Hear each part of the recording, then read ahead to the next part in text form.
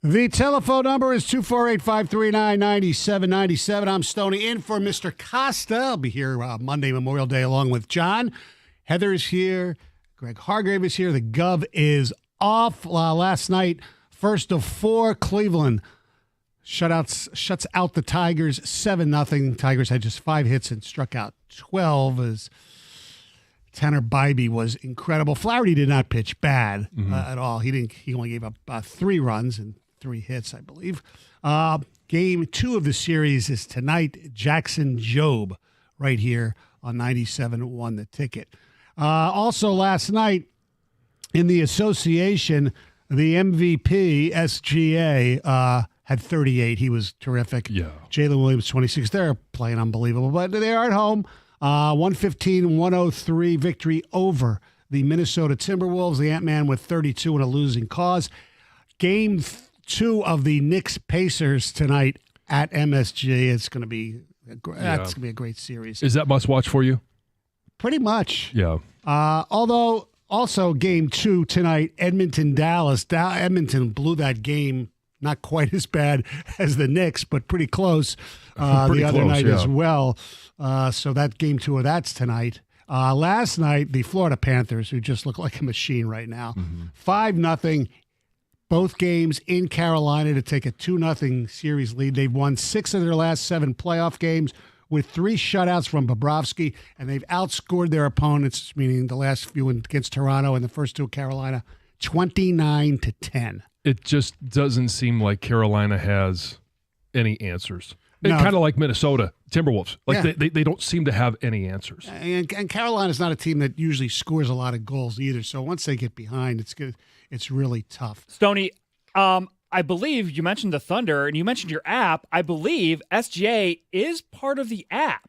Well, kind of. I used to think so as well, because in the Blake Griffin trade, they could have.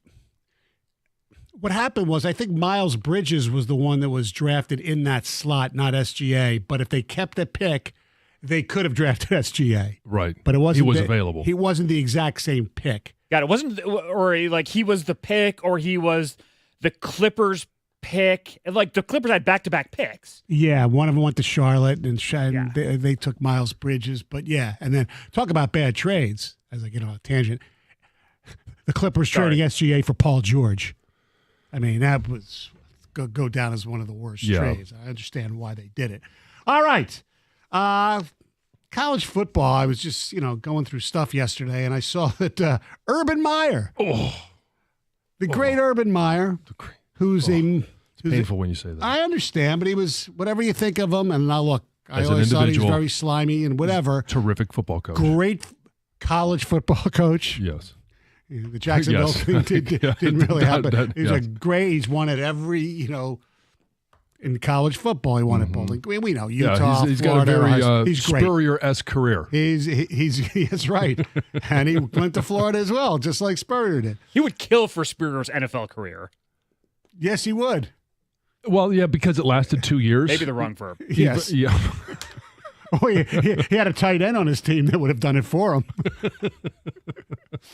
Anyway, Urban Meyer was on the a podcast yesterday called Another Dooley Noted Podcast. Some guy's last name is Dooley down in Florida. Not for those local listeners, not Greg. No. Greg Dooley, who's the unofficial Little Brown Jug historian and professor now at Michigan. Okay. Yes. Anyway, yes. Did not know that. Another tangent. Oh, yes. We're going off on tangents this morning. I don't think this has to do with Vince Dooley, the late Georgia correct. coach. Yes. Your famous Dooleys for 500, please. Anyway, so this is why I love they were talking about college football, and the guy was telling Urban, he goes, we're here in SEC country, we don't watch a lot of anything else, but he noticed that the Big Ten has become a much better lately, and Urban talks about when that happened and how.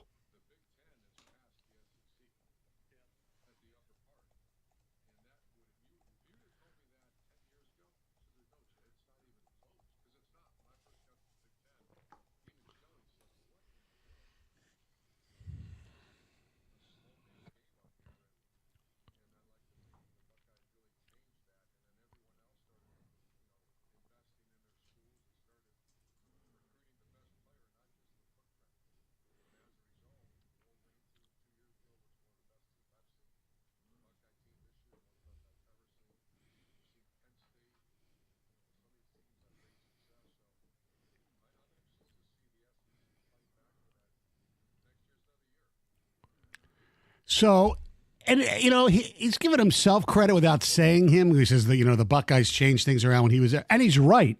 He completely changed recruiting because they went, and not that Michigan, Ohio State didn't get guys outside of the Midwest, the footprint, yeah, but they went for because of him, faster players, more athletic players. They didn't have to be from around here, and those are the teams he built, and everybody else in the Big Ten had to catch up. And do you think at the top of the two conferences that the Big Ten is better, or do you think it's just equal? So at the top of the Big Ten, obviously Ohio State, king of the hill right now, even though they can't beat Michigan, in regards to being defending national champs. Mm-hmm. And the Big Ten has won the past 2 national championships. Right. So at the top of the Big Ten, you've got Oregon, obviously new to the Big Ten, which raises that level. Penn State, which they have always, I say always, since the scandal, and really since James Franklin has been there. You can say whatever you want about James Franklin. Kind of like you could say anything you want about Urban Meyer. He is a tremendous recruiter. Correct. He just can't win huge games. Hasn't yet. Right. And they've got maybe the best quarterback return, or the highest upside quarterback, let's put it that way, returning in the Big Ten. And so you got them. I mentioned Oregon, Penn State, Ohio State. I think Michigan makes a bounce back. I don't know that they could compete with those 3 teams necessarily this year. Right. But then you've always got Iowa hanging around. Wisconsin has been down, but I expect Luke Fickell's a pretty good coach. Yeah, but with the air raid offense, I'm just not sure that's ever going to work there. It's kind of like, Rich Rod bringing in an offense to Michigan that just never seemed like it was going to be. USC is going to maybe not return to their glory days, but they're going to be up eventually. There. They will. And I also think. But we're talking about right now. Yeah, I think Nebraska's getting better. I mean, they got the quarterback. Yes, Raiola. Yeah. And so then you look at the Southeastern Conference, best known as the SEC, Texas, Georgia, and then I think there's a drop-off to Tennessee, Alabama, LSU, kind of along the same lines as Penn State with Brian Kelly. Seems to be recruiting well, but can't win the big one, can't finish a season out. So I think you've got more teams. Ole Miss is really good now. I mean, they're just a step away. Yeah, it kind of feels like they're always going to be a step away. But I think that the top end of the Big Ten, yes, is better than the top end of the SEC. Now, I know as soon as Georgia Jimmy comes in here, he's going to be talking about Kirby Smart and Georgia. And, well, I mean, they drive faster than everybody. Well, see, I'm not willing, even though they didn't have a great year in DeBoer's first year last year, and we saw it in the bowl game when Michigan beat them, but I still think Alabama is. This is a big year for them. For Kalen DeBoer. As good as the top of the Big Ten. I want to say that they. I want to say that they will be, but like I said, this is a huge year. Not going to be a lot of patience with Crimson Tide fans if Alabama doesn't make the playoffs this year, and it will be the same thing for Michigan if Michigan doesn't make the playoffs this year. Well, I wouldn't expect Michigan to make the playoffs with a freshman quarterback. If he plays, which I'm sure he will. Yeah. I don't know. There's a lot of people that have that expectation. Maybe it's realistic, maybe it's not. And we'll get to that at 7:02. We got some over-unders that we're going to talk about. But I'm with you. I agree. I think realistically, no, they're not a playoff team. No. But I don't know that the fan base, much like Alabama, if you look at them and say, realistically, are they a playoff team? Probably not. I don't know their roster that well, and who's going to take over for their quarterback. And LSU, you mentioned them. They have another guy who's supposedly going to be a top 15 pick at quarterback in Garrett Nussmeier. Right.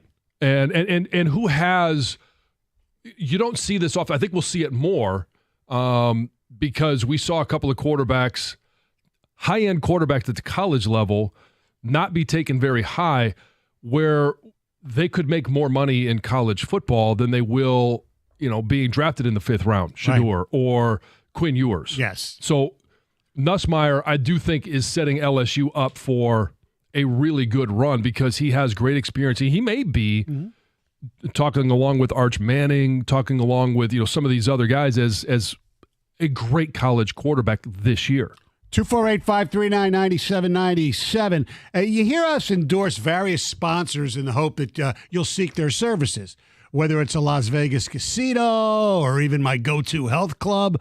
But asking you to trust my eye surgeon, who transformed my fading, blurry vision into colorful, crisp 20/20 vision, is a more difficult sell. I get that. It's because our eyes are so precious and essential to enjoying life. And when they no longer work well, we start sticking contacts in them, buying expensive frames and lenses year after year after year, or relying on those annoying reading glasses. I don't know like about you, but I always lose them. 6 years ago, with his bifocal implants, Dr. Yaldo gave me back the vision of my youth in a quick, painless procedure. Whether it's custom LASIK for people under 45 or bifocal implants to eliminate the need for reading glasses, trust Dr. Yaldo, as some 50,000 Detroiters already have. Go to YaldoEyeCenter.com for a free, no-risk evaluation. Tell them that Stony at 97.1 The Ticket sent you. Like me, you'll soon say it was one of the best decisions you ever made.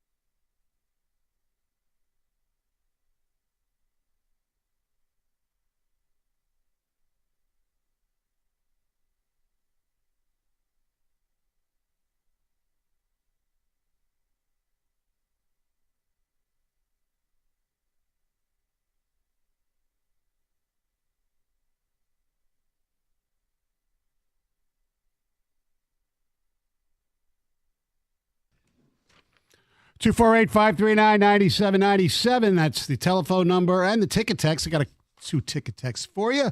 The top of the Big Ten is not better than the top of the SEC. They might be equal for the past 2 years, but they're not better. Ohio State, national champions last year. Michigan, national champions, but they cheated. The whole country knows it. One team you have to watch out for in the SEC this year, a dark horse, will be Florida. Yeah, they're getting their program back to where it was. And by the way, the whole country knows it. Yeah, I agree. As a Michigan fan, yeah, they cheated. I agree. But it's not as... I spent a lot of time last weekend, and I'll explain why later in the show, with a lot of Penn State people. Mm-hmm. Some you even met when they came up for the Penn State-Michigan game. So I asked, I talked about that. I said, I would sign me up anyway. They don't look at it any differently. It's, it's more Ohio State, Michigan State people that it won't go away. And it shouldn't go away. I mean, we'll find out what the penalty is going to be in a month or so. But yeah, they did cheat. But I don't think most of the country looks at it like some people around here do. Well, I'll just leave it at that. Stony hasn't been on the mic in a bit. What's his year-end take on the Maple Leafs being ejected out of the playoffs? That's from Jeremy and Monroe. I was hoping. I think it's hysterical. I think it's amazingly funny. The arrogance of the fan base. That's what it's more. It's not, the players, whatever. They don't seem to bother me. It's the fans. And, I was always this I don't want anybody from Canada because I thought it's equally funny that the Maple Leafs haven't won since 67 and actually have not been in the Stanley Cup final since 67. I call them like the Lions of the NHL, although they've won in 67. The Lions last time they won is 57, but at least the Lions have been to 2 conference championship games in that time. The Maple Leafs have been to none. As far as the Canada thing, Winnipeg was a cool story. Edmonton, if they win it, I won't lose sleep over it if they do lose, if they do win the Stanley Cup. But if they do lose, whoa, Canada will come out again. I was hoping beyond all hope that we would have the Canadian teams eliminated by this point so that we could have that going into our Memorial Day weekend. I know we can't do it yet. No, we can't, because even if Edmonton loses tonight, that's Friday, they'll play Sunday. Right. It could be 3-0, and I'm not going to. No. We can't do it until they are totally eliminated. Correct. So we will have to put that off. Mm-hmm. I'm just disappointed that we're not going to be, graced with the pipes. Yes. Thank you very much. I think the people are very happy that they don't have to hear me sing. Oh no! It's a request. It's possible. It's a fan favorite. Well, I will. I don't know if I'll be doing it, but I will. I will be on the afternoon program on Thursday. So I don't know. We'll figure that out. That is appointment listening. Yeah. If the elimination happens, that's the case. Yes. Yes. All right. College football playoff. It was 12 teams last year. It's going to be 12 this year. 16 next year, and John, they've made some changes. They have, and they went to what we hoped the NFL would do with the Detroit Lions proposal, and that is straight seating. Mm-hmm. Now, the difference between the Lions proposal and this is it's easier in the NFL because it's all record-based. This is for the college football. There are still rankings involved. The College Football Playoff Committee will be determining who are the top 12 teams. Mm-hmm. Now, what remains the same is the top 5 ranked conference champions, which most likely will include the Power 4 conferences. I can't imagine a world where that's not the case. And then the top ranked group of 5 conference champion will get automatic bids, mm-hmm. but they will not be automatically seeded into those top 4 spots, which we saw last year as, like Arizona State. They won their conference. They got a bye. And so was it Arizona State or was it Boise that got Boise got the bye because they were the top, one of the top 4 seeds. Anyway, it will now be based on the committee's ranking of those top 12 teams. So the top 4 teams ranked by the committee will get that first round bye. Doesn't have to be conference champions. It could be 2 SEC teams. It could be 2 Big Ten teams. It could be 4 from both of those conferences. Could be Notre Dame. Could be Notre Dame as well. So it will not be, if you win your conference, it doesn't mean you get a bye. It just means that you get an automatic bid to the college football playoffs. And it's a small sample size, but based on last year, maybe you're better off not getting a bye. This is correct, because those teams did not fare well. Right. And Ohio State did not get a bye and won the national championship. Right, which is why they're going to this new format. And the 16 for 26, that format has still to be determined. And we could dive into that. Maybe we'll do that on Monday or later today, because I know you have some reservations about that format in regards to the auto bids for the Big Ten, 4 for the SEC. Please hold your opinion and this disdain for that model. Right now, it is going to be the conference champions from the top 5 ranked conference teams. They get an auto bid, but the seeding will be based on the recommendation by the college football playoffs as to where they rank them. Right. Which I think it should be. I agree with you. I think it should 100% be based on your ranking versus just getting a bye because you won your conference. Right. I mean, it's common sense, right? It feels like it, Yeah. but I mean, what's shocking is that anything at the college football level has had anything to do with common sense. Putting those two together seems bizarre. Oh, I know. Because the NCAA, there doesn't seem to be anything common sense about the NCAA or what the athletic directors, who they're all partners in the NCAA, they just don't seem to be able to look at anything with common sense and say, this is the right answer. I know. But at least they adjusted. They have adjusted, I'll yes. give them that yes. credit. They are showing the NFL how to get things done. Yeah, but, the NFL thing, because I was all in favor of what the Lions proposed originally. But then you look, and a lot of the stuff is schedule driven too, because the Lions were very fortunate that they played the AFC South. And a lot of time, not just the Lions, but Minnesota as well. So they had a lot of victories that if they played a tougher AFC division, like they will this year. Like they will this year, they probably wouldn't have had as many wins. Possibly. Stony, college football win totals aren't schedule driven? Yes. That's the implication here. Well, but the NFL, because the way it's set when up you start with each year, New Mexico State, I mean, I know. just to use an example for Michigan, right? Like we talked about, like I would much rather be playing Notre Dame than New Mexico State, but that's not the case. So when you're looking at anytime New Mexico State's the Aggies, right? And the Lobos are New Mexico. So they're playing the Aggies, right? I believe so. Yes. So the fly in the ointment is still that there is a committee ranking the teams. There's going to be argument about who should be 4, who should be 5, but at least now there is a path for it. Doesn't matter what conference you're coming out of, right? And if you're a champion, all that means is you get a seat at the table, but it doesn't mean you get a bye. And you might rather, like I said, not get a bye and have a home game where you can make some money. Well, I think there's a lot of athletic directors who prefer that home game. Damn right. All right, 248-539-9797. Speaking of college football, over or under? Next, 97 won the ticket.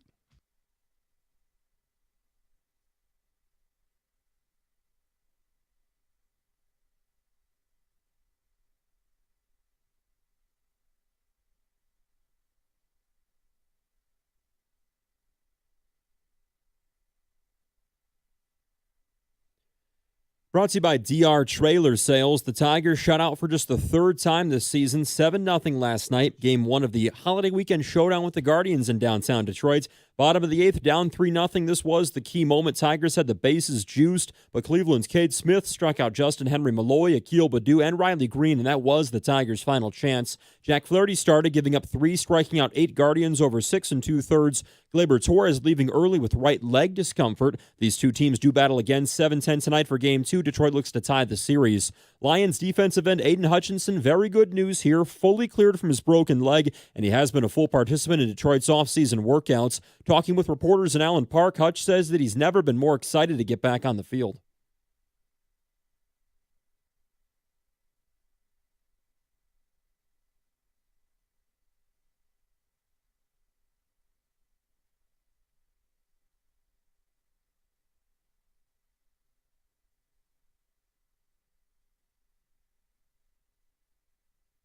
Hutchinson led the Lions with 7.5 sacks last season despite playing just 5 games before the injury. No Pistons make the NBA's first or second all-defensive team. Defensive Player of the Year, the Cavs' Evan Mobley headlines the first team. So does former Spartan and current Warrior Draymond Green. Sam Bennett, 2 goals for him. The reigning Stanley Cup champion Panthers 5-0 over the Hurricanes last night. Florida's now got a 2-0 lead in the Eastern Conference Finals. And with a 2-0 loss to the Phillies yesterday, the 8-42 Rockies are off to the worst 50-game start in the modern era. Before that, you got to go back to the 1895 Louisville Colonels. They went 7-43 to find a worse record. Colorado is on pace to lose 136 games. That would be the most losses in a season in big league history.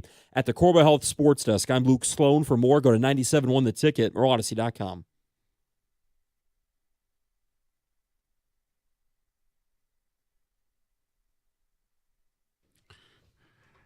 I know it's Memorial Day weekend.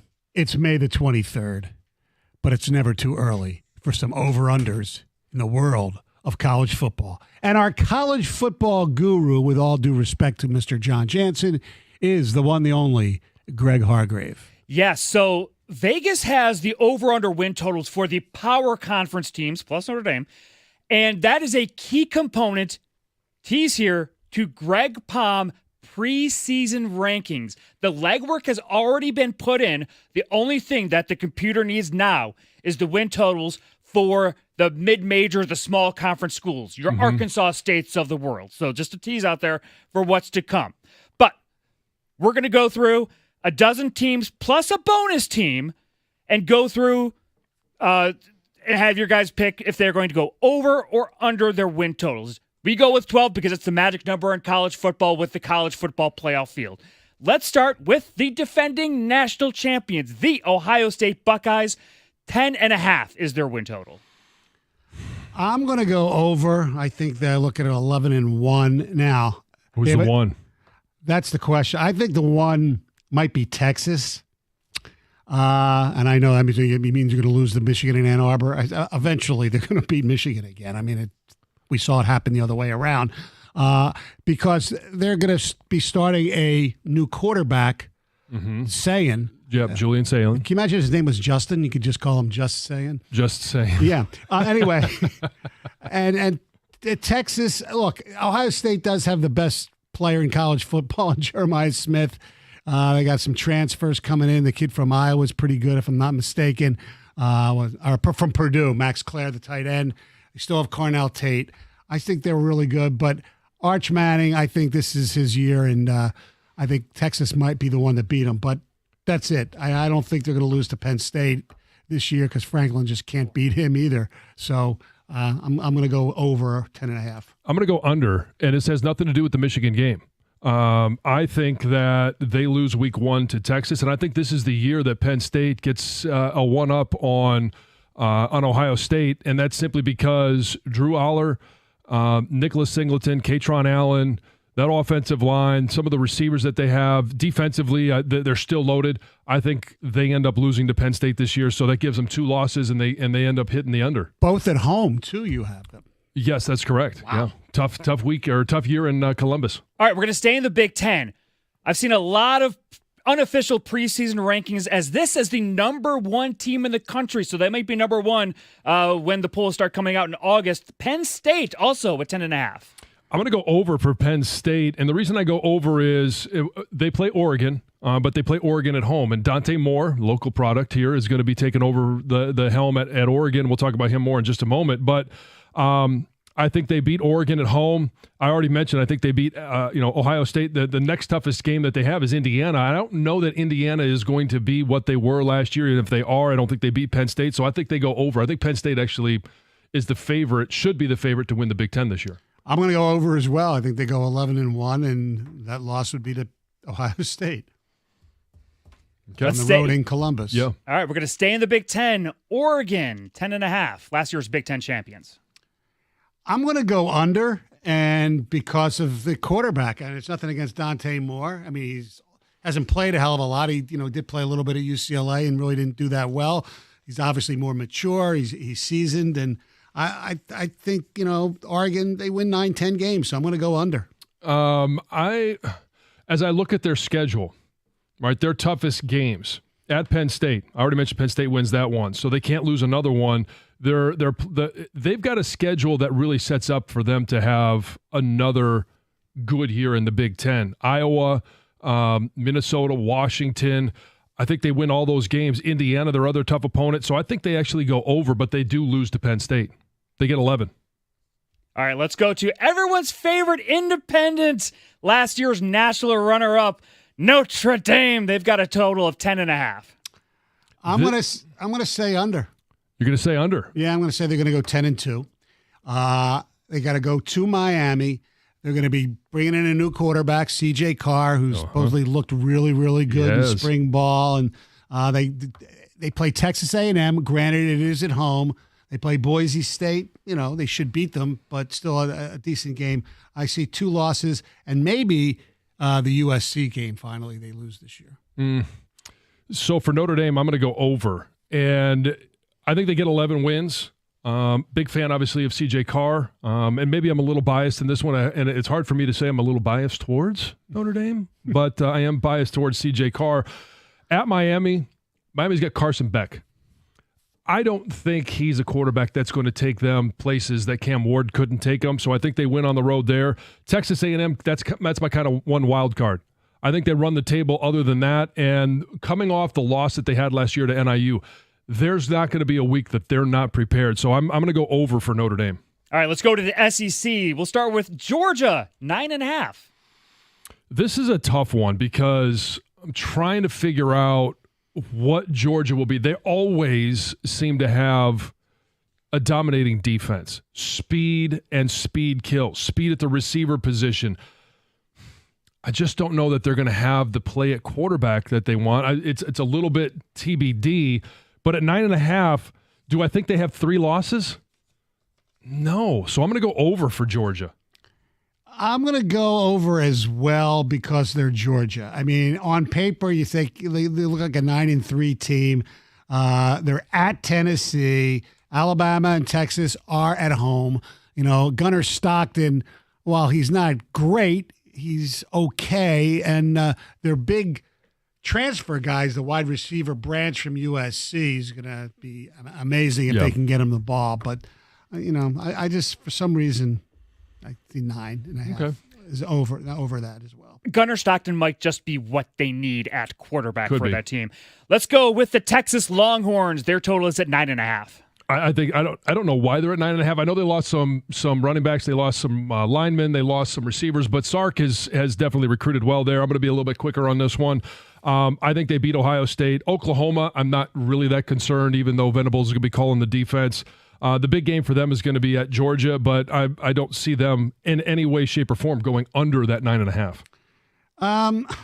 I think they're going to go 10-2 as well, so I'm going to go over. I like the running back that they have, who I'll mispronounce his name, Quintrevion Wisner, Arch Manning, of course. They are at Ohio State, at Georgia, neutral game with Oklahoma, so I think they can go 10-2. All right, last one of these SEC triplets, also at 9.5, Alabama Crimson Tide.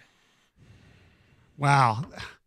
I don't know what we're going to get from them. I'm going to say under 9.5 because I think they lose 2 of their 3 big games at Georgia, Tennessee, and LSU, and that's not minimizing their big rival with Auburn in the Iron Bowl. Yeah, I'm going to go under as well. Ty Simpson looks to be their quarterback. He has not looked great in some of the games that he's played in.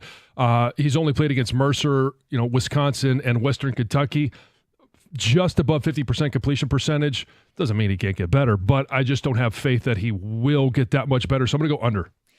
Last of the teams that has a 9.5 win total, we go to the ACC, the Clemson Tigers, defending ACC champs. I think Clemson, this is the year that they make a little bit of a comeback. They've got the quarterback. They've got. I just think that they are a team. Last year, at the end of the year, started to come on a little bit more, played really solid football. I think they do it again, and I think they go over 9.5. I agree with you. I think they're going to go 10-2. I mean, the quarterback Klubnik is pretty damn good, and they're going to be clapping their hands a lot because they got Tom Allen as the defensive coordinator. Yes. He'll be a lot of hugs on the sidelines. Yes, indeed. Host LSU to start the season. That will be fascinating. All right, we're going to spare John's Gold Star comments. We're going to go to the Big 12 and the defending Big 12 champions, the Arizona State Sun Devils, 8.5. I think their run game takes a huge hit. Yes, Scattaboo. Yeah, Scattaboo no longer there. I don't know that they can repeat the performance from last year, so I'm going to go under. Texas Tech, Iowa State, at Utah. Both of those last two games are on the road. I'm going to go under. I'm going to go over. I think they can go 9-3, and they have a really good quarterback. And I know there's people in East Lansing who wish he never left, but that's Sam Levitt. He's really good, so I'm going to go over for Arizona State. Back to the SEC. Let's talk about Brian Kelly's LSU team. 8.5 is their win total. Well, like I said, I mean, they're at Clemson. That's going to be a key one. At Ole Miss, at Alabama. You think they can win 9 games, but I don't know. I'm going to go under there. I mean, they do have, we mentioned, they have a really good quarterback in Nussmeier, and they upgraded on defense. They got Florida's Jakeem Jackson, I think is his name, in DB. So I'm going to still say under because of the schedule. The schedule's tough, but I think I got some respect for Nussmeier and his experience. So I'm going to go over. I don't think there's 4 losses on the schedule. A lot of ats for LSU in the big games. Let's go to Miami of Florida. Probably 1 win away from going to the playoff last year. Their total is at 8.5. Not a big fan of Carson Beck. I don't think he gets it done. And Miami they're not back with games against Notre Dame, Louisville, at SMU. I just don't think they're going to be consistent enough. And so I'm going to go under. I'm not a huge Carson Beck guy either. I mean, they lost their great wide receiver, right? Restrepo or whatever his name is. Plus, it's Mario Cristobal. I mean, great recruiter. He just can't seem to win consistently. I'm going to go under as well. All right, last of the dozen here. And, hey, would it be an over-under segment without Michigan? Their total is 8.5 wins. I think this is set almost perfect to make it really tough to decide. I'm going to go over just because of the schedule. You got New Mexico, obviously, and Central Michigan. At Oklahoma, big test, but Oklahoma really hasn't shown a whole lot. And then the Big Ten schedule sets up for them to have a much better year this year. Tough road game, even though USC hasn't been good. It's at USC, but they've got Purdue, Northwestern, Maryland, Washington at home. You got at Michigan State. I think they go over. I'm going to say under. I think they're an 8-4 football team, and I think when you have a new quarterback, and I expect Keene to actually start the first game, but obviously Bryce Underwood's going to play, and I just think there's a learning curve there. Their defense should still be really, really good, but I see 8-4. So all the 11 teams previously we have mentioned are playing 3 games against teams with a win total of 8.5 or larger. Michigan does not. USC is at 7.5. Yeah. So they have 2 of those said games. All right, if we mention Michigan, we've got to mention Michigan State. So let's throw them in here to make this a baker's dozen. Michigan State's Vegas win total is set at 5.5, over or under. Wow. I always look at them and I say, oh, they're over. They're going to win 6 games. Let's see. What are their non-conference? They have Boston College. They have somebody else who's not really Youngstown good. State and Western Michigan. Yeah. So if they win the 3 games, and BC is not going to be easy, but it will be home this year if I'm not mistaken, right? Yes. Then all they have to win is 3 Big Ten games. Give me the over. I'd like to say over, but I think that Boston College with Bill O'Brien is kind of a toss-up. At Nebraska, at USC, at Indiana, obviously Michigan, Penn State, at Iowa. Maryland's always a tough out for them. They play them at the end of the year, so I'm going to go under. I think it's 5 wins. If they get 5 wins, Jonathan Smith might be looking for a new home. It's going to be a tough year. Yeah, because they have a new athletic director, whoever that may be. Yeah. And that is our college football over-unders. Hey, when it comes to an IRS collection or audit, you need a law firm that specializes in the resolution of all types of tax problems. And when dealing with the world's largest civil law enforcement agency, your case could take a lot of twists and turns. Your first call, your only call, should be to Abraham and Rose. They're prepared to advocate on your behalf, no matter if it's civil or criminal or even the Michigan Department of Treasury. So whether it's personal income tax or business payroll taxes that got you jammed up, you're going to need a real team of local lawyers, not a tax organization with a random individual that you're never going to meet. Visit abrahamandrose.com today or call 248-539-5040 so you never personally have to deal with the IRS.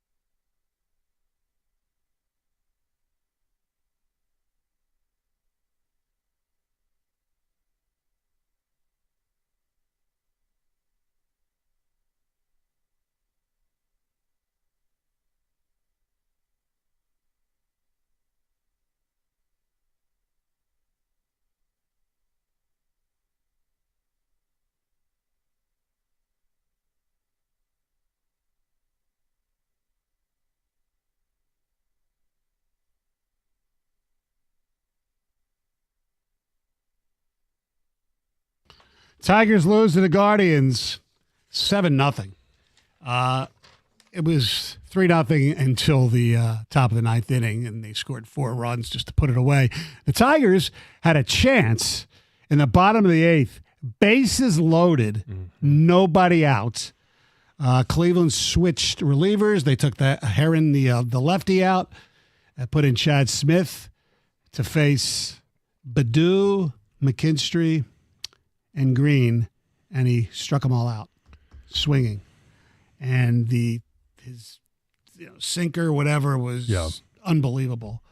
Credit to him, but you got to be able to knock a run in. You got to get. I mean, that was with no one out. That was so Tigers, early this season, a lot of last year before they got hot. Flaherty took the loss. He pitched pretty good. I mean, he gave up 3 runs, including 1 home run by Martinez, who's not really a home run hitter, but he only gave up 5 hits, 3 runs. I mean. Yeah. And he had 8 strikeouts, so he pitched pretty well. And it's 2 legitimate starts in a row for him where he's looked much like he did early in the season, and he did a lot of last year before he was traded. He went through a stretch, before the Toronto's game where he really didn't pitch very well. So hopefully that's a good sign. It'll be Job tonight on the hill. It's kind of weird, that you heard him say 6:45 pregame. So first pitch 7:05. Tomorrow, the game's nationally on Fox, so it's 7:15. And then Sunday, it's 11:35 in the morning is Sunday's game, first pitch. And if you don't have Roku, you can't watch it. If you don't have Roku, you can't watch it? You can't get it on you can't? I believe it's just a Roku-only game. Really? Yes. Correct me if I'm wrong, someone, please. You can't get it on FanDuel at all? No, I don't think so. Or maybe if you subscribe to the MLB package? No, because usually when you subscribe to the MLB package, national games are blacked out, usually. Oh. I believe. Obviously people know more than I do, so let us know. All right, we have some ticket text, then we'll get to Heather's news. So by your assessment, Michigan just paid $10 million for 8 wins. That would be an epic failure, Dan from Flint. No, they paid for Underwood for 3 or 4 years, not just for this year. Correct. Wow, John's saying over for Michigan and under for MSU. That's the shock of the century. Yeah, okay. We're going to get that text every time I say something about Michigan State. Yeah. As an MSU fan, I'm hammering the under on that. Not even sure I see 2 or 3 wins along 5 or 6. We'll see. We'll I think they're better than that, but yeah. All right, time for news. Here's Heather. Well, listen to this story, you guys. There's an organization that has found that a father and a son who reported seeing Bigfoot in a marshy area of Monroe County. Oh, he's are local. Credible. Yeah, that it's a real story. So there's a group called the Bigfoot Field Researchers Organization, BFRO for short, okay? And they claim that the Bigfoot Research Organization? Yes, they claim to be the only scientific research organization exploring the Bigfoot mystery, okay? And anyway, according to a BFRO report, there's a 47-year-old man and his 12-year-old son. They were out bow fishing. This was bow fishing is so much fun. And this was last Sunday, so this is a very recent sighting. And they were in Monroe when all of a sudden, they say about 100 yards into the marsh, their dog scared something that was bedded there, that was sleeping there. Oh. They say they heard something thud to the ground, right? And then this is a quote from the report. It says, "A big, heavy animal hit the ground and crouched and started moving towards me through brush. My dog fired off from the right towards the creature. The dog almost got to it, but the creature shot off extremely fast through the trees and brush. The dog chased the creature up the slope and over the train tracks. I then called my dog to come back." The 12-year-old also says the creature was the size of a bear, but looked more like a gorilla. And then during this whole big follow-up investigation by the BFRO, they said, hey, everything we can determine is that this was credible, that this was no other animal, could not have been a bear. So it had to have been Bigfoot. So it must have been, resting in a tree? It was resting in a tree. Came down from the tree, never made eye contact with this dad and the son, so they never saw it face on. They were only staring at it from the back. They say the whole encounter lasted only about 10 seconds, so there was no time, no chance to get a photo. And they say that the organization does think that this would be a great place for Bigfoot to live because they eat cattails and deer, part of their diet, and there's a lot in that area. Cattails and deer, yeah. Yes. A little roughage and some protein. Yes. I like venison, and I don't look people in the eye, so maybe I'm Bigfoot. And you know what they did say? Stony, listen. How hairy are you? Well, listen. I'm pretty hairy. It walked on two legs, which you do. Yeah. About 6 feet tall, 6 wall foot tall. hunched over. Oh. What were you doing in Monroe County? That's right. Sleeping in a tree. That's right. Crazy The story. last time you tried to climb a tree? Oh, God. Probably 60 years ago. 7 What or 6. noise would it make if you jumped out of a tree? Would it just be a big thud? It'd be a big yes. thud. It could have been you. Yes. Some broken bones. Former Grand Rapids police officer Christopher Schur will not be retried after his murder case ended in a mistrial earlier this month. So he was facing a second-degree murder charge for fatally shooting Patrick Lyoya. Jurors could also consider a lesser charge of voluntary manslaughter, but of course they were deadlocked on that decision. So there's now a Kent County prosecutor who said this decision was extremely difficult, but after reviewing the case, he didn't think that they could reach a different verdict if the case was retried. Lyme disease in Michigan is surging, and health officials are warning residents to take steps to protect themselves during this Memorial Day weekend. If you're going to get outside, get into some hiking, who knows what you're going to do up north. But cases of the tick-borne illness climbed to 1,200 in 2024, which doesn't seem like a lot, but that's compared to 452 cases in 2020. So definitely more. There's also another tick-borne illness that's on the rise, anaplasmosis. Oh, sounds very I don't like the sound of that. Didn't you date a girl named Anna Plasmosis? Yeah. So, of course, the best way to prevent tick-borne illnesses is to prevent tick bites, of course. So if you find a tick attached to your body, you want to remove it as quickly as you can. You want to monitor your health for symptoms of maybe a fever, a rash, muscle, or joint aches. And if a tick has been on you, attached to you for longer than 24 hours, you might want to go see your medical provider. You can wear long sleeve, long pants. You can use insect repellent. You can try to hike in the middle of a path, not off into the brush, into the long grass, things like that when you're outside. And then obviously they say if you go on a hike or you're outside for a long time, go home and shower right away and do a quick check. Once over. Yep, Yeah. and wash your clothes in hot water. Yeah. Get a good look at all the parts. Yeah. Exactly. Do a viewing. Maybe even shower outside. All right.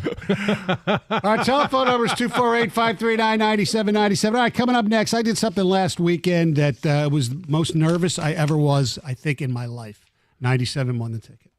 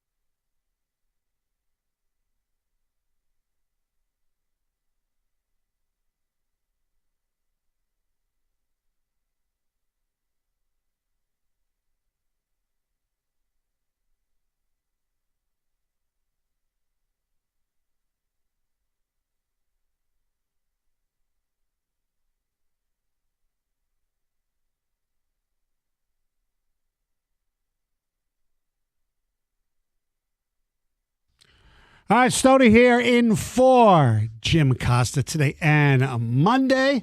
Last night, like we mentioned, Cleveland over the Tigers, 7-0. NBA Western Conference Finals, Oklahoma City behind 38 from SGA, 115-103 over Minnesota. They lead the series 2-0. And in Carolina, once again, the Florida Panthers humiliated the Hurricanes 5-0. The defending Stanley Cup champions lead that series 2-0. Now they're headed home to Florida. Last weekend, I was in Long Island for a wedding. My nephew, my sister's son, Eric, and his, at that time, fiance, so his wife now, Nicole, were married. And it was because it was a mixed marriage as opposed for religion. They didn't want any religious person marrying them. A lot of times in those situations, if it's a Jewish and a Gentile wedding, you'd have a priest and a rabbi, or they'd do something, justice of the peace, or there's officiants. They asked me if I would be the officiant. That's awesome. And I said yes. And then as the process became closer to the wedding, I said, what the hell am I getting into? You go through the process of applying online for like a 5-day license or whatever. And in New York, where it was, you don't do it until they apply for the wedding license. So it got done late, later than I would have liked, but it doesn't make a difference. So I had to write a thing. And what they told me, and I know him, obviously, his whole life, even though he grew up in Philly and I'm here. Nicole, I didn't know that well. I met her obviously a few times, so I had to talk to her and about, things, and I asked questions about, the 3 things you like about each other and all that, the stuff that you say in the background, wedding. Yeah, a little background. Talked to her parents on FaceTime for the first time, never met them before. So I wrote my little spiel, and all they wanted was it to be not too long, humorous to a certain extent, and they go, you could use some, Springsteen lines or something like that. If it's appropriate. They're checking all the boxes for you. Yeah. So anyway, I wrote it, and so I'll tell you a little bit about the speech before I get to the nervous part. So I said, I gave them, everybody's giving you tips. So here's some tips from your, goofy Uncle Michael. Typical. You can go to bed mad, but don't wake up mad,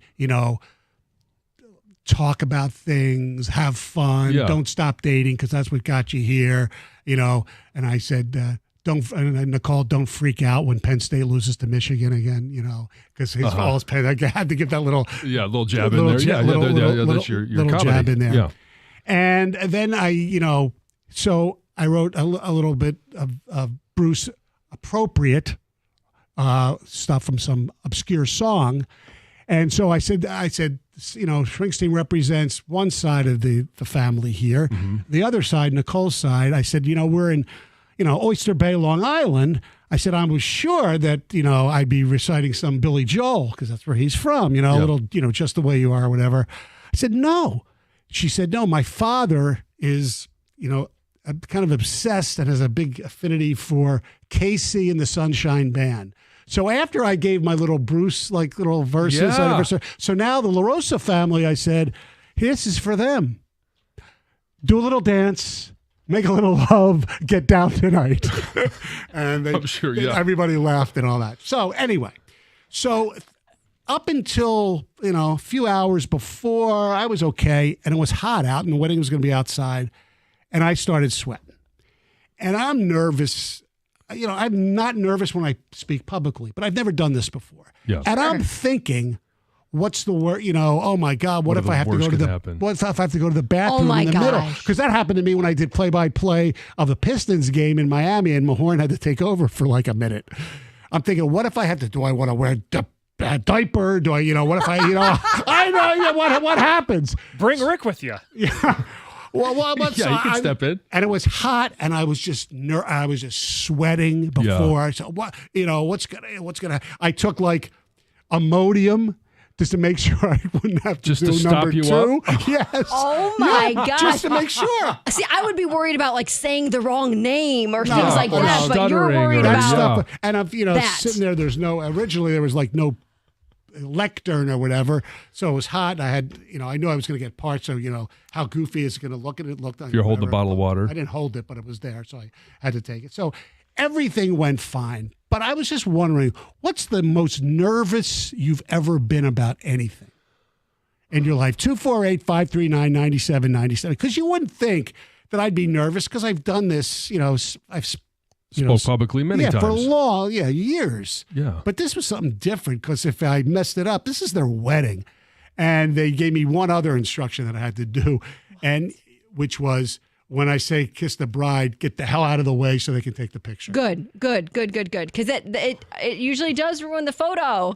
Not ruin it, but Yes. there it's like you have this beautiful photo and there's And then whoever Stony your looking at the officiant ground. is Right, exactly. standing behind you. What's he looking at? I said, you may now kiss. As soon as I said kiss, I just scrambled the Bolted. bride. So were you mic'd up? For the video that they're going to do, but there were microphones there so everybody could hear me. It was outside. Okay. Yeah. Because if you have the the lavalier mic. Yes. Right. No. So it was They had it for the video. for the video, yeah. yes, but not for the people to hear. correct. Wow. You thought. So the reason that you are the perfect selection for this is because you are an individual that cares deeply about those around them. Yeah. And you wanted to do a good job. And I understand being nervous about wanting to do a good job because it is a moment. It's a life moment. Right. But I just never thought that like having to go to the bathroom would be the biggest concern. That was one of them. I don't know. I knew I'd say his names right. I mean, part was easy. Nicole and Eric. You can't Of screw course. that up. Well, I mean, what if you said Eric and His last girlfriend. what if you just made a quick little mistake and it was Well, that would have been bad. not the woman he was marrying, which I didn't. Yeah, you wouldn't right. have said, but that's what I would think of. Is like, Did you oh have my notes, gosh. or was this? Oh, yes. Yeah. I had it written, scripted. That was the other thing. I was worried about making enough eye contact because there was no lectern, so I had it like in a binder and I had to flip pages over. Sure. And it was the whole thing, including the procession, and it was maybe 15 to 6. I timed myself. It was a very quick wedding. Yes, which is nice. They didn't That's do perfect. vows, which was good. You didn't even have them repeat after me. No, that I did, but Okay. they didn't Yeah. recite their own Okay. vows to them. So It's funny you say that because the officiant at Lisa and I's wedding was Dan Deerdorf. oh, And when I asked him, he was kind of shocked, and it's something he had never done before. And he actually had to call back after I, hung up the phone after asking him, and talked about he was instantly nervous about it because he had known Lisa and I from the moment that we met and was integral in our relationship along with his wife, Debbie. And it's funny because like you, he has obviously been on Monday Night Football, talked many times, but this is one aspect where he's like, I've never done this before. So I understand, for someone like him to be nervous that just about anybody that would do it, if you don't do it on a regular basis, and especially if it's somebody that you care about. That's why I say you were the perfect pick for this because you care so deeply about those around you. it was funny. I wasn't nervous when I did the eulogy for my father's funeral. I did that. I wasn't nervous at all for that. This was, I don't know why. There's some unknown in this too because you obviously no one knows your dad better Right, than you. right. Maybe your mom. Yeah. But that one, you're more speaking from the heart. Yeah. This is more scripted. Yeah. And so I would love it that they are Casey and the Sunshine Band. I know. That's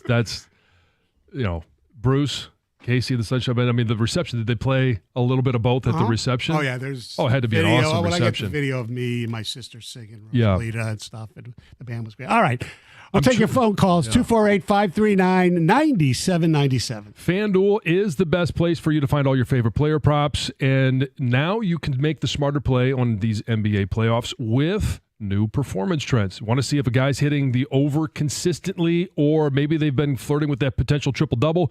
Get the latest stats right inside the app. You don't have to leave and see who's heating up. Once the game starts, that's when things can really get interesting. You can combine your live prop bets into a same-game parlay for a chance to win something big. And if you don't already have a FanDuel account, it's not too late to get in on all the action. You're going to get started with $200 in bonus bets if your first $5 bet wins. All you have to do, Visit FanDuel.com/971Detroit. That's FanDuel.com/971Detroit to join today and make every moment more with FanDuel, official sports betting partner of the NBA. Must be 21 or over and present in Michigan. First online real money wager, only $5 first deposit required. Bonus issued as non-withdrawable bonus bets that expire 7 days after receipt. Restrictions apply. See terms at sportsbook.fanduel.com. If you have a gambling problem, call 1-800-GAMBLER.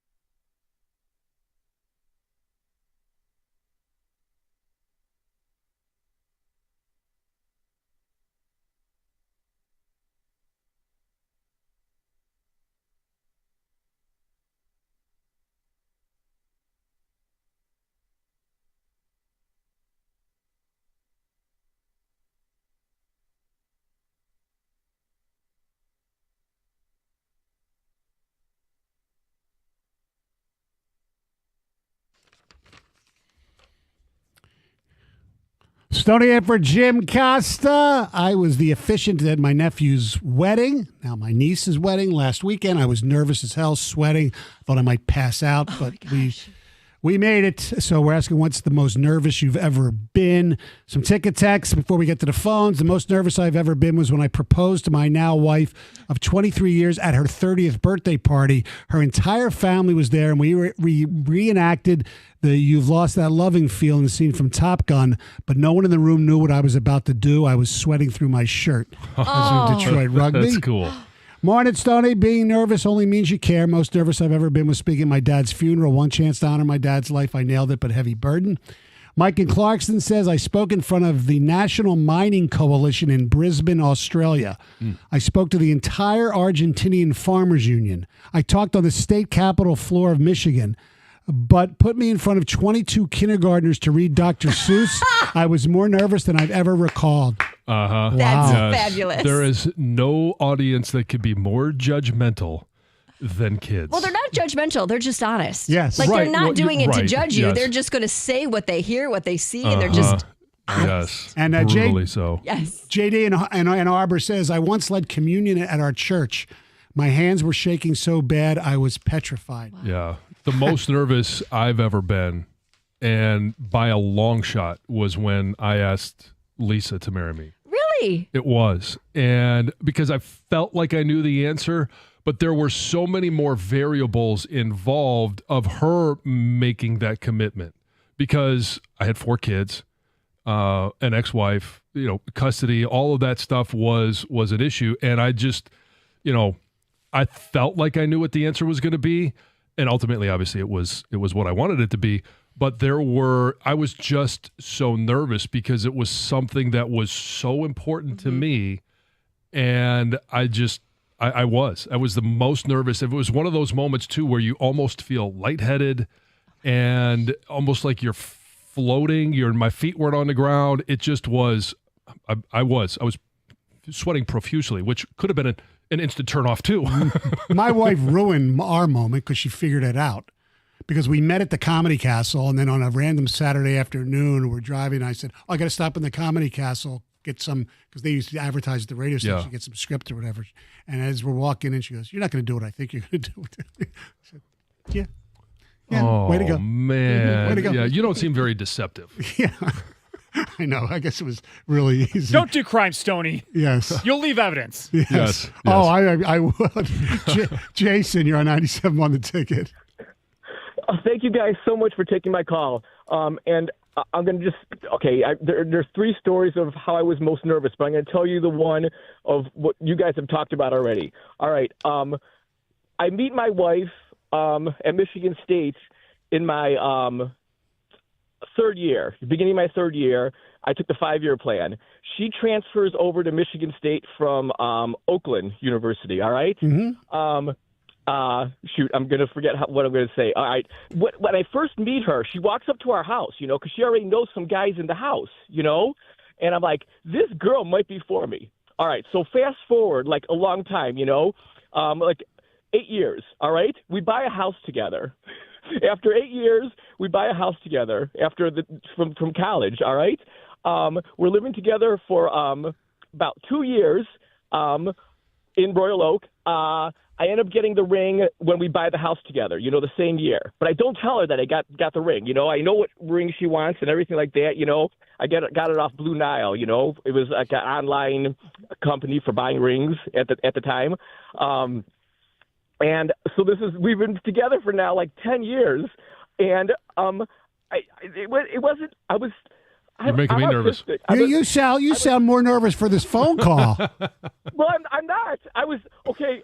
So we've been together for 10 years. I know she wants me to propose to her. I just do it in the house. But I'm like, I tell you, there wasn't anything classy about it. Because I was so nervous. I was still afraid that she might not accept my proposal, but she did. So that's it. Well, good. Boy, I'm telling you, you're sweating, Jason. I know. He's definitely. Wow. Oh Lord, Carrick, you're on 97.1 the ticket. Good morning, everyone. Good morning. Good morning. So, yeah, instances of being nervous, that dude definitely was nervous. I have a story about when I first got together with my ex-girlfriend in my early 30s. We first started dating. We'd go on a trip to Jamaica with her and one of her girlfriends. At Ocho Rios or the Grill at one of the resorts that are optional for clothing, right? So they have it's during Valentine's Day. They have a contest where they put couples, here my air quotes, on stage. So my ex-girlfriend pushes both her girlfriend and I up for the contestants. So we had to go up on stage and actually perform for the entire crowd. The first part of the contest was popping balloons in suggested positions.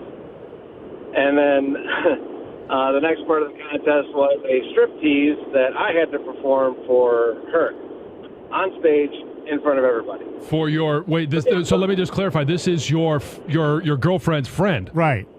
Okay. My ex-girlfriend's friend. Now, when you say strip, everyone else. all right, Karak. Now, when you say striptease, I mean you're getting completely naked. This was on the prude side, not the nude side. Oh, So okay. no, I couldn't get totally naked. Okay. But it was, I was told I did well. But it was very nerve-wracking at the time. I can imagine. Does she happen to be your current girlfriend? Because it's your Well, ex-girlfriend. that's what I thought I was leading to. And then I was so nervous to propose. Yes. Like, wait. I think the most nervous part there was clothing optional. I know. Walking out of the room. One of those. Oh, my goodness. Yeah. Maybe do we know if that was wonder actually how Carrick nervous or the girl was. that possibly Costa calling him? 248-539-9797. We'll take more of your phone calls coming up next. 97 on the ticket.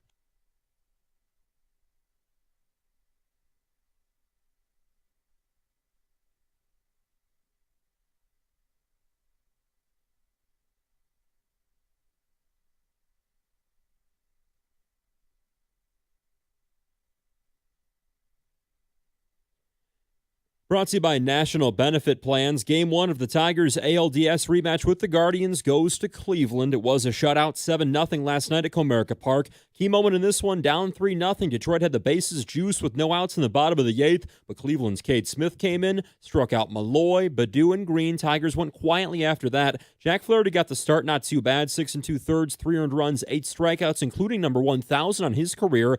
Angel Martinez had the big blast off Flaherty in the 5th.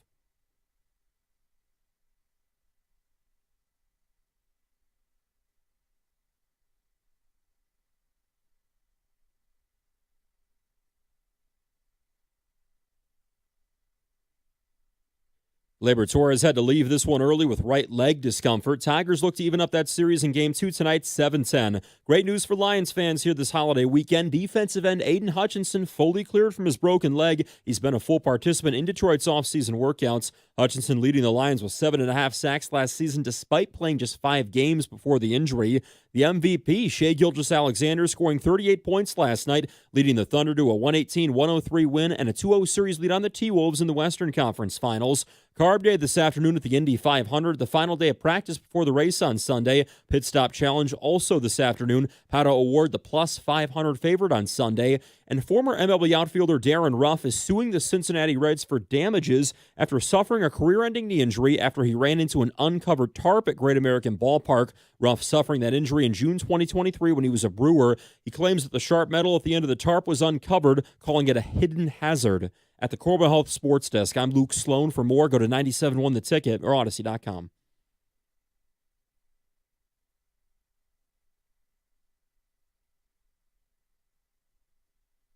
Thank you very much, Luke. 248-539-9797. And if you're just getting up and maybe you're headed somewhere for the weekend, make sure you drive safely, fly safely wherever you're going. And thanks for listening. It's Stony in for Jim Costa, John, Heather, Greg Hargrave is here. The Gov is off. And we're talking about last weekend I was an officiant at my nephew's wedding and how nervous I was. And I usually don't get nervous about a lot of stuff. And I was sweating. I was just Did you sweat through the shirt?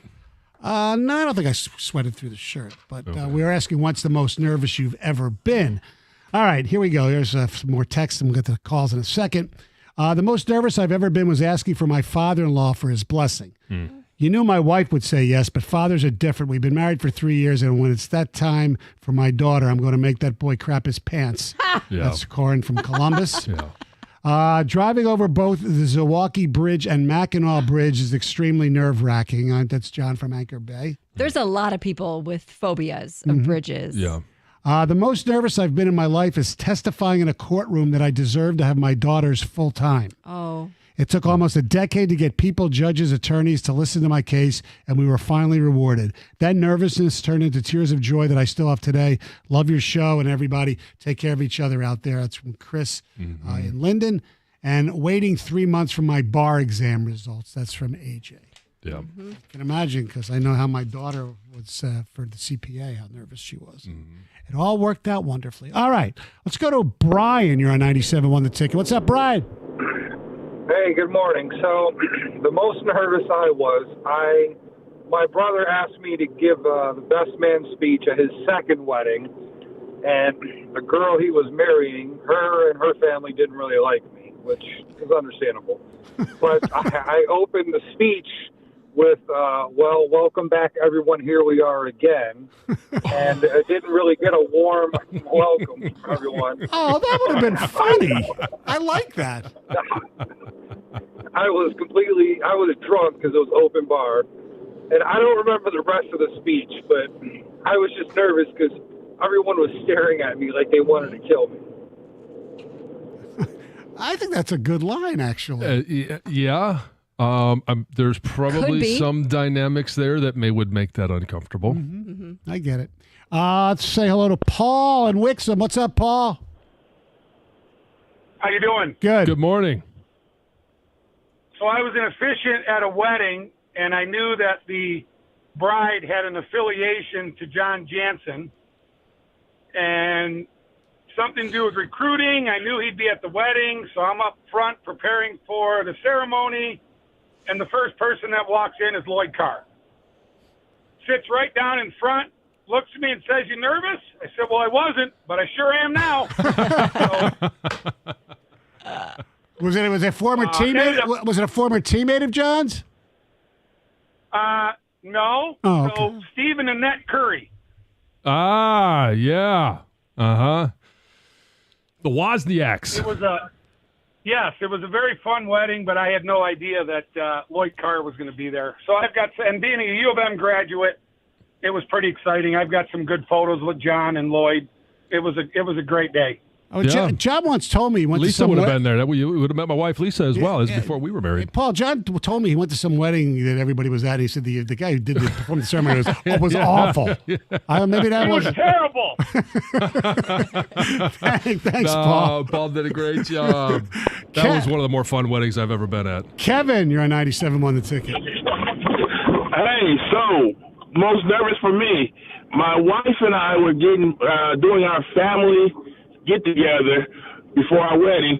Was already nervous because both our fathers did not like each other. One was a judge, one was a lawyer. Did not like each other. But here's the crazy part. When we get there, and my wife and myself, we get in, her grandmother, my grandmother come in. They know each other. We come to find out that me and my wife are actually cousins. So now we have to wait to find out the genealogical tree of where we are and everything. So it took about a week before us to find out how far her cousins we were before we got married. Wow. What was the answer? What was the answer? Oh, we good. We good. We've been married for 28 years now. No. How many? What cousins are you? Oh, we're like five. We're like three or four. I think it was like 3 or 4 away from cousins. Okay. And this isn't West Virginia, so yeah, I guess it's okay. Yeah. The toothbrush state. How many generations would you need removed to marry your cousin? Wow. Can you imagine getting that news my Lord. as the family starts to arrive and grandma and grandma know each other? And hey, cuz. Yeah.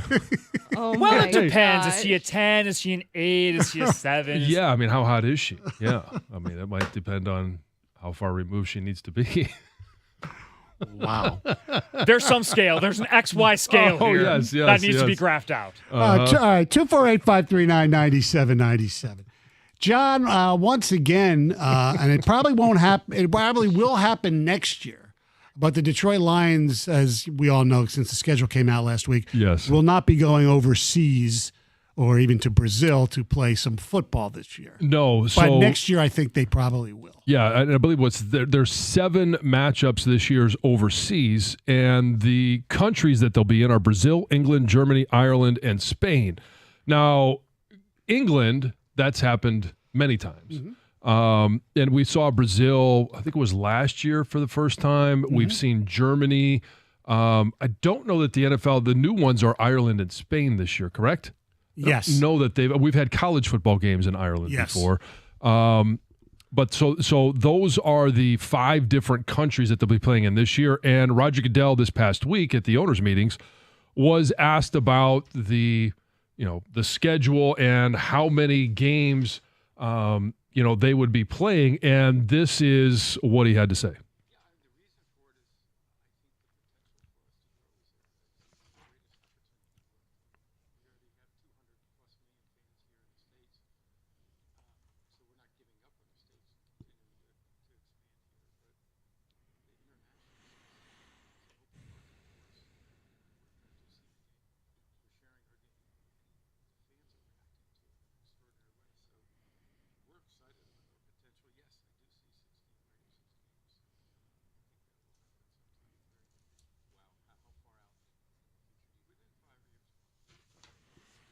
So a very polished answer, and gave all the reasons, which we know, and it's basically money. Yeah, it's like anything else in life. Yeah, it makes the world go round, and it makes the NFL go around the world. The question to the fans are, do you like this? Because I can give you the players' perspective, and a lot of players have voiced their concerns about traveling as far as they need to travel to some of these countries, play a game, turn around and travel back. I think it's a terrible idea from a player's perspective. But I'm curious what the fans think, because if they go to 16 games, that basically means if they do it equitably, everybody in the course of their football season, every football team will play overseas at least one game. Right, 16 times 2 is 32. You got 32 teams, yes.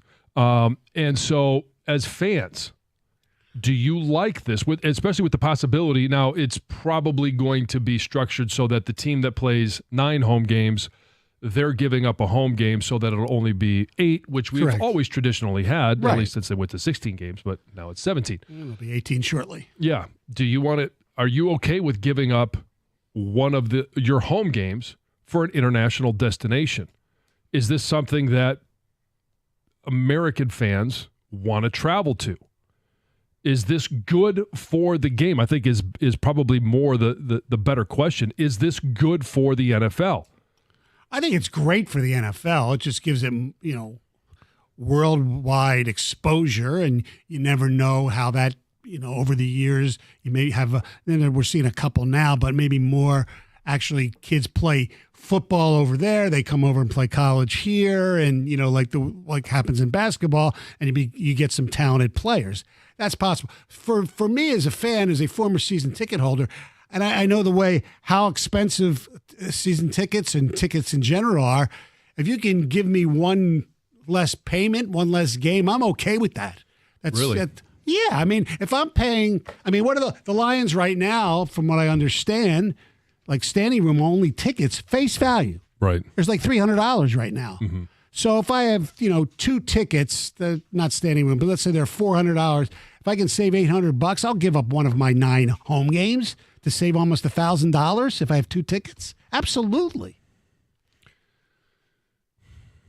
I want as many home games at home as possible. I understand the expense on fans, but it's in vast majority of NFL fans are watching on TV. Correct. They're not actually in the stadium. Right. So it affects does it matter to you? It affects you less if you're watching on TV. It affects you because most of these games have been historically at like 9:30 in the morning, so that might be different. It might be better for you.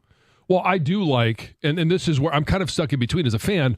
You wake up on Sunday morning, and now you've got games at 9:30, 1, 4 o'clock, and 8 o'clock. Yeah. I think that's awesome. from a player's perspective, it's terrible. It's absolutely terrible. Now, sports have taken me places never thought I would go. As a player, I played in Japan. It was a preseason game at that time. It wasn't a regular season game. And the way that they structured it when I was with Washington, we basically went out, flew to Japan 3 days before the game.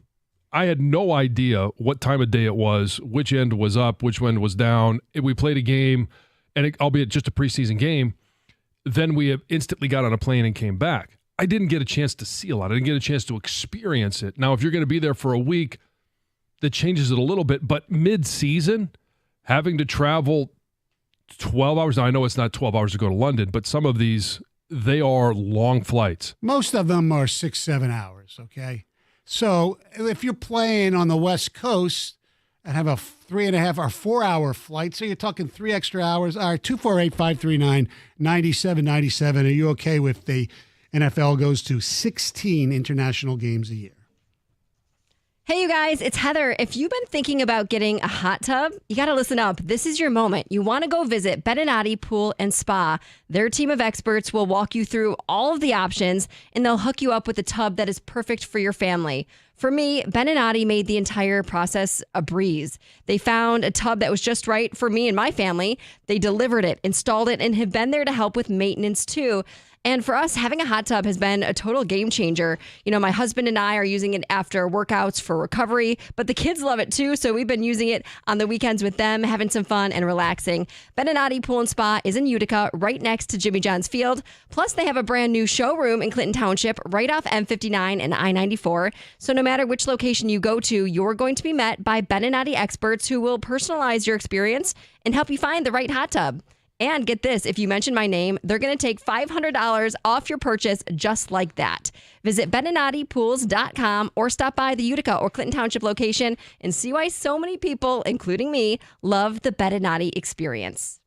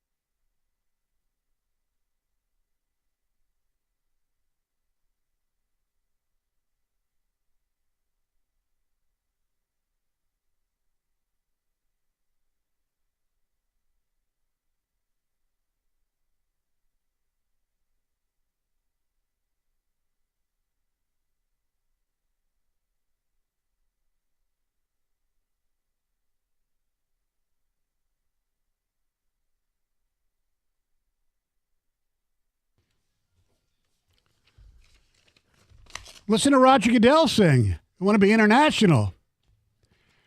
The NFL, according to Goodell, wants eventually to be 16 international games. Mm-hmm. Each team will play once overseas. I got no problem with it. But then again, I'm not a player. And I do think they have to figure it out where the team that you don't start it till like week 3 or whatever, and the teams that play have a bye week the following week, which they try to do, but it doesn't happen all the time. Right. I think that's unfair. I think it's just another way for them to show that they don't really care. I mean, it's all about, the concussions, like health and wellness of the players. It's at the forefront. Yeah. No, it's not. No, it's not. Because let's be honest. Hey, yeah, look. you're going from 16 to 17 games, which I didn't have a problem with. I mean, it's more paychecks. Going to 17 to 18. And I that's where I start to have a bigger problem. But then you throw in these international games and the travel that it entails. It's not something as a player. And this goes to, I've said this before, it is by far the weakest union of all professional sports. And it's embarrassing. And I think this is just another highlight of how embarrassing that union has been. And it's crazy because it's the most popular and most economically sound sport there is. All right, some ticket texts, then we'll go to the phones. I think every team should host games in the same spot each year. Like the Lions have the Germany connection. Whenever they're the home team, play in Germany and grow the secondary base for each team.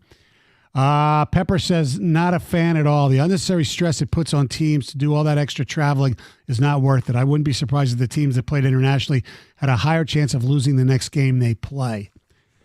Well, if that's why you need the bye afterwards. I like it. If they give the 2 teams that are overseas a batch of tickets that they can buy exclusively, if the Lions went to Ireland or England, I'm there. I think it's kind of cool. It gives people who never had needed the impetus to go and overseas or whatever. I know a friend of mine went and saw the Giants play over there with his sons, and they if it's a spent reason for like travel, week, sure. Yeah. If you made week 1 all international games, you get more local fans who actually travel. It's a vacation, and they are desperate to see their team play the first game. It's a pain when it's like week 8. I don't know if you want to do that. If they were to make it week 1, it would seem awkward to start the entire NFL season overseas, spread out around the world. But in terms of being able to travel, like that's done before time. Kids are in school. Yes, no doubt. Tim in Flushing, what's up?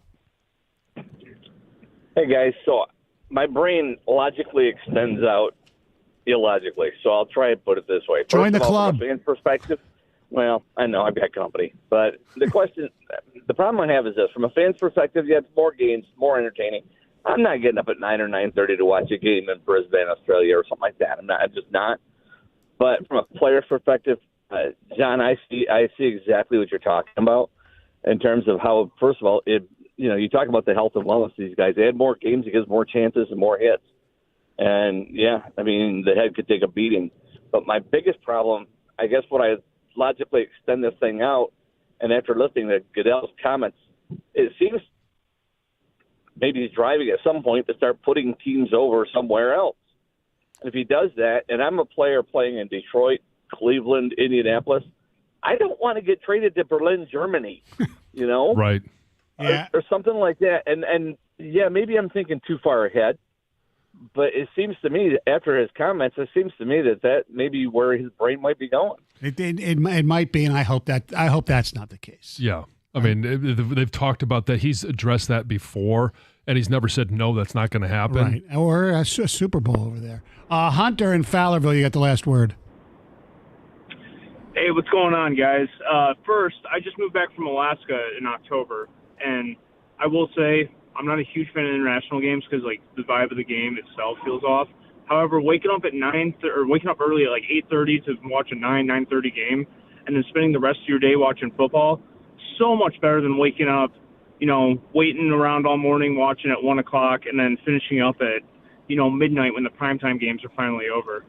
I think that maybe I'm in the minority thinking this, but it's so much better for the day. Just waking up and the whole day's football versus, spending that 1 o'clock to midnight time watching football. Again, maybe I'm in the minority, but I love the line, the 9:30 start. The times the Lions have been there, but I'm not a person who goes to church. There are people who would screw up with their with their religious services. schedule. Yes, Yeah, absolutely. All right, it's time for news, and here's Heather. All right, I'm going to start with a little spoiler alert, I guess, if you're a big Survivor fan. Don't listen. But a University of Michigan Law School graduate just won season 48 of Survivor. So if you missed it, I just ruined it for you. 31-year-old Kyle Frazier, a former teacher, and then went on and graduated from the University of Michigan Law School in 2021. Won $1 million after competing on the show. He kept the fact that he was an attorney a secret to all of the players until the finale. You know, because you could lie, you can do anything you want on that show. You could create a whole nother profession up until the very, very end. So what's also very cool. Why would it matter for? Well, because maybe people wouldn't. You if you were an attorney? Sure. Maybe they don't like you. Maybe they think, oh, you're already doing pretty well in your life. You don't need this $1 million. Here I am. I don't know. You can create the persona you'd like to be perceived as any way you want on that show. But kind of a cool stat. This season marks the third straight that a person from Michigan is the winner. So really cool. Last season, Rachel Lamont from Southfield won, and then the season before that, Mackenzie Petty from Gibraltar won as well. So I remember way back when Keith Famey, the chef, was on there years, and Clarence Black, who actually worked at WDFM with us. Oh, okay. And he was in episode, I think, season 3, got caught stealing rice. Clarence has played in the softball game with us. Yeah. Yeah. I used to love Survivor. I mean, it's been on for, like I said, 48 seasons. I remember when it was on in high school, we used to have Survivor parties. Like it was really major big. Events around the last episode. Yep. I've never spent much time watching it. I love Survivor. I haven't watched it recently, but during the pandemic, I binge watched a whole bunch of them. Okay, if you've got cucumbers at home, beware. Dozens of people across several states, including Michigan, have been sickened with salmonella linked to cucumbers. So right now, a Florida grower is voluntarily recalling their cucumbers because of possible contamination. All infections are linked to these specific cucumbers grown. John's over here giggling, I think, because I'm saying cucumbers. No, I'm not sure. Yeah, he is. Not sure why. No, I can only imagine. Okay, use your imagination. I figured it out. They have to be eaten, right? Well, no, you don't want to eat them. No, I know, but the risk is if you eat them. Yes. Okay. Yes, that's true. Okay, so all the infections. I'm just thinking the scene in Animal House in the supermarket with Dean Wormer's wife. You know, I've never seen it. You haven't seen Animal House? No. It still holds up today. Oh, yes. I mean, I think I had it on VHS. It couldn't be made today. Probably not. Probably not. I can't remember it if I've seen it. Anyway, beware. They're all from this Bender growers in Florida. Obviously, no deaths have been reported, but 2 cases reported here in Michigan. So far, 26 cases and 9 people hospitalized. So if you've got them, I guess, throw them out. Here's kind of a scary headline. Half of parents are still helping their adult children financially. Maybe not that shocking, but when you hear 50% of American parents, John's still laughing. According to a recent study, 83% of supporting parents contribute to their adult children's monthly groceries. That's shocking. 65% help with cell phones, and nearly half pay for vacations. What? Overall, the average support per child was $1,474 per month, which is more than last year, and that's due to inflation. So what constitutes an adult child? Is this just somebody who's like 21, just fresh out of school? So Gen Z receives the most financial support over any other generation. That's 18 to 28-year-olds. Okay. Adult in that generation. Guilty. Oh, but okay, your daughters are 25, just getting started in life. I mean, that seems to be a little bit more understandable. Millennials are apparently still getting help. That's 29 to 44-year-olds. They say Gen X, which you're in, rarely receive any financial assistance. That's 45 to 60-year-olds. Yeah. If you're 30 to 44 years old, I mean, grow up. Be on your own. You'd like to be, yes, but sometimes circumstances. Sure, circumstantially, yes, but we're talking about a large number on a large number of people. Huh. All right. Thank you very much, Heather. The telephone number here is 248-539-9797. A coaching legend, who many people around here can't stand, actually has something nice to say about the University of Michigan. 97.1 The Tip. Hey, speaking of helping your adult children, maybe you need a separate account for your adult child. At First Merchants Bank, they believe that the real value comes from building strong communities, families, and relationships. With their new branch opening in the Fitzgerald neighborhood of Detroit, First Merchants Bank is excited to offer a banking experience that's welcoming, attentive, and dependable. Their easy-to-use, secure, and highly rated app makes everyday banking a breeze, allowing you to manage your accounts on the go. And their local attentive bankers are your partners in success. They take the time to get to know you, give sound advice, and provide solutions that work for you. In fact, it's exactly what they've done for me over the years, as well as my family, even though they're not adult children. That's why they're my personal financial partner. With a passion for fostering community development, their team is committed to helping you and your neighborhood prosper. Experience the difference of banking with an award-winning bank that truly cares about your financial journey. You can visit them at firstmerchants.com/Fitzgerald to learn more about how they can help support you as well. That's firstmerchants.com/Fitzgerald. First Merchants Bank, helping you prosper. Member FDIC.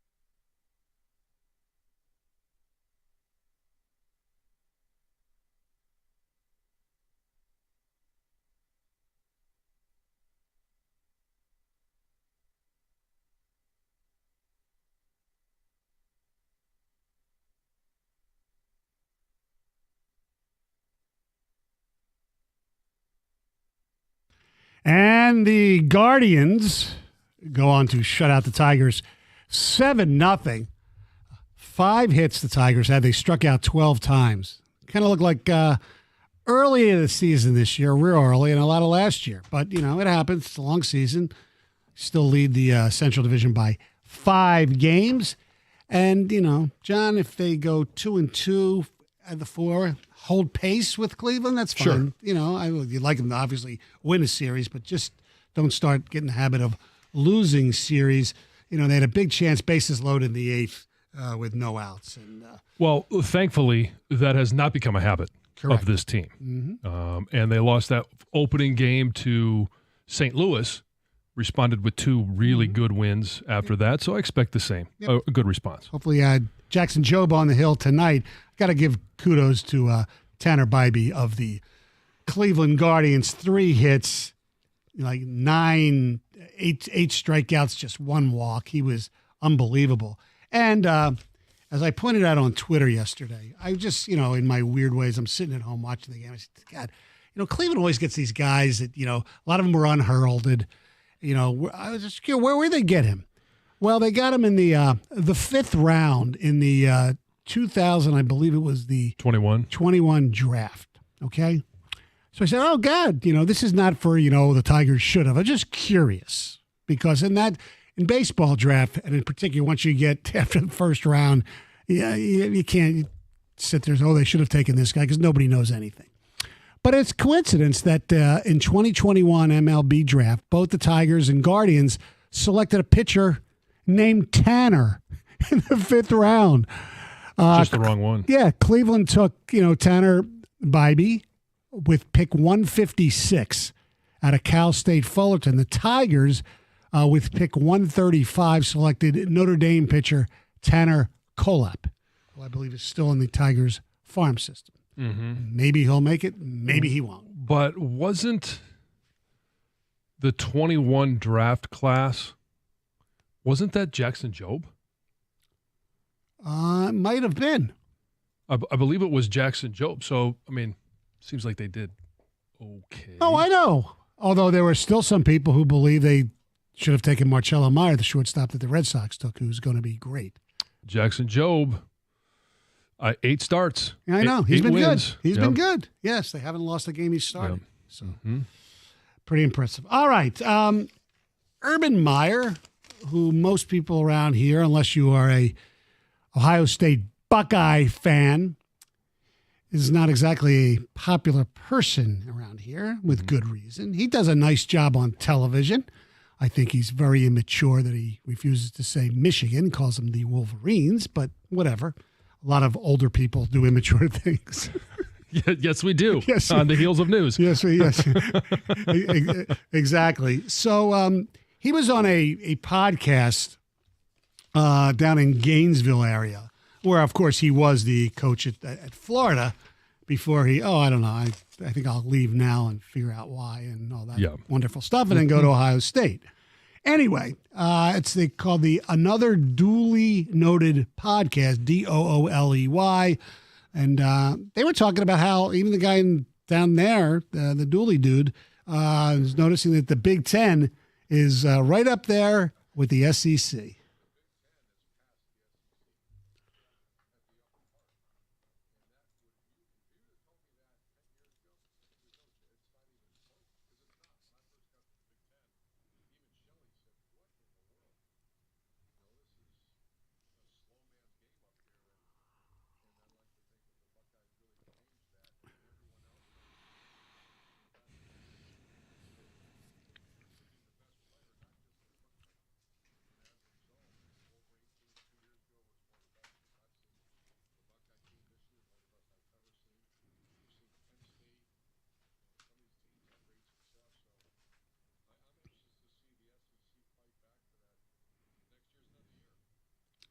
So do you think that the top half of the Big Ten is better than the top half of the SEC? 248-539-9797. By the way, Shelley's his wife. So, yeah, when he came up here, he deserves credit or the reason why all of a sudden the Big Ten, and that wasn't all of a sudden, he started it. They started recruiting more speedier players from other parts of the country. He changed the style of play in the Big Ten. Yes. There's no question about it. The tempo, the up. Yeah. Yes. The 3, yards in a cloud of dust, whatever. And you look at just the way that they're recruited. And I don't know what the numbers are for the Ohio State, but I know for Michigan, it used to be more than half of your players were from the state of Michigan.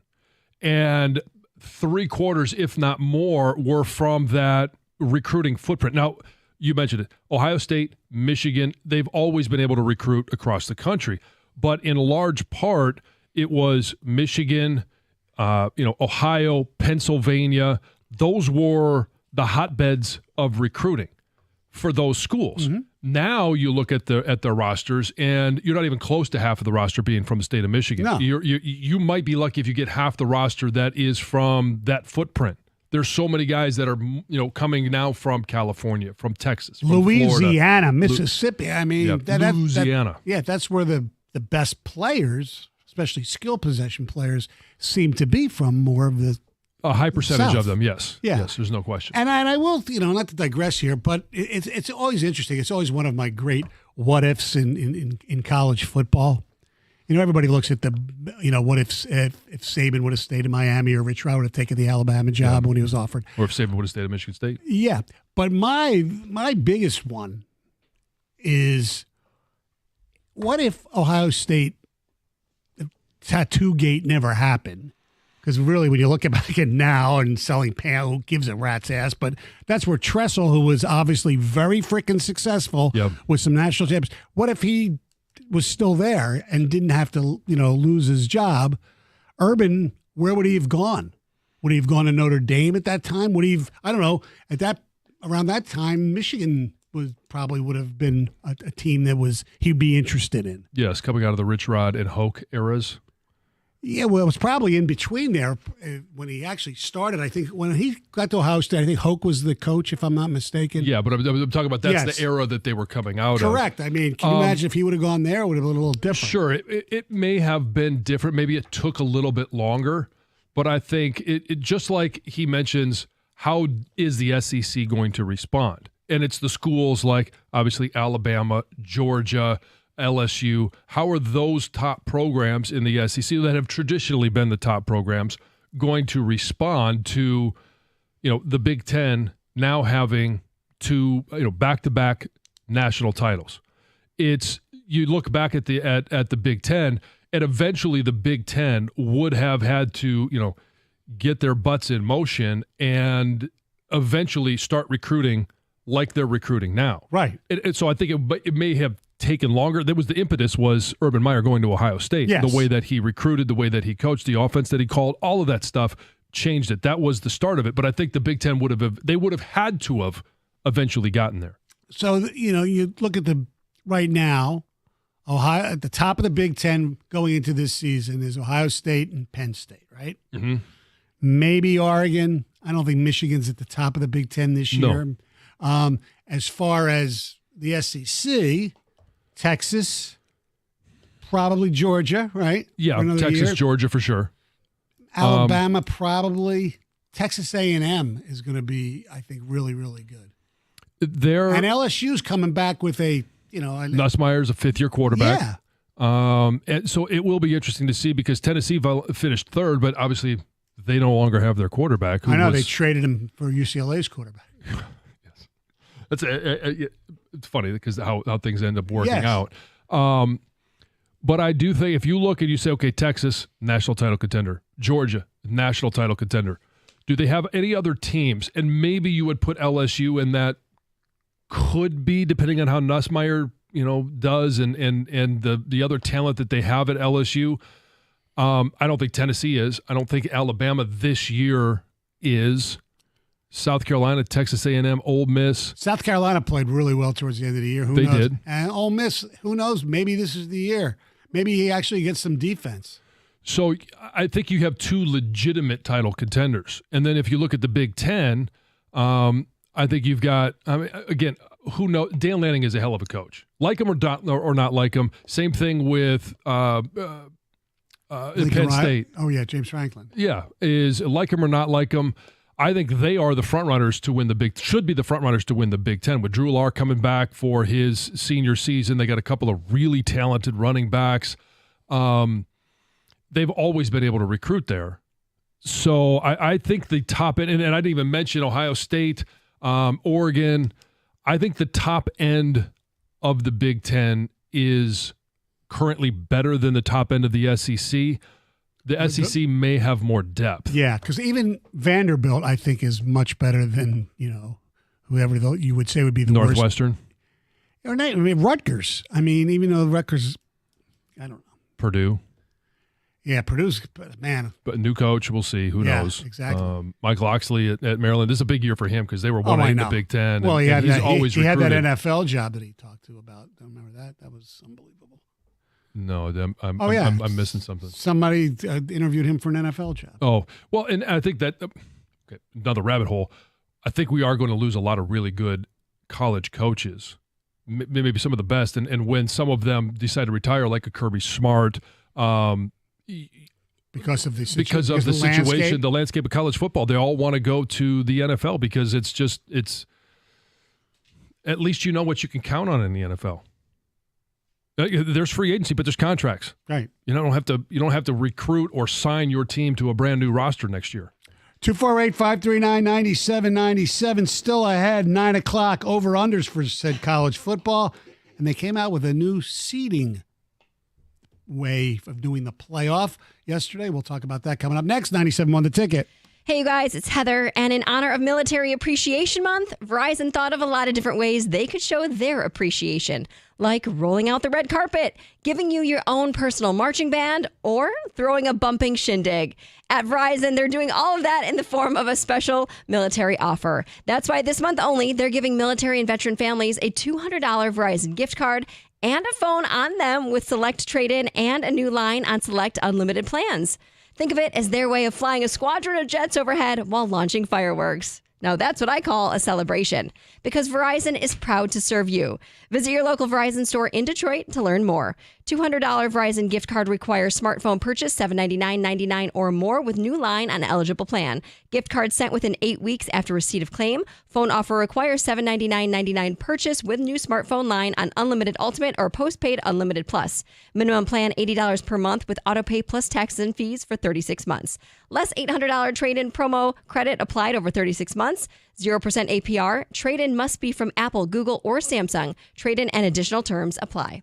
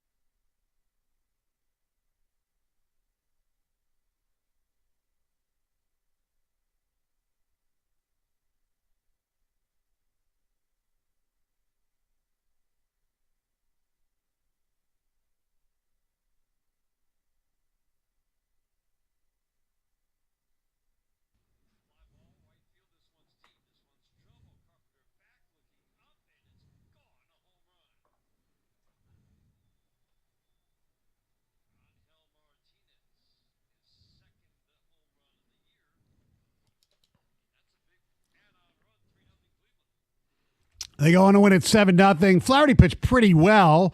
6 2/3, just 3 hits. Did give up that home run. And that's been his little bugaboo so far this season. He has given up 11 home runs. But his last 2 starts have been pretty efficient. But, no matter how good you pitch, if you're not going to score, bases loaded, no outs, down 3-0. Hard to win those 0-0 games. And KKK, Chad Smith, kudos to him. Jackson Jobe on the hill tonight, right here on 97.1 The Ticket.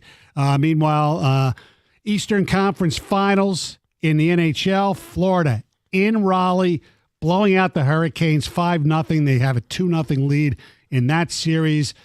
They've won 6 of their last 7 games, outscoring their opponents 29-10.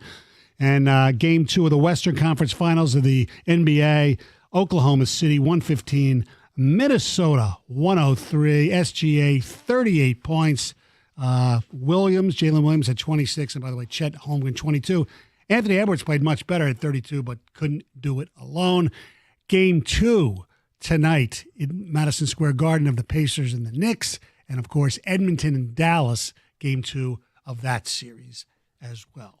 Well, we have some college football playoff. We do. News that came out yesterday. It's official. There is going to be a change in the second year of the 12-team format before it sounds like they go to 16 teams next year. So we'll have a whole new set of problems to talk about next year. We could touch on that. Maybe we'll touch on that Monday. But it's going to be straight seeding. And that means just because you win your conference doesn't mean you get a bye in the first round of the college football playoffs. The top 4 teams will still get a bye, but those will be the top 4 teams as ranked per the College Football Playoff Committee. The 5 conference champions, the highest rated 5 conference champions, will get an automatic bid to that 12-team playoff, and it will most likely be the 4 Power 4, and then the top-ranked group of 5 team will get an automatic bid to the playoffs, just not an automatic seed. Right. So that's the big change. They will be ranked 1 through 12. Teams 1 through 4 will get a bye. Everyone else will be playing. The highest ranked teams will get the home game in that first round of the college football playoffs. So if it was in effect last year, the byes would have gone to Oregon would have still been the 1 seed, Georgia the 2, Texas the 3, Penn State the 4. They would have had byes. Penn State would have played the winner of Clemson Notre Dame, which would be a 5-12. The 8-9 matchup would have been Indiana and Boise State, winner to play Oregon. The 6-11 would have been Ohio State, Arizona State, winner to play Texas. And the 7-10 game would have been SMU, Tennessee, the winner to play Georgia. Yeah. Now, would Ohio State still have won? Who knows? I mean, they would have had to beat Texas, which, Yeah. I mean, would they have won? They did. Yeah. They probably still would have won the national title. They were playing really good football in the college football playoffs. And we already heard Urban Meyer talk about he's one of the greatest teams he's ever seen.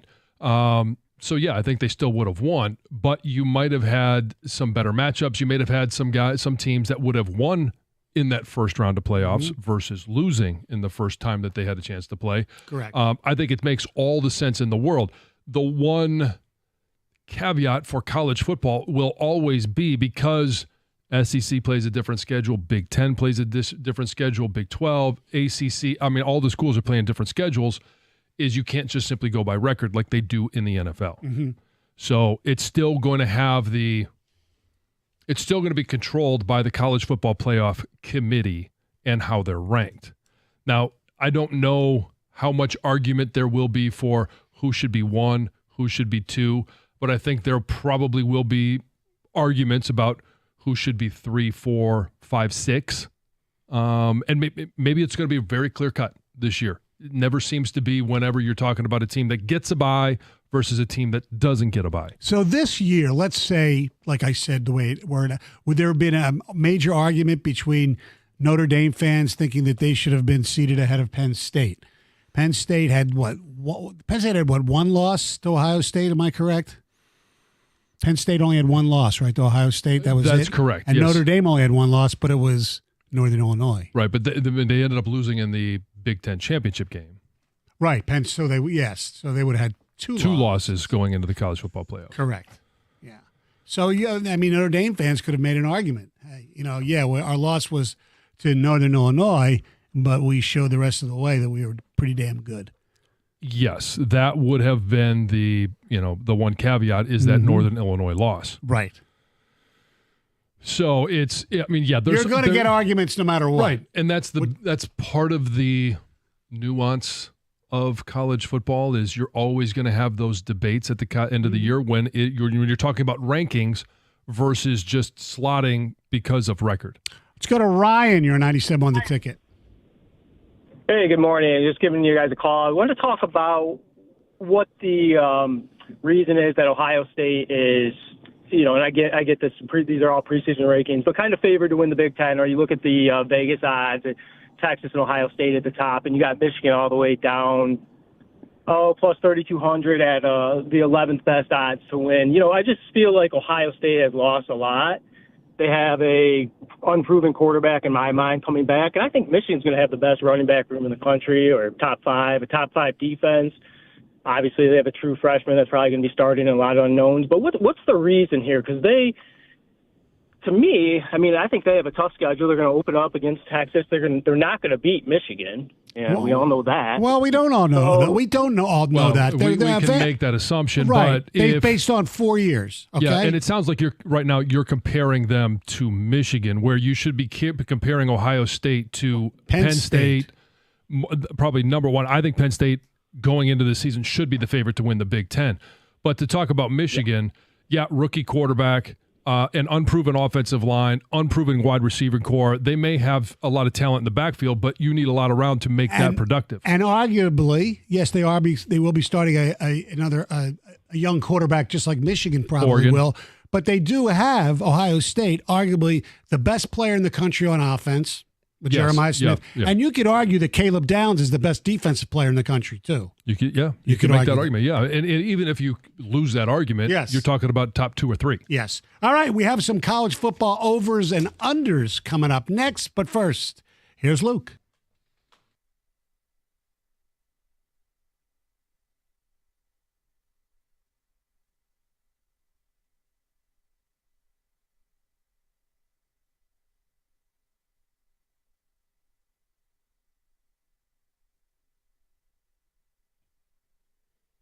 Brought to you by Precision Garage Door Service of Southeast Michigan. The Tigers drop Game 1 of their ALDS rematch with the Guardians in shutout fashion, 7-0 last night at Comerica Park. Down 3-0, Detroit had the bases juiced with no outs in the bottom of the 8th, but then Cleveland's Cade Smith took the mound, striking out Malloy, Badu, and then Green. That was the side, and that was the Tigers' last chance. Jack Flaherty starting this one, going 6 2/3, 3 earned runs, 8 strikeouts, including number 1,000 on his career. Noted Tiger killer Carlos Santana opening up the scoring on Flaherty in the 4th.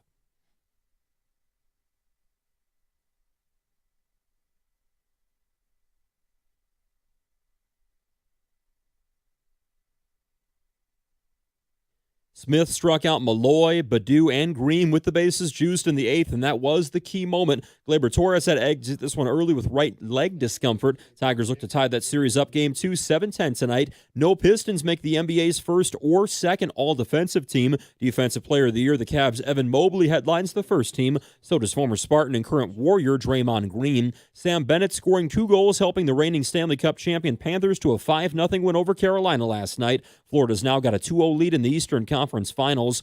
And with a 2-0 loss to the Phillies yesterday afternoon at Coors Field, the 8-42 Rockies are off to the worst 50-game start in the modern era. Before that, you got to go back to 1895. That's the Louisville Colonels. They won 7-43 to find an even worse start. Colorado's on pace to lose 136 games. That would be the worst loss record in the season ever in big league history. At the Corba Health Sports Desk, I'm Luke Sloan. For more, go to 97.1 The Ticket or Odyssey.com.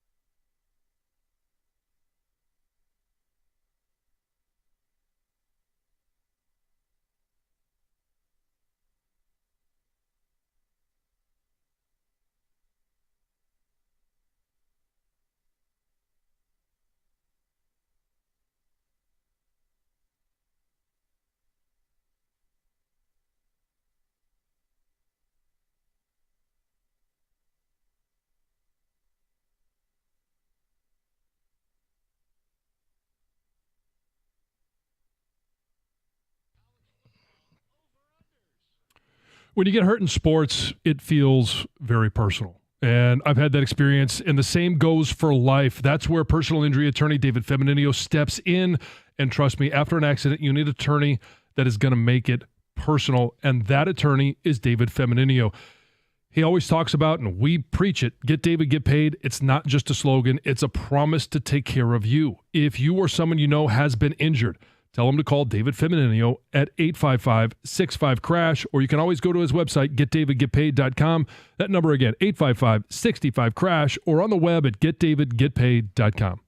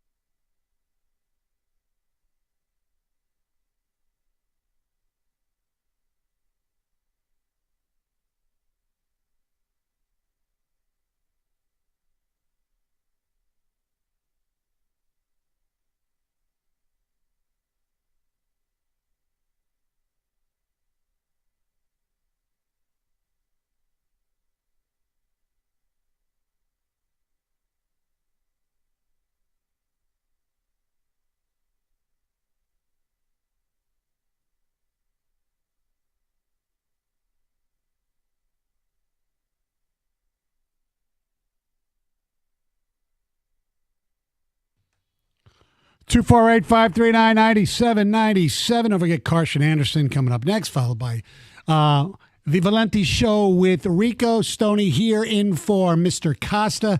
If you've missed any of our program, go to the Odyssey app and hit the rewind function, and you can hear me talk about how nervous I was being an officiant at my nephew's wedding last week. I think that is so cool that you were able to do that. Yeah. Which led to some guy calling in saying he married his cousin. That's true. Yes. And someone calling in and talking about going to a resort where clothes were optional. Yes. 2 phone calls that I did not expect to have today. Exactly.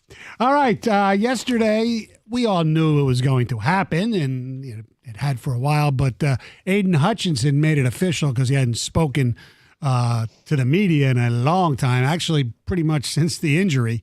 And yesterday at Allen Park, Hutch took to the podium and talked about how happy he is right now.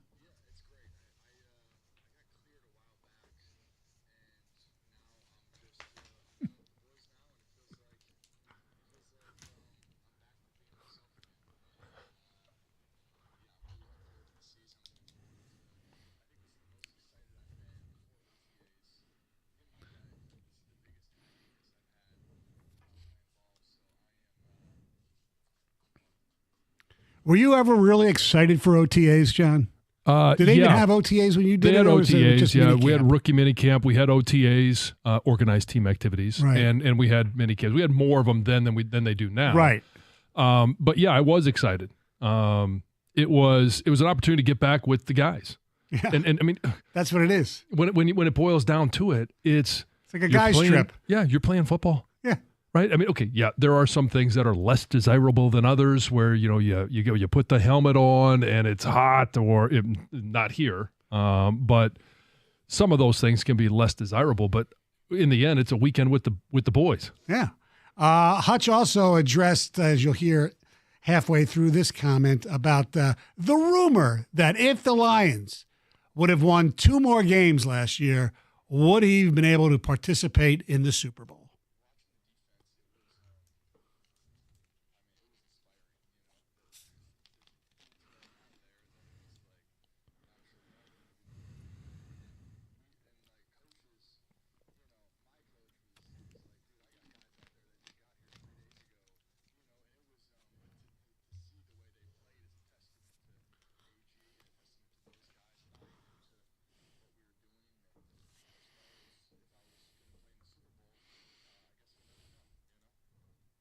Ooh, yes. The mystery. Mm-hmm. He wasn't going to play. No, I don't think so either. But he's right. You will never know. Just like we'll never know why Malcolm Butler was out of that game. The year he played, they lost to Philly. Yeah. An untold secret. All right. What we do know is it's time for news with Heather. This is kind of an interesting story. A University of Buffalo graduate was actually chased across the stage by police at his commencement ceremony on Sunday for carrying a prohibited item while he was on his way to collect his diploma. Yes. That item? A baby. His baby, yes. So there's video of this commencement, and it shows the student, kind of quickly running from backstage, kind of cutting the line of some other graduates, and he had his baby dressed in a cap and gown in his hands. And as he was doing that, he was being chased by 2 police officers and 2 people who were probably faculty members as well. He did stop. He shook the hands of the graduation officials, stopped, and the crowd went wild. Everyone was cheering for him. But a spokesperson for the school says that the act actually violated the university's commencement rules. He should not have been doing that. He has a little different story, though. He says that he did ask. There was a commencement prep class. Sure. And he asked if he could walk with his baby, and he was told that, yes, that would be okay. However, he says that when it was time to walk, that's when the rules changed and officials tried to stop him. So he has since apologized. He did apologize to the school, and he was not penalized. He still got his degree. The school did put out a cute little statement, though, saying that the infant, despite crossing the stage in cap and gown, has yet to earn enough credits to receive a diploma. But hopefully that baby will come back to the school there. Pretty cool. I can't believe they did that, though. Why? Well, I can believe it. I can believe why they have rules of not carrying your kids across the stage. That's fine, but you have the cops run after them? Well, they were just trying to stop them. Well, the issue is that they said it would be okay, and then it wasn't. Per his version. But even so, is that you need the police to run across this? I don't know. Hey, man, I keep saying safety. How badly do you want to enforce your boundaries? That's right. A former Major League Baseball player is suing the Cincinnati Reds almost 2 years after he suffered a career-ending injury at Great American Ballpark. Darren Ruff left a game between the Brewers and the Reds. This was back in June of 2023 with an apparent leg injury after he tried to run and grab a foul ball. He was running towards the net alongside the first baseline. He hit the edge of a rolled up tarp. He suffered a knee laceration and also a fractured kneecap. And the lawsuit claims that there was no protective cushioning or cap over this tarp roller, which he says was made of metal. So he is accusing the grounds crew of reckless conduct and says that the Reds are liable for their negligence. The lawsuit is calling for Ruff to be fully compensated for his injuries and for damages. Interesting. Yeah. Yeah. Some people probably didn't think this was really going to happen when we heard about this months ago, but it looks like it is going to happen. The U.S. Treasury just announced a big change to America's change. They're officially going to stop making new pennies very, very soon. So President Trump said in February that he ordered the U.S. Mint to stop making them because every penny costs almost 4 cents to manufacture. So this is supposed to save money. The Treasury said that it just placed its final order of blanks this month. And then once they're minted, they're not making any more. So the last pennies are set to roll out of production early next year. Probably unwelcome news for any penny enthusiasts. They won't be firing any more blanks? No more blanks will be fired. Today just happens to be Lucky Penny Day. So really? For everyone who is a penny enthusiast. Sorry for this news. But not everybody, well, you're clapping, not everybody thinks that this is a great idea, partly because nickels aren't cheap to make either. They're about 14 cents to make, and it's believed that we might need more nickels if stores start to round up to 5 cent increments. So well, they're just going to start nickel and diming us. That's right. Yeah, the price to ride the hobby horse in front of Meyer just raised 500%. It did. Yeah. I know. No more penny. Emily loves that horse. Sandy, right? It's Isn't that Sandy. the- Yeah, it's Sandy. Yeah. All right, so if you're looking forward to grilling this Memorial Day weekend, you're obviously not alone. According to Wallet Hub, 58% of Americans plan to barbecue this weekend. And Instacart did a little calculation to see which states bought what type of meat during this weekend last year. So the entire Midwest, which is obviously us, is obsessed with bratwurst. That's apparently what we're going to be cooking up this weekend. Texas, California, and most states out west are into the steak. Ribs are popular across the South, and most states in the Northeast, this article says, are putting meat between bread. So, like burgers. beef patties Yeah. and Put your turkey meat burgers. between the buns. Yeah. Yes. For the side dishes, the most popular is potato salad. Same in Michigan, followed by pasta salad and coleslaw. Thank you very much, Heather. Thank you, Heather. You're welcome. All right. You know what else is this weekend? There's this car race in some town called Indianapolis. We know somebody who's going to be there. So we'll discuss whether it's still must viewing for you. 97 won the ticket.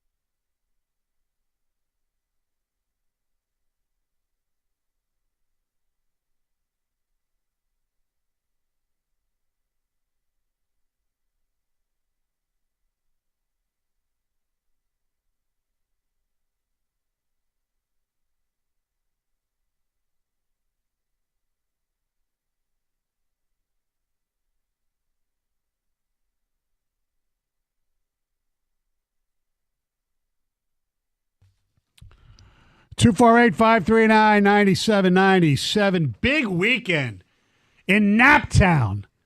Pacers-Knicks Game 3, Sunday night. Earlier that day, there's this little race called the Indianapolis 500.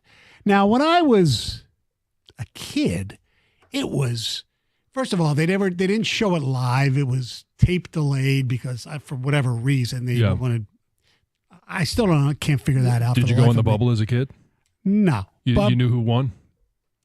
You know what? I don't even remember. I think I did. Okay. But anyway, but I would always, and then when it was live, I always watched it. You had some great drivers when I was a kid. You know, Mark Donahue was from like 2 towns down from us, and you had Johnny Rutherford and Mario Andretti and AJ Foyt, and the one I know, John, you love the most, Gordon Johncock.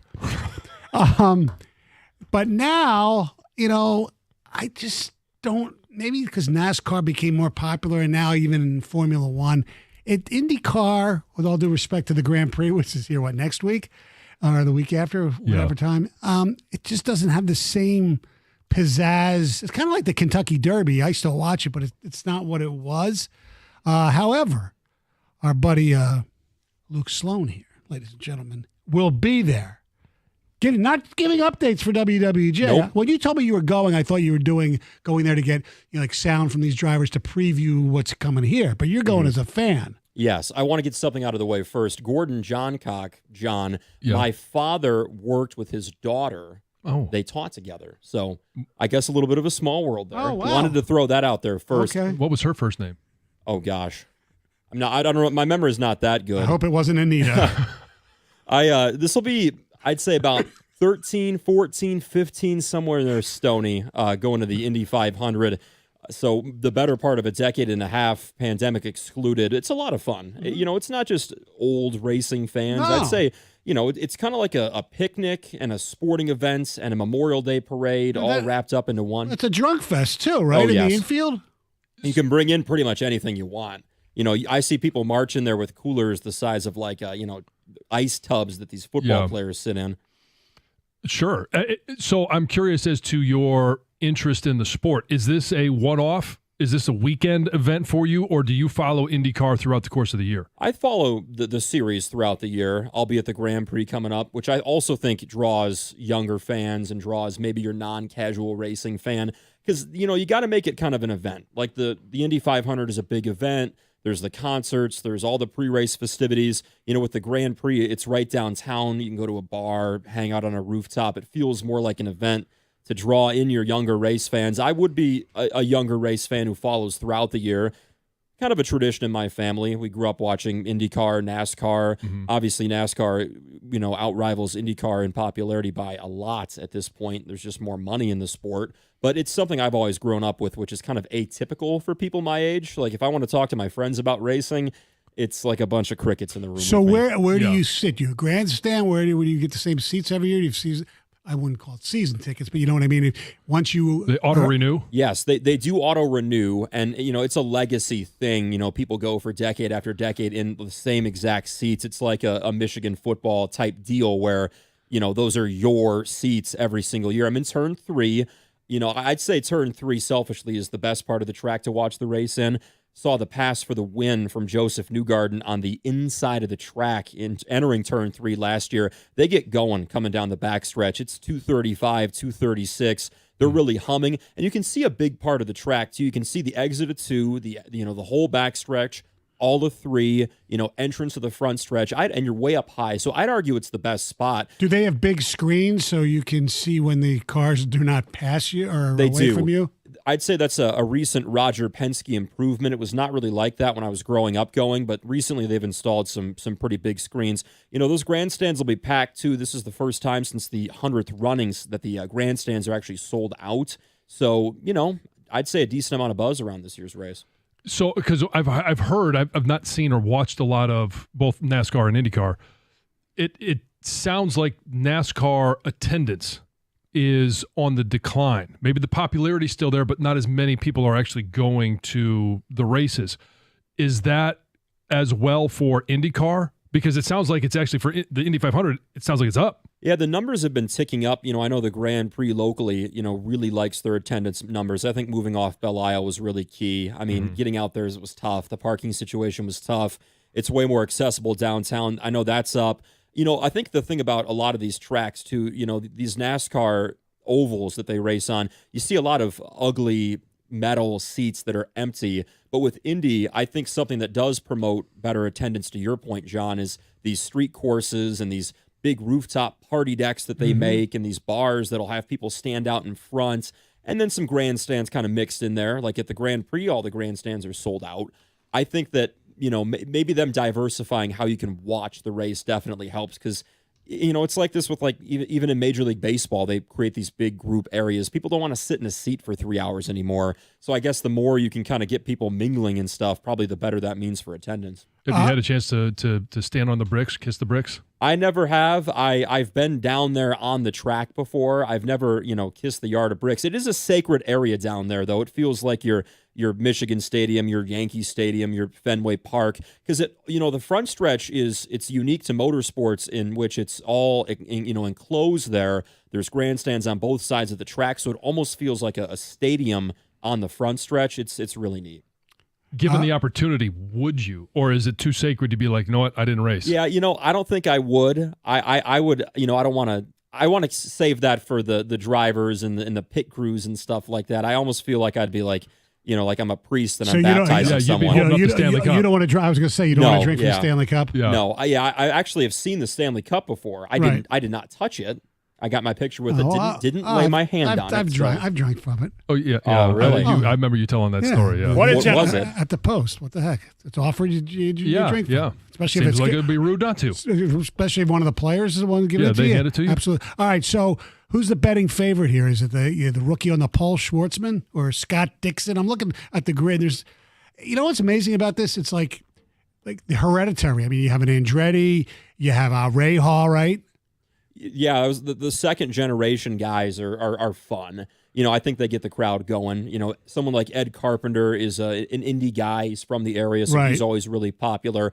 The favorites right now is Pato O'Ward. He's an Arrow McLaren car, qualified well. That's a strong team. Tony Kanaan, as you know, is now principal of that team. He's the favorite. Alex Palou is second. The thing about both those guys is they've had really good runs at Indy, but they struggle on ovals as opposed to road courses. So that's kind of a monkey they have to get off their back. Scott Dixon is the third highest favorite. He's not won it since, I believe, 2007, so he could get number 2. That rookie Schwartzman, I think, is plus 1,500, so a little bit longer odds, but he's, he wasn't afraid in qualifying. I'd say it takes guts to drive a car at 220 miles an hour around. Sure. Who the hell is Stingray Robb? Stingray, he's an American kid. Okay. I think he's a California kid. He runs pretty well there. My, personal favorite and a guy I'd keep my eyes on is Takuma Sato, who's going off in the front row. God bless you. He's won 2 of these things in the past. I'm guessing not American. He's not afraid to throw it in there. He's from Japan.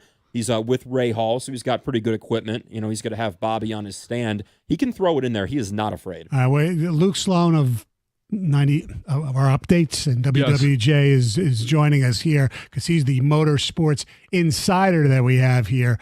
I also want to ask you about this whole Penske deal with he fired three highest ranking officials on his race team for cheating. Give us the Cliff Notes version of that. So the context is that this was kind of like strike 2, and the captain Roger Penske, he does not fool around when it comes to the integrity of his team, and they always are. The Penskes are like the New York Yankees of IndyCar.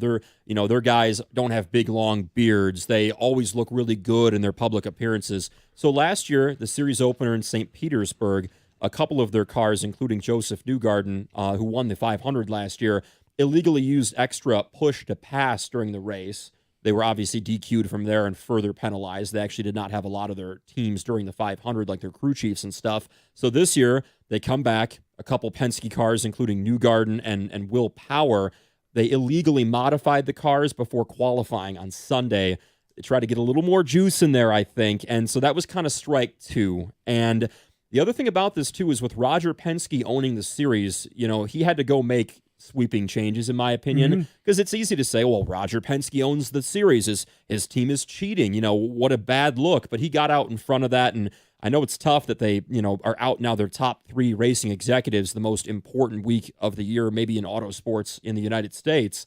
So that's going to be tough, but I think their guys will probably have a chip. Have fun. Yeah. And who, Sounds so like a who great do you trip. want to win? This is always a tough question. I want Sato to get number 3. I've seen both of his Indy 500 titles in person. He's a fun guy. When it comes to the Victory Media Tour, he's just so fun, goofing around on these shows and is always down to kind of do anything. He's got good equipment. He's a fan favorite. He's a favorite of mine. And, he knows how to put it in there. He's got some stones. I want Kyle Larson to win. He can do it. And then isn't he going down to Charlotte for the He 600? is. He's going to do the same? double. And the thing, too, is his background is all in open wheel racing. So he's very familiar with that kind of car. So he could do it. All right. Luke, thanks a lot. Appreciate it. We'll get you ready for Carson Anderson coming up next. 97 The Ticket. Hey, Detroit, it's finally time for baseball and getting back outside, and I've got your drink for the season. Surfside iced tea and vodka made with real brewed tea with summer in mind, and a proud partner of the Detroit Tigers. Surfside is only 100 calories, 2 grams of sugar, and no bubbles. Their iced tea and lemonade variety packs are so good, and with no carbonation, they're just super easy to drink. Look for Surfside Sunset Stripes, Surfside iced tea and vodka, sunshine in a can. Must be 21. Please drink responsibly.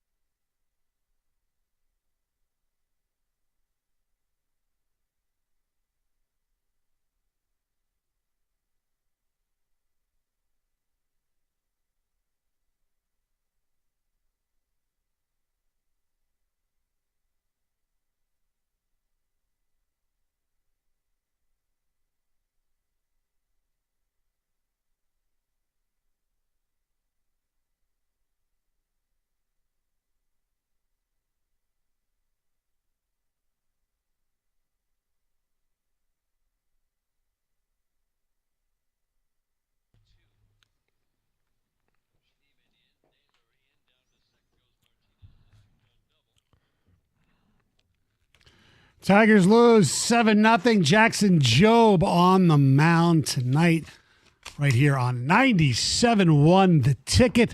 Last night, they lose, like I said, 7-0. NBA last night, Western Conference Finals, Oklahoma City all over Minnesota. They lead that series 2-0. And the Eastern Conference Finals of the NHL in Carolina, Florida takes a 2-0 lead with a big win over the Hurricanes. By the way, John, you mentioned, wanted to know if I was happy about the Maple Leafs and all that. Or sorry, Texter did. I do want to say, that my whole Canada thing is kind of shifted as long as it's not Toronto. So if Edmonton would win it, I wouldn't lose any sleep over it. But I do find it very humorous that in the World Hockey Championships yesterday, yes, Canada lost with, Crosby and McKinnon and a lot of really good players. They lost to frickin' Denmark. Denmark, who has no medals. They have ever 2 or 3 NHL players or whatever. Yeah. Wow. Did you see or are you aware of the real race this weekend? The real race? Yes. I know everybody's all excited about the Indy 500, but there's another one that's going to take place on the same track. Well, there's the Charlotte 600. I mean, the Coca. No, same track. Oh. In Indianapolis. Oh, I heard Doug and Gator talking about it. Yes. 2:00, right? Yeah, the Weenie 500. The Weenie 500. Yep. 6 Wienermobiles, all on one iconic track. Wow. You got to tune in for that.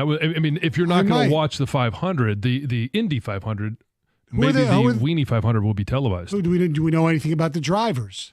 No. What do you want to know? I don't know. I mean, do people have experience? I have no idea.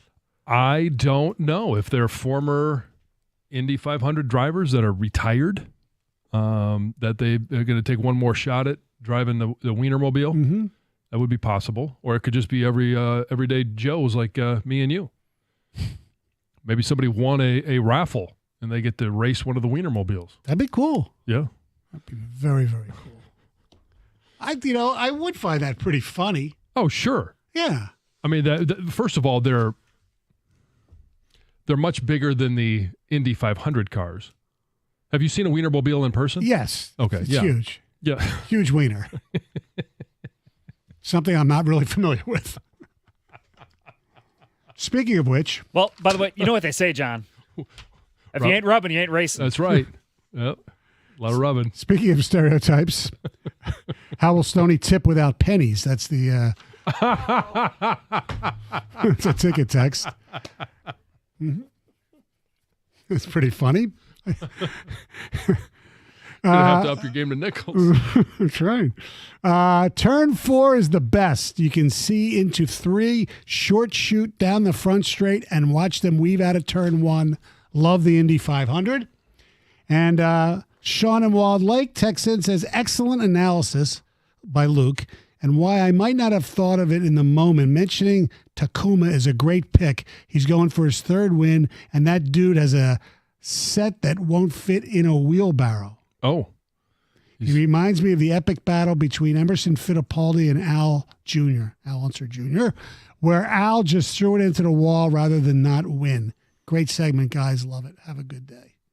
Enjoy your weekend. I got to be honest with you. I had not a lot of knowledge about what he was talking about. The Indy 500 has not been something that I've followed. I look every year to see who wins, and we get a chance to see some of the highlights, but it's not something that I've watched very much. Well, I think car racing on TV is not the most gripping television. No. I mean, because it's very fast, but you don't get to feel it. You don't get that. I've been to some NASCAR races, and it is a completely different experience. Seeing it in person, feeling it in person, that it is. I've gone to one NASCAR race when I lived in D.C. For work. We went to the Richmond 400. Mm-hmm. Which, if my memory serves me correct, was basically an oval, but it was like a circle almost. Yeah.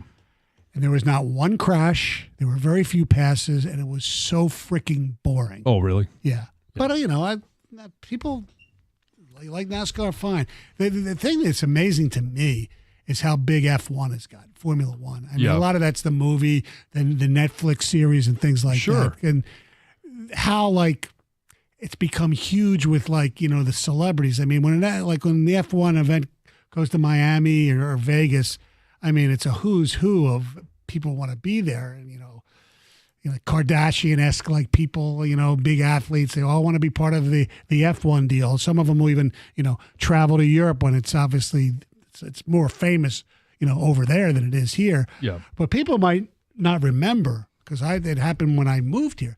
F1 was basically here. They had the Detroit Grand Prix used to be Formula One. I don't remember if that's what they called it, but I think so. And you had guys like Alain Prost and Emerson Fittipaldi and people like that. And all they would do, I was so glad when they changed it to IndyCar, because all the foreign drivers, all they would do was bitch. Oh, there are too many potholes. There are too many potholes. And they'd bitch about Detroit. And you know what? Get out of here. Get some other racers in here. Gator, you just picked the exact right time to walk in. Stony with the foreign accent as a bitching race car driver. They would bitch all the time. You know what? You don't like it? Don't ride. Don't get in the car. Yeah. And they took it out of here. It's very bumpy. It's too many bumps. Yeah, that's what they did. They used to bitch all the time. Anyway, enough about me bitching about them bitching. What's up, boys? How are you? Good. Stoney, How are I you? love it. I love Stony it. tapping into his inner Fittipaldi. What's going on? Yeah, You did. Ayrton Senna. Yeah, all those guys. Yeah. Alain Prost was the worst. He was If I've said it once, I've said it a million times. He was the biggest Right, bitcher. yeah, I was thinking the same thing. Yeah. Before Jeffrey Lurie, it was Alain Prost. Oh yeah. By the way, you were That's your boy. you were like upset that the Lions backed the Eagles or I'm backed upset that anyone backed the Eagles. What Why? a condescending numpty that guy is. I After can't that stand him. speech, The guy gets up there and speaks for like 45 minutes. Well, that's a It little much. was a bit long. His comparisons were a bit much. Yeah. A bit off color. And then, let's bring in Jason Kelsey to talk to everybody about it. They had to. 'Cause Jason, what do you the think? numbnuts who thought it was like a health issue. I mean, come on, really? Yeah, and it's that much more boring than the regular quarterback sneak. Dan Campbell, so on brand. You know what? Yeah. You don't like it? Stop it. Yeah. That's what I agree. felt about it. I'm fine with Stony, the. I'll just say this. Yeah. This might be the end of our friendship. Okay. Wow. It's the most detestable thing I've heard out of an owner. I am rooting for the Cowboys against Philadelphia now. He said that yesterday and he means it. I mean it. It is. Oh. I can't stand that Have a guy. have a This good whole weekend. thing. The fact Having that said he that, said having Such a said good guy. that He's in such of itself may mean we are no longer friends about the Cowboys. about the Cowboys. Yeah. That's He's how just talking bad. about against I Philly. hate. I hate Just that I'm against losing Philly. you guys as friends because I used to like you both, but I cannot support Jeffrey Lurie. That was the worst. Okay, I get it's the worst, but the fact that they were trying to remove it from the game, I thought was despicable. Fine. But the Shouldn't fact be that allowed the to owner push said players from behind to get the fact and, that and advance them. the fact it's up that to the player to do that. and the fact that the owner said I'm Might as well stop aroused. blocking. I'm Yeah, okay, aroused yeah, we came up with a play that the rest of the league is trying to vote out, and it doesn't matter what the vote is. We're still Super Bowl champs. I mean, That was a little condescending. I little. I read it. And Everest is a little hill. So normally I like to fire up Gator for you to deal with. Yeah. The reverse is now true. Yeah. We have fiery Doug for Gator to deal with on a Friday. No, he wasn't going. We weren't even going to address this today. So I know. Way to go. Nice job, Stony. Happy Memorial Day. Yeah. Well, he mentioned the Eagles before I did. Today? Yeah, somebody mentioned it. How else would I talk about it? I don't remember how. I don't know how we got here. I think you brought it up. I think you said, and you know No, what? you said something about you detest Al Prost more than I detest Jeffrey Lurie. Oh, I did. Yeah. Good point. Yes, exactly. There it is. All comes full circle. Sounds like I'm arguing Elaine with my Prost. wife. Oh, wait a second. You are right.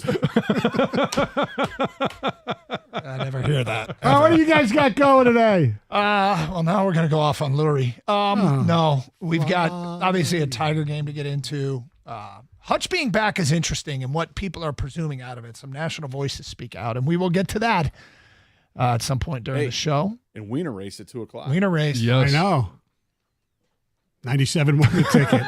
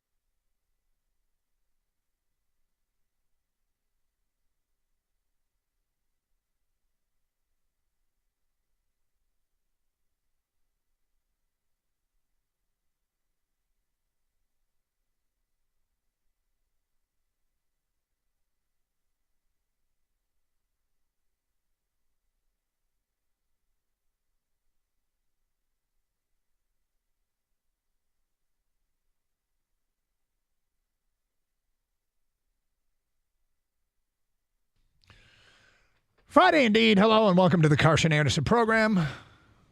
Going into a long weekend, of course, Memorial Day. Time to reflect and give thanks and certainly remember those that paid the ultimate price for our country. Scott Anderson, how are you today?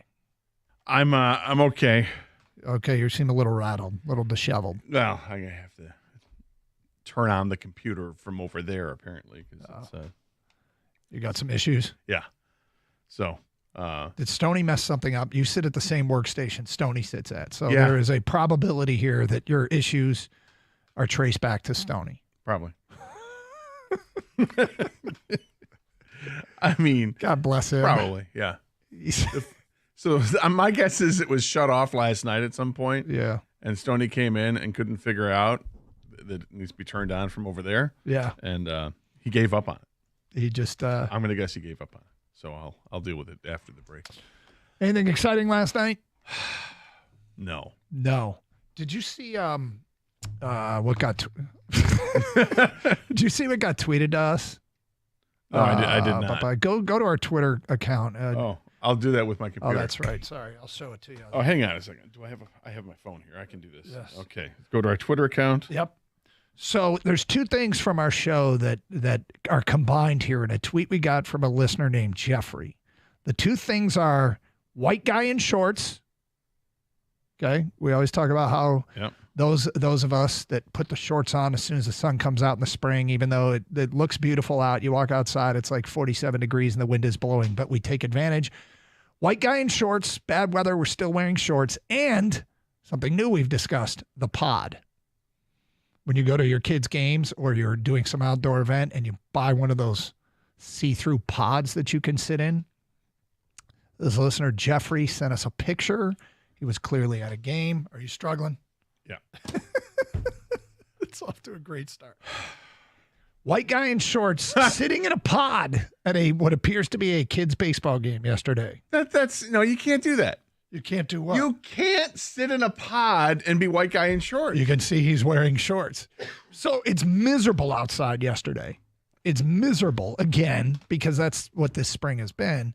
And so we did a topic yesterday. What has the weather ruined for you? And I was cracking up that we have now played baseball game 21 and 20 or 22 and 23 in terrible weather and like brutal weather. And the topic of the pod came up. I should have bought a pod, but whatever. Because you always like, I'm not going to need it after a couple weeks. This entire spring has been terrible. And this guy, white guy in shorts, was at a kid's game in a pod. I should retweet it so people can see it. Why don't you do that? Yeah. Yep. This is so people can see it for themselves. But it's a combination of two things from our show. White guy with together. shorts. He was a dude in pod. And pod person. Do you see the guys next to him? Yeah. So what you retweeted so people can see, right? Not yet. All right. Well, you will in 1 second. Now it's been retweeted. So at Doug Gator 971. So the three guys sitting next to him, or one guy standing, they look miserable. Their hands are in their pockets or their hoodies. Yep. It looks awful out there. And my man is over there in shorts. He might be sweating. It just seems so selfish when you see it, right? Only one guy is going to do it out of 700. Why is that selfish? He can't let him in. It's only room for one. No, but I mean, he's out there. It's almost like a little bit of a selfish flex. Like, oh, are you guys out there miserable? It's so balmy in here. I'm wearing shorts. I think he's boss. This is a power move. I'm thinking about getting one. You thinking of getting one? Getting yourself a pod? Dude, look at this. He looks way more comfortable than the other guys. Here we go. Yeah, well, he is. I'm sure he is more comfortable. But the first time I saw him, we are soft as a society. We are soft. Yeah. Listen, you're still hard as nails, man. You're not getting a pod. No, I am getting soft. But you're not getting a pod. I mean, I'm trying to give you some street cred here, man. No, Thing's about to lose it all. I'm not the least bit concerned about my street cred, so I appreciate it. No, Wiener 500 today. Gators more into this than anything else is going to happen than any other racing event. Yeah. 6 Oscar Meyer Wienermobiles, 2:00 today, will race around the Indianapolis Motor Speedway. I've seen zero reporting about how long this race is going to be. If it's more than one lap, it may get kind of slow. If it's just one lap, shouldn't they get the like a horse racing announcer to do it? To describe these slow things dragging around the track? Because they're going to be going as fast as a horse would. What do you mean? It's one lap around the track like a horse race is, right? Okay, yeah. So I'm saying, why don't you just get a horse racing announcer to do it? Like if it's just going to be one, it could be kind of fun that way. I mean, it could be. We don't know what this is going to look like. We saw the picture yesterday. The Wienermobiles lined up on the track at Indianapolis Motor Speedway. They really can't be more than 2 wide because these are big vehicles. Mm-hmm. I don't think there's going to be any passing. I think they're going to take off, and the whatever Wienermobile gets to the front at turn 1 is going to win the race. And I just can't see there being much passing. And so I think it might be rather boring. You're really downplaying this. Why are you downplaying this? No, I'm scared about this being kind of boring. Not scared. I'm intrigued as well. No, that's about right for you. I mean, the fact that you're admitting you're soft and now you're scared that this is going to be boring.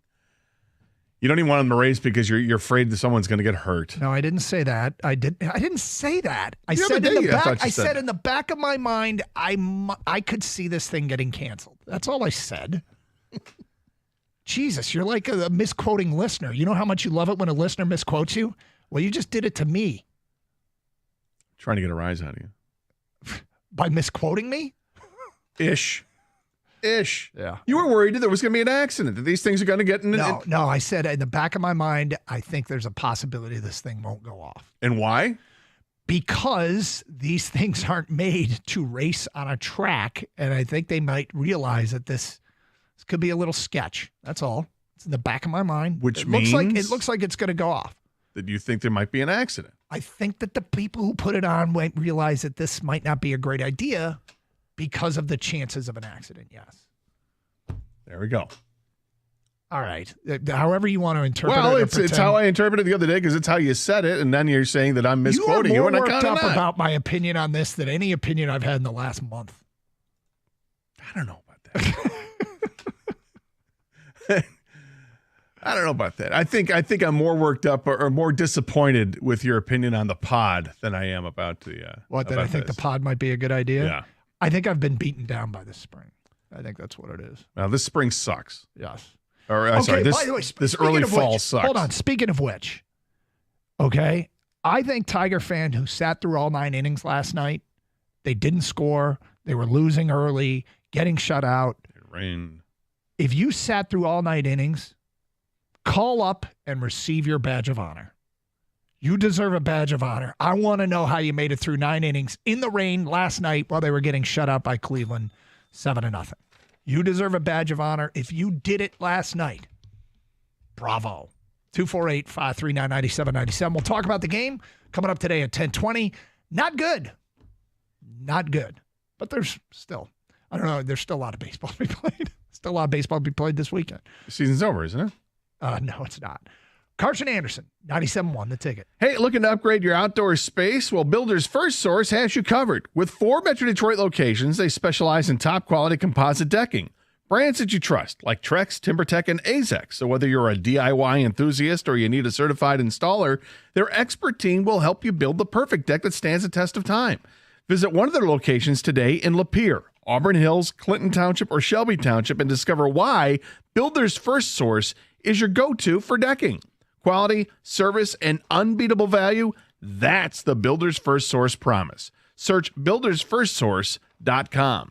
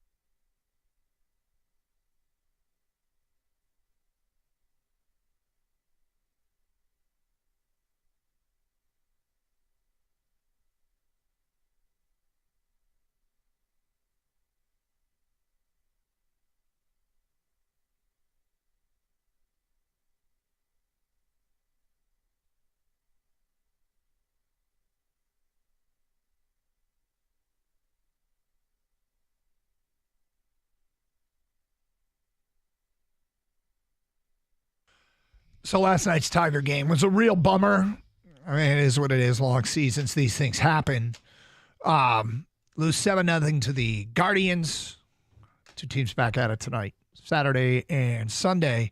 If you sat through the whole thing, if you were there, call up and get your badge of honor, because it was, they fell behind in the fourth and eventually got behind 7-0. Although they were still in it till late. I mean, that eighth inning when they loaded the bases, nobody out. Tigers weren't able to come through. But, look, Cleveland had 7 runs on 5 hits. Tigers had no runs on 6 hits. Now, the Cleveland walked a few more times, but it shouldn't have mattered. It shouldn't amount to 7-0. This is one of those games where you kind of get baseballed. They come up with the right hits at the right time, and Tigers did. Well, it was 3-0 going into the bottom of the 8th inning. The Tigers ended up with this amazing opportunity because of bad play, frankly, by the Guardians. It allowed the Tigers to load the bases with nobody out. And the Gribe changes pitchers, brings in the right-hander, Cade Smith, and the Tigers counter by bringing up Akil Baddoo. Baddoo steps into the plate and strikes out. He's a lefty.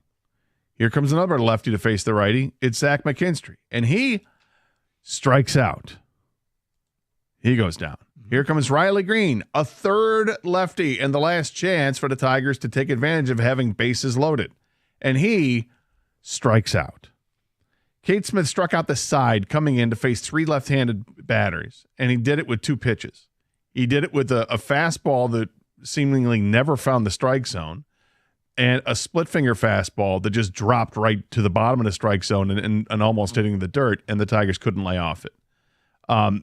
It's devastating when you have 2 pitches like that. When you got a heater that goes 97, 98, and then a splitter that can, go anywhere from 87 to 90. It's such a disparity in speed with a pitch that looks exactly the same, and one drops off the face of the earth, and the other one is just, located outside his strike zones, won't do any damage. Some guys just have a team's number, and Cade Smith is pretty good against the Tigers. He's actually had 27 at-bats against him. So kind of like a full game. It doesn't necessarily translate to a full game, but 27 bats against him. The Tigers have scratched out 5 hits. He has struck out 12. So, he's a good, if you're Cleveland, this is a bit of an antidote to the Tigers, and they put him in a high leverage situation and he got out of it. Was there an update, by the way, in Gleyber Torres, who got hurt last night? I haven't seen one yet. Okay. Doesn't mean there isn't one out there. I'll look for one, but I haven't seen one. Yeah. All in all, I mean, there's nothing to panic about. We're trying to get better at this, getting used to having a good baseball team, and these kinds of things happen. But bottom line is they have to have more timely hits. They probably could afford to be a little bit better at the plate, and specifically with runners on base. I mean, that was early in the year when they got swept by the Dodgers to open the season. They weren't great with runners in scoring position. They were great at getting people into scoring position, but they didn't come through. You're not Abner Doubleday here figuring out that you got to come up with the right hits at the right time, and that's how you out hit a team and lose 7-0. This is the first time in a long time I've heard an Abner Doubleday reference. Nice. So yeah, I mean, I could have gone with something more modern. No, which probably is what Big B would have asked. You went with the guy who created baseball. I mean, that's going back. I like it. He back in the day he said, "Ye old game of baseball." Yeah. Batting average with runners in scoring position will be a key. That's the whole premise that he came up with, but. Anyway, I'm not panicked at all, nor should we be. Still a really good baseball team. I will, if Cleveland wins this series, because I think Detroit's better than Cleveland, okay? But if Cleveland wins the series, you have to start wondering about just if Cleveland, is it the foundation of a frustration? I wouldn't be there yet, but let's say Cleveland takes 3 or 4 here. If they win the series, you start to wonder if Cleveland's kind of got Detroit's number. I don't think winning this, taking Detroit out in the playoffs last year, coupled with winning the first series this year, means that. First game of the series. I said if they win the series. Okay. Yeah, if you couple the them winning in the playoffs and then winning this, and it'd be early, but it'd be like, okay, it's a good time it'd be the next time they play Cleveland, be a good time to win the series. But still 3 games to go. Maybe the Tigers will win the next 3. Who knows? Well, I'm expecting them to win at least 2 of these games, and no reason not to expect them to win 3. It's a really good baseball team, and I think they're better than Cleveland. Mm-hmm. I think you faced off against a pitcher in Bybee who's had success against the Tigers, and one missed out. Well, it wasn't one; it was 3 missed opportunities in the 8th inning alone. It just crushed him, and then Cleveland comes up on the top and in the 9th inning and somehow pushes 4 runs across. So it's yuck, throw it in the garbage, get back at it today. Jackson Job's on the hill facing another right-handed pitcher, Slade Ciccone or something like that. This guy's name. Slade is a first name. You like that? It's you should be destined for something if your name is Slade, right? Yeah. There's a kid at West Bloomfield, D1 prospect, Slade Moore. There it is. I think it's more, but yeah. Anyway, yes, Slade's an aggressive name. It's very aggressive, but good for him. So we'll see if Jackson Job get the Tigers back on track tonight. Really, it's up to the Tiger hitters to get back on track because they didn't score. And Jack Flaherty pitched well last night. Not great, but he pitched well. 3 runs in 6 innings and struck out 8. That should be good enough to give your team a chance. I think the game that I want the Tigers to win most in this series is the Casey Mize start. Given the Casey Mize career arc has been hiccuped with injuries, shelved brief, not major injury, but he's off to a great start. I would love to see Mize just pick up where he left off. And so focusing on, I think that's the game I want him to win the most. And I want him to win it in Mize fashion with him going out and being what he's been most of this year. Saturday night game, Comerica Park. If you sat through the whole thing last night, call up and get your badge of honor, 248-539-9797, or text. That's just a... I mean, what do you even do in that game? I don't know, but were they handing out orange ponchos? Did you notice that? Everybody had that orange poncho? I did not, but it's a nice touch if they did. Yep. For the scores of people that were toughing it out. But, I mean, that's just brutal to be there. Your team's not playing well. Mm-hmm. It's raining. They're not going to stop the game. They're not going to delay it at all. And you're there for it. And, bravo. Bravo to the people that were there. There's plenty of places you can shelter up. Yeah, you can take. Yeah, but I mean, you got seats for a reason. You want to sit in those seats, Well, it's suboptimal when you're talking about finding shelter while watching a baseball game, but and it's the cold factor, man. Yep. With the rain and the wind, that's got to be. Who knows what the wind chill was in that game, and it's just freaking cold. It was if it's in the 50s. It probably feels like it's in the 40s. Weather's supposed to be better the rest of the weekend, though. Couldn't be much worse. 248-539-9797. Hutch speaking yesterday led to a lot of people talking about him around the league. We will get to that coming up. That at 10:35 here on Carson Anderson on 97.1 The Ticket.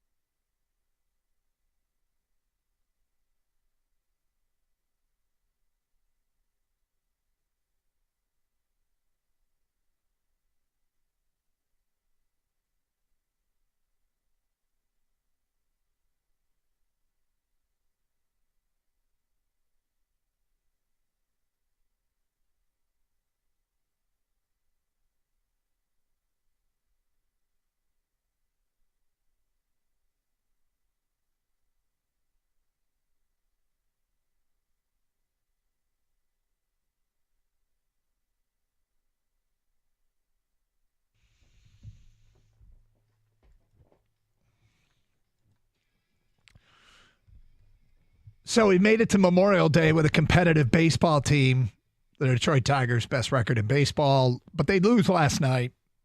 I don't think that slows down any momentum or excitement about this squad. And God, it's fun. This is a chance to have a very, very fun summer and all that comes with the scoreboard watching, the trade deadline, speculation, maybe you want to go on the road and see him. Hey, let's go to the Tiger game. More excitement.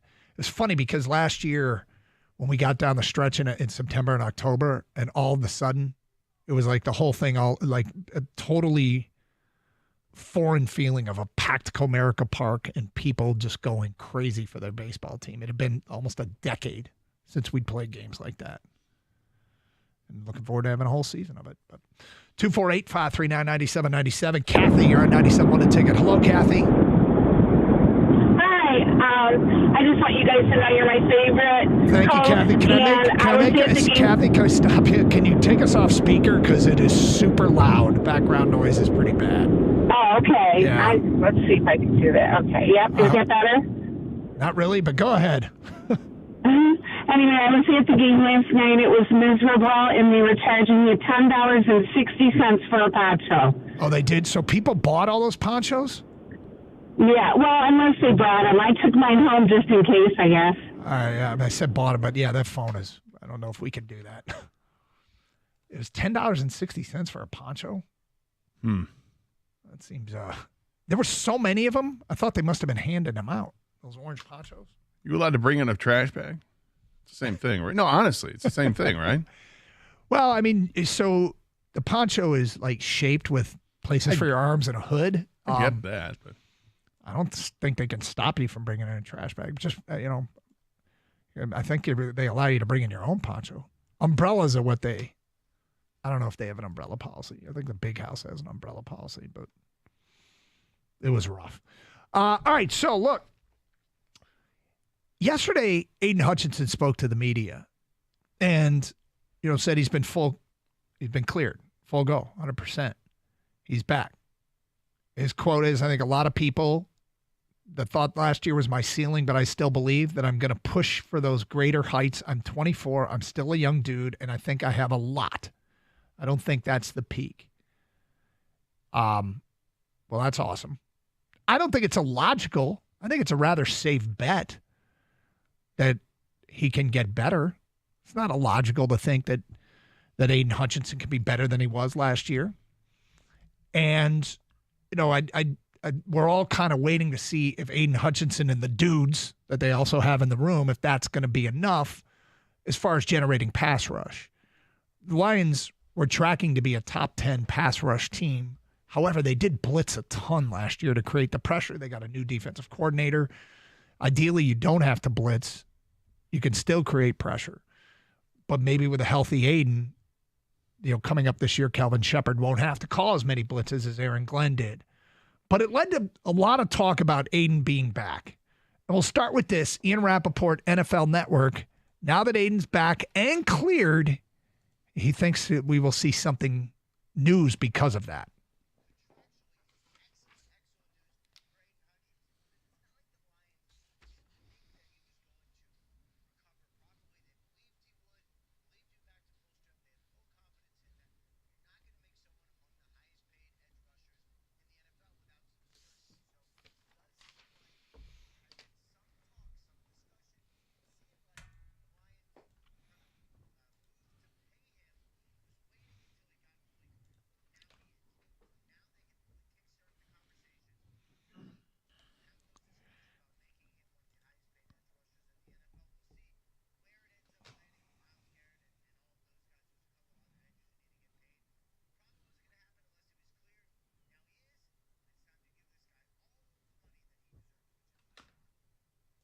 Okay, Baldy there referring to Brian Baldinger, and we'll get his 2 cents on what this means here in a second.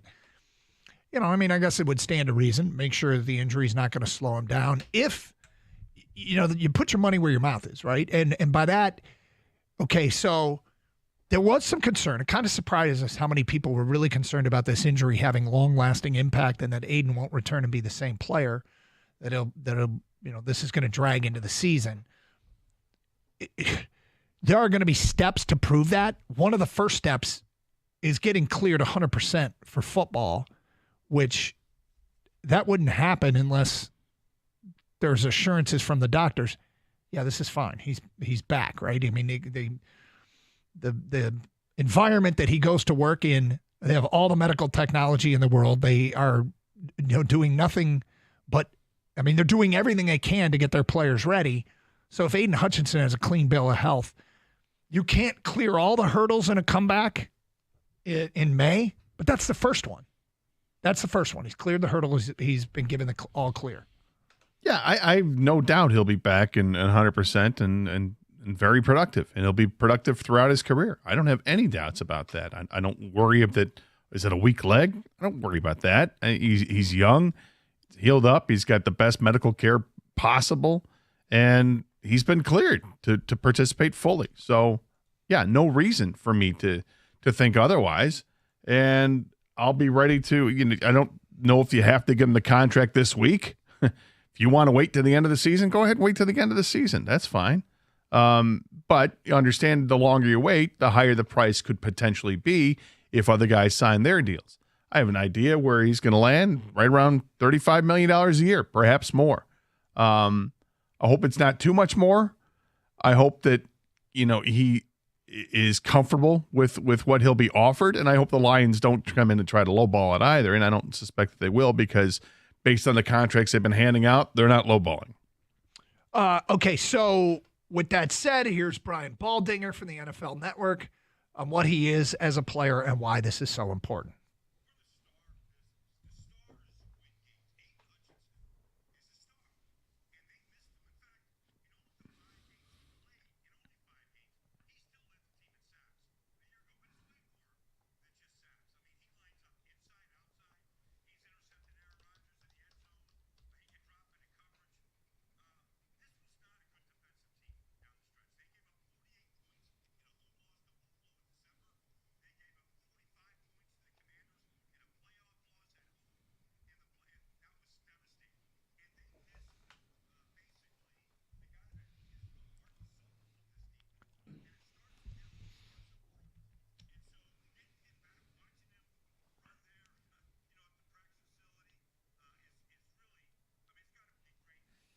So there you go. Two guys in the NFL Network. The news cycle started up in the NFL about Aiden Hutchinson and his return and what this meant for the Lions.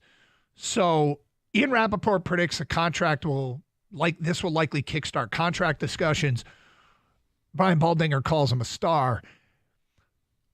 So the edge rusher topic is hot button issue that I kind of felt like was put to bed until they, do something else. But this kind of kickstarts the discussion. So there's a couple things I want to ask people. One is this a sigh of relief for those that were really concerned, or are there still hurdles that you need to see cleared? Two is, I don't think it's a stretch to think that Hutch is a 20-sack player. Last year he had 7.5 sacks through 4.5 games. So he's trending to be that. The last 20-sack guy was TJ Watt. Back in 2021, he had 22.5 sacks. That year, Pittsburgh led the NFL in quarterback sacks. A healthy 100% Hutch, which it seems like they're counting on.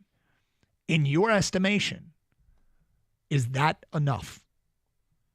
If this guy can be a 20-sack guy, is that going to be enough? Enough for what? To win a Super Bowl. Like, do they have enough? Well, what am I getting on the other side? Just what they have? What they have, yeah. I mean,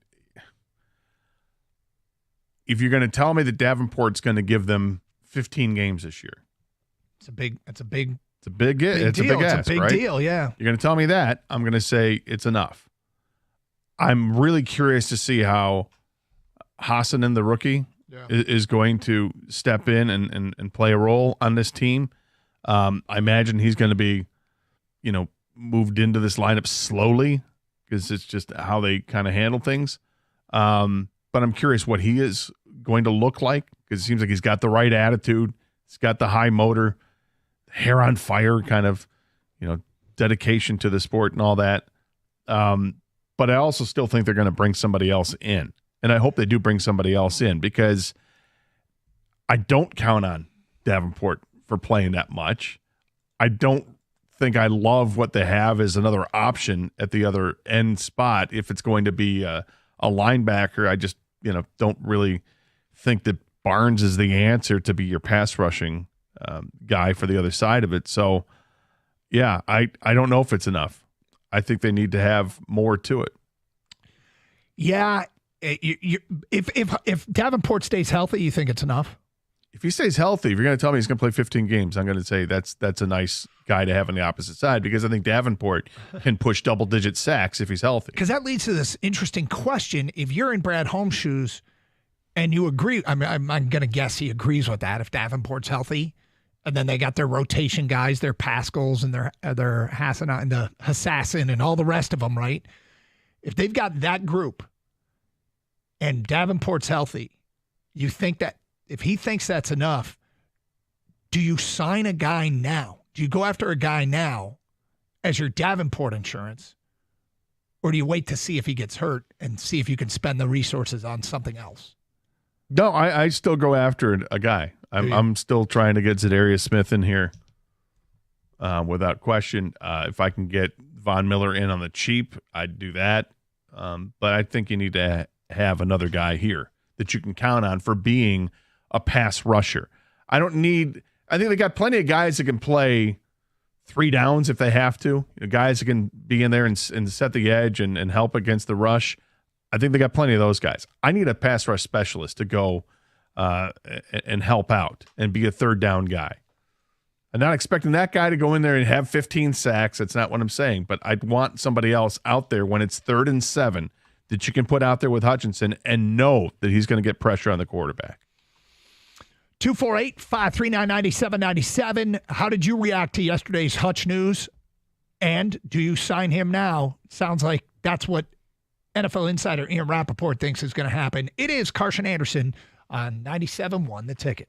24 Seconds Bar and Grill, that is my favorite place to go for any kind of sporting event. You want to watch an event outside your own home? You go to 24 in Berkeley. It's amazing. Flat screen, high-definition TVs all throughout the place. The food's amazing. The atmosphere is fantastic, and they've got the best wings in town. We got spring and warm weather. Hopefully it's going to get nice and warmer this weekend. They've got the rooftop deck up there, which is awesome when you get to the summertime and it's hot. You want to be outside.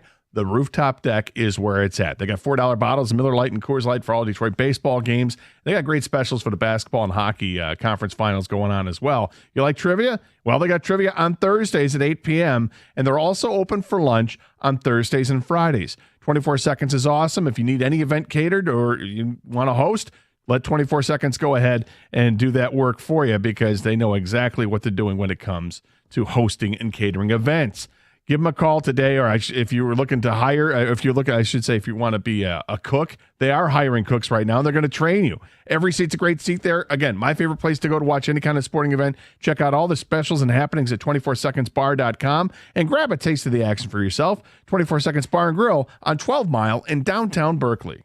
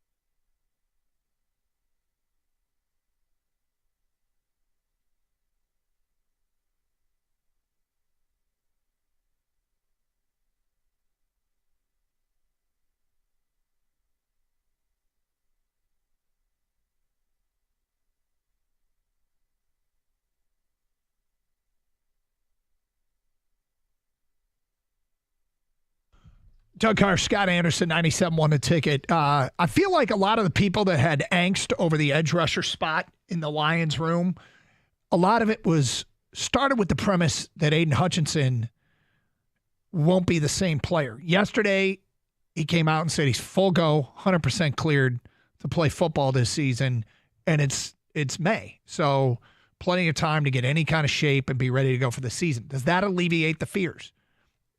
Now, there was the people that thought Aiden's hurt, got to make a big move. There's people that thought Aiden's hurt, got to make a smaller move. And there's people who thought, even if Aiden's healthy, I'd make a move. And I'm just kind of wondering where you are right now with this news that this first hurdle is cleared and he's all good to go for football activities. I think there's another factor in there, too. Let's hear it. Ali McNeil. He was healthy when Hutch was healthy, and we know that Ali McNeil was developing into a pass rusher from the interior, that he was certainly getting pressure. We don't know when he's coming back. We know that he's attacking the rehab, and he's determined, but who knows when he's going to come back. Some people don't think he's going to come back till maybe the second part of the season. Right. So if he's unlikely to start the season with the Lions, and unlikely to be there to be a helpful pass rusher from the interior, then that's another reason to think that maybe Hutch isn't going to get off to this great start, or I shouldn't say that or that they need to add more to the pass rush. I mean, they've got a lot. I'm going to give you two guys that stay healthy, Davenport and Onwuzurike. If Davenport and Onwuzurike stay healthy, I think they're fine. I think they're totally fine. You can invest in an insurance policy now in case they don't stay healthy. And you certainly are going to rotate through guys. Like, it's not like you play 2 edge rushers and 2 defensive tackles the whole game. Got it. But if Davenport and Onwuzurike stay healthy, then there's the pendulum of good luck swinging back in the Lions' favor after last year's historic number of injuries, specifically to the defense, but a historic number of injuries, and still going 15-2. We kind of like to see them have a healthy season where these guys play 15, 16, 17 games. But Onwuzurike had 1.5 sacks. Yeah, he played 16 to 17 games last year. Gotcha. He was wasn't he first in the NFL in QB pressures from the defensive tackle spot or close to it?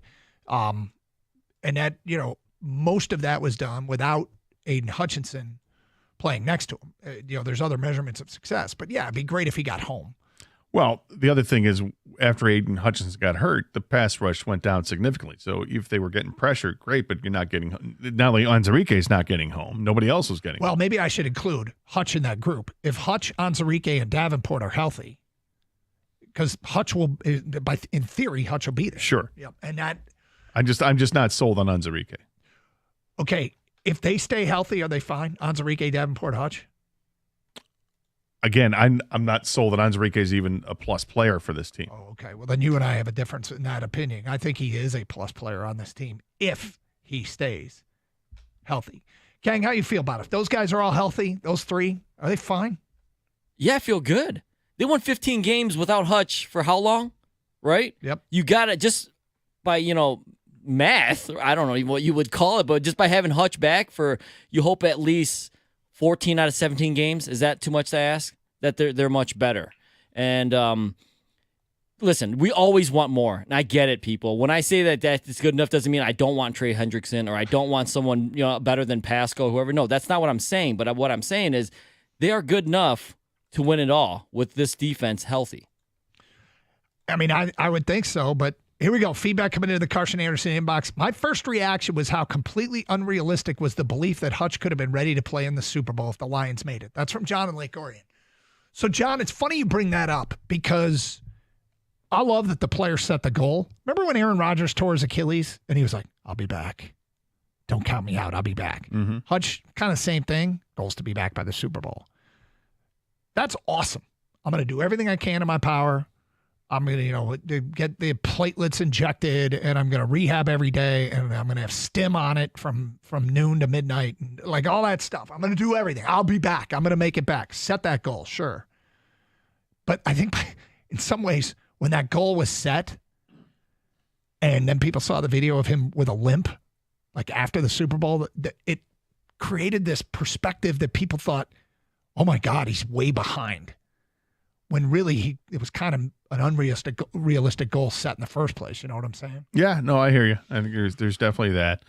I think if we look back to the schedule the Lions played after the Dallas game, after Hutch got hurt, the competition dropped off significantly for the Lions, and they end up losing just one game the rest of the way. It was to Buffalo, very good football team, but outside of Buffalo, you got 2 games against Minnesota, big wins, which were big wins without question. I mean, the way things set up, but by the end of the season, beating Minnesota 31-9 at home in the last game of the year, we're all talking about how Minnesota got exposed. Fair enough, but Minnesota was awfully good leading up to that point. But beyond that, you've got all these games against teams that weren't playing all that well. And I'm not downgrading the 15-2 season, okay? You'll take 15-2, particularly with all the injuries that they had. I'm just saying now, to get back healthy, they're going to need to be healthy because the schedule changes dramatically. They beat 6 playoff teams after he got hurt. I mean, that's not something to downgrade. That was a pretty good run. Well, Minnesota's 2 of them. Yeah. Okay, so San Francisco at the end was a mess. But they weren't a playoff. And they weren't a playoff team, I guess. So where else are we looking at? Green Bay. They beat Green Houston. beat Green Bay twice, so you got 4 games against your division. They beat Houston.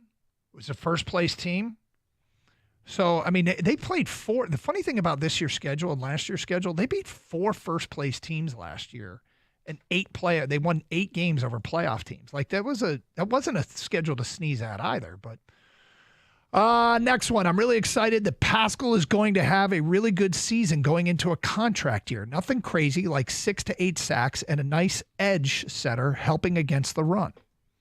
Next text, can anyone explain to me why we would pay Hutch sooner than we have to? There is 0 reason to offer a huge contract until he's proven he's 100% healthy and productive. Well, you'd pay him earlier because you think you'd get him less expensive. Yeah. Because if you wait after year 5, if you pick up the 5th-year option and wait to that point, I mean, that number could jump up to $40 million a year. Could they wait, though, until this season is done? Yes. I mean, you could. But the sooner you get sign that contract, the cheaper he costs, right? You'd think, yeah. I mean, they've already announced, correct me if I'm wrong, they've already announced they're going to pick up the 5th-year option, correct? And this is year 4. Yeah. But haven't they made that yes, point? They did. Yes, okay, they did. So if they know that, they don't have to do anything now. They can absolutely wait till the end of the year. I don't understand how he can be 100% cleared when he hasn't played under game conditions yet with 300-pound people tackling him. He's 100% cleared to do all of workouts, right? Yes. And to compete in practice. Everything they're going to do now, he can do. I think the Lions should let him play a few games until they see if he's actually back. I mean, you can. You can. The question is, why do you think Zadarius Smith hasn't signed anywhere? I think he wants to sign here. Do you? Yeah. I think there are probably a few teams that he's going to consider. Wants to go to winning teams. This is a team that was, obviously, we know they're a winning team. Very good football team. I think he wants to come back. God, I hope he does. I think that would be, because he'd come back at the Lions' price. Right? I mean, they've let him go because he was, in theory, too expensive. And who knows how far away they were?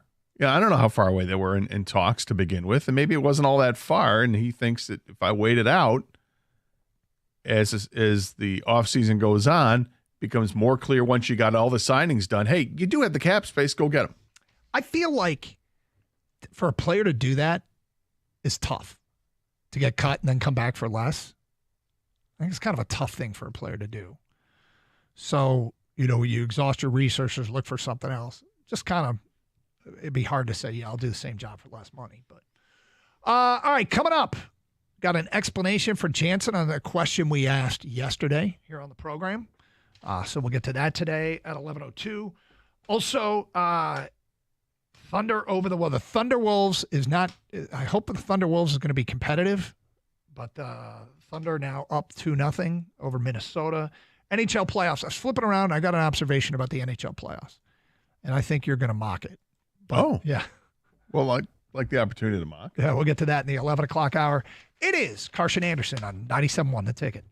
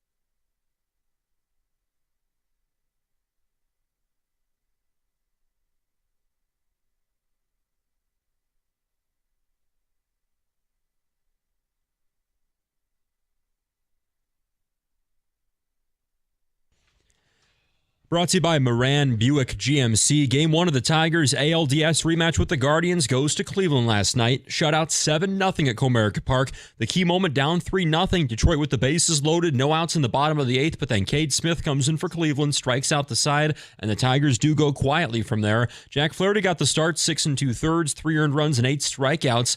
Angel Martinez had the big blast off Flaherty in the 5th.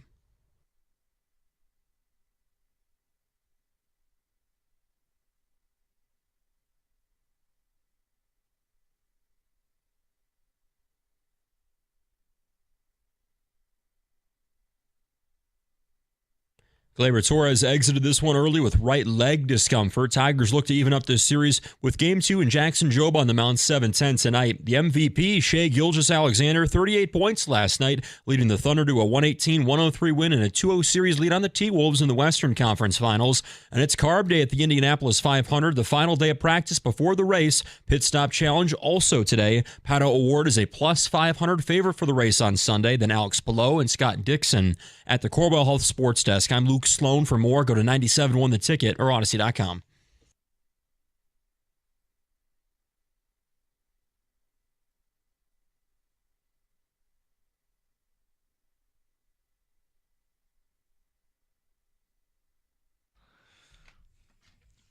He missed the biggest sports story of the day, the Wiener 500. The Wiener 500. This thing could be a huge success, and I think it could also be, I don't know what direction this is going to go.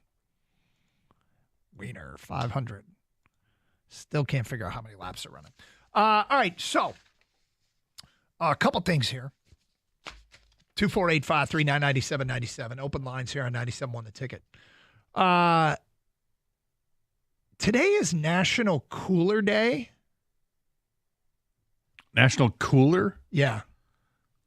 Like the person that stands at you at the craps table, so you get off a heater. No, where you put your beer to keep it cold. Oh, okay. Yes. Can we talk about Yetis? We can. I mean, we brought this up in years past. Yeah. People love their Yeti. They love their Yeti. And here's what they'll invariably say. I put ice and beer in my cooler, right? And 4 days later, it was still cold. That's awesome. But isn't that like the greatest overkill of all time? Typically, for cooler use, typically, sure. You don't need it more than just to keep it cool for a couple hours, right? Well, except if you're going camping, or if you're going on when I would go on the golf trip with the guys. We would have massive coolers. We'd fill up with ice in the beverages, and we'd have to constantly get more ice because it was like a 5-day event. And like the massive Yeti coolers, you know how much those cost? Yeah, they're hundreds of dollars. There was one I saw today that's over $1,000. It's insane. It's insane. There are knockoffs that you can get for a fraction of the cost. Yeah. Or just make up the difference and get more ice. What's interesting is for baseball, I got a Yeti bucket. Okay. Now buckets are a big part of baseball and softball because you keep all the baseballs in there and then the coaches sit on them. Like you sit on top of the bucket. I don't know if there's a turn it upside down and sit on it. No, it's got a lid. Oh. I don't know if there's a dugout in any baseball anywhere without a bucket and somebody sitting on the bucket. So I got one that was Yeti. If somebody gave it to me and I'm like, oh, sweet. And I said, yeah, it's affordable. But the weirdest thing is, it was I think it's like the only Yeti product that doesn't keep it cool. That doesn't have that long-standing stuff will stay cool for days. It's just a bucket? It's just a bucket with the Yeti name on it, and it's a cooler. You can tell it's a cooler. It feels like a cooler, shaped like a cooler. It's got that kind of thick cooler wall rather than the typical. But it's not a typical Yeti that's going to keep it cold for a long time. And I'll go walking through those stores and see a Yeti. Oh, that looks cool. And I look at the price tag every time thinking maybe, just maybe, the prices have calmed down. And they never have. And I can't pull the trigger on it. I cannot pull the trigger on a Yeti. Just because it's almost like whether it's principle or it's sticker shock every single time. Yeah, with me, it's out of principle. I won't do it. You won't do it? No. Kang, how you feel about the Yeti? So I'm not a fan of usually those what do you call it, the travelers or whatever everyone has now, right? Like the coffee mug with the tumblers? Yeah, there tumblers. you go. Yeah, that's what it is. Thank you, Gator. You're a big you're a basic guy. That's me. I'm basic. You're basic. So anyways, I'm not a fan of those because like the way the fluids or liquids come out on the lip, it kind of like, I don't know. I think it's messy. But one day I had to borrow my wife's tumbler, and it's a Yeti tumbler. And I usually drink black iced coffee. I don't like hot drinks. I think we've spoken about this before. I like my drinks cold, my soup's hot. So I have this iced coffee I bring in, and I put an ice cube, a big ice cube in, like a whiskey ice cube. Gator, you know what I'm talking about? Yeah, big one. brick. Yeah. Yeah, okay. That thing was still a big ice cube that night, okay? In this Yeti tumbler. I'm like, this is real. Oh, it's The real. Yeti, I don't know what they're doing. I feel like it's not good for you to keep something this cold this long. That can't be healthy. I don't know what it is. It's not right. It's not normal. No, it's the insulation. It's the proprietary whatever they use with the insulation. But yeah, I don't think it should be good for you. Yeah, the tumblers work amazingly well. Yeah. There's no doubting that. And if I have any Yeti tumblers, it's because they've been given to me, either as a Christmas present or because it was, somebody had a business and they were businesses always have the tumblers that they give away as gifts, right? And so I have friends that say, "Hey, I got an extra one of these. You want them?" Sure, I'll take one of those. And we've had them here at the station. They've given them out. So do you remember a couple of years ago, everybody went absolutely crazy about the Stanley Cups? Yeah. Yes. Did they cut into Yeti? Is it It was a totally different thing.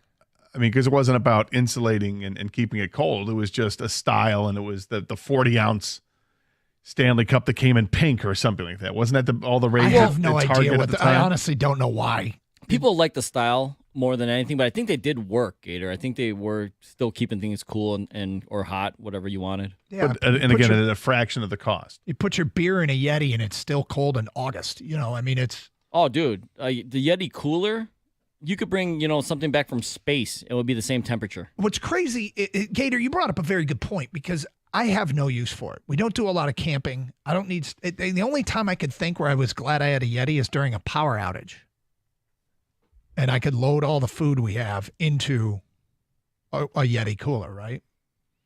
Keep it cold while you're waiting to get your power back. But 248-539-9797. Let's go to Billy. You're on Ice. Someone a ticket. Hi, Billy. Hey, how's it going? What's I up? I have a Yeti, and I'm not real crazy about the Yeti because if you have an Yeti and you put ice in it, it will not last. It'll melt like quicker than anything. You got to buy these packs that they sell, or even maybe another brand might sell them, but the packs will work. But for the money you pay for a Yeti, I'm not sure if it's worth it because it doesn't keep it cold with ice. So you're saying ice packs work in there, but the actual ice does not? It melts too quickly? Yes. Let me ask you this, because I wouldn't know because I've never had a Yeti cooler. But if the ice melts, does it still keep it at a colder temperature? I mean, it's going to melt if it's above 32 degrees. Does it keep it at like 40?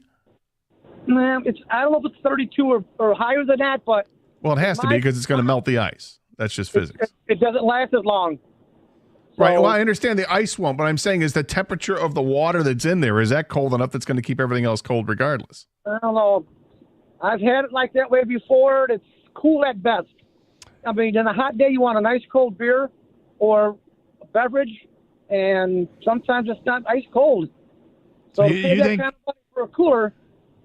You think What- that it's what- oversell, that they aren't as good as everybody says they are? That's my opinion, yes. Okay. We got this feedback here from a listener who says, the only thing I hate about Yeti is that everybody that buys one becomes a Yeti salesman. They love to talk about their stupid $900 cooler. Yeah, great. This is true. Is that a Yeti? Oh, you want to hear about it? Yeti guy? You're not a fan of Yeti guy? Oh, you don't want any of this. Oh, you want to know about the Yeti? Yeah, well, sit down. Let's have a beer. We'll talk about it. Was it the point that you don't want to hear about the Yeti, but they tell you anyway? Yeah. 248-539-9797. Andrew and Howell, you're on 97 on a ticket. Hi, Andrew. Hey, how's it going, guys? We're good. So the Yetis are great, but the one thing that makes them not practical is the weight once you load them up. like if we're going somewhere and you have that thing loaded with ice and whatever, like my wife physically can't move it. So we always resort back to the cheap like igloo coolers for the simple fact that they have wheels. Like why isn't Yeti upgraded to the wheels? I was on their website today. I think they do have a cooler with wheels available. The 4-wheel drive now, aren't they? Yeah, they have they're called yeah, they've got one now with wheels. For what it's worth. A regular Yeti cooler with wheels is $450. Oh my God. Yep, igloo all the way. Thanks. 248-539-9797. Just buy more ice. The biggest, the Tundra 350 hard cooler from Yeti, $1,500. Oh, come on. Well, how big is it? It's massive. It fits 549 cans. That's a lot. Or one full 6-foot human body. It also fits 353 pounds of ice. One Walt Disney. 353 pounds of ice. That's awesome. Wait a second. But that guy's right. You can't move it. What is that, cold plunge? I mean, it says 353 pounds of ice. How do you hold 350?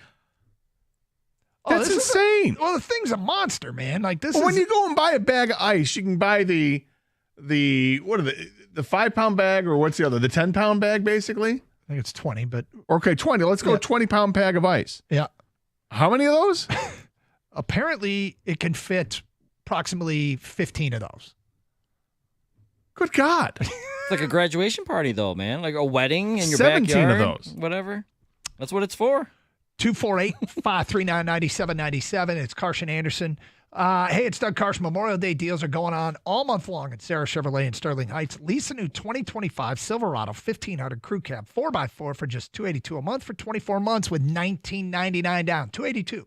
Go now to 17.5 in Van Dyke and Sterling Heights. 87-SAY-SARAH, saysarah.com. Together, let's drive with GM employee discount and Chevy lease in the household. 10,000 miles per year plus taxes and fees with approved credit. Offer ends June 2nd.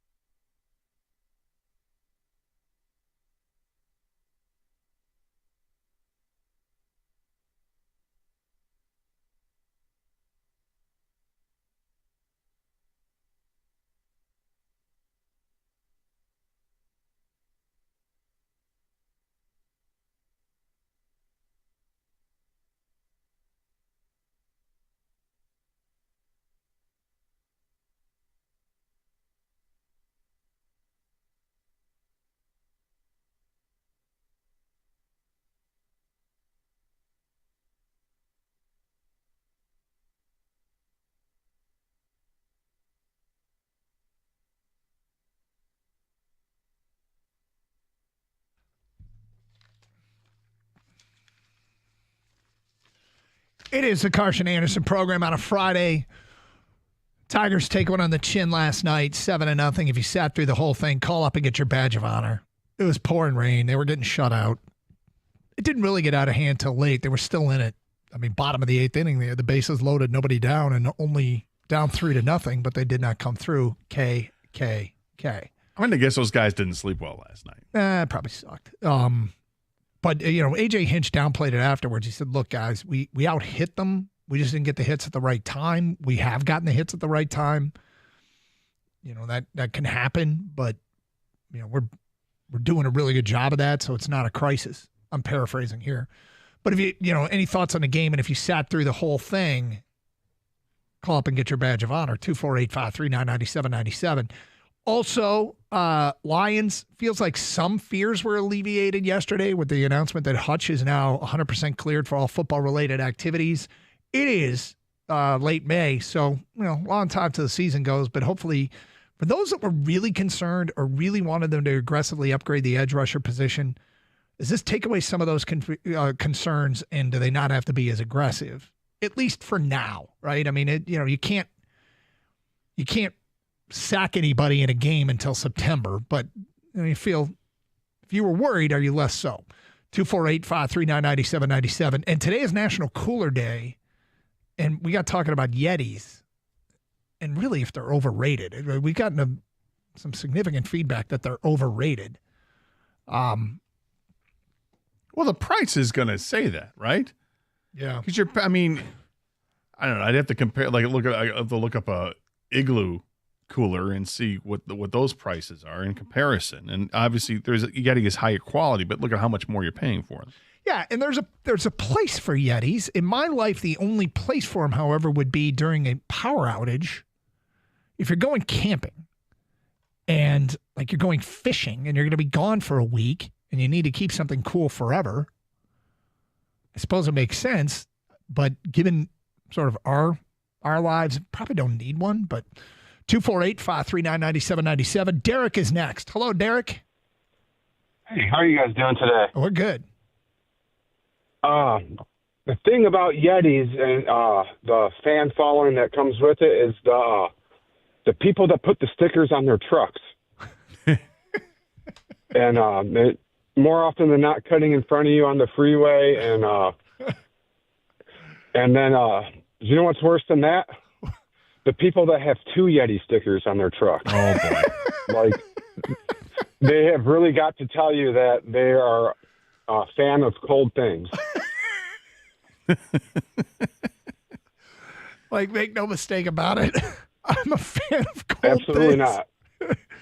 Although it's interesting, you're trying the correlation between Yeti sticker guy and being a rude driver, an inconsiderate driver.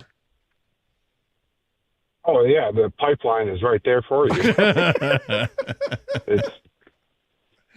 Let me ask you a question, Derek. Would you choose not to hang out with Yeti sticker guy? I'm going to give everybody a chance, but I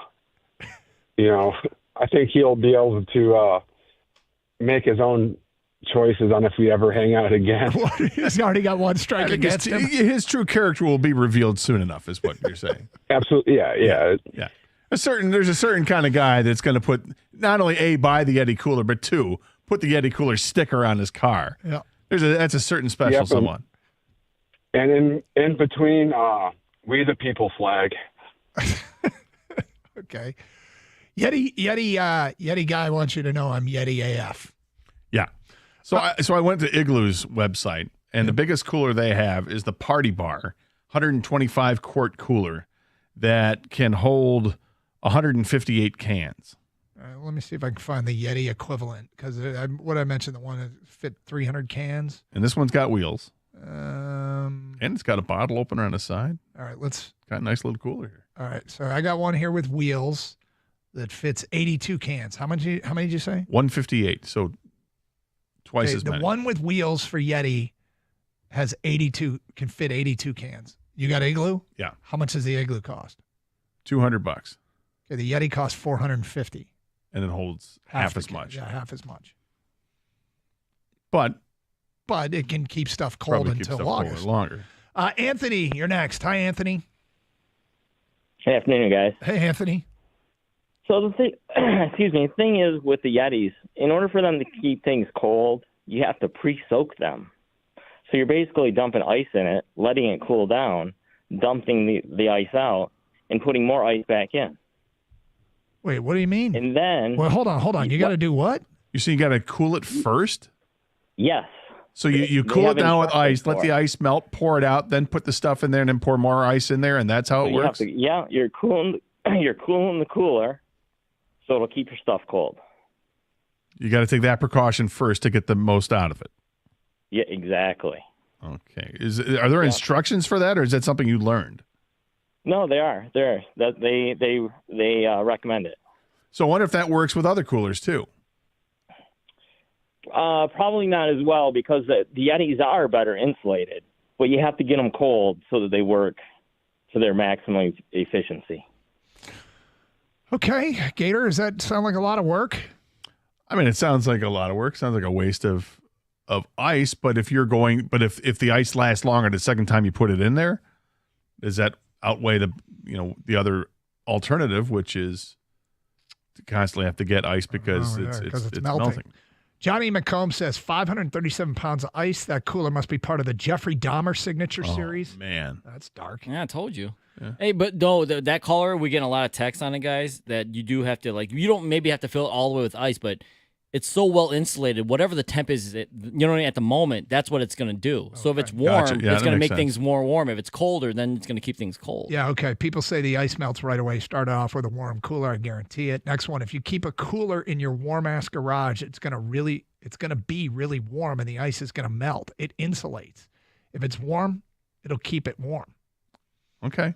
I hear you. It's like a McDLT. Here we go. Cold stays cold, the hot stays hot. Yeti people are iPhone people. They only talk about their Yeti. Yeah, there you go. Buy Arctic. Buy Arctic, same thing and cheaper. Yeti pending patents are expired and other knockoffs that are exactly the same. There are other knockoffs that are exactly the same. Okay. Arctic, so it's RTIC, I believe. Arctic, yeah. ARCTIC. Well, I think that the brand is Arctic is actually ARTIC. Is it? Okay, he wrote Arctic. I don't know the brand, but hard coolers. You got it? Yeah, there's a 52-quart ultra-light wheeled cooler. Okay, how many cans? See if it says 78 can capacity. Okay. This is really similar to the Tundra Hall wheeled cooler from Yeti, which has 82 cans. $251. $450. It's kind of a cool logo. Is it? Yeah. You'd be an Arctic guy? I could. Patrick on a cell. What's up, Patrick? Hey, guys, how we doing? Great. All right. I would love to call in and trash the whole Yeti brand, Yeti lifestyle, but we're fans. They really do keep stuff ultra chilled and hot too. Yeah. So I don't know these guys calling in saying the ice melts. We've never had that problem with any of our Yetis. So hate to admit it, we're fans. We don't really promote them, but they are the best. I gotta say, it sounds like they're a part of the family, like your pet, like any of our Yetis. Any of our Goldens are just the greatest dogs in the world. But any of our Yetis have they've always treated us well. They've never strayed. I get it. I did want to say something. It was interesting. Your other caller said that those the wheeled ones, and then we have an old school Yeti, the kind of the duffel bag style. That thing gets way overloaded, and we normally resort to using that individual in a old school igloo cooler. So that's the only kind of big knock that we have against them. All right. Well, but you'll never see a Yeti sticker on my car. Never. Good. You draw the line. Well done, Patrick. Don't do Draw that. the line there. Yeah. All right. Thanks, guys. Appreciate it. I gotta tell you, these Arctic coolers, Yeah. they have really cool color schemes. Do they? Yeah. ARTIC, you said? It's RTIC. RTIC. Go RTICoutdoors.com. Okay. They are really cool color schemes on these things. All right. One it's called the Patriot, red, white, and blue, that looks like Pepsi. Do you do you have a need for a cooler? Not really, but I'm kind of wanting one right now. I'm not gonna lie. Yeah. These things are cool. Have you seen the halftime cooler? I'm like, look at this one that's like a square. Is it a hard cooler? Yeah, halftime water cooler. It's square. It's kind of cool looking. Oh yeah, sure. There you go. Yep. And again, cool color schemes, right? Yep. Gator, it's a guy thing, man. Like I have a oversized cooler that I don't use nearly as enough. Like I thought I would. But I'm still encouraging you to buy one because I think it's awesome because this is what we do. We see, we're like, damn, that cooler looks sweet. I want to get it and put it in my garage and never use it.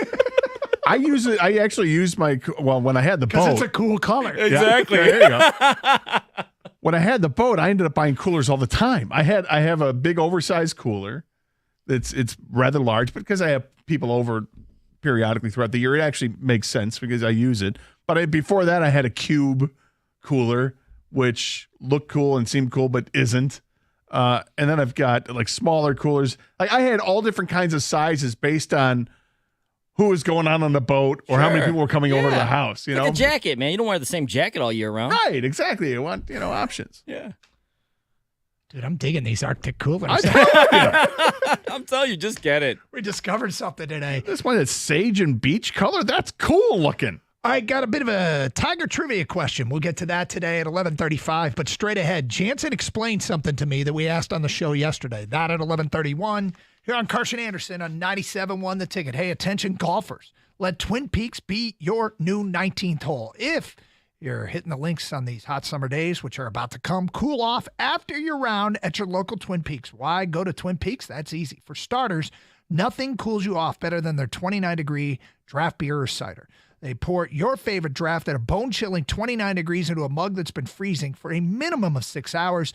There isn't a golf course in the state that can offer that up. Now pair that with food from a scratch kitchen, and you'll want to stay there long after you're off the course. Hand-smashed and seared burgers, house-smoked brisket and ribs, hand-breaded chicken tenders, boneless wings. They got the fresh salads with house-made dressing. They got everything you want to recoup after a long day on the course. Bring in your scorecard and receive a free chips and queso appetizer to pair with those beers, rather. That's cool. What makes it even better, wall-to-wall TVs, so you're not missing any of your favorite teams in action. There's the beautiful Twin Peaks girls serving it all up. If you're in town for the long holiday weekend, be sure to head up Sunday for the Indy 500. Start your engines. Twin Peaks, eat, drink, scenic views.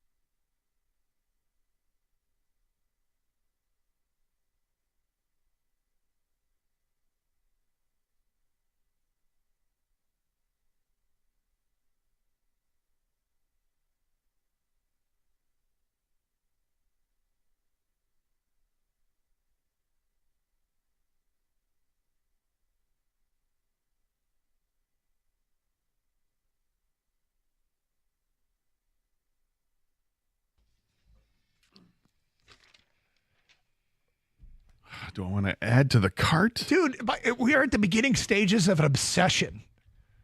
It's no longer, is Gator going to get one of the Arctic coolers? It's how many? Man. So you are all on board with the halftime cooler on National Cooler Day. Well, I just realized something about it. Here we go. It's got this feature called the dual fast fill taps. 2 uniquely designed fast fill taps make it easy to fill twice the amount of drinks at once. It's a drink dispenser that they have in this thing. And to advertise it, they've got a picture of it being filled up with vodka. I can make 2 mixed drinks at one time, have them sitting in this cooler, and it's got a dispenser at the bottom. Kenny's on board. Ken, you down? We could be done at the same time. I mean, come on. And the colors of these things, the color scheme. I don't care. Do I want the plum and lavender? Yes. Am I all about sage and beach? You bet your ass. I already talked about the Patriot. Looks like a Pepsi can. It's awesome. Dude, how about the pond and pale pink? Why not? It's awesome. I mean, the marine and fresh mint? These sound like scented candles. No, this goes back to Gator's love of HGTV and like just styling a home. I'm telling you, that's why he loves these color schemes, Doug. They got good color schemes. I've never seen someone so excited about the color schemes of coolers. Here's the other thing. A, not Yeti. Not Yeti. B, a quarter of the price. Right. Now, does it keep stuff cool until 2028? Probably not. The 3-gallon size is $90, and then they got a 6-gallon size. Oh, look at this 6-gallon daddy. Look at that one. It's even taller. It's just built straight up. It's like a Bigfoot home. He was getting all worked up during the commercial break. Jimmy wants to know, pouring all this stuff in it, then you have to clean it. What, just add water? How tough is that? Get the hose out? No, just saying. That's what. Don't you clean your cooler anyway? Usually. Just rinse it out. It's all right. Plum and lavender. You've made it this far in life without a plum and lavender Arctic cooler. I know. I'm surprised by this. This is going to end, isn't it? I'm just, there's a lot to like with these. That's all I'm saying. There you go. That's all I'm saying. Okay, so yesterday, do you remember the Bigfoot story? I didn't even see the Trailblazer.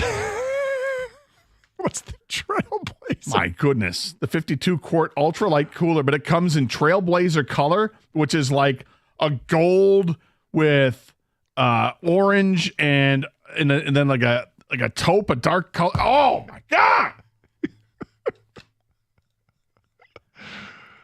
Gatorpalooza may come earlier this year. I don't know. Okay. I just don't know. He's on board. Wow. He's on board. I mean, that's the hard coolers. I can't imagine what the soft coolers are going to look like. They look like purses. And you're out on that? A couple of them look like purses. The problem is this strap. They got the everyday cooler, which can go 6 can up to 28 can. Who doesn't love it in a can? Are you guys on the website right now? Yeah. Is that what you're looking at? Yeah. Did you go to scroll down on the front page to the real deal? The real deal? Yeah, I just want to ask your opinion on the picture they use to sell these. Like, what is... Okay, so, Gator, are you scrolling down? Right? Okay, describe to the people, Doug, what you're looking at. So, it's a cooler sitting on top of what looks like a vehicle. An RV. Something like that. And there's two people also sitting on top. It's a woman. It's a couple, yeah. And the woman is holding and playing a banjo. A banjo! A banjo? And the guy is leaning in, listening. Intently. And he also has a little bit of a scowl on his face like, damn it, you're better than I am. And she's wearing, I mean, they're in the out, this is a fall scene. They're out, they're clearly hunting and fishing is what they're doing. They are hunting and fishing, taking a little break while she's busting out the banjo. Like she's reliving the scene from Deliverance without, the freaky stuff. With all the weird stuff. Yeah. And he's like, is it my turn? Can I play yet? I want to impress you. This is crazy. Meanwhile, There's our Arctic cooler with our Zima on ice in the inside. Hysterical. That doesn't dissuade you from getting your Arctic cooler. I mean, not really. Yeah. No, it's funny. It's definitely funny. From a listener, Gator and his drink dispenser cooler. He hasn't been this excited since he was in Dog Row. Taking me back. Strong state. They got backpack coolers. Yeah. Come on. You know you want them. How many of these are you going to get? That's the question. Oh, they got a camouflage lightweight backpack cooler? It comes in camo. They'll never see it coming. Where'd that beer come from? I just grabbed it. Can I have one? I don't know. Can you? Did you summon the beer guys out there to just drop this beer from the sky? And it's cold. Where did this come from? Camouflage. Man. Good God. Oh, here's one for you, Doug. The Arctic ice lunch bag. Oh, yeah. Bring my lunch every day. There it is. Yeah. I don't need to keep my lunch cold. But it's good to know, I guess, if I ever need it. Oh, man. Yeah. Y'all good? I'll be all right. I mean, maybe a couple $100 cheaper, less. Lighter wallet? Light in the wallet there. Yeah. All right. I'm Xing out. Okay, good. Xing out. No, back off away from the computer. Even though it's Memorial Day weekend. Good time to buy a cooler. I may just have to go and see where the retailers are. All right. So remember yesterday, the Bigfoot story? Bigfoot apparently is hanging out down in Monroe now. Oh, please. It's been authenticated by the Bigfoot Research Organization Group or whatever the hell they were called. Foundation of BROG. Right. So remember what those guys were doing? And we didn't know what it was? They were bow fishing. Yeah. They were bow fishing down in Monroe when they allegedly have a confirmed Bigfoot sighting. And we didn't know what bow fishing was, but we kind of moved on. Here's the quote today from John Jansen when we asked him what bow fishing was. It's so much fun. Oh my God, it's so much fun. Bow fishing is exactly what it sounds like. I imagine it is. You have a bow and arrow or a crossbow or whatever with a fishing line attached to it and a reel. And you aim your bow and arrow at the fish, thump, and then reel it in. That is bow fishing. And you're limited to what kind of fish you can catch with that, but yeah, he said they usually do it for carp.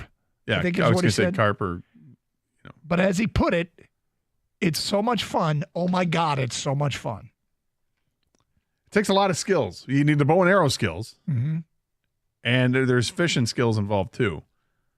And the water plays tricks on you, like optical illusions, in terms of how deep or how big things are when you see them in the water. This is true. I imagine it takes a lot of practice to become proficient at the bow fishing. Well, I'll tell you what, maybe when you get your Arctic cooler, we can fill it up and go out bow fishing with Jansen in his boat. He wouldn't let us on his boat. He wouldn't let us anywhere near it. So there's that. What? No, I'm just I Did you go back to the same website? I did not. I don't know if you can buy these things outside of. Well, you can buy them off Amazon, I guess, but I don't know if you can. Oh yeah, you can. Okay, all right, never mind. I don't know. Maybe it's just Amazon. Maybe what are you going to do this weekend? I'm just going to see. I don't know if they're around in stores or not, or if you just only online sales. Well, there's 10% off on Memorial Day. Their Memorial Day sale. There's a sale. Hard coolers are 10% off. Soft coolers 15% off. Drinkware 20% off. Has anybody had one of these? Anybody had a drink out of the side of that one? I don't know. Anybody got a banjo? I have a banjo. Well, if you want a banjo, you just get one of those coolers, and a chick with a banjo shows up. Apparently. 248-539-9797. Doug, you should get one of those for your pod. Hey, do you know what your home's water score is? Telltale signs like water spots, stingy laundry, or dry skin indicate your water score needs to get better. Improve your water score. How cold is it? It can be cold. Improve your water score by calling CGC Water at 855-339-4242. This month, get a free Kinetico reverse osmosis system with the purchase of a Kinetico Premier softener. If you're not filtering your water, you are the filter. 855-339-4242 or cgcwater.com. Improve your water score. Contact CGC Water, Treatment and Plumbing, your authorized independent Kinetico dealer, and tell them Doug Carr sent you.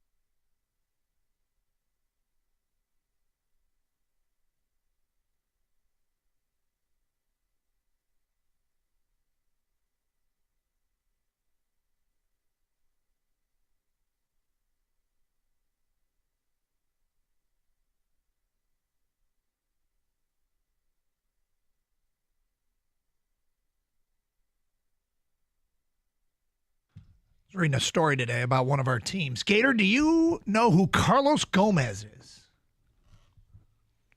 Carlos Gomez. A former baseball player, isn't he? Well, this Carlos Gomez is still playing. He is a pitcher at Syracuse with an ERA of 20.25. Oh, how many innings has he pitched? I don't know. Seems like a high ERA. It does seem like a high ERA. I can look up how many innings he's pitched. But the reason Carlos Gomez is significant, Carlos Gomez is the player that the Detroit Tigers gave up to trade for Zach McKinstry.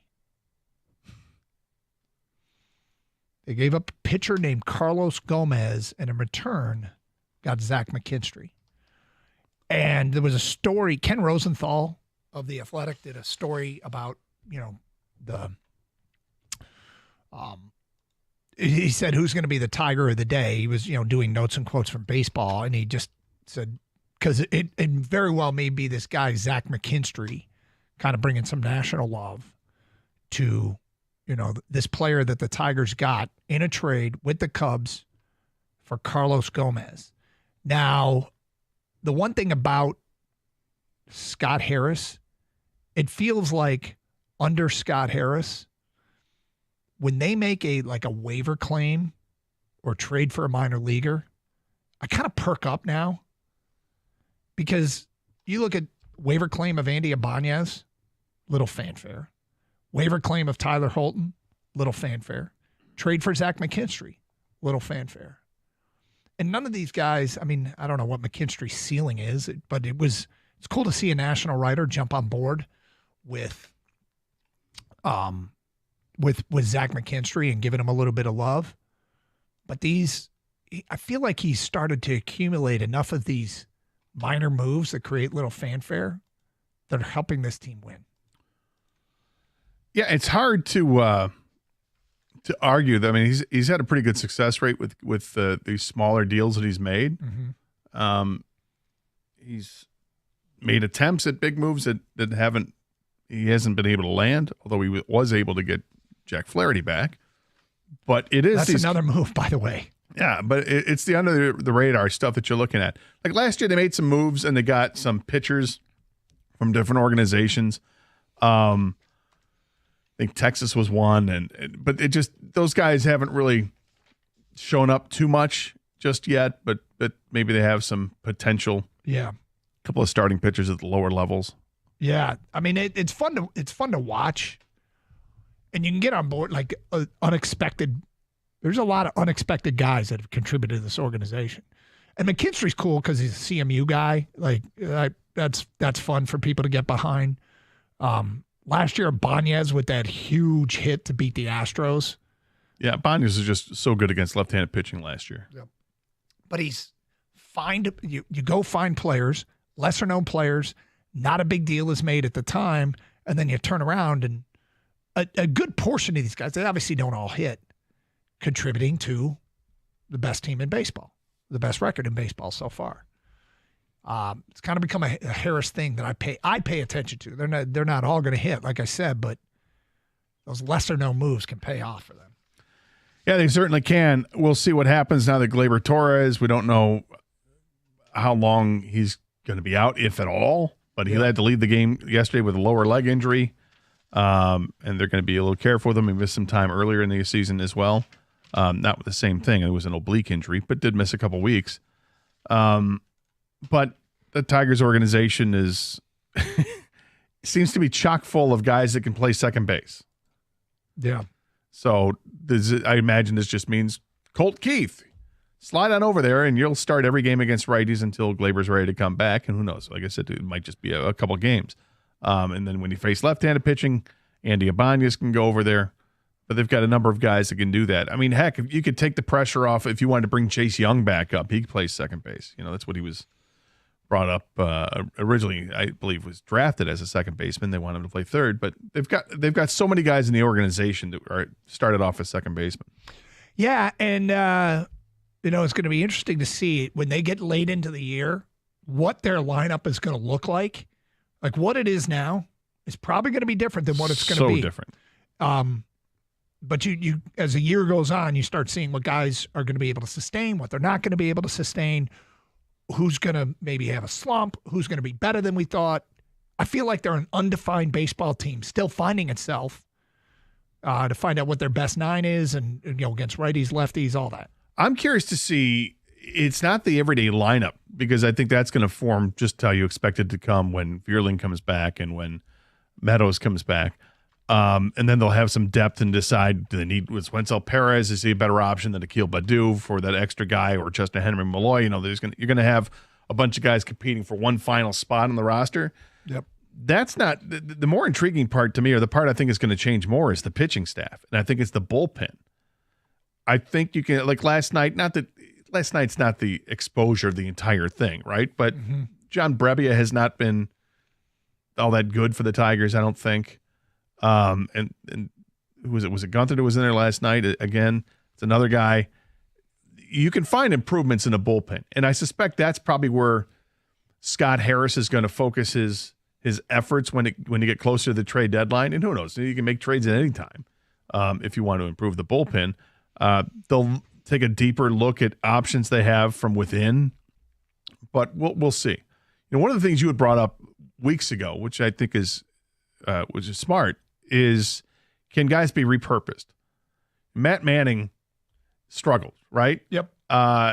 They used him last night coming out of the bullpen, and at least I know he pitched one inning and struck out the side.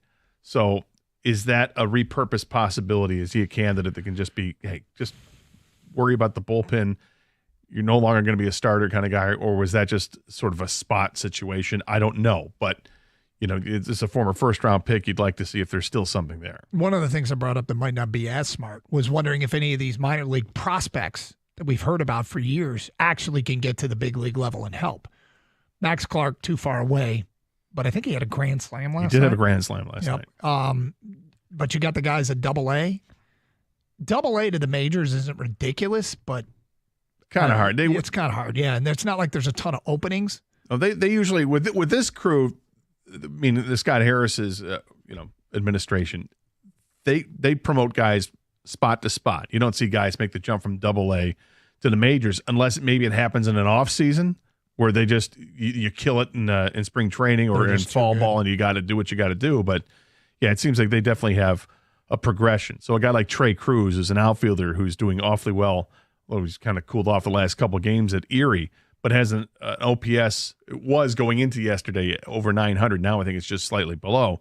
But that's a guy that has been in the system for a few years, and now finally it's clicking with him as a 26-year-old, I believe. Yep. But it's another outfielder, which that's not exactly what they need at this point. But there are players like that are starting to get looked at. Roberto Campos, who's at Double-A now, he had a big game yesterday. I think he had 3 hits in the game last night, and now he's hitting close to 290. What's funny is when you're doing things the way the Tigers have been doing them, because there have been multiple occasions where a guy's name came up over the last decade, and all of a sudden some pitcher would be starting, and I'd be going, who the hell is this guy? Yeah. Never heard of him. I feel like they've drafted well enough. Like, who's Cater Montero? Right. Well, that's an example, but we're not going to be stunned anymore at some of the players because they're getting a lot of praise for what they've done at the minor league level. So, some guys, not all of them, are going to be household names before they even get here. Others will be players you've heard of, but maybe not household names, but many hardcore Tiger fans will have heard of. So we'll see how it plays itself out. A lot of baseball to be played. Disappointing last night happens. Tigers 7 hits, Cleveland 6 hits. Cleveland 7 runs, Tigers no runs. A few too many walks and just not enough time hitting. It's Carson Anderson, open lines. 3 more games to go against Cleveland. You want to keep talking Tigers? Let's go. 248-539-9797. Got another edition of Are You Going to Eat That coming up at 12:35. Additionally, we will get into some Q&A with some Lions beat writers as they got off-season workouts going on right now. A lot of people talking to the media. Is there a Lion out there that it's do or die for him this year? We'll get to that in the noon hour here on Carson Anderson on 97.1 The Ticket.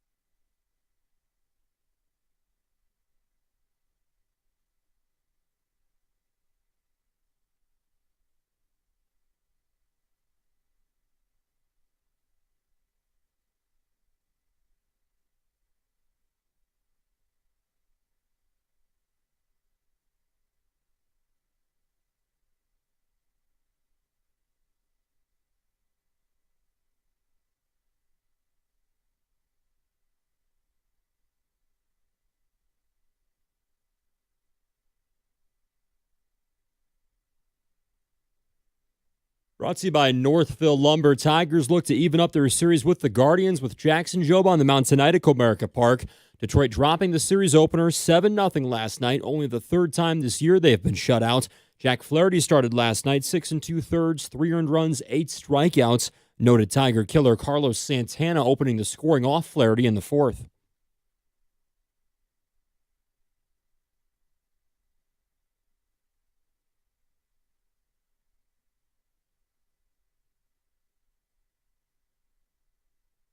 Cade Smith, this was the key moment, struck out Justin Henry Malloy, Akil Baddoo, and Riley Green with the bases juiced and no outs in the eighth. Gleyber Torres had to exit this one early with right leg discomfort. Tigers enter this next game in baseball here with the the first best record at 33-18. First pitch at 7:10, pregame show at 6:40 right here on 97.1. With a 2-0 loss to the Phillies yesterday, the 8-42 Rockies are off to the worst 50-game start in the modern era. Before that, you got to go back to the 1895 Louisville Colonels. They went 7-43 to find a worse record. Colorado's on pace to lose 136 games. That would be the most losses in a season in big league history. And no Pistons make the NBA's first or second defensive team. Defensive Player of the Year, the Cavs' Evan Mobley headlines the first team. So does former Spartan and current Warrior Draymond Green. At the Corbell Health Sports Desk, I'm Luke Sloan. For more, go to 97.1 The Ticket or Odyssey.com.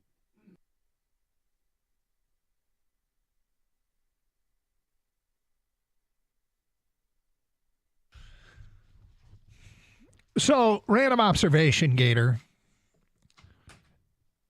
The other night, flipping around, trying to take in as much as I can, watching NBA playoffs, NHL playoffs, Tiger baseball. And I flip over to the Edmonton-Dallas game. Here's my random observation. Okay. I think both those uniforms are awesome. I like the Dallas Kelly green look, and the Edmonton, the orange and blue with the Oiler emblem on the front with the wrench and all that, and the oil drop. I think it really pops, and I'm like, this is an aesthetically pleasing game. I think these are two teams with great sweaters. Okay. Yep. All right, sir. I thought it was a good look. Yeah. I've never been a fan of the Kelly green color. Haven't you? No. I like more of the Hunter green. Okay. The British racing green, whatever. The British racing green? Yeah. But not so much the Kelly green. Okay. Like, for instance, like the Minnesota Wild jerseys. Yeah. That kind of green I think is awesome. It's a little darker. Yeah. I do like the Oiler jerseys, always have. And I love the alternate jerseys that the Oilers can go with. If they want to go with the orange or the dark blue, I think they have a black jersey as well. I think anything they can do with that is actually pretty sweet. So here's the question. And I'm kind of springing this on you. Yeah. Is there a random team, just totally random, that you're like, God, I like that jersey or that uniform? I think Minnesota is probably, I mean, there was Minnesota one. Wild? There is a jersey that they have. I think it might be an alternate jersey that they go with that I'm like, it's a damn good looking jersey. I mean, I hate to say this. And let me just say something too. I'm not talking about, well, I love the Yankees classic pinstripes, but no, and I think maybe the one I'm thinking of is like a Winter Classic jersey. Yeah. When they go really old school and have like the laces up. Ooh, I might have a guess. You feel shame? Yeah. Okay, it's the Pittsburgh light blue. No, it's not. Oh, okay. No, it might be worse. Uh-oh. Don't say a Blackhawk jersey. Mm-mm. I think it's a Maple Leaf one. Oh, really? Yeah. But when they get like, it's almost like it's not a white, it's like a cream color instead. Mm-hmm. It just looks like it's older and weathered, and they're cool. It's a good look. Yeah, I think hockey jerseys lend themselves to be like that. They can be cool when they go old school. But those are the ones kind of, I mean, when I was a kid, the one that stood out was the Philadelphia Phillies away jersey. The blue, the light blue and maroon. With the maroon and white stripes. Those are the ones that I really liked. 248-539-9797. Just interested if anyone has a random team that you have no affiliation with that you just say, man, I like that jersey. And it doesn't have to be hockey, obviously. I was driving home the other day and listening to Dan Dickerson doing the Tigers broadcast. I think it was with Dan Petrie at the time. They were talking about they were playing the Cardinals, and they were talking about how classic that Cardinals jersey is, and how cool that looks. And I think it was Petrie that mentioned, you know, a lot of those. There's just a classic, clean look that just looks great. Like even the Dodgers. Hate to say it, but the Dodgers jersey is a great jersey. It's a little bit more of a classic, yeah. But yes, there's something to be said for a clean jersey. Do you know what my kids call it when they like something? No. Drizz? It's crispy. It's crispy. Okay. Yeah, they like that they use the term crispy. 248-539-9797. Calls, text if you want to give us a jersey that you like. Big news in sports in Detroit. Obviously, the Tigers losing last night 7-0 to the Cleveland Guardians. First of 4 games on this long weekend 4-game series. News that really got a lot of attention around the league was Aiden Hutchinson saying, I'm back. I'm ready to go. I think I'll be better than ever. But I'm 100% cleared for football activities. Led to a lot of national media sounding off on this, including Ian Rappaport saying he thinks that this is how the first stage in getting a new contract done was just making sure he's cleared and ready to go. Brian Baldinger says he's a star. I think Hutch could have been a 20-sack guy a year ago. If they stay healthy, the defensive line room stays healthy. That includes Hutch. Are you good with who they got? Are you good with their group of players? 248-539-9797. And we got this thing out there with the jerseys. Just a random team that you think has, that's a good look. 248-539-9797. Let's get back to your open line calls. We go to Ben. You're on 97.1 The Ticket. Hello, Ben. Hey, gentlemen. How you doing? We're doing great. Good, man. Hey, always been a Detroit fan of all the major sports. So, but I'll tell you what. When I see the Memphis Grizzlies wearing those throwback Vancouver Grizzlies uniforms, especially the blue ones, like the teal blue ones with the orange and white and black on the sleeve, man, those are just some beautiful uniforms. So that was one that back when they first started, those jerseys came out, and I feel like everybody wanted one. Yeah, the original Grizzlies look. Yeah, you see a lot of those Ja Morant jerseys all over the place, so I'd say that was easy pickings right there. Yeah, I get where you're coming from. Crispy Gator, it's crispy. Crispy? Yeah. Crispy. What is the random team whose jerseys? I kind of think that's what drew me to the Padres. The funny thing is, I love the Padres brown and gold, and I know so many people that think they're the ugliest jerseys ever. Well, yeah, I get it. I think some of them, I think the ones that you saw, which were probably ones that you loved, the ones way back in the day in like the early 80s, I did not like those. With the lowercase Padres written across the front. I think it's awful. It was like bad original font and graphics for computers. Yeah, it was. It Yeah. was totally Commodore 64. Now, the Swinging Friar is awesome. The logo of the Swinging Friar is great. Completely agree. They got that on a shoulder patch now. 248-539-9797. Back to your open line calls. Tyler in Detroit is next. Hello, Tyler. Hey, how you guys? How you doing? We're great. Good. Listen, guys, I can't tell you how excited I was hearing the news yesterday that Aiden Hutchinson was fully cleared. I mean, the year that he was having last year, and it made me sick to my stomach when he went down. I had just bought the brand new black Aiden Hutchinson jersey, and then he goes down. So that was terrible. But everybody talking last year that he's on pace for Defensive Player of the Year, and he absolutely was. And a lot of people saying this year he's a shoo-in for Comeback Player of the Year if he plays the same way he always has been. And to be honest with you guys, I would not be surprised if he wins both. If he stays healthy, I could see a 20-sack season from him, and that would put him in a Defensive Player of the Year category, and it would certainly put him in as a strong candidate for Defensive Player of the Year for sure, or for Comeback Player of the Year, absolutely. I mean, look, going back to his days at Michigan, the one thing about Aiden Hutchinson, and this reputation started early, and I'll never forget when somebody first said, it was Jansen who came in after going to a practice, and Hutch was young, And he said, imagine Rashawn Gary's talent with Chase Winovich's motor. And I'm like, okay, easy there. But he's a guy that was going to squeeze everything out of his ability, and I think his play has dictated that. He's better than both. Yep. By far. Yep. So I think he, whatever he has to offer on the field, I think he's likely to get there. He will reach whatever potential he has, and that's why. I keep saying it. 20 sacks is. I don't think it's going out on a limb particularly. I think it's a safe bet that staying healthy, he has a great chance to get better. The ceiling is really, really high. Oh, he's in his 4th season. He's played 2.5 years. Yep. He's 24 years old, going to be 25. Everything's in front of him.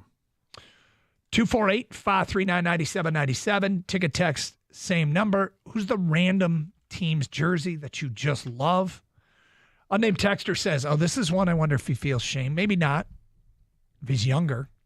He writes in, I've always really liked the Colorado Avalanche logo and jersey.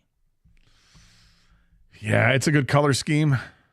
Doesn't With have the like maroon it has and the a blue. Big foot on the side. Yeah. And a paw. Yeah, it's kind of I kind of agree with that. I always loved the original Toronto Raptors jersey. I always thought those looked really cool. That's from Marlin. Is that the one with the dinosaur on them? I believe so.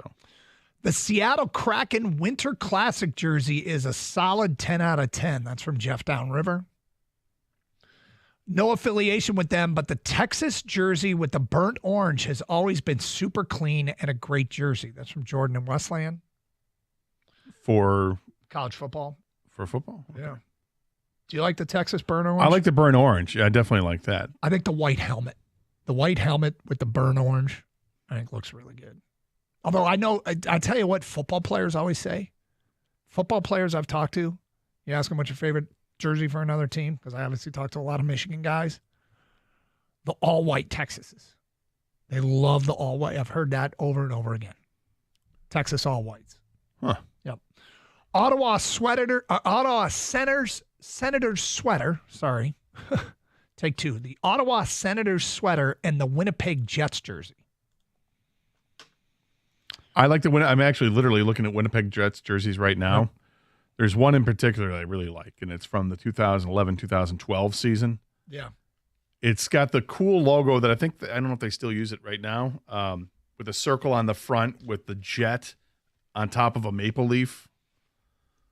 And then the color scheme of dark blue with the white stripes around the elbows. I like it a lot. Alan sends in some feedback with a link and a picture to the old Twins jerseys, the light blue Twins jerseys. Yeah. He's a big fan of these. How about this one? Great jersey, Marquette basketball, light blue with the side stripes. The panel on the side that's like got yellow, dark blue. Oh, light yeah, I blue, remember that. white. Yeah. That is a good look.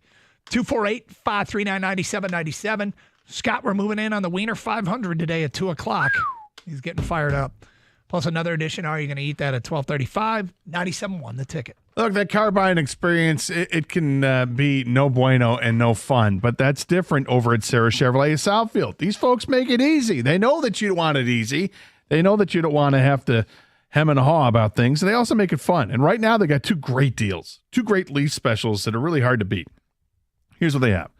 You can drive home a 2025 Equinox EV for only $249 a month for 24 months, and it's only $1,499 down. Or if you need a truck that works as hard as you do, the 2025 Silverado 2FL is also just $249 a month for 24 months, and it's got that same low down payment. Here's the best thing. That low down payment includes taxes and fees. Plus, Sarah Chevrolet of Southfield, they've got over 500 vehicles in stock so that you're not just stuck with a couple of options, and so you can pick from a bunch of different options. In fact, they're open on Saturdays for sales and service with no appointment needed.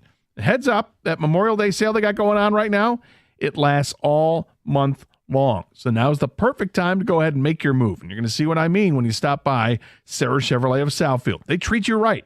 Sarah Chevrolet Southfield, together, let's drive.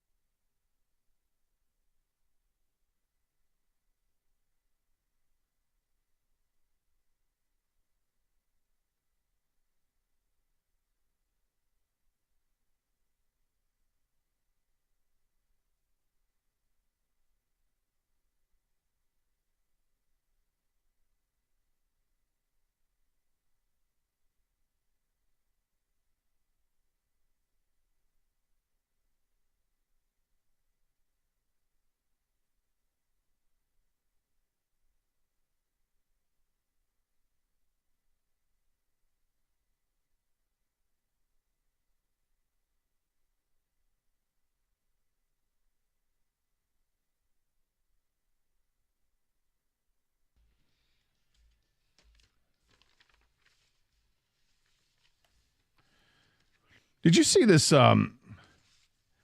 tweet from Joe Pampliano? Sports and business kind of guy. Sports business guy. Yeah. He said Indianapolis Motor Speedway is so big that it could fit Churchill Downs, Yankee Stadium, the Rose Bowl, the Taj Mahal, the White House, Liberty Island, the Roman Colosseum, and Vatican City. And it's got a picture of, from an aerial view of looking at the oval and then literally fitting inside the oval. Inside the oval, all of these structures. And you don't want to, you're worried about the Wienermobile race. Well, the track isn't exactly wide, but the crazy thing, and what I'm worried about is that the track is so long that these things going 40 miles an hour or whatever is going to be a little bit of a tedious pace. But the thing about it is that was because I didn't grow up a race fan, right? And when the first time I went to MIS, I showed up on like a Thursday afternoon for practice.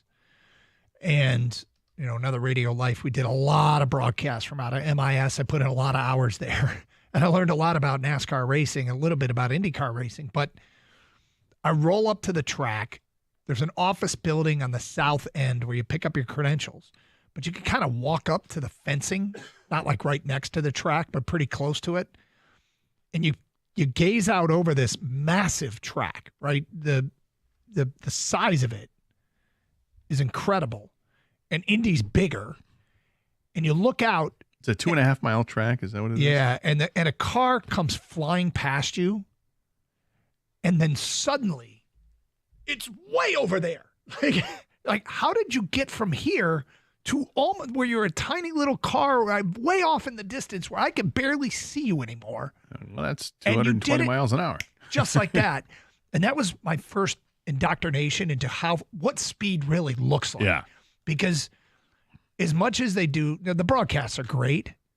However, you don't have an appreciation for it until you see it. And the Indianapolis Motor Speedway is a massive track. So I'm going to retweet this so that people can understand what it is. You can follow us on Twitter at DuncanGator971. And the reason I'm doing that is because this comment I'm about to make. Yeah. Because I can see now I'm like looking at Churchill Downs that fits in the lower right-hand corner of the track. I see it here. It's about a third of the length of the track and about a third of the width of the track in terms of where it is. So it's really kind of minuscule. And when you watch the Kentucky Derby, do the horses look like they're flying? Yep. They're going 38 miles an hour. Yep. They're going 38 miles an hour. So I was thinking about the Wienermobile race. These things aren't going to be going 90. No, they're probably going to be going like 60, right? In a straightaway. Yep.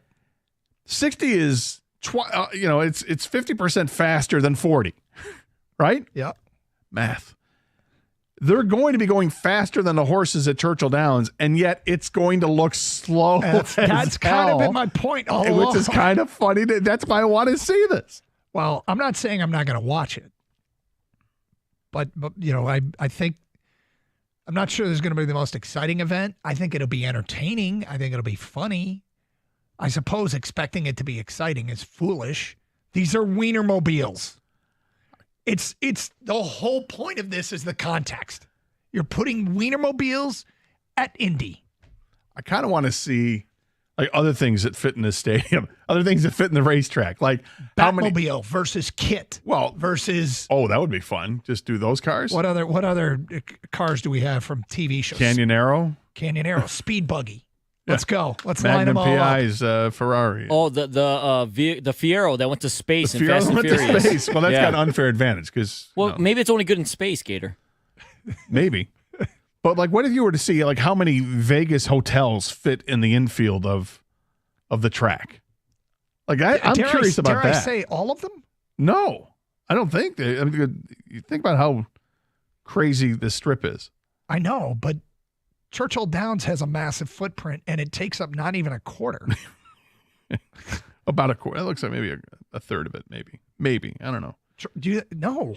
If you go to I'm just saying I'm lengthwise is all I'm talking about. Oh, I'm talking about the whole footprint. footprint. Oh no, it's about, I would say, like an eighth. Yeah, maybe.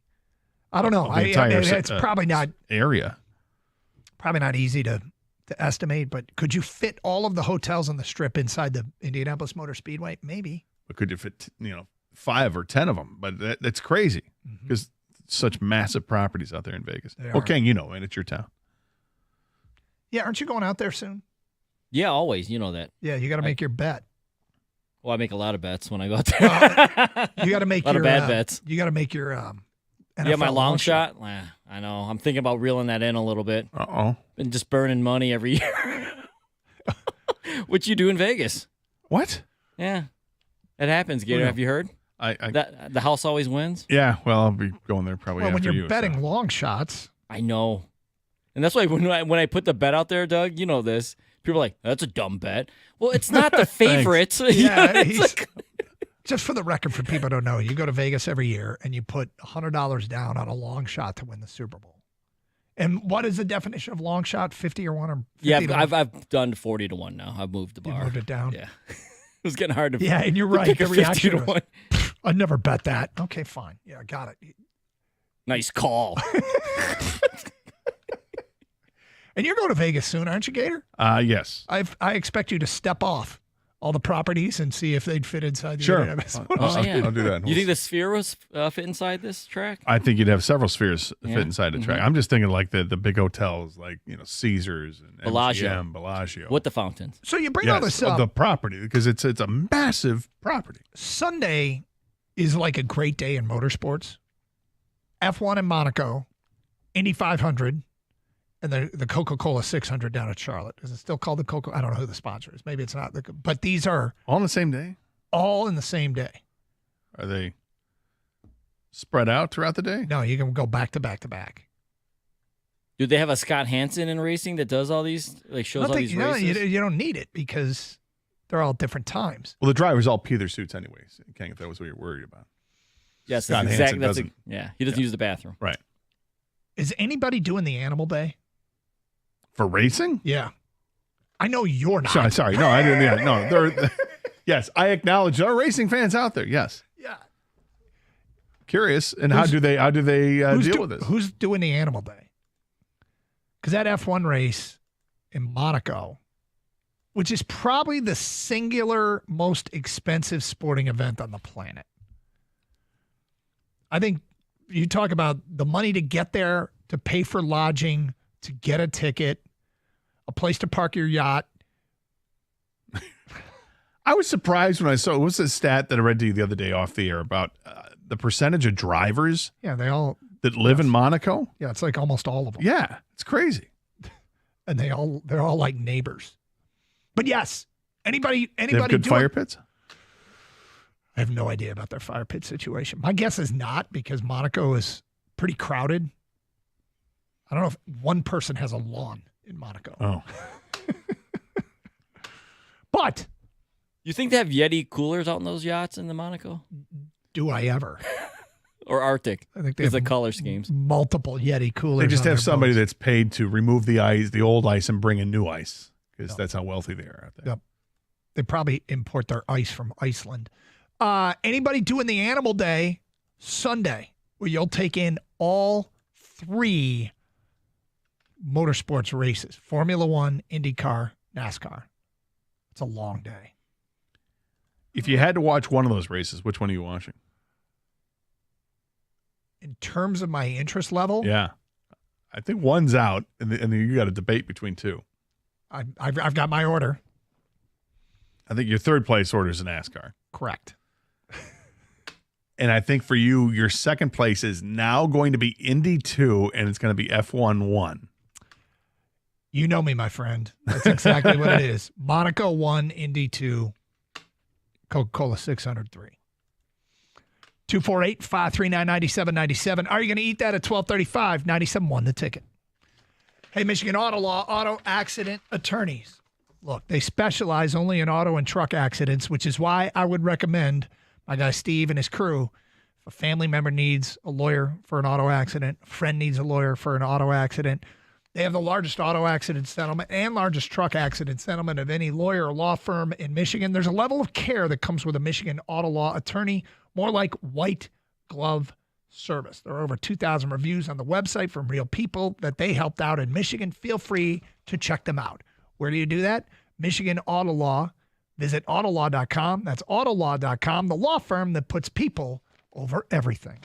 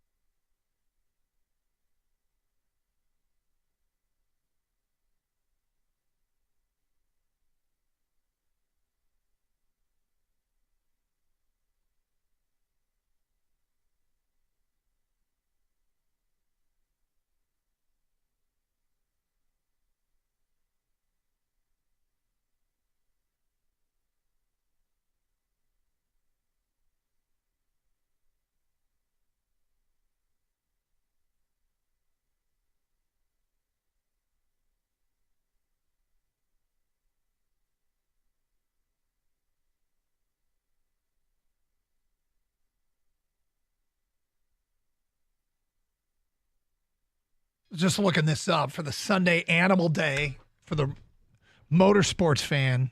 9 a.m. for the Monaco Grand Prix, 12:45 for the Indy 500, 6 o'clock for the Coca-Cola 600, F1, IndyCar, NASCAR, all jammed into one day. Who's doing the Animal Day? 248-539-9797. Another edition of Are You Going to Eat That coming up at 12:35. Let's go to Brian in Lake Orion. You're on 97.1 A Ticket. Hi, Brian. Hey, what's going on, guys? Happy Friday to you. Happy Friday. So perspective on Indianapolis Motor Speedway, it is 50 feet wide, and I believe 60 in the corners, or right around 60 feet in the corners. So you're talking, it is wider than 4 lanes of I-75, basically, because I think lanes are 10, 12 feet. So that being said, I've had the privilege to drive through my Chevrolet store drive Corvettes on the track every year. It's great. It's fun. We drive down there. We go about 140. That's like a guy. That's like a guy's bucket list thing. I mean, I'm not a racing guy. Gator, you're not a racing guy. No, but I have been to a track once. Kang, I mean, how much would you love to do this? A lap at Indy? Yeah, that'd be really cool. I'd do a lap in Indy. Yeah, I'd lap Gator in Indy. Oh, really?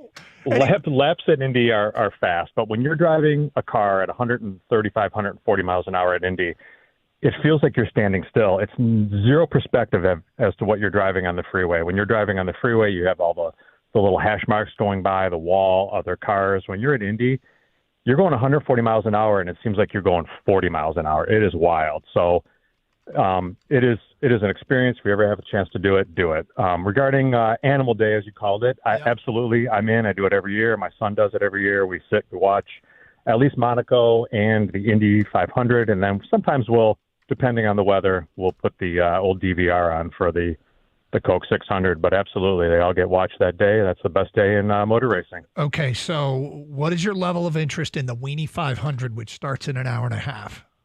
100%.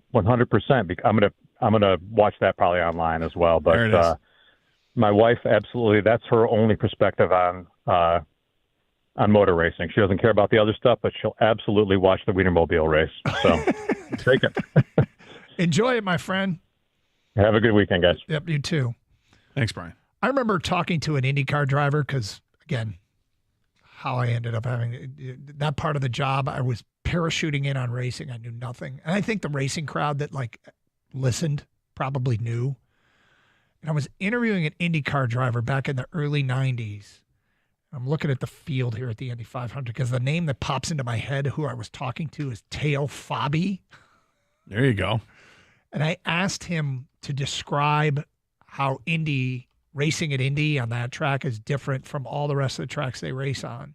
And I get that the size and all that, but his response was, imagine going 200 miles down your hallway and making a left into the closet. That was his description. Because you just come flying into these corners and you got to really, really brake. And I mean, crazy. Yeah, I mean, the straightaways, once you get perspective of it, like an aerial view of the thing, yeah. If it's a 2.5 mile track, those straightaways have to be close to a mile long. But you're down there in seconds. It's crazy. 232 miles an hour. Yep. That's what the pole position was. Feedback. Yes, I'm one of those guys. I will watch all 3 races on Sunday, but not in their entirety. My list would be Indy first, Monaco second, NASCAR third. The NASCAR race is just too damn long. Shauna Wall Lake says, going to be busy weekend, boys. Got to use the DVR to get her done. The outdoor motocross season opener on Saturday. Yeah, we'll get to that later. Then they got to hope Young Money wins, or at least finishes in the 500 in time to make the 600. F1 Monaco, got to watch because of the historical aspect, but it's a snooze fest with next to no passing opportunities because the cars have gotten so big and the circuit is so small. Okay, one thing I can say about racing is that is true. There are very few places to pass at Monaco. I will watch all 3, but Indy is by far the most important on my priority list. 600 is second, F1 third. The F1 parade third. That's an insult. Oh. Yeah, he's calling it a parade. All right, you ready for another dish, and are you going to eat that? I am. All right. I am. New food items, new menu items that want to know if you would eat them, Kang would eat them, I would eat them. Had a smoothie this morning, so I'm kind of hungry. Did you? Yeah. We call it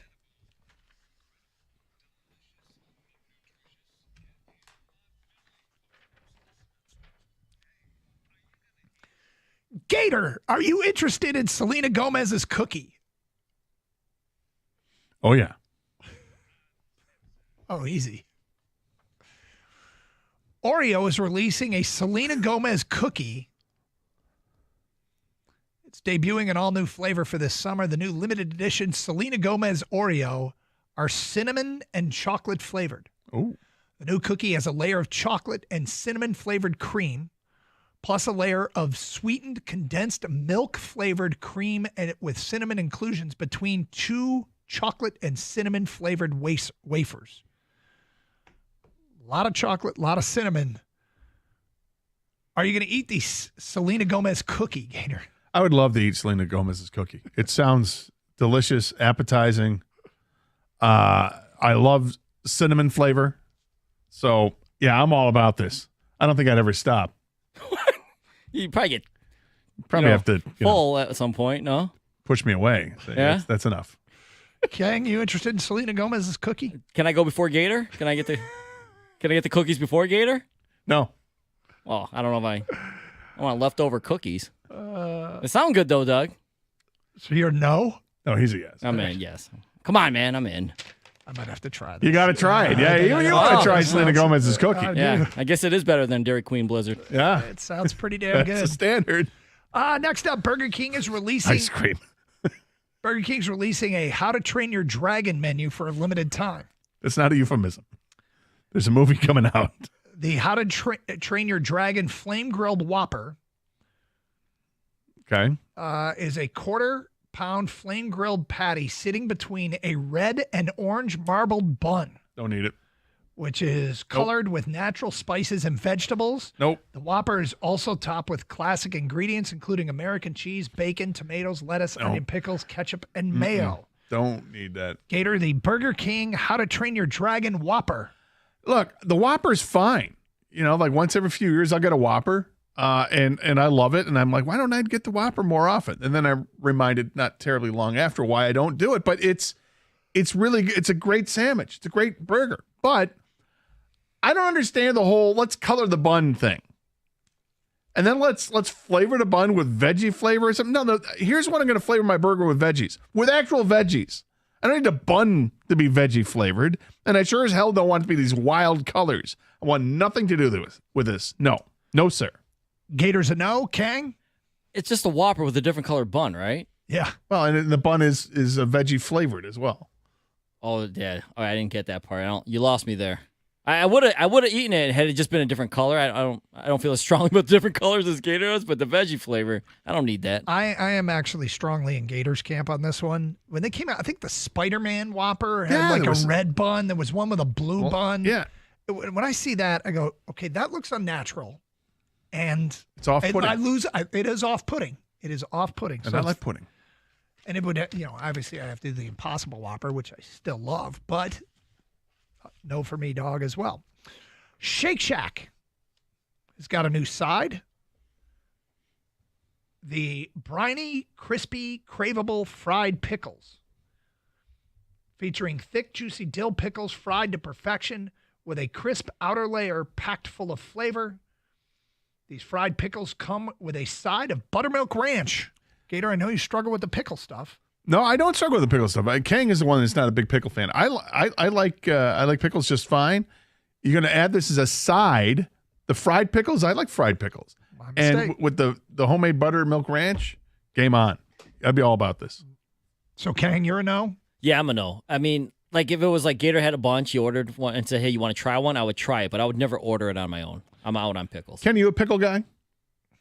Hell yeah, big pickle. Now, do we know if these are spears or chips? Because that is kind of a make or break for me. I think they're pickled chips. They look like chips. Chip, perfect, in, 100% in. All right, cool. Doug, you got to try this. Come on. I think I'm in Kang's camp. I'll never order these, but if you show up at work and say you want to try one of them, okay. All right. All right. Where's this at again? Shake Shack? Yes. Oh. Whoa, what's wrong with Shake Shack? No, it's just, it's not like it's not a drive-through. I mean, Shake Shack is sit in a restaurant, right? Down, yeah. Fast casual. Yeah. So you don't do that? Not typical. Well, I don't go to Shack that often. Only for maybe Christmas shopping at Somerset, right? I have done it once. There you go. Next up. The line Chick-fil-A too big. Let's go over there. The Burning Bush Brewery in Chicago has released Da Pope beer.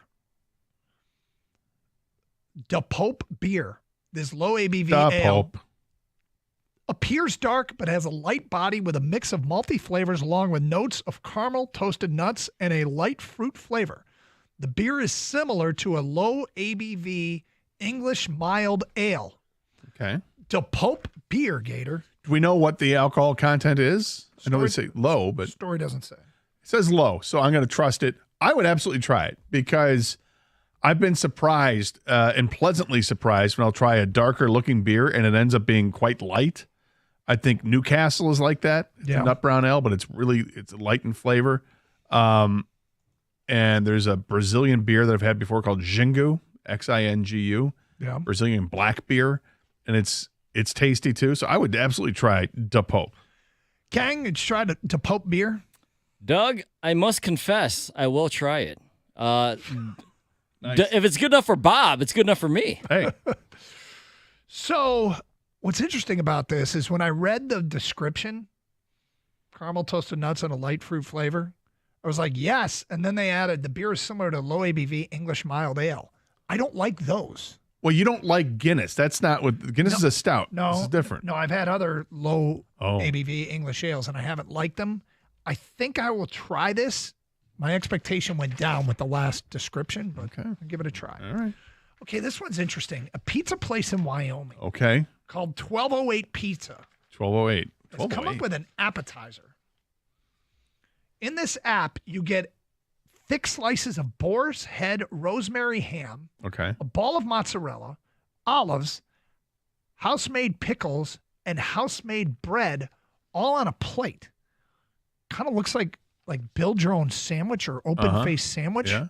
This is, I haven't seen a app like this before. Sort of charcuterie boardish. Yeah, kind of. Can you see yourself ordering that? Yeah. I can. I like Boar's Head products. I like bread. Love mozzarella. You have a bread problem, actually. I actually do. I'm trying to control it. Not on carb day, though, right? Today is carb day. And all I've had is a smoothie, so not a whole lot of carbs. But the olives, I'm not a big fan of the olives, but it's not a deal breaker. I don't have to put olives on it. But yeah, I like this. I don't know if it's a strange thing to have to like make your own little thing there, but I'm okay. I try it. Kang? This is like a Wyoming charcuterie board. It's what it is for like the hunter up there. I don't know. But I'm out because I don't like olives. I'm not a pickle guy. We just established that. So it'd be, the only thing I'd eat was the boar's head meat on there, right? Yeah, I think I'd pretty much go for the olives, and that's it. I wouldn't order this, no. It's named after the address it occupies, by the way, 1208 Springfield Pike. And finally, Taco Bell. Okay, yeah. Oh, my old friend Taco Bell. We meet again, huh? You win. You always do. They have introduced a new sauce for dipping. Okay. They are combining their Diablo sauce with Mike's Hot Honey to cut the heat in a new, irresistible ways. It's a spicy, smoky, slightly sweet sauce that joins menus May 22nd. So that was yesterday. The Taco Bell Mike's Hot Honey Diablo sauce. Gator, you going to eat that? I would try it. I normally I'm just a mild sauce guy when it comes to Taco Bell, and I'm not the big absolutely got to have the hot sauce. But I'm curious with the Mike's Hot Honey added to that. I am curious with this. I'd give it a shot. So Gator's a yes. Kang, you? Oh, this sounds delicious. I'll try it. I think this is a good combination here. This might actually make me go to Taco Bell. That's how much I'm intrigued by this. Oh, look this at this. sounds really blank and good. Whoa. Well, what are you going to... They got all those chicken. They got all those chicken items. Yeah, but I think I'm going to have to get the nuggets. I got them yesterday for the first time. Oh, did you? Yeah. Ooh. Yeah. The Taco Bell chicken nuggets? Yes. And? They're pretty good. Ah, here we go. So I'm upset, though, because I didn't know. I didn't know about the sauce. I only got two choices. I got the Bell sauce and the Fire Ranch. Had I known about this Diablo honey, I would have tried it. 100%. Yeah, it sounds pretty great. Doug, you'll like the Taco Bell chicken nuggets. You Why will. is that? Because they're more like chicken tender balls. You know what I mean? Like when you... That's not how That's not how you do it, Ken. That description That's didn't help. not how you do it. Let me rewrite that. Chunks. AI, how do you write this so it sounds appetizing for a vegetarian like Doug? Chicken chunks. Not a vegetarian, but You don't eat meat. I don't eat red meat. You All try right. this. Yeah, I would try it. That concludes another edition of Are You Going to Eat That? All right, which Detroit Lion is described as last chance to crack the roster? Last chance to crack the roster. We'll get to that today at 12:50 here on Carson Anderson on 97.1 The Ticket. I swear to God, at some point, it's going to get warmer. It's going to get hot. And when it does, you're going to want to make sure that your house is all cooled down, that your AC is ready to crank out cold. If you got a pool in the backyard, you want to make sure that that is the right temperature as well. Do the right thing. Call the great folks over there at Birmingham Plumbing, Heating, and Cooling to make sure that everything is running the way it's supposed to. Those red, white, and blue trucks, they're going to be on the way to help you out. Just call Birmingham Plumbing, Heating, and Cooling today or schedule an appointment at birminghamplumbingco.com. Birmingham Plumbing, Heating, and Cooling, your Metro Detroit boiler experts.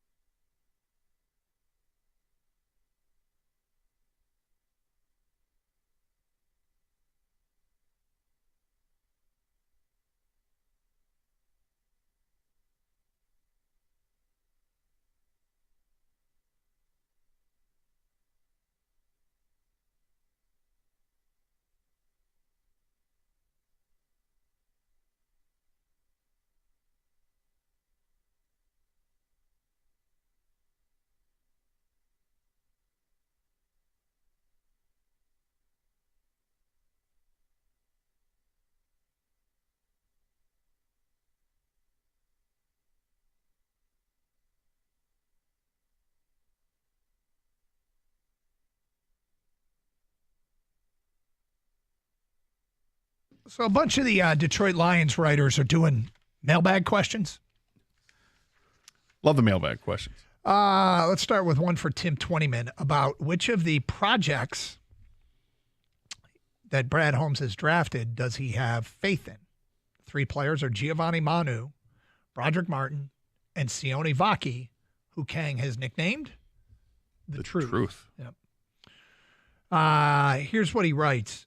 Giovanni Manu was certainly a project in year one, transitioning from the University of British Columbia. There was a lot that was new to him, mostly just adjusting to the speed at this level and the technique needed to counter it, which is no easy task when it's all new. The Lions are going to try him out of guard some, according to Campbell, this offseason to see if it's a fit. I'd also expect him to compete with Dan Skipper for the swing tackle role. Move to guard will be interesting to watch. His size and athleticism are intriguing there. I love his size. I'm totally intrigued by this guy. Yep. 6'7", 350 plus pounds. He's only 24, just turned 24. He idolizes Penei Sewell. Love it. Then he writes, for defensive tackle Broderick Martin, it might be his last chance to crack the roster going into his third season. I thought he was making some progress in camp before an injury set him back last year. Can he consistently play with good pad level and put himself into the defensive tackle rotation? It'll be tough with the return of McNeil, Reeder, Onwuzurike, Makai Wingo, Miles Adams, and the recent addition of Williams in the draft, and Lopez in free agency. This could be his last chance to prove he can. Yeah, another guy you got to love the size, 6'5", 322, but you got to get on the field. Got to find a way. Running back Sione Vaki made an immediate impact on special teams, and I see him having primarily a similar role on teams in all four phases this season. Can he supplant Craig Reynolds as the running back number 3? He'd have to prove that in training camp in the preseason, but his role on this team, his role on special teams will be key for the Lions all year. So there you go. That's from Tim Twentyman. Dave Burkett did the same thing. One of the questions that came into him is your opinion on the decline in the offense and defense with new coordinators. National media people cite this way more than they cite problems at edge rusher. It's the uncertainty with the coordinators. Yep. The big story, I think, the bigger story within Detroit is edge rusher. Not to say the coordinators aren't a story. I think the bigger story with the fans, based upon the feedback and the reaction that we get when the topic comes up, is the edge rusher. The coordinator thing, I feel like that's the number one challenge that they have this season based upon national media. So his question gets asked of Dave Burkett, and he writes, a couple of people asked about the new coordinators in various ways, so let's start here. First, the Lions have a really talented roster, and one reason Dan Campbell promoted Kelvin Shepard to defensive coordinator and brought John Morton back to be OC was to keep some semblance of continuity in place. They're not remodeling the house, so to speak, just refreshing it with some new furniture. Now, I do think there'll be a learning curve both men will face early in the season. There's an art to calling plays in the NFL that takes time to master. It's not just about X's and O's. It's about timing and creativity and being willing to step in out of your comfort zone over and over and over again, having enough success doing that to get players to trust everything you say. I feel like the John Morton thing, when I was reading about, when he was last with Detroit, he was there with Dan Campbell and Ben Johnson, designing what they wanted to be. Yeah, the interesting part I read with that is the idea that they might throw the ball downfield more. If I had to guess, just out of a guess, but Dave knows more than I do because he's at the practices and all that, and we're typically doing the show while they're at practice. He gets to talk to the guys. But I would have guessed that maybe they'd lean more on the running game and try to develop the new offense that they're going to run gradually with different routes and different tendencies. But if it's going to be more downfield passing, that could be fun because clearly they have some guys now with speed that can get down there. J-Mo. Tesla is being billed as that, yeah. And St. Brown is always good. Yep. Next question. As Trey Hendrickson remains unsigned, do you think the Lions will have interest? This is a question we get a lot. Anybody want this question answered? The Dave Burkett says, I haven't gotten any indication the Lions are serious players to add Hendrickson. In fact, all signs point to the opposite. Hendrickson wants a contract that makes him one of the highest paid edge rushers in the NFL, and that price point, $35 million, doesn't jibe with how the Lions are operating financially. They intend to pay Aiden Hutchinson, Gibbs, and several more of their own draft picks and don't have that kind of money allocated to a second defensive end. Maybe that changes closer to training camp. After all, they have inquired about Max Crosby and Myles Garrett in the past. But I think you'll more than likely see them add a veteran on a one-year contract late in the summer to add depth at the edge position. DeMarcus Walker visited the team this spring, and Zadarius Smith and Von Miller are still out there as free agents. I don't think this is a surprise. I mean, I have no problem with inquiring, and I think, just do your due diligence and say, hey, look, if you get desperate and you want to try and win a Super Bowl and you're not going to don't think you're going to get a new contract and you're pissed at the Bengals, we would bring you in if your demands change. But I think they're earmarking the money for their own guys. And all of their own guys are way younger than Trey Hendrickson. So the money they'd have to invest in Trey Hendrickson to give him the new deal is taking it out of a 24-year-old's pocket and putting it into a 30-year-old's pocket. And I'd rather have pay the 24-year-old. Yeah, they're not going to get Trey Hendrickson. I mean, as much as I'd like to see it happen, it's just I know it's not going to happen. So look at the in-house solutions to that. And I just did a quick Google search to look at Al-Qadim Muhammad's pressure rate, and I was startled at what the result was. It says, according to NFL Next Gen Stats, Muhammad ranks 13th in the NFL with a 15.9% quarterback pressure rate on his pass rush snaps, trailing only Aiden Hutchinson among the Lions, who was at 16.8. Really? Well, that's quite a pressure rate for a guy who didn't play a whole lot.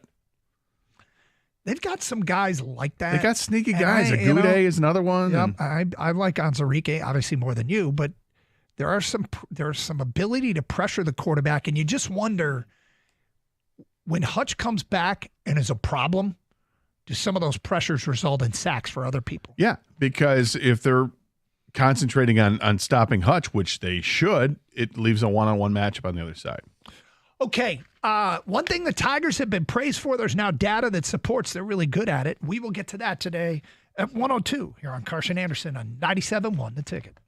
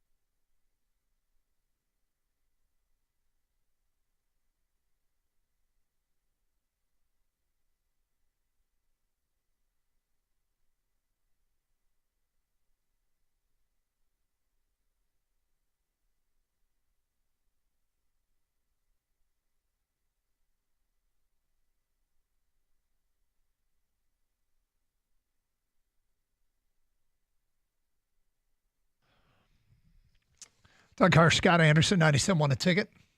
Open lines 248-539-9797. Story in The Athletic talking about the Tigers' ability to take extra bases on the base pass. Tigers lead baseball with a 53% XBT percentage, which it stands for extra base taken percentage. Basically, the percentage of times that runners advance more than one bag on a single, or more than two bags on a double. They do it 53% of the time. That leads baseball.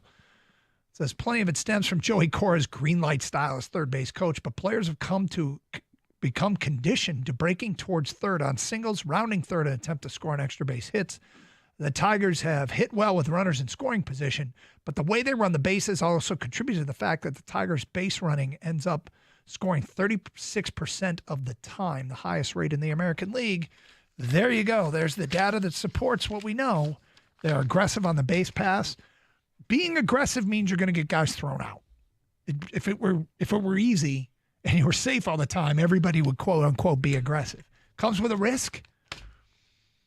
You just hope when that critical run needs to get scored at some point this year, that's not one of the times they get thrown out. Right. And we've seen it this week where Torkelson got thrown out twice trying to get an extra base, and one was kind of getting hung up coming home on a fly ball that looked like he was really going to try to push it, and then he had to sort of try to dance in between and see whether or not he could get the play thrown somewhere else. They tried to go to first base and end up getting him out at the plate. But it's okay because they do it so well, as the metrics just showed. I love their aggressiveness on the base paths. At some point, and maybe it's already happened, teams know this is happening. Mm-hmm. And instead of just trying to play it safe and throw it into second base, they're going to throw to third because they know that they're going to try to get that extra base. Right.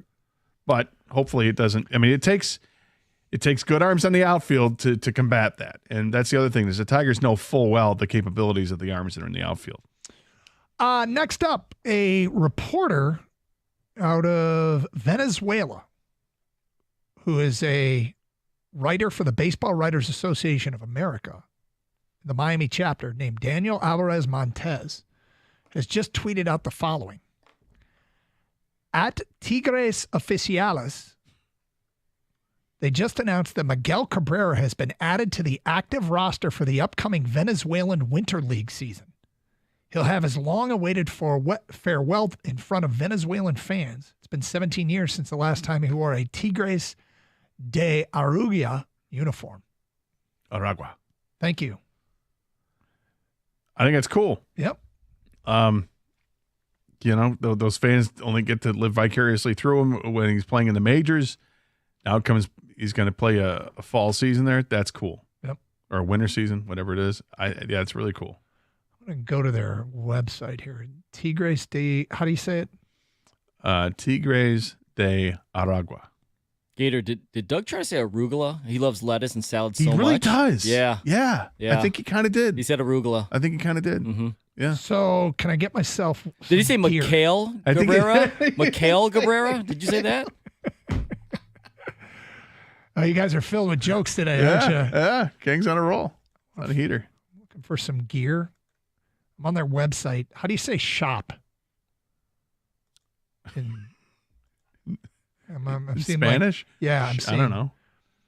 Historia, Noticias. Roster is roster, apparently. I can't see. I want to buy some gear.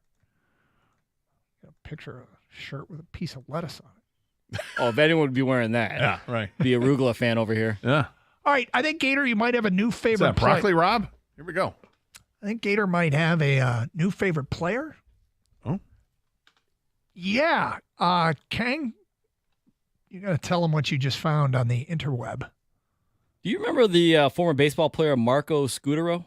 Yes. So he has a Twitter account that I did not know about at all.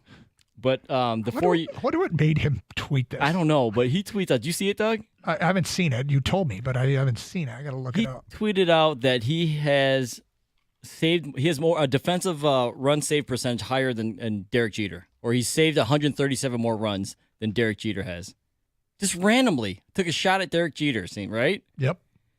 And then let the chaos ensue in his comment section. He retweets himself and he says, "You want to see the most sensitive fan base in sports?" And he calls out all the Yankee fans. Marco Scutaro. 137 more defensive runs saved than Derek Jeter. Right? You see it, Gator? I love it.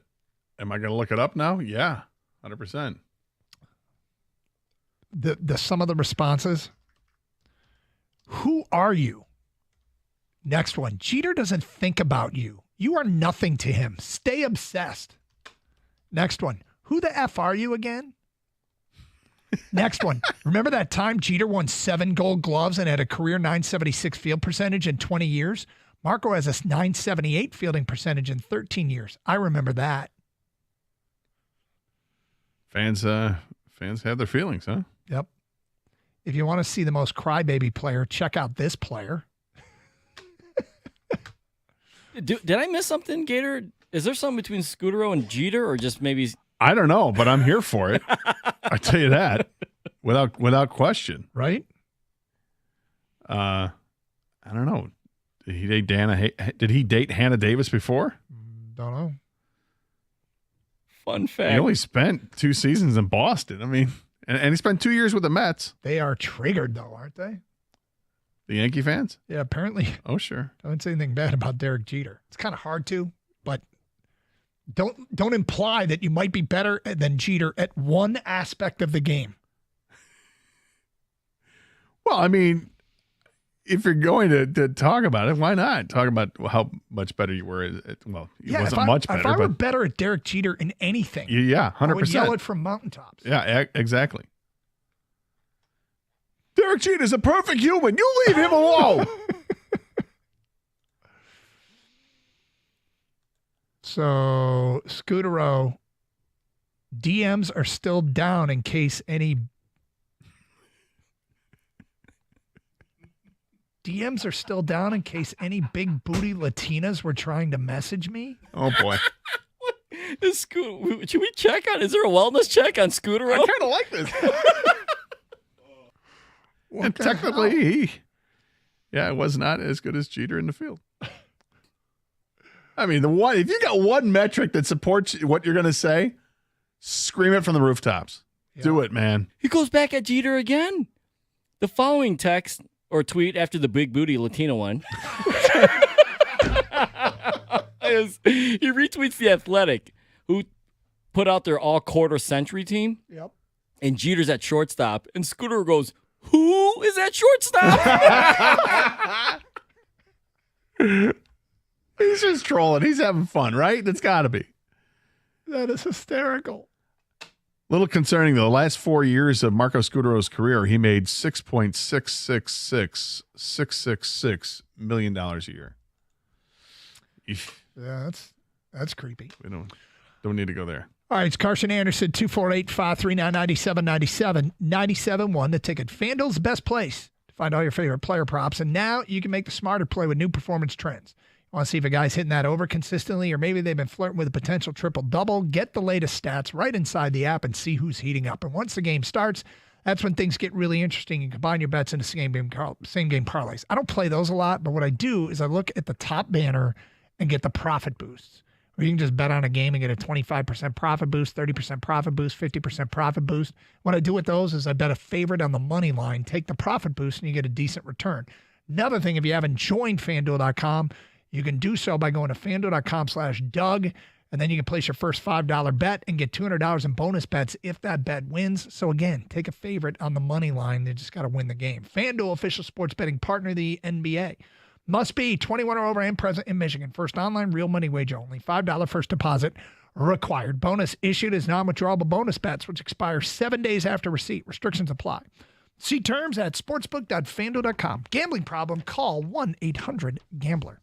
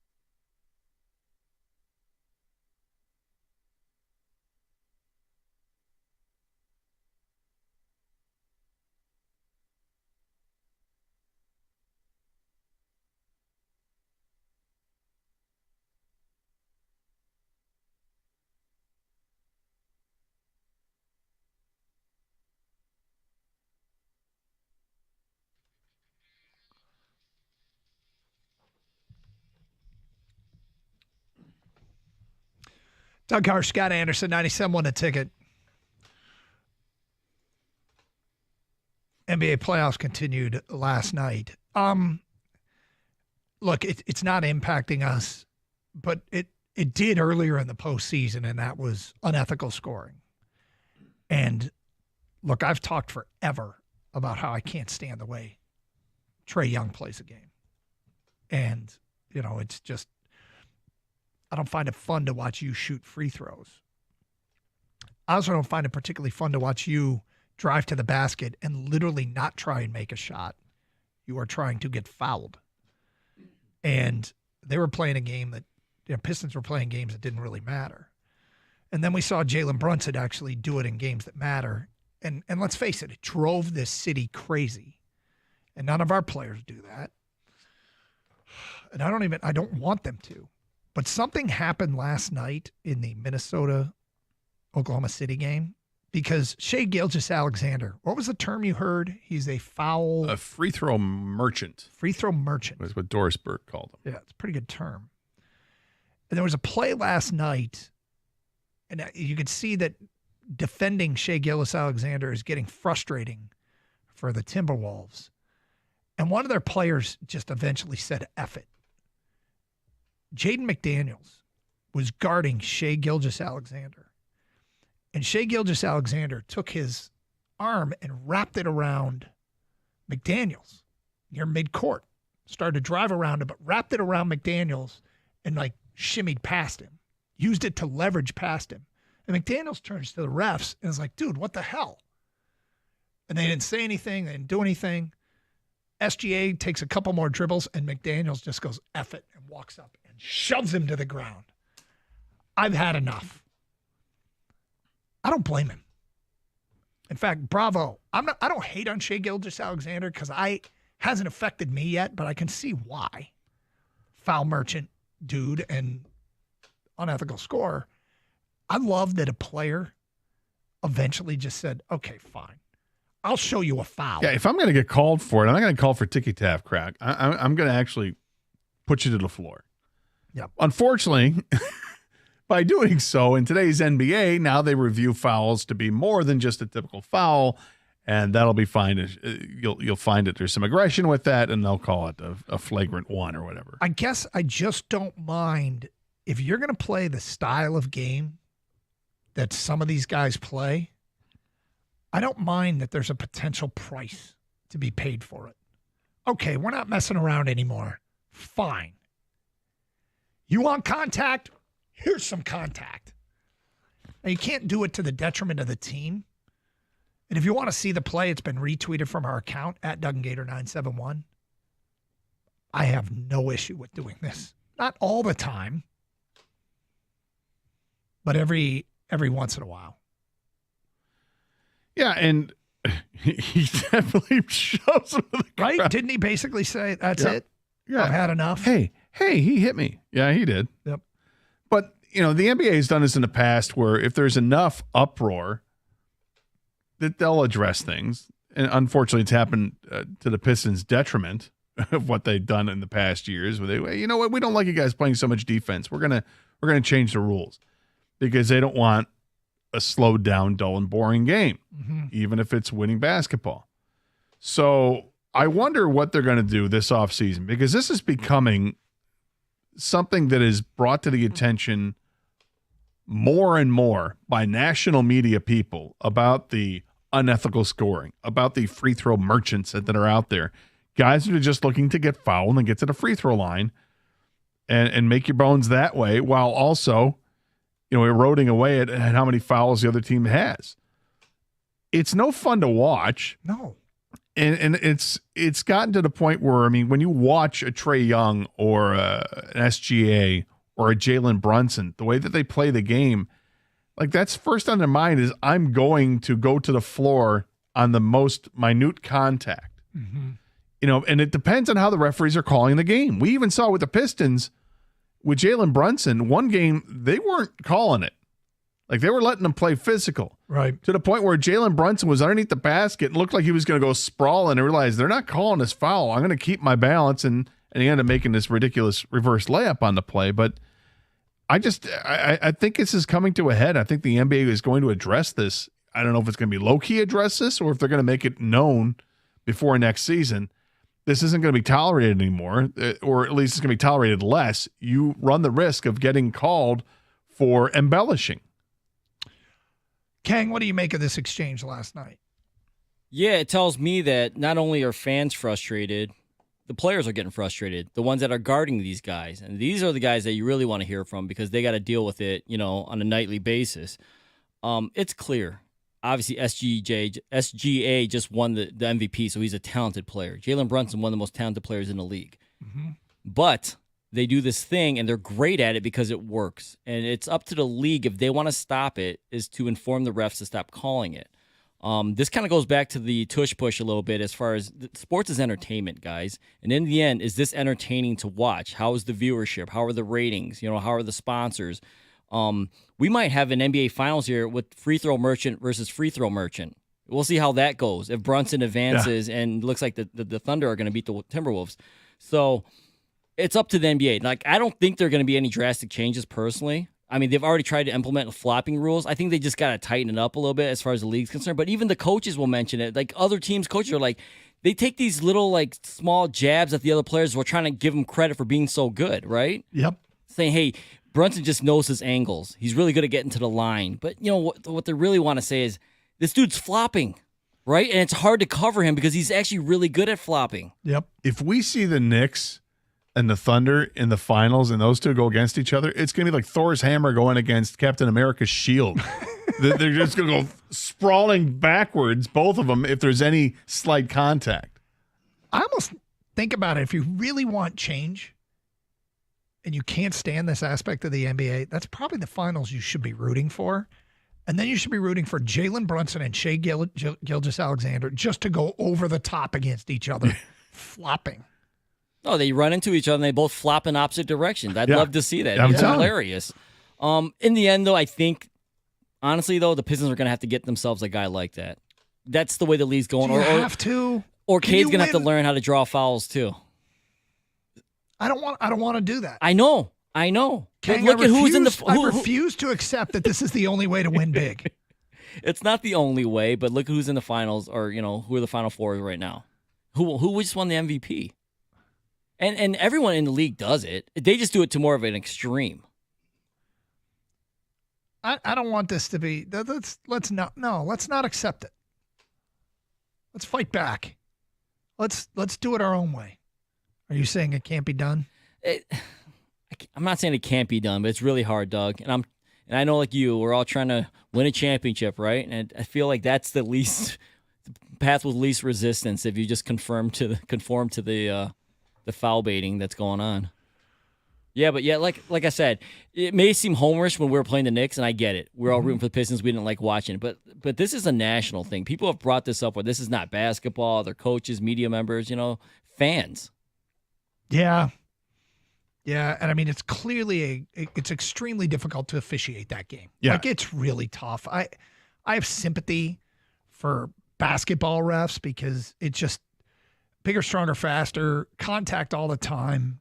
What differentiates between a foul and not a foul? When they explain it, by the way, when plays are reviewed and they explain it, it always feels like they have really good reasoning.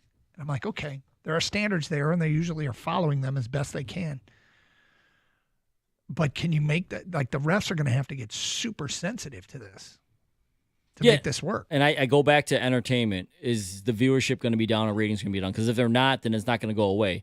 The most popular sport in the world is soccer. And what is the one thing that everyone complains about? God. Flopping. But if it's still that popular, you know what I mean? Like What's how much the of it incentive, is? Yeah, right. exactly. Same thing with the NBA, I feel like. It's an international sport, basketball. Well, they're just soft outside of this country. That's why they're okay. Well, there's a little bit too of, are we old man yelling at clouds? Maybe I should ask my kids who all watch the NBA, does this bother you as much as it bothers me? Because we might just be, this is a sign that you're a generation above what's going on now. I feel like basketball took care of half the problem.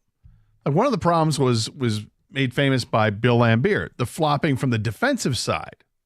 Right. When the defender would flop and they'd call the foul, or they'd push real hard, and then the offensive player would try to, fall back into the player, and you would like do the little bit of ole, and the guy would fall down. But they started calling flopping on defensive players, but they're not doing it enough on the offensive players.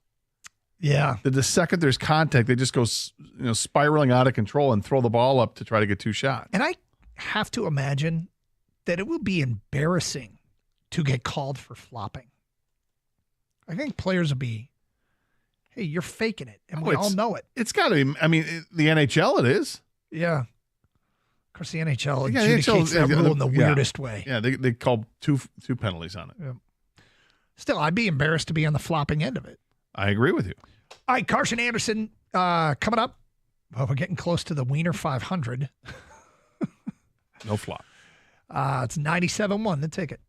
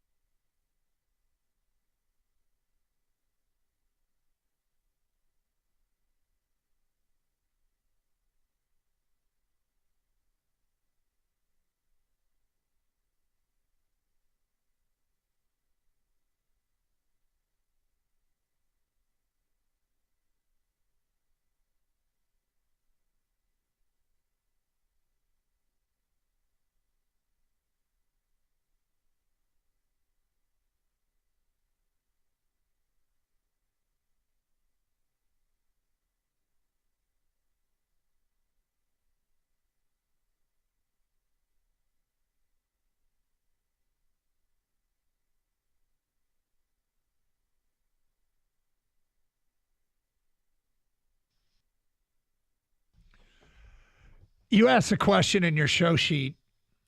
Anything new on the grill for Memorial Day? And you're not a big grill guy, but you got something new you're going to try? No, I'm just always curious when we get to these holidays, Memorial Day and 4th of July. You know, those are big grilling weekends, and I know people get all excited about it and different things. And there's so many different just outdoor kitchen stuff. Doesn't have to be grill. You know, it could be griddle. It could be, you know, you've got some new pizza dough recipe, and the outdoor pizza ovens are all the rage now, and just all types of stuff. What's new? Yeah, I really have started to lean into the griddle. I'm going to give Kang so much credit. Didn't understand it at first. Now I love the damn thing. We're doing pasta on there all the time now. It's great. You pre-cook it, right? Or no, you can throw it on frozen. We got the little frozen, cover. gotcha. We put the cover thing on top. So it's not the dried pasta that you're putting on there. No, we put ravioli kind of things. But Gotcha. we put the cover on it. Just Let it steam. Yeah. Yep. Mm-hmm. So good. So good. You put water in there and then A little bit. okay. Yep. You could do that to melt your cheese on your burgers too, people. Yes. We haven't used it for that yet, but I'm going to. Yes. Turkey burgers. Yes, we know that. Yeah. Okay. Ken, you got anything I'm going to do on the griddle this weekend? No. No. Hot dog roller going to be in use? No. Ken, is a hot dog roller in use, Ken? See, the weather's bumming me out because if it was a little nicer out, then I might just do it. But this bummer weather, I don't think it's going to come out. I mean, you had the hot dog roller in your living room for the entire winter. Do it inside. That's different because tailgate. That's a lot different because football, you got the hot dogs for the tailgate that you do in your living room. But now, Memorial Day, you want to be outside. It's true. I like the way he said that as if everybody does. You know, you got the hot dog roller in your living room. Hot dog rollers, but it's portable too. Well, I know that. But I'm saying, I'm yelling. Yeah, I'm like, take it outside. What's right next to the lamp right now? The other thing is today is National Taffy Day. Okay, and you immediately wrote after that, what's the most overrated candy? I mean, this is going to be subjective, right? Because everybody has stuff that they like, and everybody likes different things. Mm-hmm. I never understood the fascination with taffy. When I saw this, I just immediately rolled my eyes. I'm like, we have a national day for taffy? The hell is that? Really? Yeah. I was never a big taffy guy. Always liked sweets, but not taffy. Okay, so I'm probably the worst person to answer this question, but I'm gonna, and I wonder who's with me. I can't stand gummy anything. I'm with you. Okay. I'm with you, my brother. Gummy bears. Hate them. Like gummy worms. No, sir. Swedish fish. Nope. These gummy, like. It's stuck in your teeth. No. Oh, does it? I feel like it's always, like if you have any dental work, there's always a chance it's going to, if you have braces as a kid, those gummies are going to be in there for weeks. If you have like a filling, you can pull the cap right off. Like here, you know what it is? It's colored glue. Here's some glue. Eat it. Now, there are new kinds of gummy bears that are out there that are, I will agree that they're better than the original stuff. What, the pot gummies? No, not. Oh, okay. No. I didn't realize. No, I don't do that. But I'm talking like actual like gummy bears that you can get from like, I don't know if it's licorice.com or one of those type services. I got a friend of mine that she gets like a 3-pound bag of this stuff and brings it into the office. And she really only likes like 2 of the flavors and leaves the rest of them. But she's like, try it. I'm like, all right. Okay, I'll grant you it's better than the original gummy bears, but this is nothing that I want. I think it's way overrated. Remember back when you get to college, right? We're at Michigan State, and you would go to the Land Shark, and the Land Shark had the Shark Bowl. Mm-hmm. And every bar in every college town has some kind of version of this, right? All these ingredients, alcohols you throw in there, and it tastes delicious, but it's this giant thing, and they serve it with like 8 straws. You get your friends, and everybody goes at it, and then they end up having gummy whatever. They would have gummy sharks that are in there. They're like, oh, they're great. I'm like, no. No, they're not. When we're going to get liquored up, let's just admit we're getting liquored up. This little tasty treat at the end, it's not a tasty treat. I don't like it. No. I never liked gummy bears. I never did either, and That's funny because us behind the glass absolutely are the opposite of you guys and love gummies. Really? Everything you just named off. Kenny said yes, yes, yes, yes. More of that. So you guys are wrong, and we are right. Yeah, I'm Well, sure. I said it's That's what all we figured subjective, out. and I suspect that it is a generational thing. But I didn't like them when I was a kid either. No, I didn't either. I remember we had this weird like liquor store that my dad would always go to, and I'd go along, and the only candy they had was gummies. And I felt like such a ripoff because every kid asks for some candy when they go to the store with their parents. I mean, look, there's bad candies that everybody will agree to. They just suck, like circus peanuts. Most people are going to say circus peanuts are the worst. Yeah. Or Peeps. Peeps are awful. Now, I'm sure there's a small percentage of people out there to defend them to the hilt, but they're awful. But gummies, I do feel like that's a polarizing candy. That's one that you can say overrated, underrated, and you're going to have people on both sides of it. But Yeah, but I mean, so me and Kenny like them. You guys don't. But I mean, you can't take out the dispensaries, man. Gummies are hot right now, dude. I'm telling you, people love them. but that's not what we're talking. We're But talking they're about actual like, candy. I know, Yeah. but I'm saying I think they wouldn't have them in gummy form if people didn't like them. Well, it's just another way of consuming them with, rather True, than but they're baking up popular. brownies. Right? Yeah, I get it. Well, so are gummy vitamins. Like, I'll have a gummy vitamin. I won't. See, Doug's. Oh. Yeah, there you go, Doug. Plant that flag. I mean, I'd rather you can always just take the pill, and that's fine too. But it feels like if you're taking I'm the sorry, gummy, the what? reason is because it'll. Oh, the vitamin pill. Yeah, vitamin I was like, there's gummy pills? What would be the point of that? Have you had pill form gummies? Ever had amphetamines? No, but it's. I always thought that the reason for the gummy was that whether it was for medicinal purposes or whatever, well, specifically medicinal purposes or the THC purposes, that it gets to your bloodstream quicker because it dissolves faster because it's in gummy form and it just boom gets in there, as opposed to having a hard pill that has to break down and all that. Of course, to each their own. But if you want to share with us what you think the most overrated candy is on National Taffy Day. Taffy? Not you, huh? Well, does Taffy deserve a national day? Well, there's a lot of stuff that gets national days that probably, I would argue. I agree, yeah. Not particularly but this one in particular we're looking at, Taffy. Yeah. Yes or no? Probably more no than yes. But I like Taffy more than gummies, though. The problem is I lock in on what I really like. If I'm going to get a candy, I'm going to just keep going back to the same thing I like rather than try new stuff. So if I'm standing there and I can get Taffy or I can get a Reese's peanut butter cup, it's the cup all day, every day. Or the M&M peanut butter M&Ms. Those are pretty good. John Jansen once on a trip, we were road tripping somewhere, and he goes in, gets gas, goes in, comes out here. I got you something. He throws me that sharing size bag of peanut butter M&Ms. Yeah. I'd never had them before. And now I'm like, you bastard. Why didn't you get the family size? Sharing.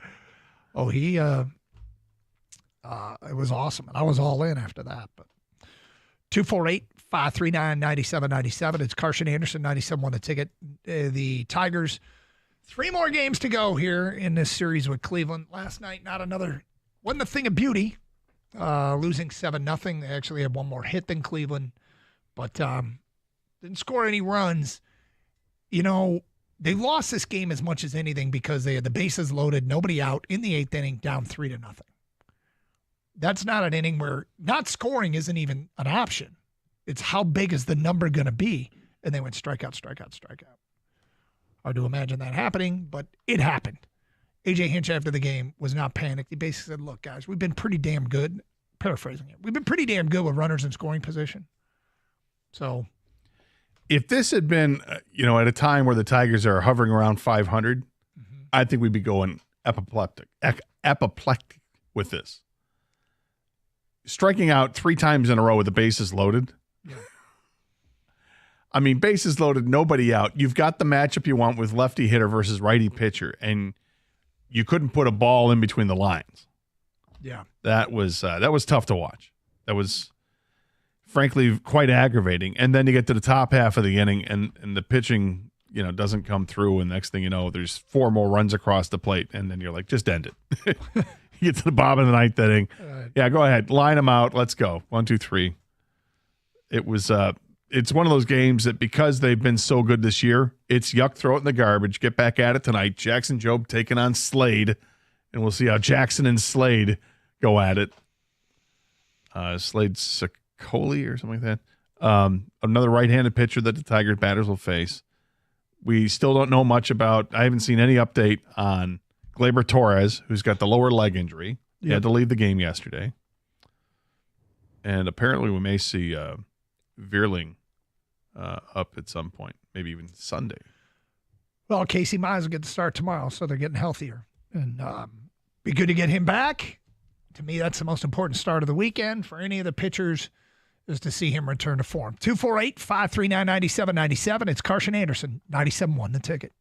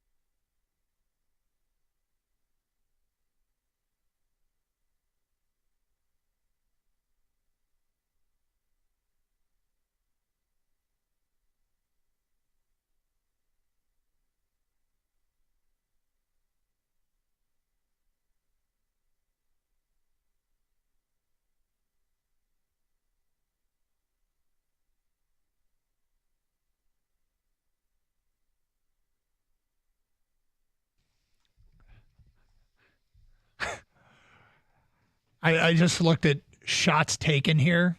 You know, this whole USC Notre Dame thing. USC is wanting to extend the Notre Dame rivalry by 1 year. Notre Dame wants to do it forever. And USC is like, look, we got to travel cross country too much now. We don't mind hosting this game, but we don't really want to go to Notre Dame every year. So we'll add a year when you have to come out here, which understandably Notre Dame is like, eh. And reporter for USC did something. The rivalry between USC and Notre Dame is at an impasse. Notre Dame wants a long-term deal. USC won't do more than a year-by-year arrangement as it awaits on clarity about auto qualifiers in the playoff. Colin Cowherd, I don't know if you know him, he's a talk show host. Uh-huh. He tweets out, 2 iconic programs, 2 different needs. Things change. Pete Sampson then gets in. He's the Notre Dame beat writer for The Athletic, and he tweets out the following.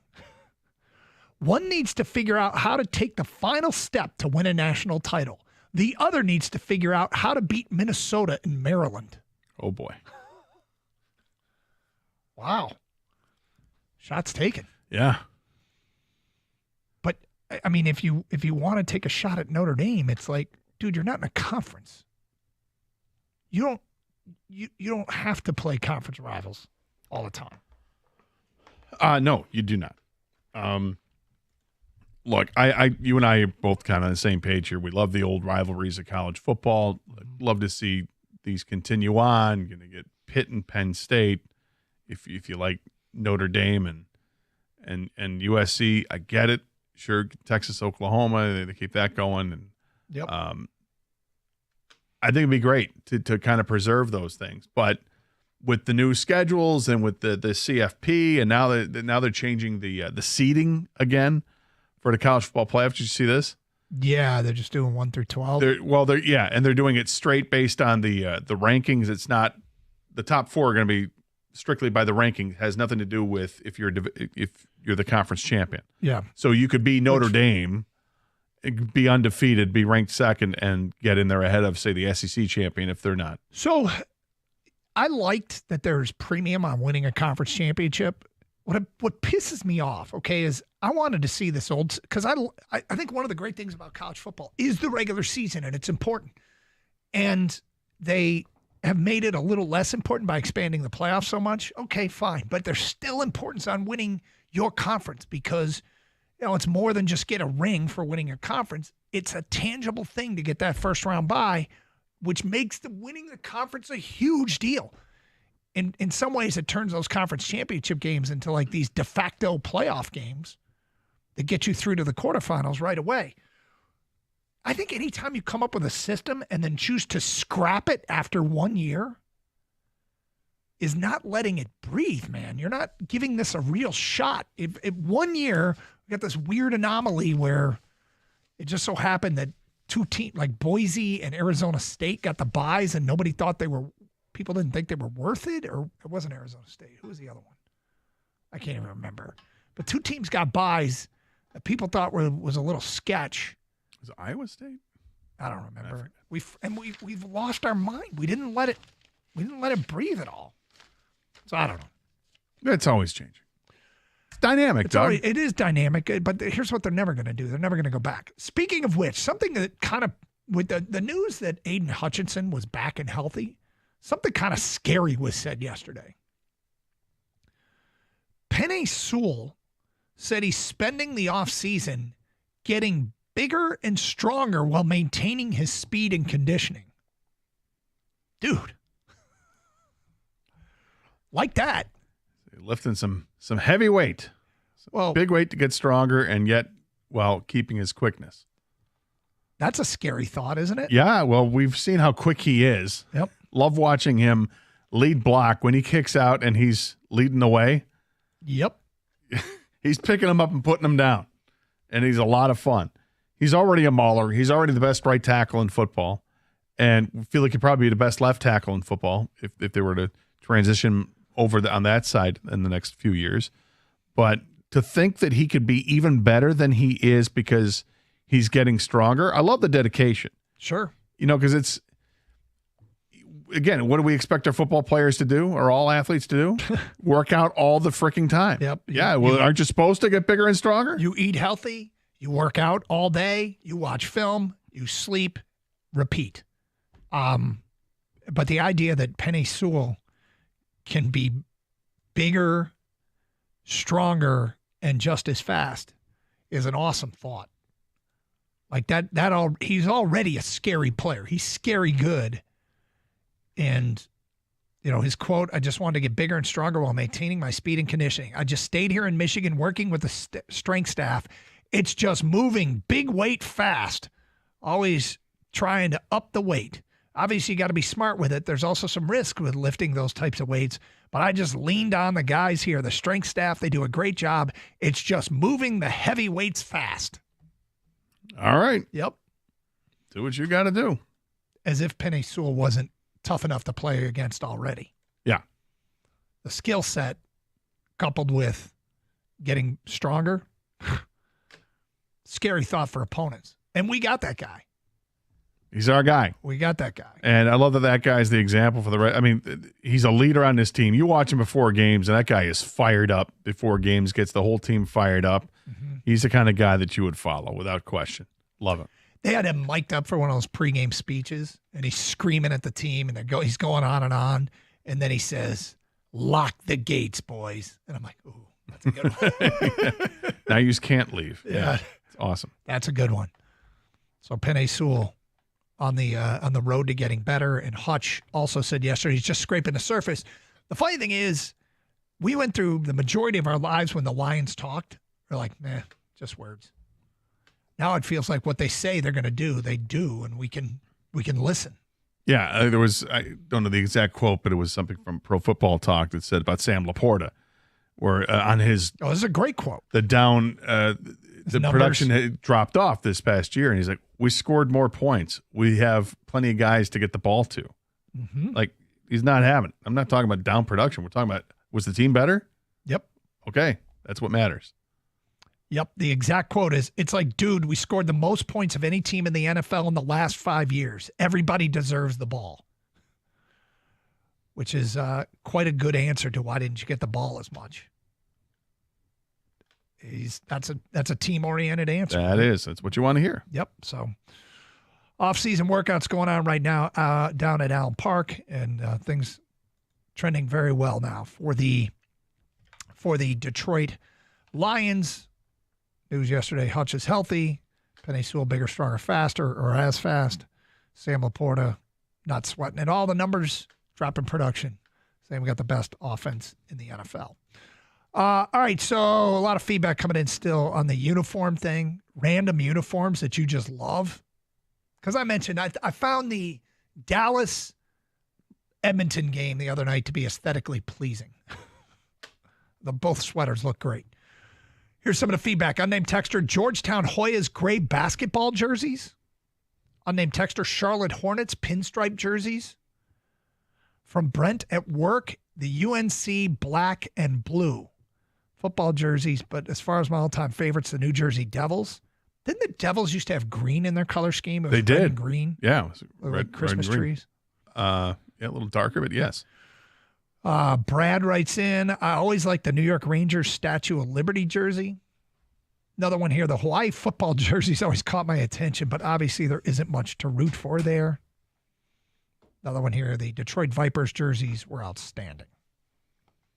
Did you like those back in the day? Teal. So, no, not as much. No. What about the logo? Logo was all right. You know, again, it's one of these things that if you go back and look at it now, maybe you have a different opinion, like we do of the Horsehead uniforms. They've aged well. Yeah, but the red Horsehead or the maroon Horsehead is better than the teal one. No question.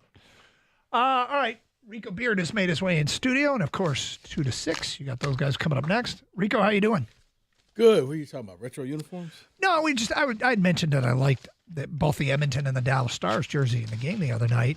I think they both look good. I think they both pop, aesthetically pleasing. Who's the random team that you just like their jerseys, sweaters, whatever you want to call it? Huh. No, yeah. For me, it was always the powder blue Houston Oilers. Yeah, it was a good look. Love your blue. Yep. You got a hat. Yeah, I do. That was a good-looking jersey. Dude, I man. like your hat. Yeah, I like that hat. I don't know. Yeah, just Earl Campbell, those jerseys. Yep. You know what made it was the red piping on that. Just a It little kind of touch of popped red. right there. Yeah. That's a good call. All right, what do you guys got planned coming up next? Well, one, in honor of the pennies going away, Mm-hmm. the thing in sports that can just kind of go the way of the penny. It's really obsolete. Really, you don't need it. Okay. It's here, but why? Can't we just trim the fat and move on? All right. Also, is this weather change your holiday plan? Dude. Oh, boy. I mean, We could have done 4 hours of weather talk yesterday. I mean, we were out there. We chose like, not to. Mike's trying to get, he's like, you should go ahead and smoke something. I'm like, I don't feel like it. You mean smoke something? meat. Okay. Yeah. Sorry. Hey, Evan's not here. No. Mike's like, would you relax? Go out and smoke something. No, he needs. Well, not me. No, but he's like, are you putting anything on the smoker? And I'm like, no. You're Like, just not it's going too outside. cold. I'm like, I like to go out there, listen to some music, or just talk to the neighbors. But Sunday should be nicer. Or I can wait 70? I'll wait till next week when it's Yeah, like okay. warm and I don't want to run out, flip it, run back in. There is something to be said for just. I feel like I've been defeated this spring. Like Gator says I'm turning soft, and I might be, but I'm just like, it's every single day. It's gray and rainy and It spitting. beats on you. It's depressing. It's a slow start. Think of it like the Tigers season last year. It's a slow start, finish strong. I hope so. Hey, have a great show. Have a great weekend. Enjoy your holiday. You too, Gator. Ken, Kenny, thank you very much. Cheers, Thanks bro. to all our listeners. Stay safe, everyone, and treat each other with respect. 97.1.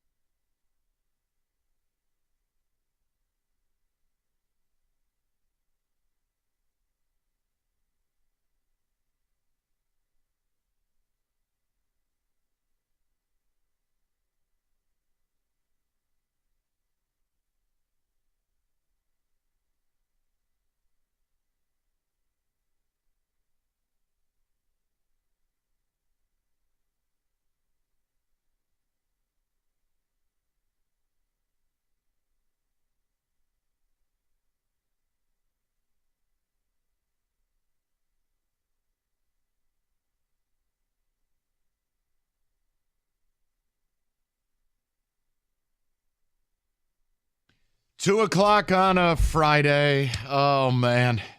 Long weekend beckons. There's one problem, Rico. This weather's like Planet Nebular. We have to have a conversation. We will get into useless things in sports. We will get into Aiden Hutchinson talking, maybe a little Tiger talk today. We just have to have a quick conversation. I'm a bit of a slap for Memorial Day weekend. It kind of represents the start of summer. Yeah, it's not going to be 70 degrees. It's 50 and cloudy with a jacket on going to work today. You won't get 70 until Monday. Like Doug is going up north. I looked at him and I went, why? It's going to be like 40 degrees up there.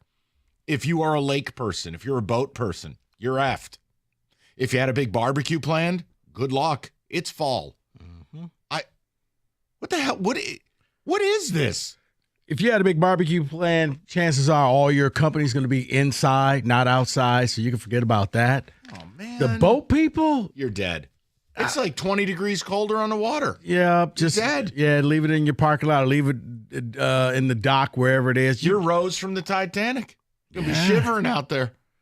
But here's the question. That's who I really feel bad for. Rose?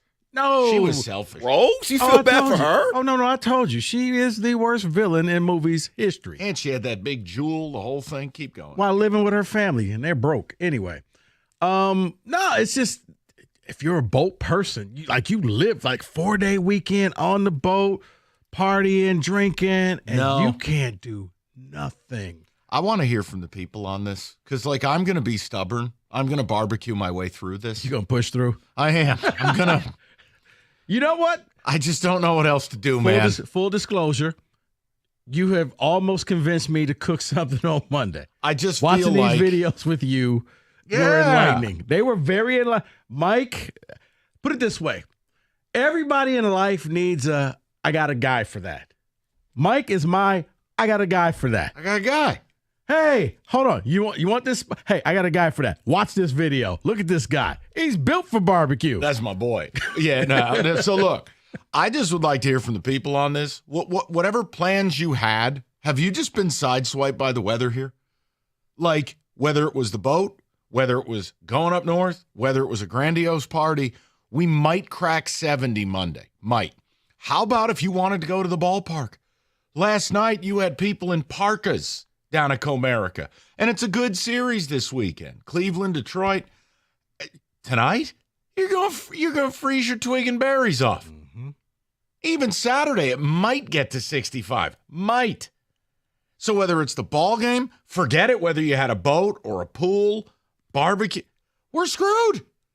But I am going to push through. I am going to be out there in a little jacket. I'm going to get the smoker rolling. I cannot allow Mother Nature to do this to me. I have to push through. And I need you to push through. You were being a little bit of a bitch out there. I need you to fire up that smoker and get to it. You're like, I don't want to. Come on, man. Get out there. Your neighborhood needs it. Man, because when you're out there, Mike, you're out there listening to music or talking to the neighbors, just enjoying the deck. And it's like, oh, this is nice. I don't want to run out there. You need to be out there like run Bane. Back in the house. Just get your winter hat on and just deal. I'm just saying, we can't.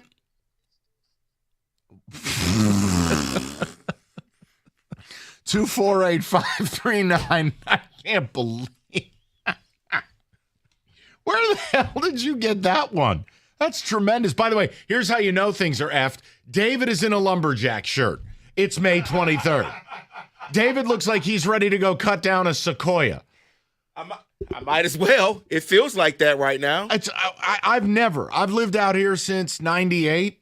I don't remember anything like this. And I mean, it stinks, man, because beautiful weekend at the ballpark, gone. Maybe opened your pool, dead. Yeah. Boat? Yeah, try again later. And then even the general barbecue, yeah, great. By Monday, maybe it hits 70. Maybe. I am just like, oh my God. Yeah, I'm proud of you because I was at the Costco and I'm looking like, I don't feel like cooking this and you standing need to outside. Nut up. Come on. I believe in you. You'll thank me later. I probably will. Might come because it's supposed to be warmer as it gets to Monday. You need to start tomorrow with the elements.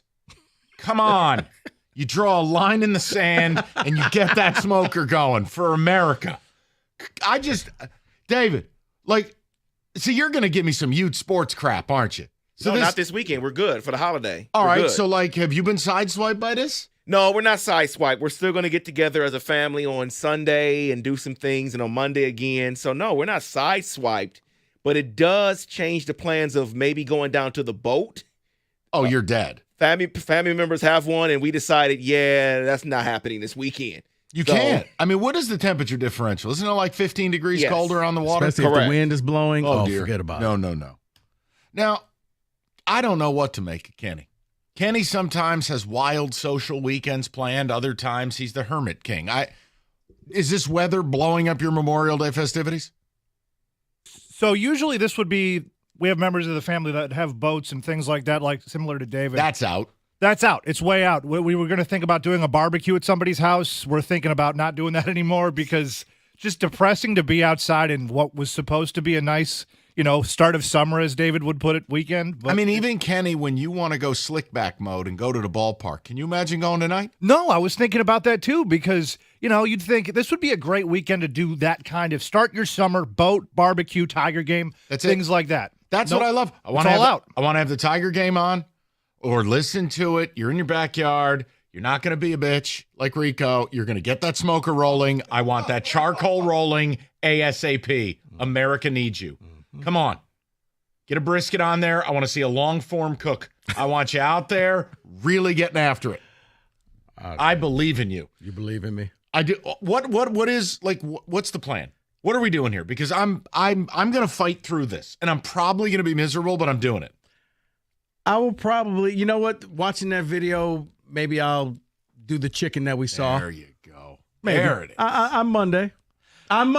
Tomorrow. The holiday. Tomorrow. The compromise. 70, I can hang out and really enjoy myself. Because to me, that's really the best part of cooking outside is just hanging out. Either you're by yourself, you're listening to music or whatever, but it's like you're away from the world and you're just doing something basic. It's just man and fire and meat. Staring at the sky. Contemplating life's decisions. Right. Running back and forth. Look at this now. People, I just want to know. And we'll get to business after this. What's the move here this weekend? I mean, I'm pretty bummed out. Memorial Day is the long weekend kickoff to summer. I love it. There's no big horse race I got to worry about, nothing. It's just relaxation. I don't have to handicap 14 races. No, I'm with you. And thoughts and prayers to those who have to go out to the children's things and I already told Powers, just fake your own death. It's not worth it. Thoughts and prayers. T's and P's. This guy's going to be at a soccer field at 4 and at 6 and then tomorrow at 1, at 4, at 8. I looked at the beautiful part about it is it's not baking in the sun. So you wear a hoodie. Oh, good. So your nuts are in your lungs. Much better. Trust me, you've never sat out there in the sun just like, oh my goodness. No, what I said to him is, listen, have you ever thought about starting over? He goes, what do you mean? I said, just fake your own death. We get you a different ID. You start over. You do what the guy in Uzbekistan did. Daddy just didn't come home one night. But not anymore. He doesn't. His new name is going to be Turd Ferguson. He's going to go to Bozeman, Montana. You just start over. I got to get some milk. And Dad never came back. The Ute Sports thing. The infamous pack of cigarettes. Gotcha. Ute Sports is destroying men everywhere. That's my vote. What he described is not a Memorial Day weekend. It's a prison sentence. Oh, yeah, it's a three-day tournament, 17 different games. I'm going, dude, that sounds like a labor camp in Siberia. Kids, Mike. Mikey loves the kids, don't he? No. I'm so glad that part of my life is done. Really? Well, right now. You're right. I got more. I was going to say, you have kids on an assembly line. Right. What part do you think you're done? Other two. Done? You've just got but a brief respite. You got, a halftime, and then you'll be back. And then you'll have another break. Guys, and then you'll be back. Who's braving this with us? I have to barbecue my way through this. I just can't believe this weather I can't believe it. If you're going to the ballpark tonight, I'm sorry. If you planned on using your boat, I'm sorry. If you planned on using your pool, I'm sorry. I mean, yeah, think about it. Yeah, you bought tickets like, oh, the Guardians Memorial are, Day weekend, Guardians Guards are in here. town. Yeah, the playoffs. Oh, it's going to be great. That race too? I don't even care about the Indy 500. Don't look. Who cares about that? That feels like an event from 30 years ago. Like Bobby Rahal or Pablo Montoya. Like, who cares about IndyCar? I thought the whole league shut down. No, I mean, I guess if you're down there, right, it's just boring. At least like for your horse racing, it's a lap around the track. Like, how do you know, like, okay, are they at lap 238 or even this 392? weekend, like for people who love F1, it's the worst race this weekend. Monte Carlo, you can't pass anybody. The roads are 2 feet wide. Everybody basically just follows each other around the track all weekend in Monte Carlo. Now, it's cool to look at for 5 minutes, but you can't pass anybody. So where you qualify, basically, if your car doesn't blow up or you don't run over a pigeon, that's where you're going to finish the race. We'll get to it. 248-539-9797. This is a bit of a melancholy Memorial Day weekend for everybody. This is not a kickoff to summer. It feels like fall. I feel like I should be watching MSU down by 40 to Rutgers on Saturday afternoon. That's what it feels like. Oh, you missed your time, man. What's up? You did it 13 minutes into the show. Yesterday, you were 7 minutes into the show. Oh, for state slander? Yes. I'm sorry. Come on. I'll do better next time. Like, even this, like, how am I supposed to tell my listeners summer's heating up? No, it's not. It Here, is. Here, ready? Call Mastercraft Heating, Cooling, Plumbing, and Electrical before you freeze to death. There you go. Upgrade your system now so you don't freeze in your bed. AC? Yeah, eventually. Save up to $1,000. New generator for the next time a thunderstorm kills us all. Save $1,000. New furnace. You still need that, Lord knows. Save up to $1,000. It's Mastercraft. It's great same-day service when you call before noon. It's mastercraftheating.com.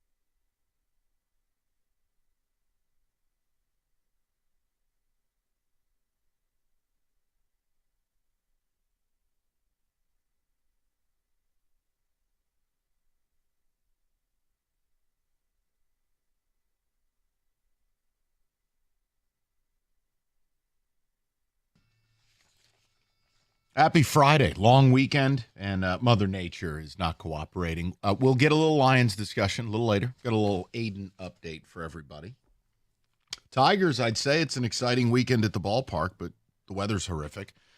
David, what are the early returns as we're just trying to see? I mean, are people's plans just shot for Memorial Day weekend? I mean, poor Doug was just sad walking out of here. He's going up north in a winter hat. Yeah. Baseball doubleheader tomorrow, 10 and 12. Sunday tea time, 8 a.m. Monday grilling, and the Tigers on the radio. Weather won't stop us. That's JR right. in Warren. JR, you power through. That's right. Come on, man. This is Michigan. Embrace it. I'm a cold weather guy. If it never got above 75 again, I'd be happy. Yeah, but hold on. Stop. You can't play that card on May 23rd. Thank you. Now, if it were March, you have every right to say it. April, middle ground. May 23rd, guys, I'm sorry if asking for 75 and sunny once in a while is. I don't think that's a big ask. Yeah, this isn't Michigan weather on May 23rd. You raised the bat signal for Tommy Tough Guy, so he's ready to go out there. We got a new grill delivered today and a new boat going in the water tomorrow morning. F the weather. We're using both. We're using the boat, damn it. The kids are dressed like Randy from A Christmas Story. I can't move my arms. Shut up and enjoy the boat. Nature. I'm going to be doing a bonfire and then grilling this weekend, push through till summer. That is Will at work. Will, I love you. And that's what we got to get Rico doing. No, the bonfire means he's staying warm. Your grill should be on starting tonight, and you run it straight through Monday like a nuclear turbine. Who am I feeding? You. Figure it out. Go give some food to some poor people. Do whatever it is you want to do. You grill. We push through this weekend, damn it. Someone texts in and says, we know the real reason Mike is pushing through because he bought too much meat at Costco. You know what? Right there. Right there. Honey, guess I'm cooking for 4 days straight. Well, luckily, a wise man said, yeah, Michael, you got to buy the vacuum sealer. There you go. So I have a way out, but I will tell you, think about that. my plans have been a little off kilter. But no. I'm battling through tomorrow, period, because I have time. And I have something very specific I want to put on the smoker and make, damn it. I don't care if Mother Nature's acting like a hoe right now. We're pushing through. Well, no, that the chicken with the Alabama white sauce. Is that what you're going to man up tomorrow? I think I want to try that on Monday. No, tomorrow. Monday. Get in the elements. The compromise. All right, we go to David, 97.1. David, what's going on, buddy? Okay, then I don't want to know what's happening there. We're just going to Brandon, 97.1. Brando, what's up, pal? What's up, guys? How's it going? Good. So the dad's going to leave in a cutoff, and he's going to come back looking, or to the boat launch, and he's going to come back looking like Randy from the Christmas Story. I'm telling you, that water, you're going on a boat tomorrow morning? Good luck to that ticket texter. So my girlfriend's birthday is Memorial Day weekend, so we always go on vacation. Normally we go to Florida or whatever. But this year we decided to go to Pictured Rocks. Where's that? The tip of the UP. So Pictured Rocks is like the tip of the UP. Oh, dear. You go on like kayaking tours or boat tours. Luckily, we decided to do the boat tour because imagine doing Pictured Rocks because I think the top or the highest weather is going to be 45 degrees. So the northern tip of the UP? Northern tip of the UP. So we're taking our first, because I've always gone up north for 4th of July and whatever. We're taking our first trip to the UP, and we're like, okay, Memorial Day is going to be warm, but we picked this year.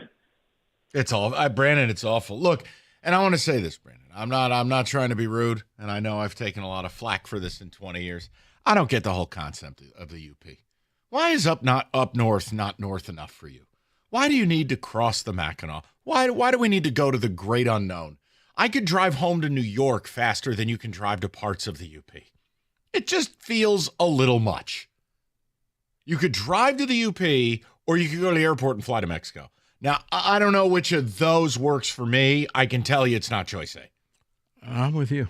I've never been to the UP. So. You got people who go to the UP, and it's like deliverance. It's going to be 45 degrees this weekend. What are you doing? I've done it once. Don't need to do it again. I told you.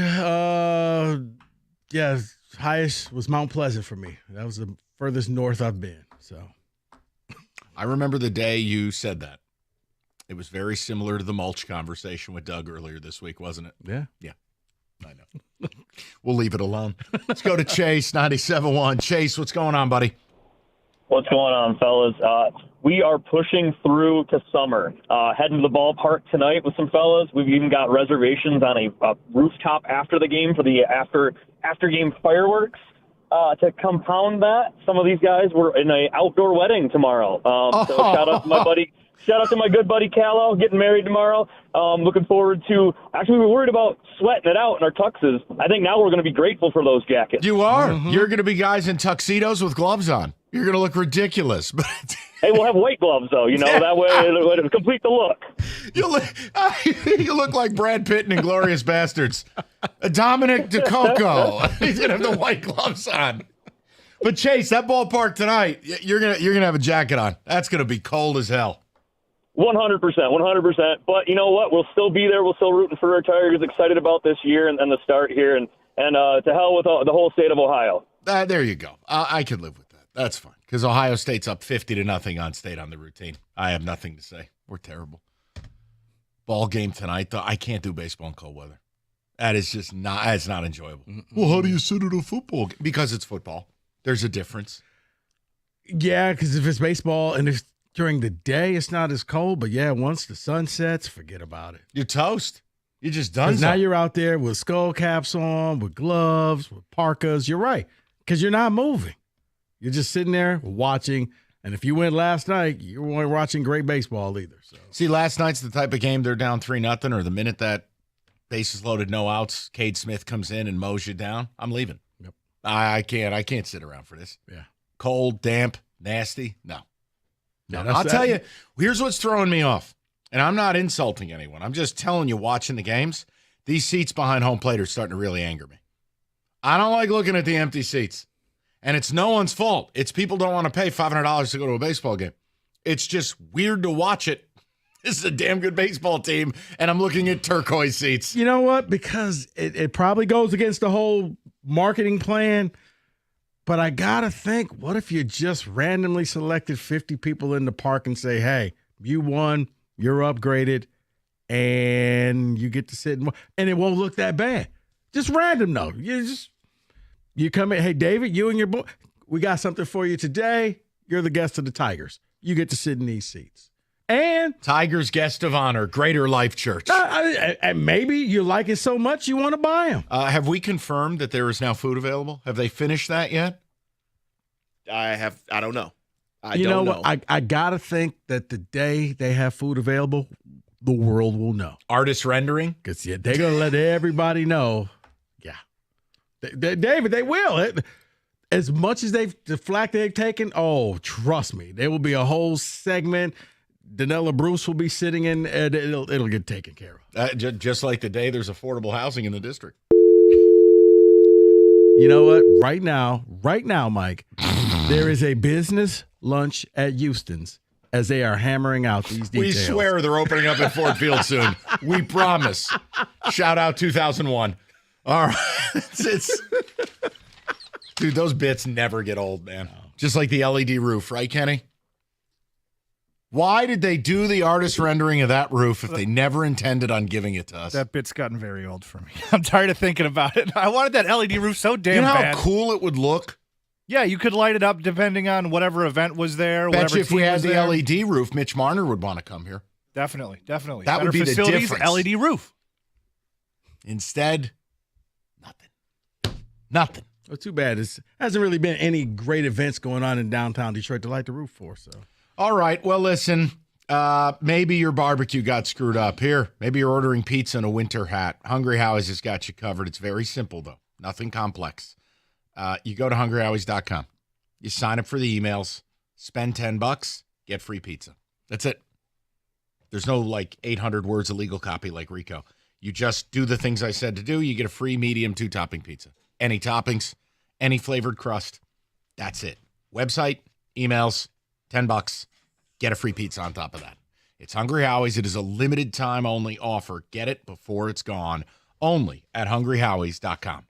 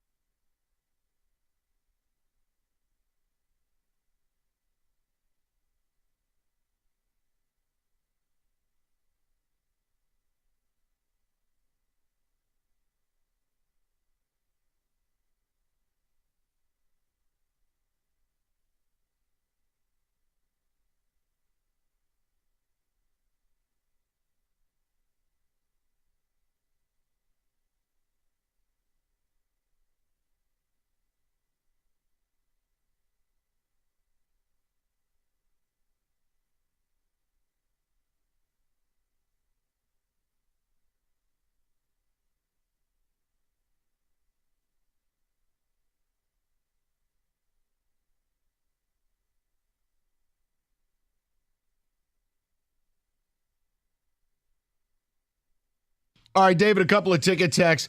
We have a Hutchinson update that I think is interesting and a bit of a philosophical question we can get into in the 3 o'clock. Also, the United States is ditching one of the most useless things in the world. We need to do something in that realm with sports. We're going to talk about it, and also Rico's opinion that the NFL is RoboCop despite bad business practices. But we've opened the show with an airing of the grievances. This is a Festivus. I got a lot of problems with you people, and now you're going to hear about them. This weather blows. Memorial Day weekend's weather's awful. And how badly are you getting screwed? Now, what I've tried to do is be a ray of light for Rico. Rico was going to pout and stay inside all weekend and not barbecue or smoke any meats or anything. It's unacceptable. You're an American. Act like. Let's get out there. Let's fire it up. In fact, leave now. Go get the charcoals ready. And come back. I want it. You should be operating like Franklin Barbecue this weekend. Just a consistent fire. Got to make sure the temperature hits the right. You know what? I'll be back at 5. Okay, we'll see you then. But David, a couple of ticket texts and just, are you pushing through or have your plans been altered? I feel terrible for people with boats. If you're going up, we had a guy call up. He's up at Picture Rocks. Enjoy 28-degree wind chill. What are we doing? Makes no sense. David is dressed like the Brawny Man. It's May 23rd. Jason from Detroit says, just bought 23 pounds of meat and will be running 2 different smokers on Sunday. I also have enough beer to make any weather not only tolerable, but enjoyable. I'd say that's the spirit. No, I'm not giving in, David. I have a couple special things I want to make this weekend. I'm not going to let Mother Nature get me off my game. I can't do it. I got to push through. And tomorrow's going to be miserable, but I still got to do it. The amount of kayaks on I-75 right now is wild. That is kayaks in Chesterfield. Oh, dear. You really braving the elements because you're right on top of the water.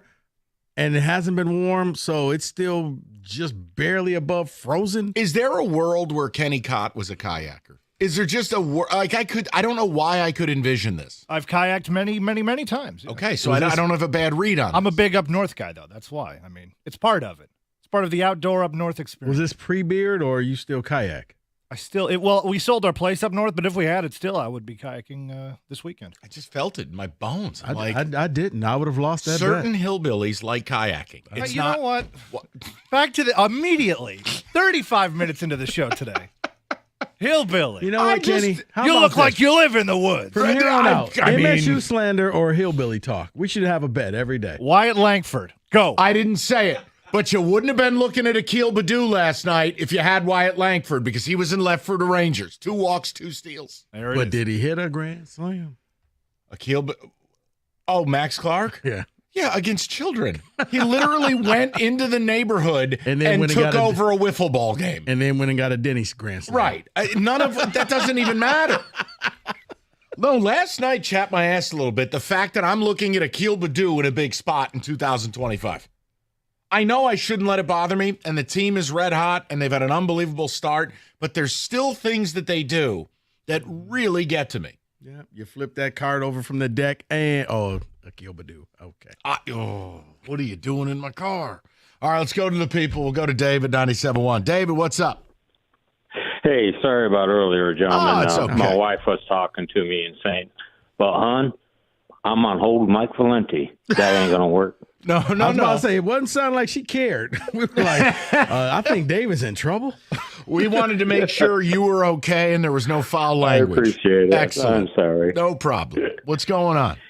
Yeah, I'm on the hook for this weekend. I got 85-year-old auntie coming in from San Francisco with grandson in tow that's 40 years old, and he wants to go walleye fishing. So, and we're going to the ball game Wednesday.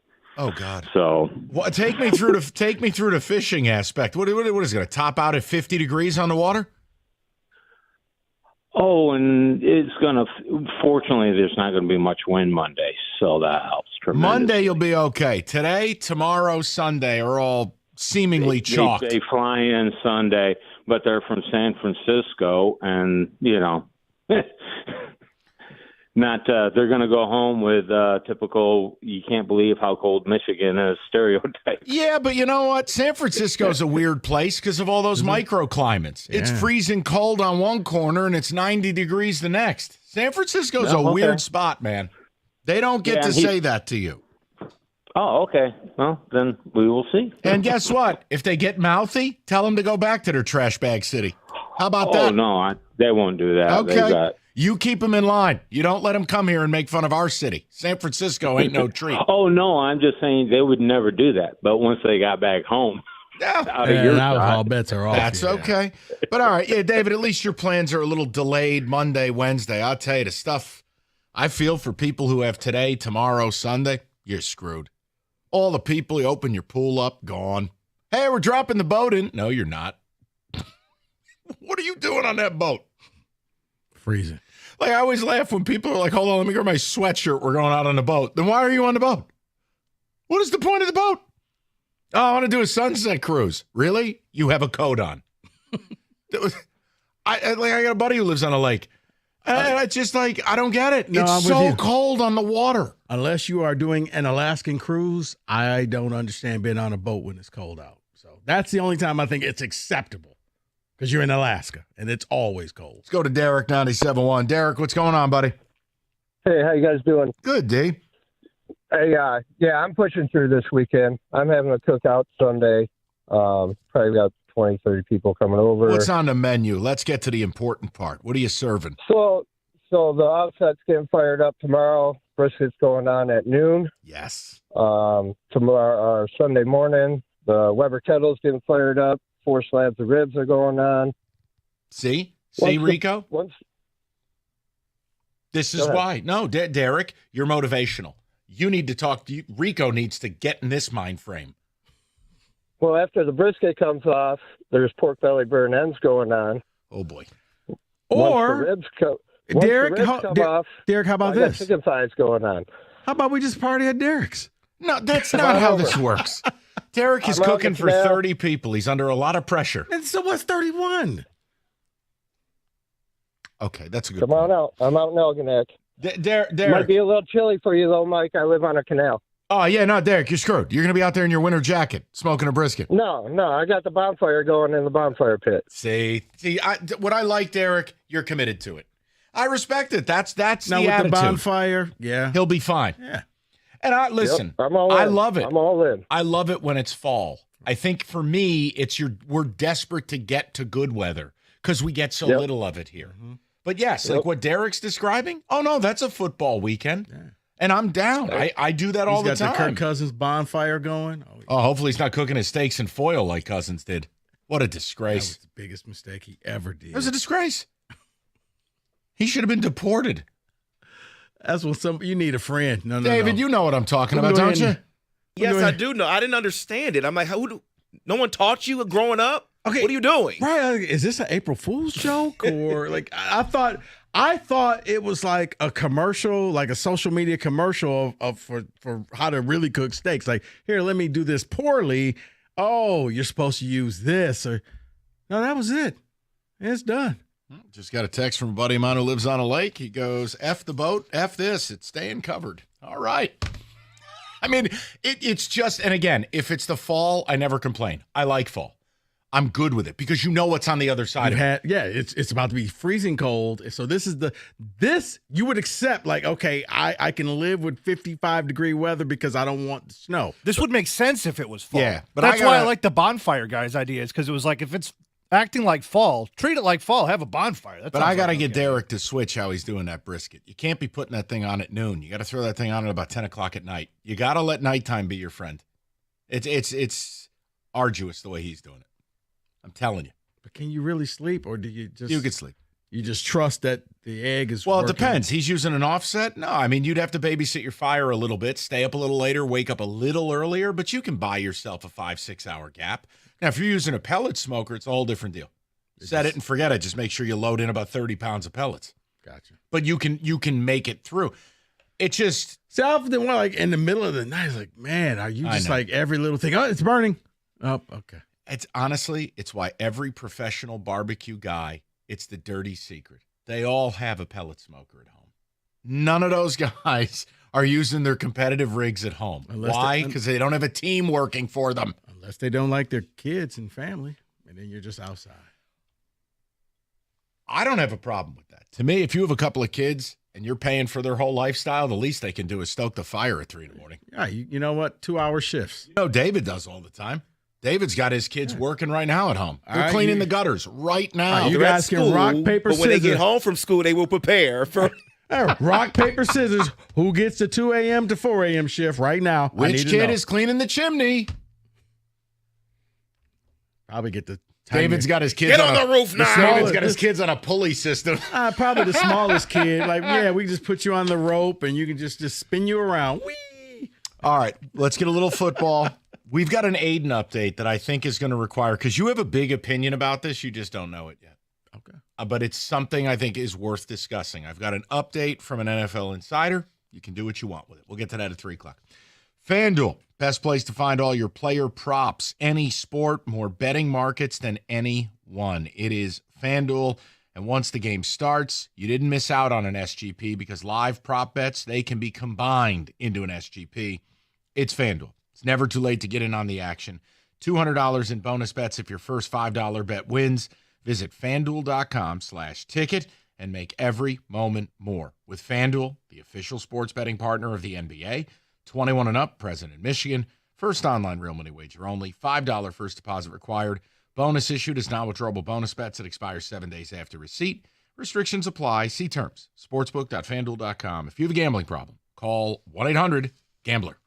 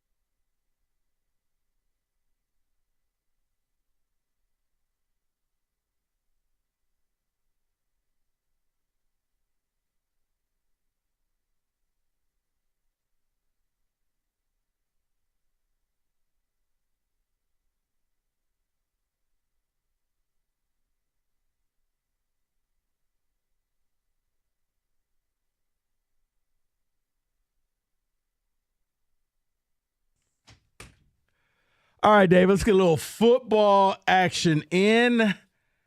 Let's get it started.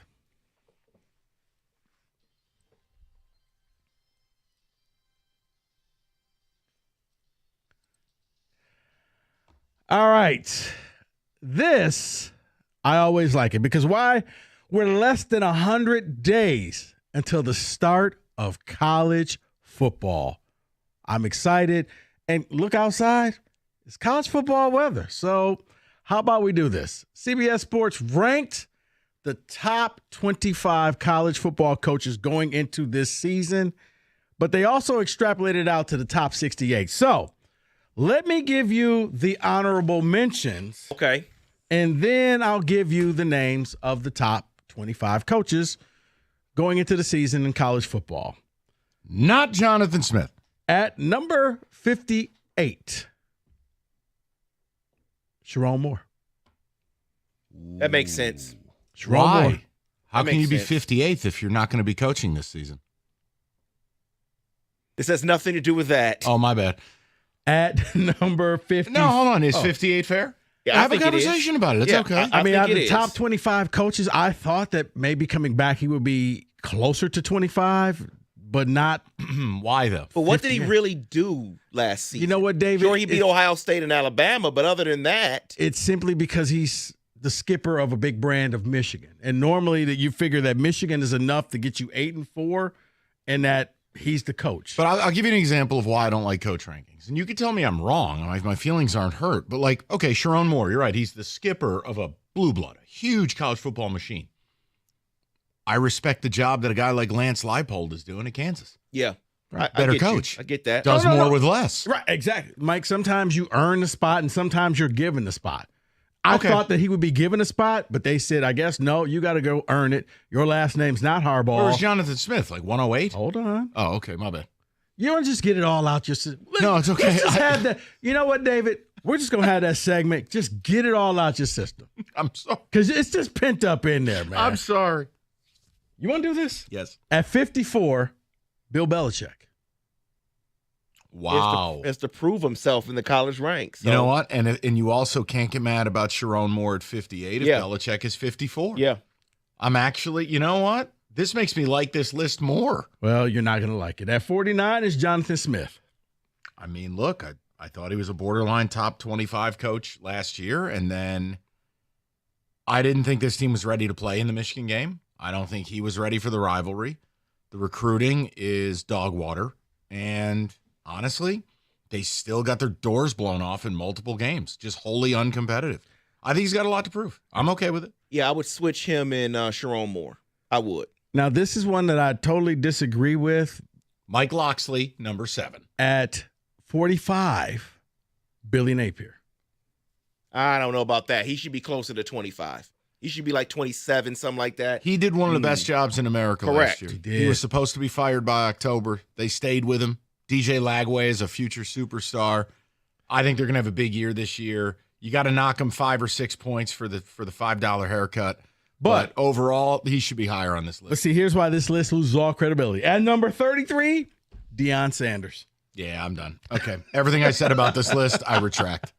All right, let's get to the top 25. At 25, Florida State's Mike Norvell. At 24, Missouri's Eli Drinkwitz. At 23, Illinois' Brett Bielema. I think Bielema is probably underrated.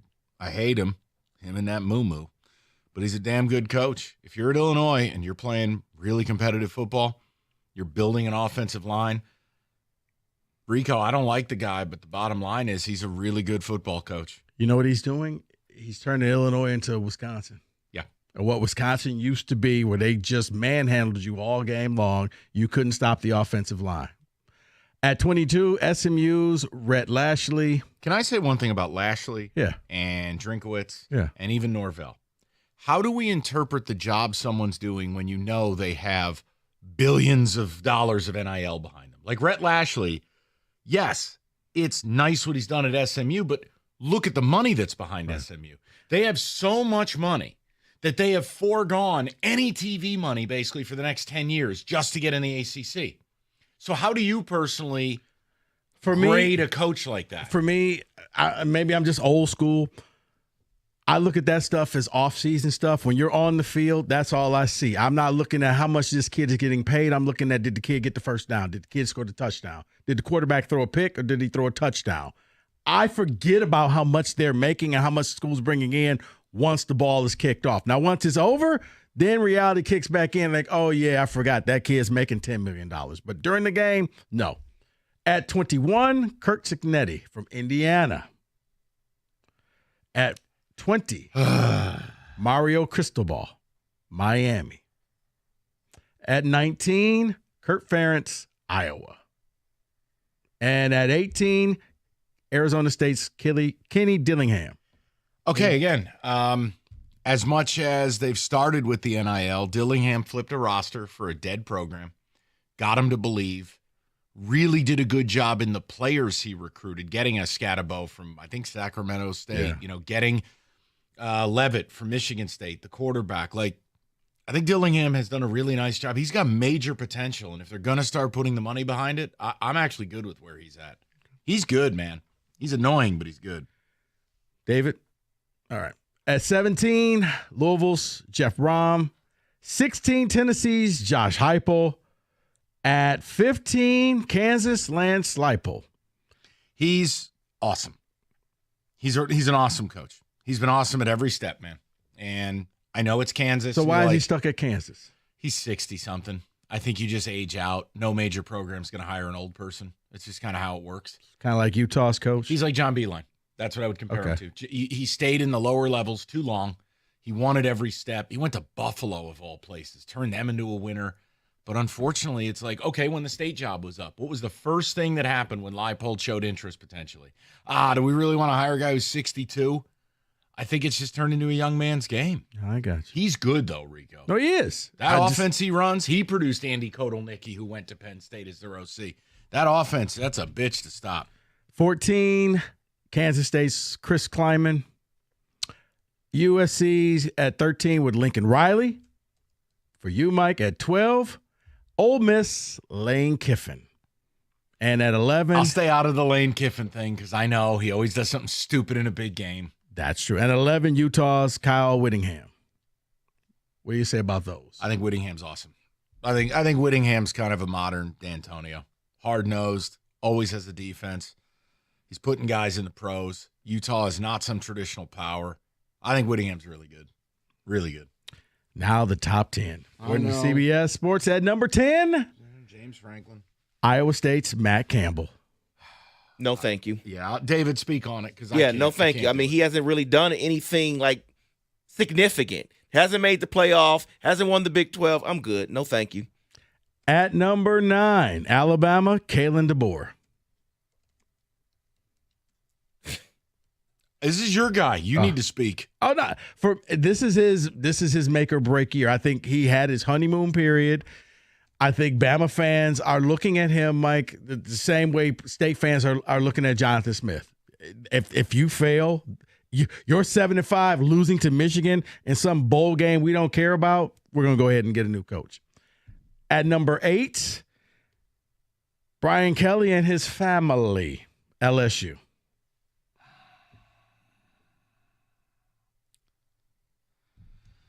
I don't like that one. I not a top 10 coach to me. Not right now. The narratives you hear about Brian Kelly from college football media and the fans at large don't truly reflect his standings amongst his peers. Really? He's not a good guy.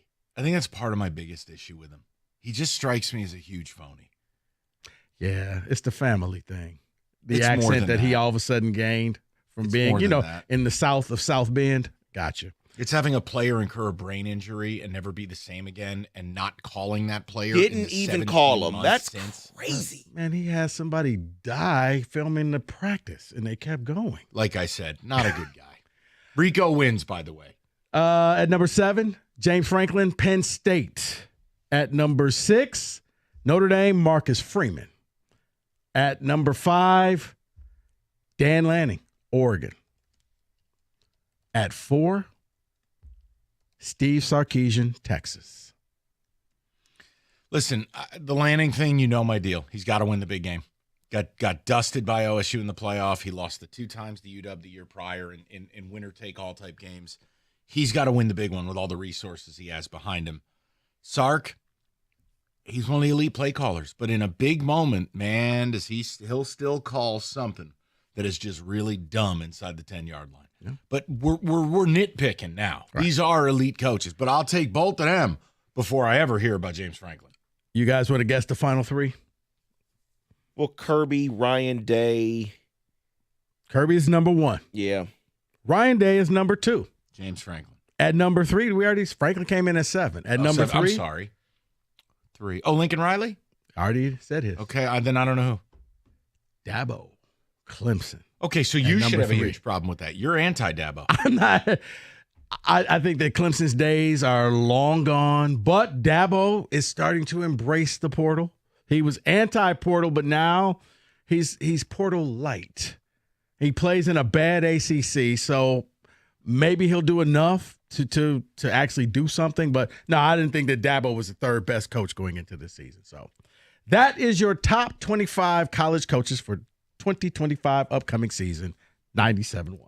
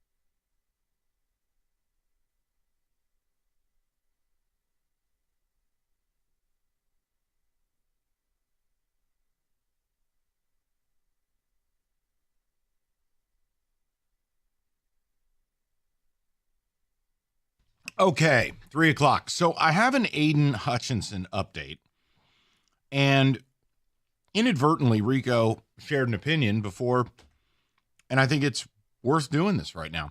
So Aiden is fully cleared now for football activities, which is great. But Ian Rappaport kind of gives us a window into something more, and it goes right towards what Rico was saying. Let me read the quote to you.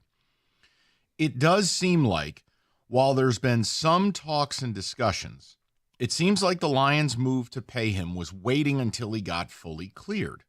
Now that he is, they can really kickstart the conversations, really have those discussions about making him one of the highest paid edge rushers in the NFL. First of all, and that's Ian Rappaport. I want to tell you, I would be, no hyperbole, I'd be shocked if you come to a deal with Aiden and he's not one of the highest. No. He's going to be the highest paid. I would be stunned if they signed him, Rico, and he was simply, well, he's in between Crosby and no. If I rep Aiden, I want Myles Garrett's deal. What you want to sign Aiden? It starts with a 4.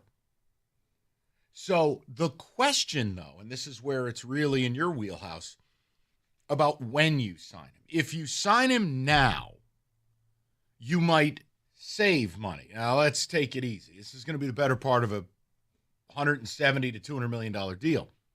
If you wait, he proves it. He has a great year. All other DNs are going to get their contracts. You're going to end up costing yourself more. So I know you have a big opinion on it. This is all you. Because, like, for me, I think you just have to sign him. It's not a ligament thing. It's not a neck issue. He didn't have a Dante Culpepper knee injury. I got to trust the doctors and go, all right. But you disagree. Yeah, I truly disagree. I mean, I need to see what Aiden Hutchinson's going to look like coming off of this injury. This wasn't like he pulled a hamstring. Like, he snapped his leg. I need to see that he is all the way back and not 80% back. Because if I'm going to make this man the highest paid edge rusher, I need to know I got a dog and that his body can hold up. I'm going to take the chance. If I'm the Lions, I'm going to gamble, and I may lose. But under no way, if I'm the Lions, would I sign him right now, because I don't know how he's going to bounce back from this injury.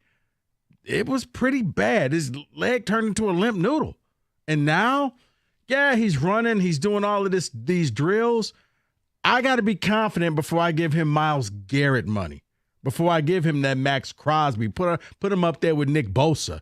I need to know that not only can he handle this, he's going to be here for a while. It won't be a reoccurring thing. I need to see a little bit more. I would wait a year, and if he produces, he goes out there and gives me 18, 20 sacks, Aiden, I'll pay the tax. I should have paid you off last year. I'll pay the difference this year. I'll make you the highest. I can't make him the highest paid person right now. I just can't. I mean, David, you're looking at me. I'm not going to convince him otherwise, nor am I going to try. I also agree with him. I do agree with him. I would also wait. I get trusting the doctors and all of that, but I would wait. I just want to make sure. I just want to be 100% that you're going to come out here and still be at the level that I need you to be at. You realize Brad Holmes isn't going to do that, right? I know that. You're exactly right. I just want to make sure we're all living on the same planet. So you think he's going to get $41 million? Yeah, why not? 5 at 200. Why not? I mean, I just don't see a scenario. He's the poster child of the franchise. I'd be stunned. I mean, look, you guys aren't wrong in what you're saying. And you're not wrong in what you're saying, because I know exactly. You're right. They signed people way too early, David Montgomery. And it's like, well, you could have waited. Yeah, I know, but. Yeah. But I want to hear from the fans, I guess. What do you want to do with Aiden? Do you just run to the altar? Ian Rappaport says you can now really start talks because the Lions didn't want to do it until he was fully cleared. Okay. So what do you do? I don't think David and Rico should be vilified for saying, I want to wait. And if it's going to cost me more later, fine. I want to see it to believe it. I probably lean, and maybe I'm letting what I think is going to happen affect what I want to happen. But, yeah, I just probably think you pay him before the season. Otherwise, why the hell did you leave $40 million in cap space just hanging in the breeze? $42.3 million in cap space for a team that allegedly is going for a Super Bowl. Well, hell, you better do something with it. What are you going to do, cash it in for some fun bucks? So I wanted to know. I mean, people, if I said to you right now, like, hey, next week the Lions made Aiden the highest paid defensive player in the history of the sport, are you good with that? Because that's the contract I think you're talking about. If somehow, some way they signed him to something substantially less, that's a standing ovation. Now, right. Now, if they all of a sudden signed him, and let's just say he makes $34 million a year on average, okay, I would do that deal tomorrow, but I can't make you the highest paid guy coming off of that injury. I need to see a little bit more. It's like trying to lock up a pitcher after coming off of Tommy John surgery. I need to see how you're going to be, post-surgery. I don't know. If I'm the Lions, look, the cap's not real. Wait a year. It ain't like he's going anywhere. He's still under contract. And then if he's all that, go ahead and put him up in that $40 million a year range. I'm cool. But you got to show me you are back. 248-539-9797. Would you be shocked? Would you want to see the Lions go ahead and lock him up now? Or if you're like me, I need to see a little bit more. It's not anti-Aiden. I just need to see him fully recovered. If I'm going to pay you to be the best, I need to see the best. I need to see, wow. Because, I don't know. Outside the city of Detroit, are we really, when you talk about the top edge rushers, is his name one of the first names that comes out of people's mouth? Yeah. Okay. Yeah, I've heard, you hear the Garretts and you hear the Crosbys, you hear the Boses. I need to see him go out there and show I'm just as good as them consistently. I do think his name is talked about in NFL circles, but I also understand Mike's side of this as well, because I do believe that he will get it, because there was a reason why Aiden said what he said. Well, Brad Holmes has been saying all off season about there's not enough money out there, all this, and because he knew, I believe, feels like, sounds like, seems like he was going to sign his guy now, and he couldn't do both in the same off season. So yeah, I think it's going to happen, but I don't know about that. And this is one of those cases. I think both things will be true. I wouldn't do it, but they will. Mike's probably correct that they're working on a deal, and I wouldn't be shocked coming back from the holiday that the Lions locked him up. And you say, 5-year, $200 million deal, an extension. It's just not me. I wouldn't do it. 248-539-9797. And again, please leave the Super Bowl stuff out there too. He was never playing in the Super Bowl. Well, you never knew. Yeah, that answer was ridiculous, but he likes the attention, so just call it what it is. But separate that. Would he play in a game today if there was a game? No, I don't believe that to be the case. I'm just banking on you're playing against market factors. I think you two are speaking from a very idealistic standpoint. I don't disagree.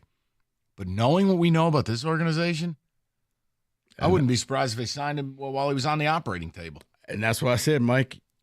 Both things can be true. I think you're probably going to be more right than I am, where they're going to go ahead and say, you know what? You're our guy. We believe in you, and we sign our own. Yeah. Here's $40 million. You're right up there with Myles Garrett.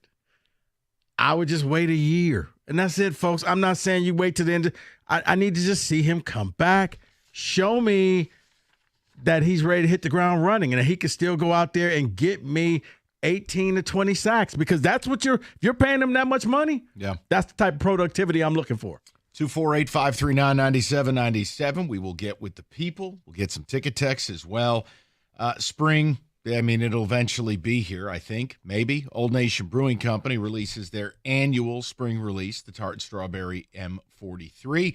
It is a variation of their flagship New England IPA, the one that won them all the awards, the M43, but with a twist.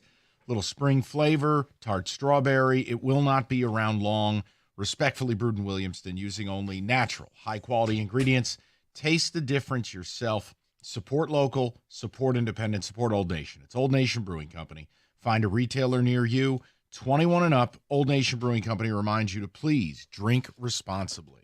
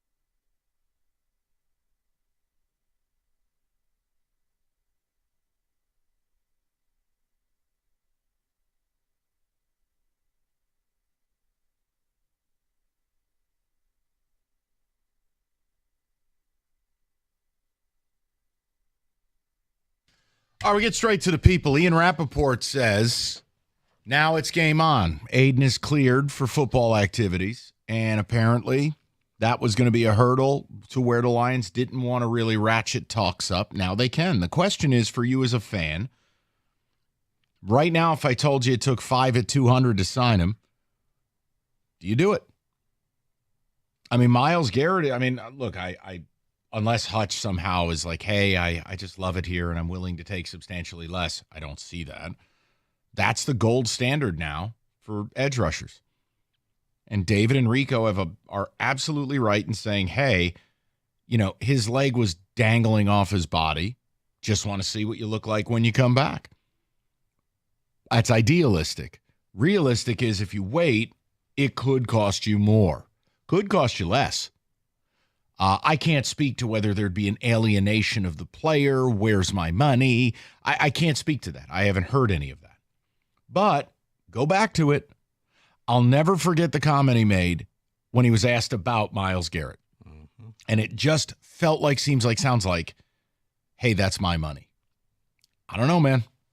I know I'd probably just have to pay the guy. But I totally get if you don't. So let's go to people, see what everybody's got to say. And we'll go to a different Rico, 97.1. Rico, what's going on, buddy? Hey, guys. Hope all is well. Doing all right? Yes, sir. Yeah. How are you? Not too bad. So I think with Hutch, I think there's certain players in the NFL that can withstand a major injury and some that can't. So the thing with Aiden is it was a clean break, right? So it wasn't all completely mangled, but I don't think anything can get in that dude's way. I mean, I think you could break both his legs and he'd come back and he's just going to come back angry and he's going to come back and he's going to be still an absolute menace on the defensive line. I think you pay him now so you can do it for cheaper because I truly believe this dude is going to leave a bigger, longer legacy than a Myles Garrett or Max Crosby. I think he's going to clear those guys. I think he's the best defensive player there is in Rico, the NFL. But you're saying that, you know, you're not really caring that the leg got snapped. You're just saying this guy is all that and pay him the money. No, absolutely. Like my confidence for this guy is through the roof. His motor and his motivation, and like I know for a fact he's just itching to get on that field again, and I think he's going to be better. I mean, listen, I hope you're right. Yeah. So part of it is, look, Rico, we see guys come back from all types of injuries. Maybe I put too much faith in the doctors and I go, look, I just paid a guy right now.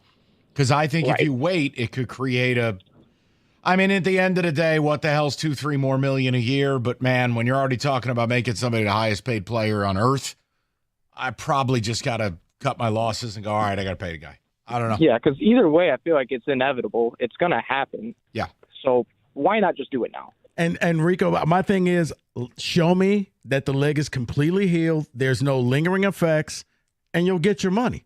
I just need to see it because that's a major investment. He just needs to play the first game of the season and then have him get a sack, and we'll be like, okay, give him his money. I mean, look, they extended Montgomery in October. Yeah. It's not this thing it's not like there's not. Right, so, maybe they go 4 games and be like, yep, you know what? He's back. Go ahead, cut the check. That's what I would expect is the mid-season contract. See, you know what's funny? I mean, Rico, look, it's kind of who they are. Oh, I expect them to start training camp, with fireworks and sparklers and Aiden's contract. This organization loves taking their victory laps. That is that is very evident. So I guess I'm halfway just expecting a parade on the day they open up Rotunda Drive this summer. No, I'm with you.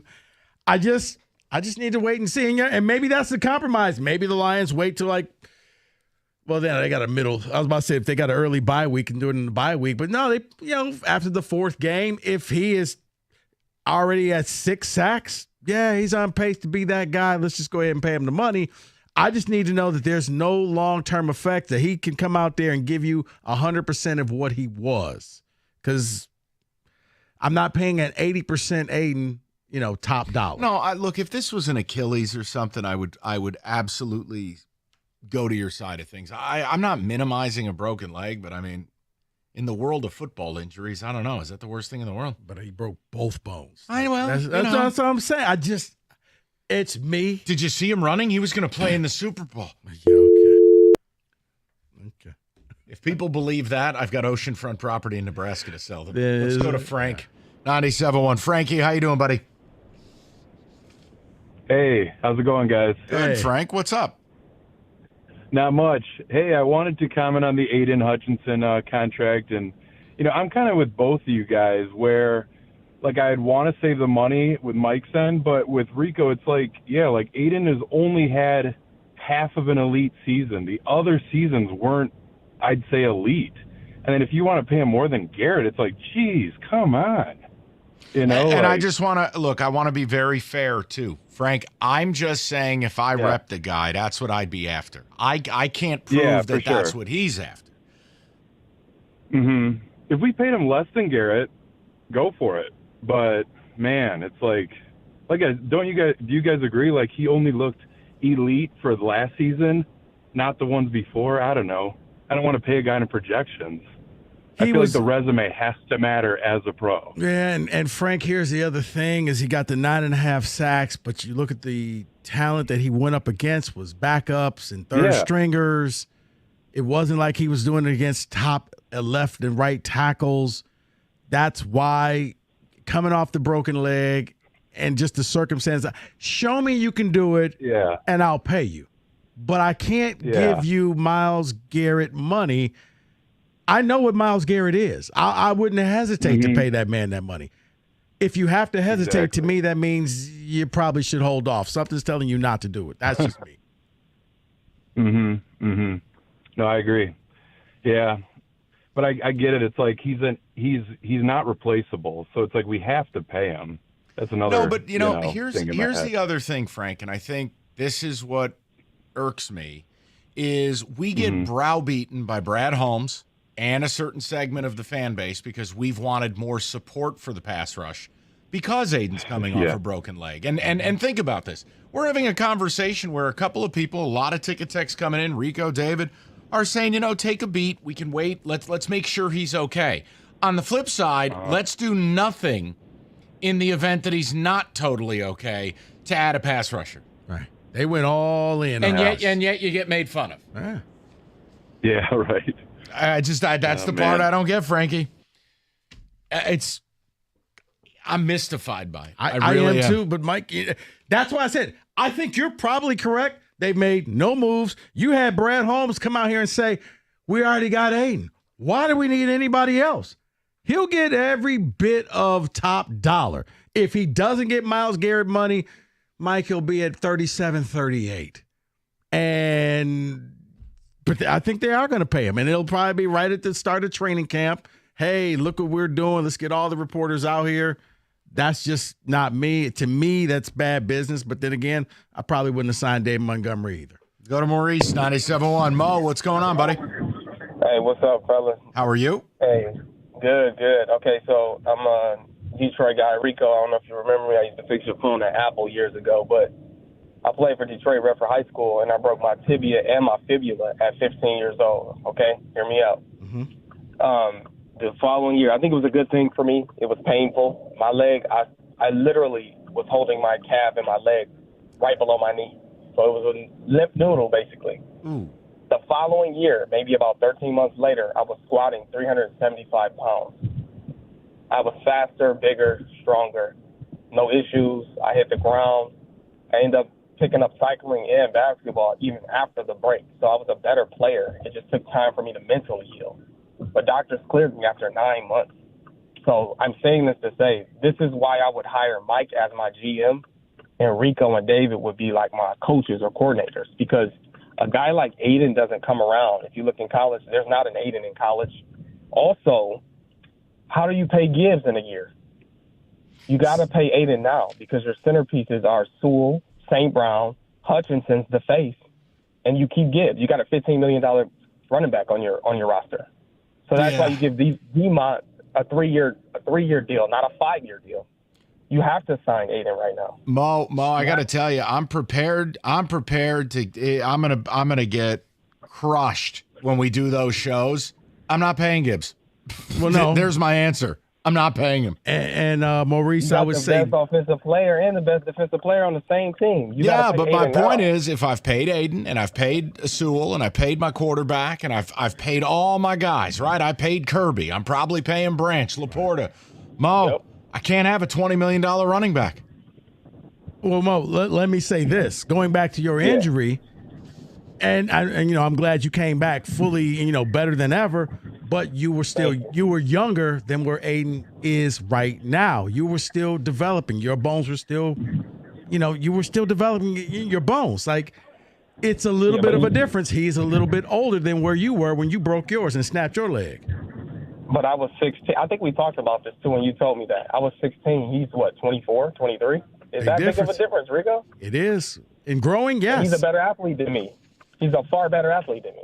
I I understand. just think you sign your guy now, Rico. Okay. And Maurice, and like I said, they probably will. You will be right. Mike will be right. I wouldn't do it. I don't care to be right. This is not a hill I'm dying No, on. it's not. But I'm saying, okay, you'll be correct in saying that Brad is going to do it. I wouldn't. I need to see him go out there. I need to see him do something. I need to see him go up against top talent. And guess what? Lo and behold, your first 6 games going to be against top talent. See, you go out there, and in your first 6 games, you walk away, and you're sitting there at 6 to 8 sacks. Okay, you are him, and you get your money. People don't realize, it's like you say it, and the people get mad, and it's like I'm not poking fun. I'm just dealing in reality. Like, you played Seattle, they were down their top 2 tackles. You played Tampa, they were on a 3rd-string right tackle. A couple of his sacks came against one-on-one blocks where it was like Cameron Brate against him, a tight end. The Rams came into the game. Down Havenstein and others. Had somebody suspended, and then somebody got hurt during the game. And look, that's not Aiden's problem. It's not. But when people are like, oh, he had 7.5 the first 5, and I'm going, right, but let's look at what makes that up. So it kind of proves your point of like, hey, come back, face some good players, show me what you look like. You do this against the Ravens. You do this against, the Packers and the Chiefs. All right. You get your money, man. 248-539-9797. We'll knock out a few more calls and ticket texts. We got a blitz to get to. Who said it? Lots to do on a Friday, 97.1.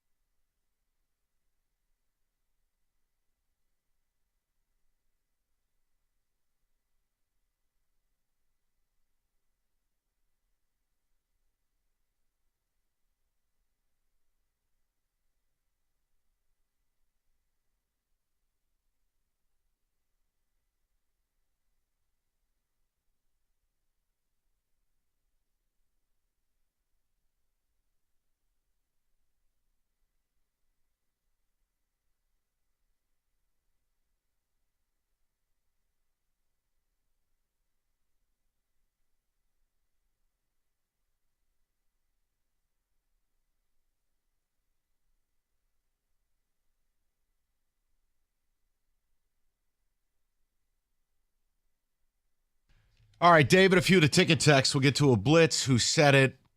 We got a lot to do, including get rid of the useless stuff in sports. We'll explain. Go ahead, David. What do you got? He had the same injury in college and bounced back. I am not afraid. Pay him now. I am not signing Hutch. I don't think it was that severe in college, though. Like, his leg was just gone. I think the person was saying he had the same injury. Oh, he had the same. No, he's saying Hutch. Okay. I thought you said I had. I apologize. Yeah, he said he had the I same apologize to everyone. What's all good? I am not signing Hutch until he proves it against this upcoming schedule. Other than 6 games against garbage cans, I really haven't seen Hutch be a top edge rusher. That is from Rick. Boy, you're going to get a lot of Lions fans upset at you. Look out. If you call him anything other than Lawrence Taylor, a big part of this fan base freaks out. Because it was a bone break and not a joint like a knee, I would still pay him early. And understand, just if you're joining the show, Ian Rappaport kind of started this conversation by saying the Lions weren't really trying to sign him until he was cleared. Now that he's cleared, they can ratchet conversations up. And I just asked the question, all right, how do you play it? How hard do you pursue? And I've only used the Myles Garrett thing as kind of the gold standard deal that if I was his agent, I would be driving that price to $40 a year. He's the face of the franchise. And look, I know some of you won't care about this, and that's okay, but I'm trying to be factual. There's a profitability to having Hutch on this team. You know, local golden boy from U of M, handsome kid, sells jerseys, commercials and things, face paint, y'all. Like, it matters. So it's another added thing to also he's a badass football player. So, yeah, if I'm his agent, I'm gunning after the Myles Garrett deal. I want $40 a year. 5 at 200. You can go ahead and guarantee about $120 of that. Put a ball on that for me. Terrell at work says, I am not re-signing Hutch until I see him in at least a quarter of the season. If we get to 5 or 6 games and he's returned to form, then hand him a blank check. Does that feel like the compromise everybody would be okay with? Yeah. If he made it to the bye week after week 7 and he was productive and you wanted to do that, I'm okay. Because he went out there and he's sitting there. I'm sorry, Kenny. Oh, you're good. You're good. He's sitting there at 9 sacks at the bye. 9 sacks by week 7? Holy hell, Rico's got him on pace for 25. There's a video game over here. Okay. I'm just saying, damn. If I'm going to pay you to be the top, I expect top production. So I don't think that's, hey, he's not going to say, hey, you know what? I'm getting all $40 million. Show me $40 million's worth. I would expect that out of Myles Garrett. Now, I may not get it, but I'm going to expect it. If I'm going to pay him that amount of money, I'm not cutting you any slack. No, go out there and get me the sacks against the top teams. Because if he has 9 against those teams, he's worth every penny. I was going to say that was the point I was going to make, Rico, against those teams. He's not playing a bunch of bums leading into the bye week. Right. So if he looks good, he doesn't look out of place, he doesn't look injured anymore, he looks like he can actually be productive, then yes, I think can we all shake hands and say, all right, bye week contract? Yeah. Absolutely. Someone on Ticket Text is saying, I want to beat the Micah Parsons deal, so I would definitely sign him now. It will go up after What do you think Parsons is going to get? Oh. What? I'm asking. Well, he's getting more than Garrett, so 42. Look, I mean, right. See, this is where the guaranteed money's the big thing, but you do get to a point where, like, it's all nuts. Because at some point, somebody's going to make more than Micah Parsons, and somebody's going to make more. Like, imagine where C.J. Stroud is going to be when he's up for a quarter. Will Anderson as rusher. Right, yeah. like everybody is going to, this young guy, wait till he comes up, and he's going to reset the market. So my thing is, if you wait until week 8, okay, I think that's the perfect compromise. You know what you're getting. You know what you're paying for. You're not being – I think signing him this summer and not knowing, man, that's a Lions type of thing to do. It ain't a Rico type of thing to do. I would agree with Rico if it was anybody but Aiden. Aiden breathes, eats, and sleeps football. He will be just fine. No drop-off. Pay him now. Or is he going to be in the next Doomsday Secret Wars movie? I mean, my God. I guess he's a superhero. I'm just going to go to Brandon. 97.1. Brandon, how you doing? Pretty good, gentlemen. How about yourselves? Good, man. What's up? So here's my whole conundrum with this whole conversation. If we don't pay that guy, who are we going to put there? A trash can from Redford or something like that? Nothing against Redford. It's a wonderful town. I like how Redford just took a stray. Oh, man. Hey, you know what? I'm a downriver guy. You know, I just threw a random town out. Nothing wrong with them. They're great people out there. I didn't mean to like that. We get it, Brandon. Go ahead. Go ahead. No, it's not that you're not going to pay him. I think it's when. And I think Rico is like wanting to be a little more pragmatic about it. I'm with you. I just think you got to pay him. Brandon, he's going to get his money, but if I'm going to give him Myles Garrett money, I need to see Myles Garrett productivity.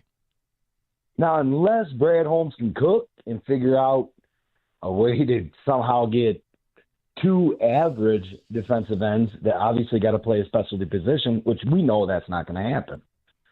So, I mean, you got to pay him. I don't want to see it. So you want to wait? That's good. You actually want to wait? I would like to wait, but we both know we all know that we can't do that. Well, because you can. You got to pay the man. See, look, there is a middle ground here, and this is where I think fans get lost, is that it's not either the Lions way or the Bengals way. The Bengals alienate all their own players. Right. They wait so long. Who this? They go in the media and trash them. Right. No one is suggesting that. But it's a lot like the Kirby Joseph thing. You know, there are levers you can pull, including the transition tag, where it's like, all right, go shop your deal. I get first right of refusal. I don't have to pay you right now. But they are obsessed with getting their own people signed almost exclusively and doing it really early. Well, the Aiden early is, you get it done this summer. So we'll see. And for the record, had he played the whole year, I wouldn't have a problem doing it right now. It's just coming off of that injury. That's all I need to see, folks. I'm not anti-Aiden. I'm just, don't tie yourself up and make this man the highest paid defensive end, and you find out, maybe we should have waited. 248-539-9797. All right, if you've been injured in an auto accident, you're drowning in medical bills, insurance companies don't care about you, you need injury attorney David Femininio. Bottom line, he'll get to work for you, fight for you, and when we say get David, get paid, that's not just some catchy phrase. That's a promise. So if you or someone you know has been injured, don't sit there waiting for things to get better. Call David Femininio today, 855-65-CRASH, or you can go to that website, getdavidgetpaid.com. That's getdavidgetpaid.com.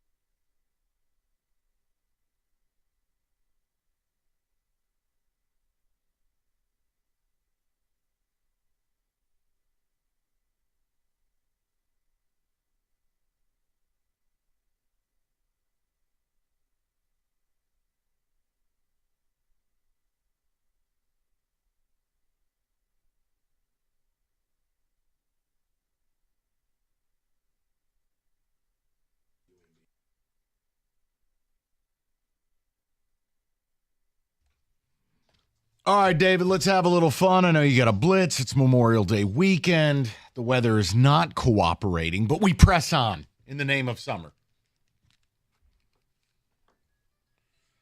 Yes, we do press on, guys. It is Memorial Day weekend. Yes. As you look outside and as you drive up north, it is miserable, but we're still, you're right, Mike, we're going to get through this. And let's talk about some dishes that we can put on the grill. The first one here is a wonderful video that we watched earlier, and the guy had a nice recipe, so I decided to put this on my list. It is the beer can chicken. It's easy. I mean, little over an hour. Any idiot could do it. That includes Kenny.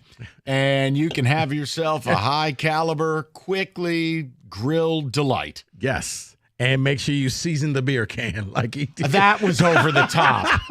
He was pouring seasoning in the chicken's ass. He had seasoning in the can. I'm like, bro, enough with the seasoning. And here's the beauty of the beer can chicken, David.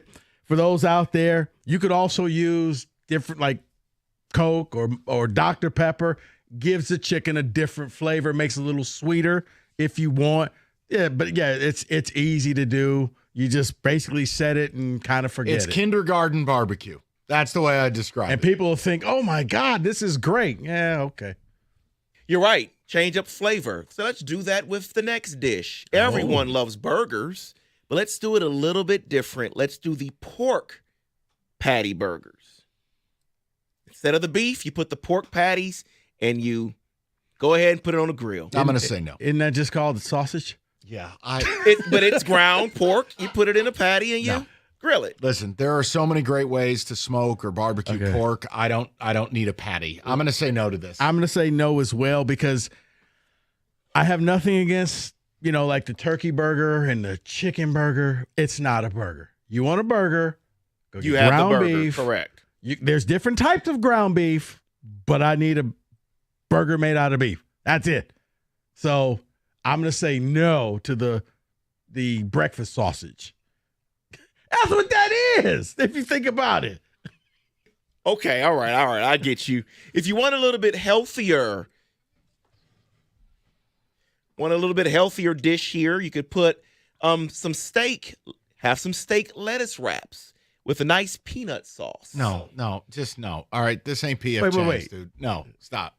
I was about to say, are you going full P.F. Chang's? No. Just wanted to see if you were interested in any of this. The answer's no. If I want steak, I'll eat steak. I don't need lettuce cups. I guess if you're trying to impress somebody as a hors d'oeuvre, you want the steak lettuce wrap horse divorce. There you go. Okay, well then just go all in here with this dish here on this list.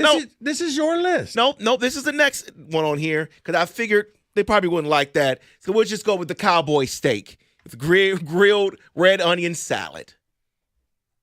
The cowboy steak with a grilled red onion salad. You don't like that either? No. I just said the cowboy steak with a grilled red onion salad. Yeah, listen, the red onions, whatever. Steak is steak, yes. Yeah, you can have whatever you want with the steak. Yeah, but there's it's a also, cowboy steak. Listen, if you have a bigger cut of meat too, you can also put that on the smoker, running it like 200. It's basically you can reverse sear it, use the smoker, and then sear it off on the grill.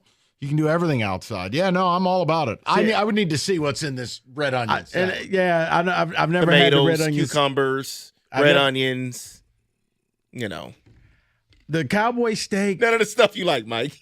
I mean, the cowboy steak to me, you watch your mouth. I'm just telling you. Don't give me this Doug Karsh crap where you're anti-red meat. You're paying for the bone. That's it. Okay, fair. I'll accept the slander. I would rather, just you know what? Give me the cut of meat, and you can keep the bone. Okay. I mean, unless you want to look like Fred Flintstone out there. I mean, it looks paying cool. for the bone. Gotcha. Rico has a lot of problems, and you're going to hear them all. I'll keep it simple with this one since you didn't like the pork patty burgers. Something simple. And Rico, you've made some great ones. Smash burgers. Oh, yeah. Yeah. Keep it simple. With ground beef. Correct. Right. I mean, with ground beef, I mean, it's like life-changing. Yeah, I was just like, wow. And it's quick. It's easy. Yeah, smash burgers, A+. So this one is a take off something that they do at Mickey D's. They do that rib sandwich thingy that they do. Ugh. This one is a homemade Mac Daddy Morrow barbecue boneless rib burger. Okay, I'm leaving. No. Wait, but I think this is, if I'm correct, David, you cook the rib and it's so tender you just, the bone. Slide the bone out. Yeah. Yes, correct. Kenny, I'll let him say it. I'll let him say it. Up next, how David had his 5th child. No, that's not how he had it. Oh, it stayed in. Yeah, he kept the bone in. Got it. David was sharing that cowboy steak with everybody. All righty then. Okay. I don't know. It's that simple. Is that yes. something that you would do? No. If I want ribs, I'll eat ribs. I just don't need things like that. No, I'm out. Would you prefer the barbecue beef shanks? Yes, 100%. Yeah. Yeah, those are fantastic. Yeah, you were telling me about that. Yeah, those are fantastic. Look, barbecue beef is slept on. Everyone does pulled pork. Everyone loves brisket. You just get you can get a chuck roast or you can get the shanks. You can do pulled beef. Mm-hmm. Fabulous. And it's cheap. It's easy. It's a crowd pleaser. That Dr. Pepper you brought up earlier, you can use that as your braising liquid after you smoke it. It's really, really good, man. See, I like the chuck roast for the poor man's burnt ends. Yeah. So instead of saucing them at the end, just keep cooking them covered with a little braising liquid, and you can go shredded beef. If you want the burnt end style, different. Then you gotta. But the shredded, yeah. But it's great, David. Yeah. Or you can try this if you want some chicken wings. You can do the grilled Cajun lemon pepper chicken wings. 100%. Any smoked wing. Yes. Yes. It's a different taste. It's fantastic. So this one, you can really do any flavoring you want. You can switch it up with anything you want. Yeah, but just smoking it's going to take a little bit longer, but it's worth the wait because it's the smoked flavor. Oh, and the chicken. It's delicious. Oh, my goodness. Like I've got a peach honey porter rub from a company that makes it. You hit the wings with that, and when they come out of the smoker, light, tight. Don't go crazy. Little drizzle of hot honey when you toss them in the bowl. Crowd pleaser.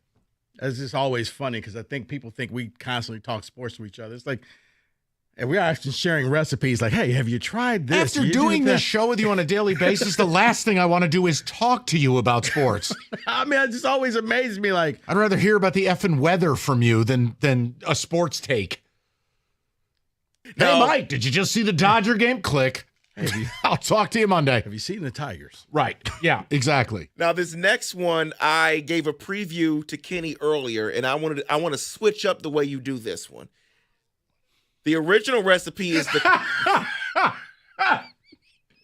not at all. The original recipe is called the crunchy lemonade drumstick. So what you're doing is you're marinating the drumstick in a lemon buttermilk marinade for 4 hours. Now, this one says you can bread it and bake them, but you can then just put it on the grill. Marinate it in that and then just put it on the grill or smoke it. Basically leave it in lemonade? Lemonade buttermilk marinade, yes. I mean, can't be bad. I was about to say, I would try Any good it. fried chicken starts with buttermilk, right? Correct. I can't be bad. It's some form of brining the chicken and tenderizing it. Yeah, I can roll with it. Okay, yeah.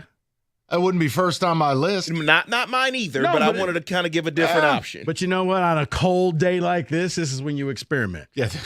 This honestly, here, happy Memorial Day, everybody. It's called Over the Top Chili.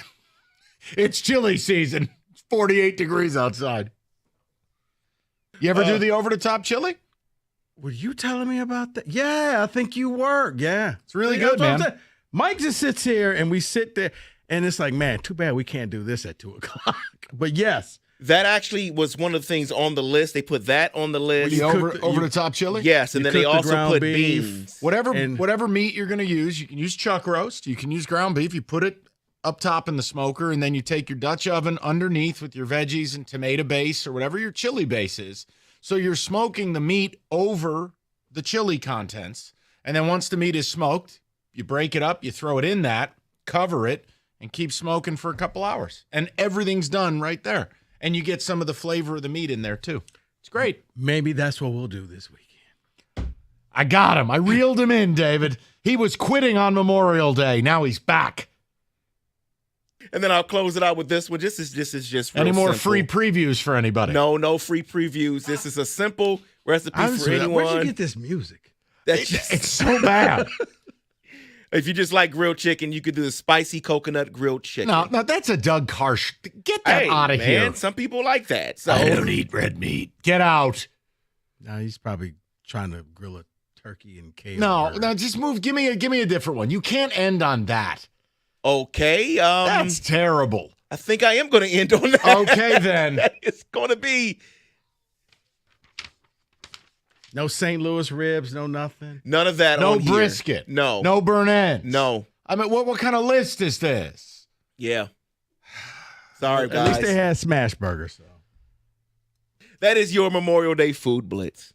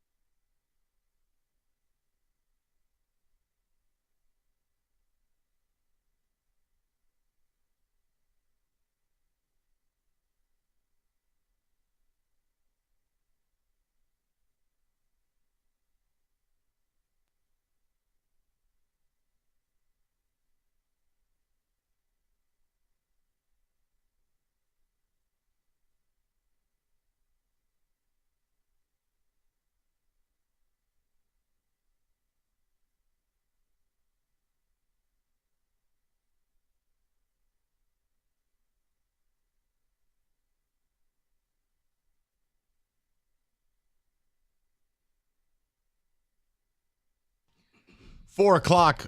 Happy Friday. Hopefully you're already getting your long weekend started. We talked about Aiden Hutchinson. He's cleared for football. Ian Rappaport says you're cleared to talk contract. Well, what do? You can go get that with Odyssey.com Rewind. We had a little fun with Memorial Day since Mother Nature's having fun with us. This is a pretty brutal slate. It's been terrible weather all spring. Who are we kidding? It's May 23rd. David's dressed like the brawny man. I've got a giant roll of paper towel producing the show today. That's what I get. It's May 23rd. It's ridiculous. So all of that. I do want to bring this up, though.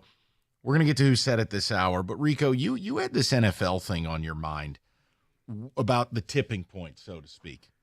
Roger Goodell spoke, the international games, this whole – I mean, do we have audio of this? Is that what I have to listen to? All right. Roger Goodell audio generally upsets me, but I'll try to be nice. But the international schedule, they want to have 16 of these games? 16? Mm-hmm. That's a game a week. Good gravy. You got the audio? Yes.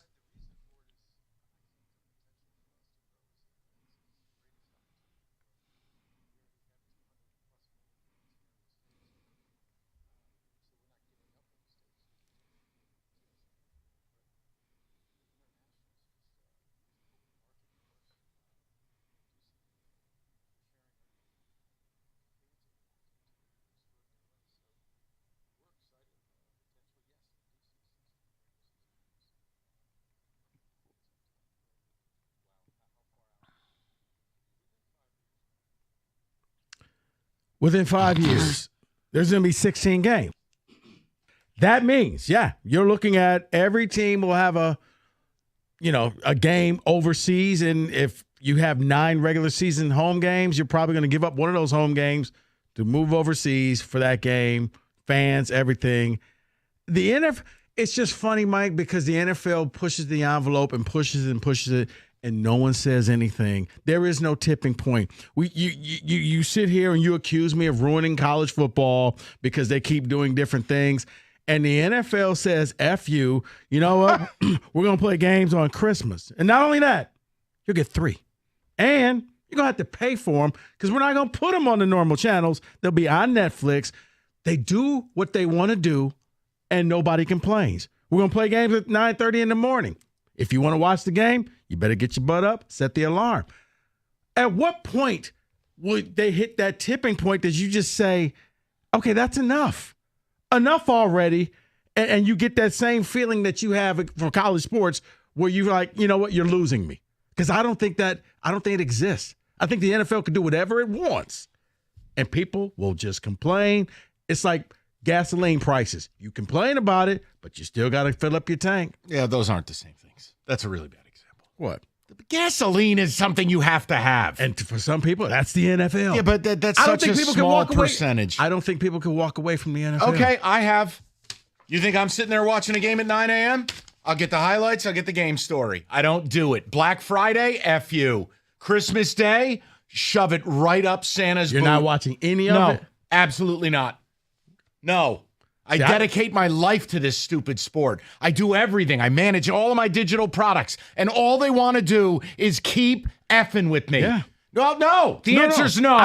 But I think you're in the minority. I pay Costa to watch stuff. I can't do it all. I think you are in the minority. I think most people when the NFL comes up with a product, they're just going to say, all right. Reverse engineer this. You think a guy who's in this business who draws a line in the sand is the minority versus father of 3 struggling to pay his mortgage saying I'm not watching a game on Black Friday because I'm a dad. Yeah. Rico. Because, Mike, father of 3 is work. You have to not only watch the NFL, you got to watch the NBA. You got to watch all the different sports. You got to watch college. Father of 3 can pick and choose. And right, but they're not choosing this crap. Who's choosing this garbage? Seriously. Do you realize it costs, if you want to watch every NFL game, it costs you $1,500. That's insanity. It's insanity, Mike. And if they hit the tipping point, they would stop doing it. They keep pushing the boundaries. I think they're actively in the tipping point right now. You think so? 100%. I believe it with my heart, Rico. Because I believe that if it were what you're saying, they would cut back and say, okay, you know what? But remember something. The networks are the last ones to know. The networks overpaid for all of these media rights. Fair. So who are the big players right now? YouTube, Netflix, Amazon Prime. Thank you. My point is, we all make a bad mistake, and I've been guilty of this in the past. We act like legacy media has the deepest pockets. They don't. So what I think is happening is when they sell a Black Friday game for like $150 million, that's a loss leader. All Netflix and all these streaming applications are doing is getting a seat at the table by overpaying. I don't think that's going to continue. Rico, who the hell is excited about Jets-Dolphins on Black Friday besides Jets and Dolphins fans? I understand, but when Roger Goodell comes out and says within 5 years he wants 16 international games, meaning everybody's gonna have to go overseas at some point that season. Ask the people.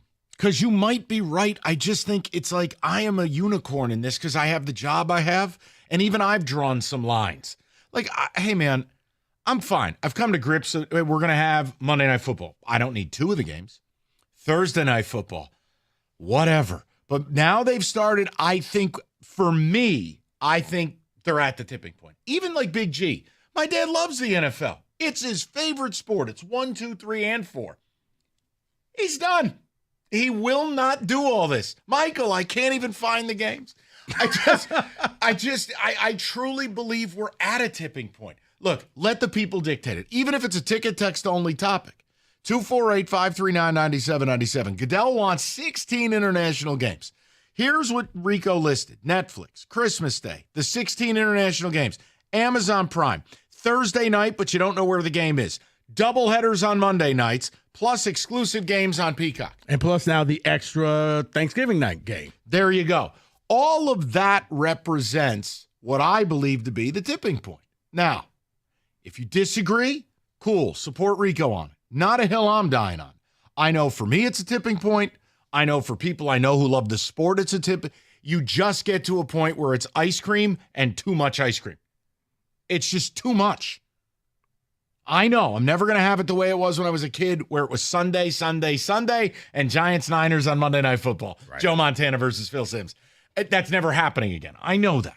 But my goodness, this triple header on Christmas, you knew how angry I was about it. I know. But then when I heard that sound I was Heather Park mad. She was livid about the Christmas Day. You didn't hear her yell at John, Kenny? Oh, boy. I believe she had called the New York offices and wanted to speak to the manager. She was livid. Let's just put it like that. Heather needed to speak to somebody's manager. She was angry. David, what's your take on it? You love the NFL. We all love the NFL. Are we at a tipping point or not? Me personally, I'm not. I say I'm done with certain things, but I am right there at 9 a.m. I am right there on Christmas Day. I am right there watching the last game on Thanksgiving. I just can't quit it. I can't quit it. And I think a lot of people may, and that's why I said by tipping point, you go full Mike, I'm not watching this. Not I'm going to complain about this, but I'm still going to watch it. Like a lot of these, and that's why I said the gas price. Like people complain, but you have to drive. Well, yeah, you're not going to ride a horse and buggy. No, I mean, but none of us are Amish. There's people like, oh, I'm not going to watch this game, or I'm not going to. It costs too much. Season tickets going like everything. Nothing is for the fan. But you're just going to get more and more. I went to a memorial about a month ago, and I drove by an Amish person. Full horse and buggy, right there on the road. Take a picture. No, I was going 80. I ain't got time for that crap. I just was like, wow, a real live Amish person. It was in the sticks. And that person was like, that's Mike Valenti. I doubt that. They even had like the orange triangle on the back of their buggy, the whole bit. They were official. You got to get them off the road. How fast were they going? I mean, if you're going 80. It was a blur. Well, it was back roads, man. There's no speed postings are suggestive. Okay. At least the way I view it. David, we'll get more ticket text. Kenny, are we at a tipping point? So if I didn't do this for work, I wouldn't have half of the streaming services that I have because of the NFL. You think I'm buying Prime just so I can watch whatever game they're putting on Prime? No.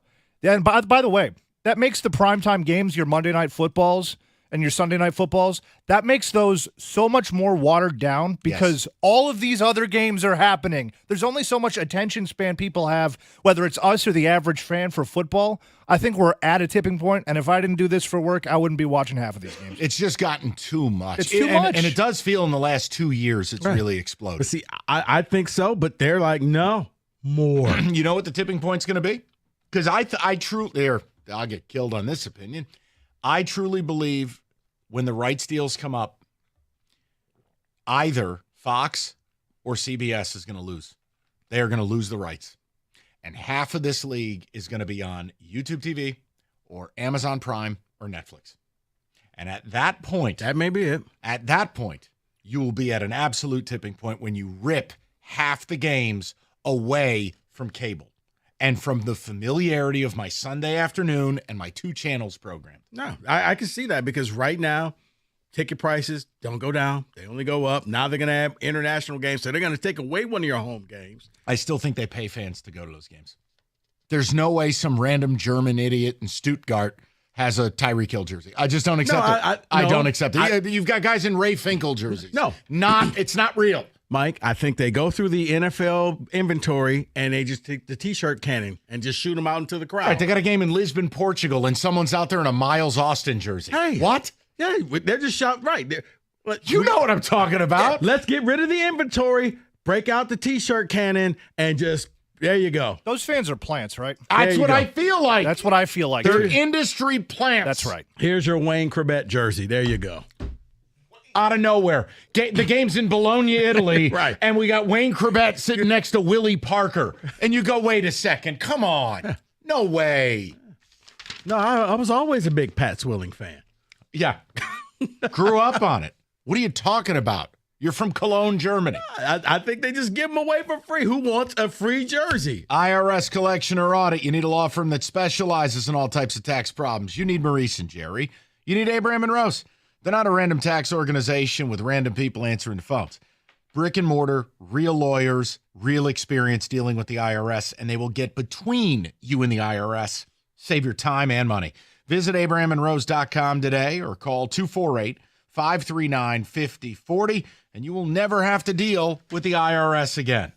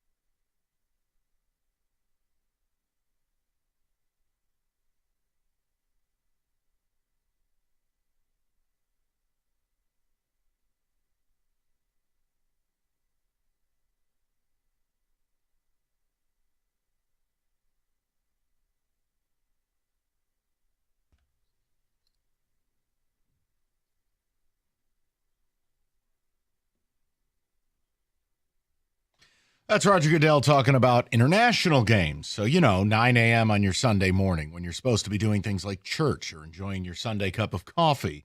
The NFL wants 9 a.m. football every week. Have we reached a tipping point, breaking point, whatever you want to call it? It just depends on your perspective. David, ticket techs are flying in. Go ahead. Give us a sampling, please. I will never watch a game at 9 a.m., and there's only one game I would ever pay for, and that would be the Lions in the Super Bowl. I wouldn't even pay for them if it was in the playoffs. See, it's interesting. This is on the cutting room floor. We had a topic this week that we wanted to get to, and just more important things come around. And it was John Skipper, the disgraced ESPN executive who's now, I don't know where he is. The point is, he knows media. Regardless of how he left ESPN. The point is, he believes we are not far from ESPN starting to charge you to watch the big college football game, meaning, hey, all these games are free, but we'd love to bring you Alabama, Georgia, but we're going to have to charge you $4.99. That's, again, if that happens, I don't get a choice because of what I do for a living, but I think you will have people revolt. And that's what I'm saying, that when it comes to college, people are already got their pitchfork and torches out. But if I ask fans to pay $9.99 to watch the Lions, I'm telling you a lot of them wouldn't do it. But the NFL, it's just like, okay, let's more. How about more and more? Kenny, go ahead. You clearly want to speak. What's up? No, I just think if you do that, not only do you anger your entire fan base, but, and I'm not saying I would do this, but I know there's a large contingent of people that would just start hitting the 7 C's, so to speak. They would pirate these games. They would. Oh, okay. Yeah, I think that's very much important for a lot of these people because it's not very hard to do. You are correct, Kenny. I mean, Kenny, we just crossed a line. You already pay for these services, and then they want more. I mean, you're already seeing it. It's not just with that wretched Peacock application. You're seeing streaming of shows where they're now inserting commercials. It's like, wait a second, I paid for this service so I didn't have to deal with commercials. Now we're inserting those in here. Yeah, you can. There's a Netflix with commercials, without commercials. There's Paramount with commercials, without commercials.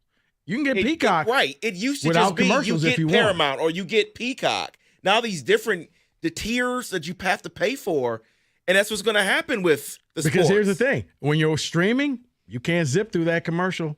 You got to watch it.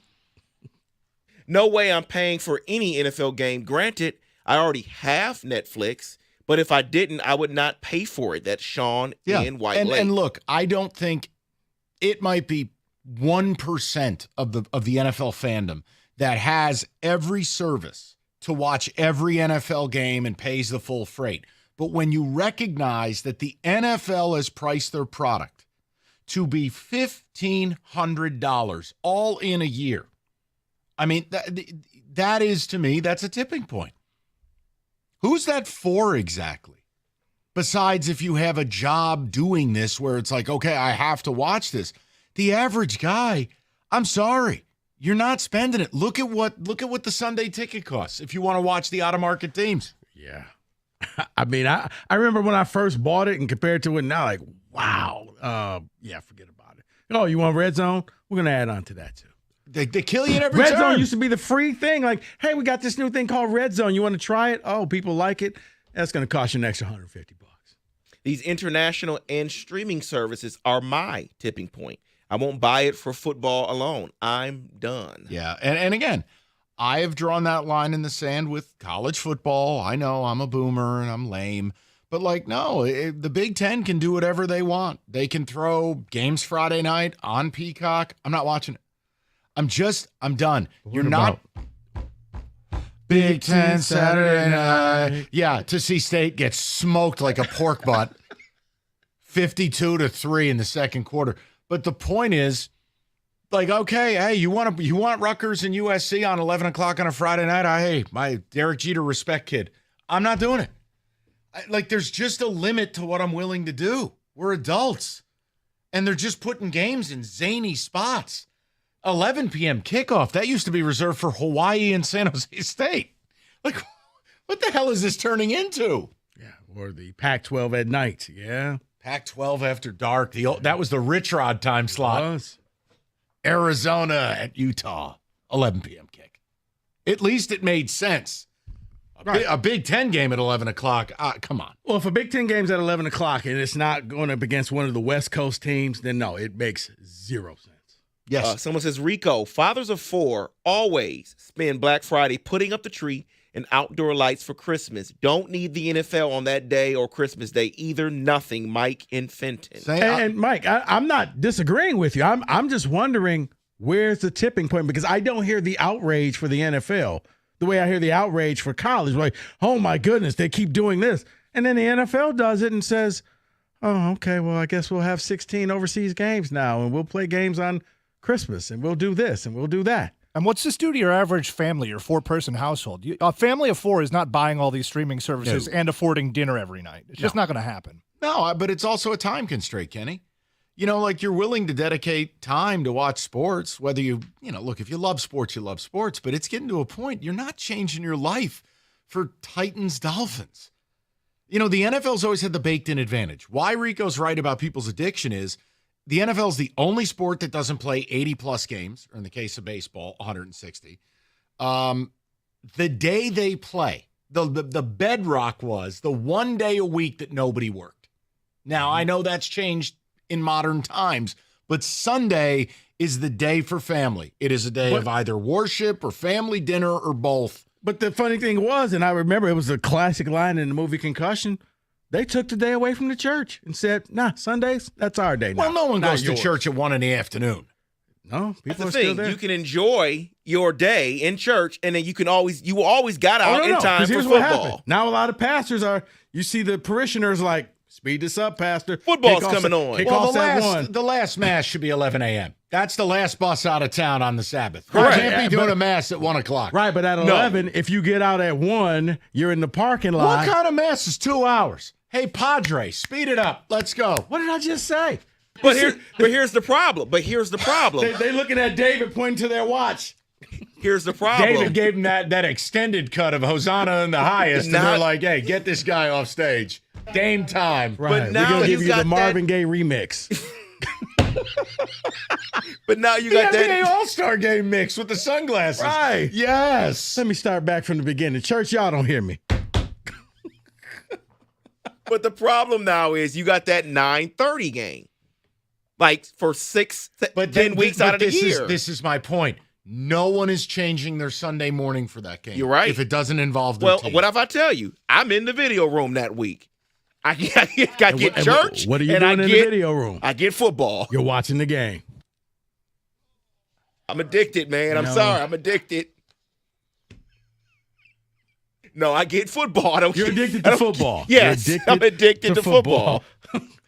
Probably a great time for me to just Yeah, I'm gonna absolutely. read Read something. Moran Chevrolet, Michigan's #1 selling Chevy dealer for 2024.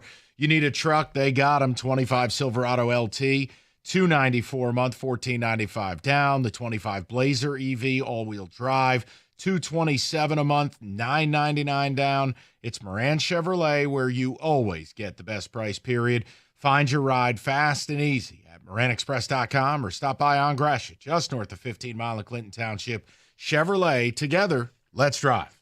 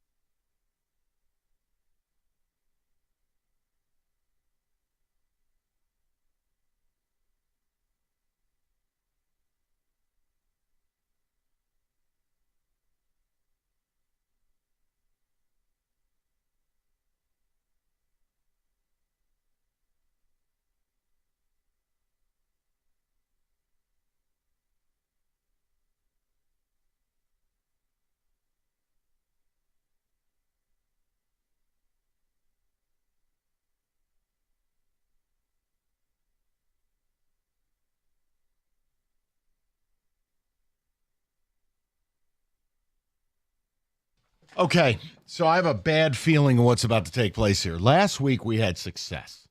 We were like news team assemble. We got 3 of these right, which means the brawny man in there is going to make this insanely difficult. Mm-hmm. Football. Yeah. Things. It's time for Who Said It.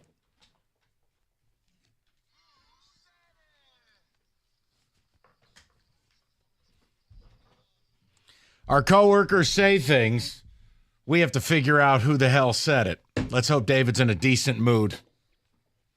I am in a decent mood. It's a holiday weekend, even though it's cold outside. I feel great. All right, you want to know who's eligible? Yes. 6 a.m. to 8 p.m. All right, now Wojo was here one day this week. Just FYI. And Stony was in this morning. Yes, good call. Okay. Number 1, even if it turns out that he's here and he's soft, I don't care. That's a move that you take a chance on. This feels like a Mitch Marner conversation. He's here and he's soft. Who would put it like that? That might have been me. Look, Kenny, the problem is I said it, you said it, Rico said it. Is Rieger pro? I think he is, yeah. Okay. I'm going to say, actually, soft is a Jansen word, no? He used that a lot talking about the tush push. He must have said it 36 times. So in 5 maybe he minutes was time. in a. You know what? I'm asking questions. No. Because if maybe it was the same day as a tush push, so maybe. Soft was in his in the back of his wheelhouse. There, yeah. Okay. I'll go Jansen. Are you comparing John's brain to like a 6-disc CD changer where there's only like 6 words? Is that kind of what you're doing? But there's 18 songs on each disc. Change disc. Soft. Change disc. Yes. Change disc. No. I mean, I feel like that's where you were leading us. Highly insulting stuff. I'm proud of you. Can you read that one more time, please? Sure can. Even if it turns out that he's here and he's soft, I don't care. That's a move that you take a chance on. I don't think it would be Doug or Scott.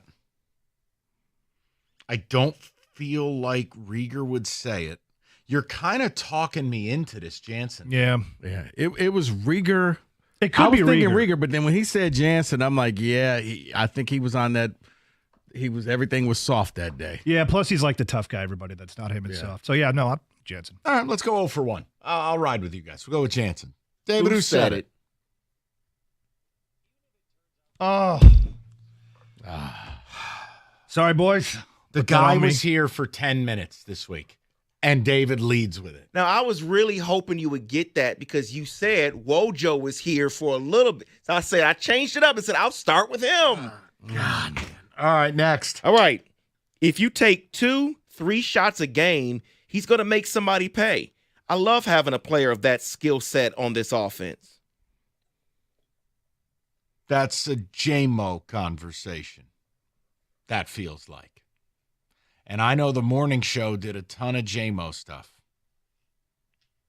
That's all I can offer you. We did our JMO conversation, but it was about the top 25. I don't know that we said that. I would lean mornings here. Kenny, do you have a lean? I would lean Costa. Also, let's remember, and I'm not saying this happened today, but Stony was in today, so he's technically eligible. Let's not forget that. Go ahead and repeat it. Can you use it in a sentence, please? If you take 2-3 shots a game, he's going to make somebody pay. I love having a player of that skill set on this offense. Skill set feels like Costa. Yeah. Really? Because I'm thinking he's going to make somebody pay. Stay with your heart. Yeah, we can't be all three wrong again at the same time about the same guy. Then I'm going to go with Gator because that sounds like a Gator phrase. Okay, you're going Gator. I'm Costa. Kenny? Costa. We got 3 right last week. We're going to get 0 this week. You realize this, right? That's the worry. All right, Brawny man, hit it. Bam. Let's go. Let's go. All right. All right. Jeez. All right, guys. All right, number 3. Every time something like this gets ended, a little part of college football dies. Every time something like this gets ended, a little part of... Okay, time out. Now, I don't know if I have to recuse myself. I don't know that they said this, but I do know they talked about something that could lead to this. No, they don't. Unless you heard it, then you don't have to. My right hand to God, I don't know. I think this was the midday show. Mornings talked USC Notre Dame, and Jim was doing his sanctimonious routine.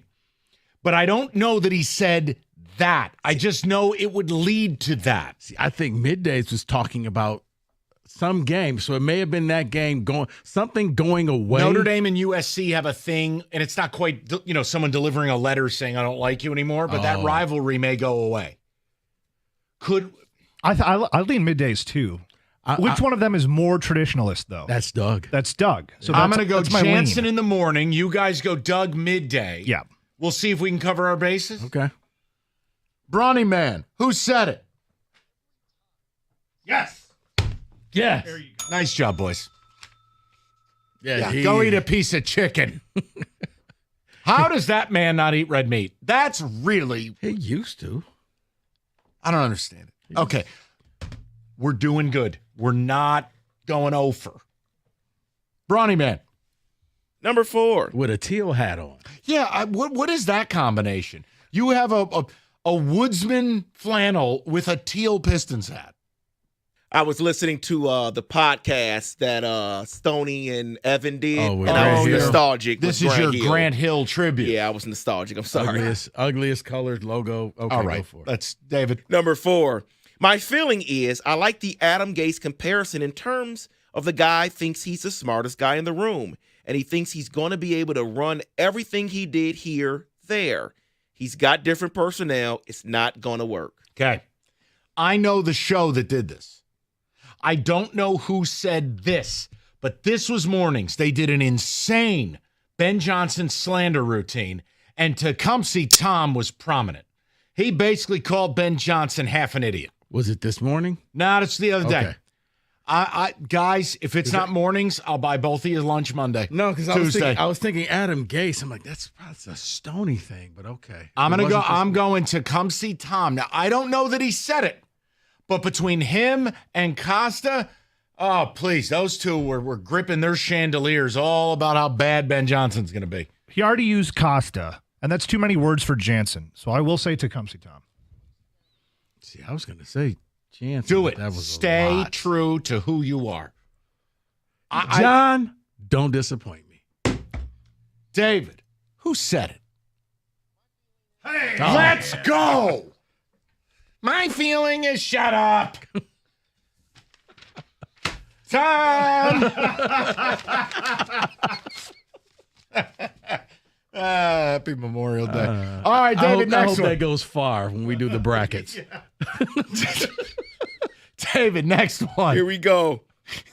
I'm not giving one guy that ridiculous amount of money as a starting pitcher. Now, if he's a center fielder, if he's a shortstop, if he's a catcher, then we can talk. What are you doing? Scooble conversations? Got to be Gator. I think it's Gator. Why? Elaborate. Because I feel like the midday show was the one that didn't want to pay Scooble right away. And I think that was a Gator product. I could be wrong about that. Okay, the funny thing is, I said this, except for it was a private conversation I had with Jeff Rieger. So I wonder maybe if it's Rieger then. Took it. Go with that. I'll go with Gator. We'll cover some bases. Can you read it one more time, please? I'm not giving one guy that ridiculous amount of money as a starting pitcher. Now, if he's a center fielder, if he's a shortstop, if he's a catcher, then we can talk. Language of origin? I'm kidding.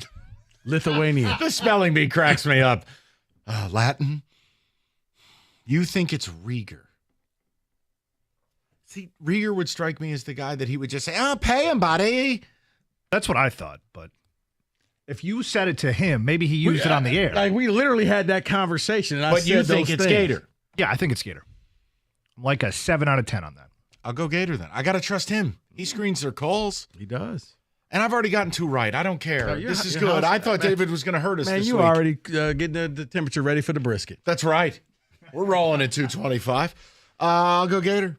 David, who said it? Wow. Great job by Rico Good Beard. pull.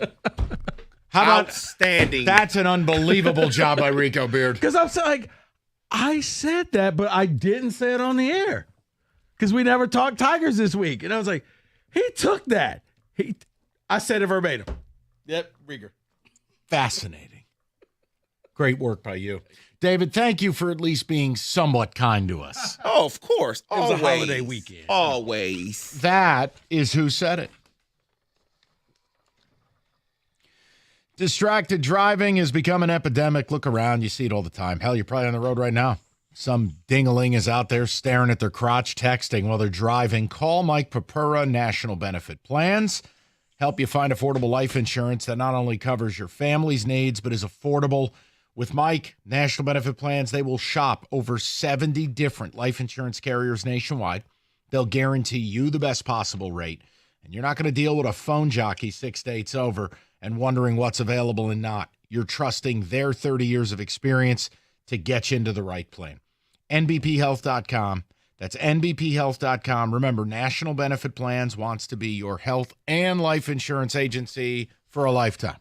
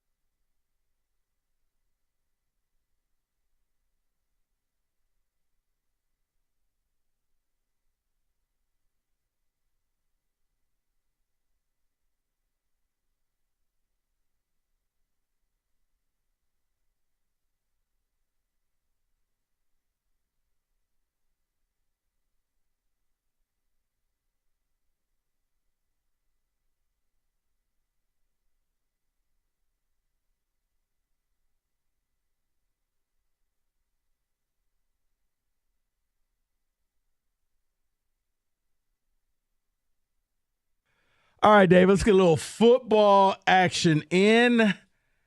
Let's get it started.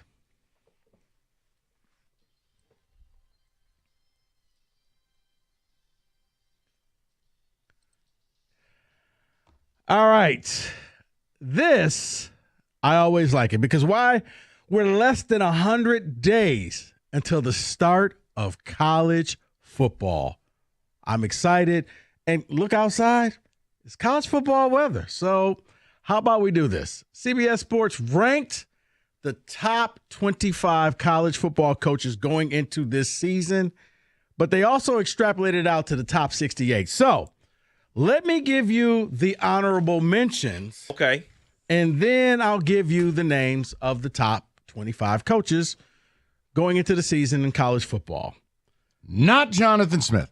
At number 58, Sharon Moore. That makes sense. Sharon Why? Moore. How That can you makes be sense. 58th if you're not going to be coaching this season? This has nothing to do with that. Oh, my bad. At number 50. No, hold on. Is Oh. 58 fair? Yeah, I Have a think it is. conversation about it. It's Yeah, okay. I mean, think out of it the top is. 25 coaches, I thought that maybe coming back he would be closer to 25, but not. Why, though? But what did he 58. really do last season? You know what, David? Sure, he beat Ohio State and Alabama, but other than that, It's simply because he's the skipper of a big brand of Michigan. And normally that you figure that Michigan is enough to get you 8-4 and that he's the coach. But I'll give you an example of why I don't like coach rankings. And you can tell me I'm wrong. My feelings aren't hurt. But, like, okay, Sharon Moore, you're right. He's the skipper of a blue blood, a huge college football machine. I respect the job that a guy like Lance Leipold is doing at Kansas. yeah. I Better get you. coach. I get that. Does No, more with less. Right, exactly. Mike, sometimes you earn the spot and sometimes you're given the spot. I Okay. thought that he would be given a spot, but they said, I guess, no, you got to go earn it. Your last name's not Harbaugh. Where's Jonathan Smith? Like 108? Hold on. Oh, okay. My bad. You don't just get it all out your system. No, it's okay. Let's just have that. You know what, David? We're just going to have that segment. Just get it all out your system. I'm sorry. Because it's just pent up in there, man. I'm sorry. You want to do this? Yes. At 54, Bill Belichick. Wow. Has to prove himself in the college ranks. You know what? And you also can't get mad about Sharon Moore at 58 if Yeah. Belichick is 54. Yeah. I'm actually, you know what? This makes me like this list more. Well, you're not going to like it. At 49 is Jonathan Smith. I mean, look, I thought he was a borderline top 25 coach last year, and then I didn't think this team was ready to play in the Michigan game. I don't think he was ready for the rivalry. The recruiting is dog water, and honestly, they still got their doors blown off in multiple games, just wholly uncompetitive. I think he's got a lot to prove. I'm okay with it. Yeah, I would switch him and Sharon Moore. I would. Now, this is one that I totally disagree with. Mike Loxley, number 7. At 45, Billy Napier. I don't know about that. He should be closer to 25. He should be like 27, something like that. He did one of the best jobs in America Correct. last year. He did. He was supposed to be fired by October. They stayed with him. DJ Lagway is a future superstar. I think they're going to have a big year this year. You got to knock him 5 or 6 points for the $5 haircut. But overall, he should be higher on this list. But see, here's why this list loses all credibility. At number 33, Deion Sanders. Yeah, I'm done. Okay. Everything I said about this list, I retract. All right, let's get to the top 25. At 25, Florida State's Mike Norvell. At 24, Missouri's Eli Drinkwitz. At 23, Illinois' Brett Bielema. I think Bielema is probably underrated. I hate him and that moo-moo. But he's a damn good coach. If you're at Illinois and you're playing really competitive football, you're building an offensive line. Rico, I don't like the guy, but the bottom line is he's a really good football coach. You know what he's doing? He's turning Illinois into Wisconsin. Yeah. Or what Wisconsin used to be, where they just manhandled you all game long. You couldn't stop the offensive line. At 22, SMU's Rhett Lashley. Can I say one thing about Lashley? Yeah. And Drinkowitz? Yeah. And even Norvell? How do we interpret the job someone's doing when you know they have billions of dollars of NIL behind them? Like Rhett Lashley, yes, it's nice what he's done at SMU, but look at the money that's behind SMU. They have so much money that they have foregone any TV money basically for the next 10 years just to get in the ACC. So how do you personally grade a coach like that? For me, maybe I'm just old school. I look at that stuff as off-season stuff. When you're on the field, that's all I see. I'm not looking at how much this kid is getting paid. I'm looking at, did the kid get the first down? Did the kid score the touchdown? Did the quarterback throw a pick or did he throw a touchdown? I forget about how much they're making and how much school's bringing in once the ball is kicked off. Now, once it's over, then reality kicks back in like, oh, yeah, I forgot that kid's making $10 million. But during the game, no. At 21, Kirk Cignetti from Indiana. At 20, Mario Cristobal, Miami. At 19, Kurt Ferentz, Iowa. And at 18, Arizona State's Kenny Dillingham.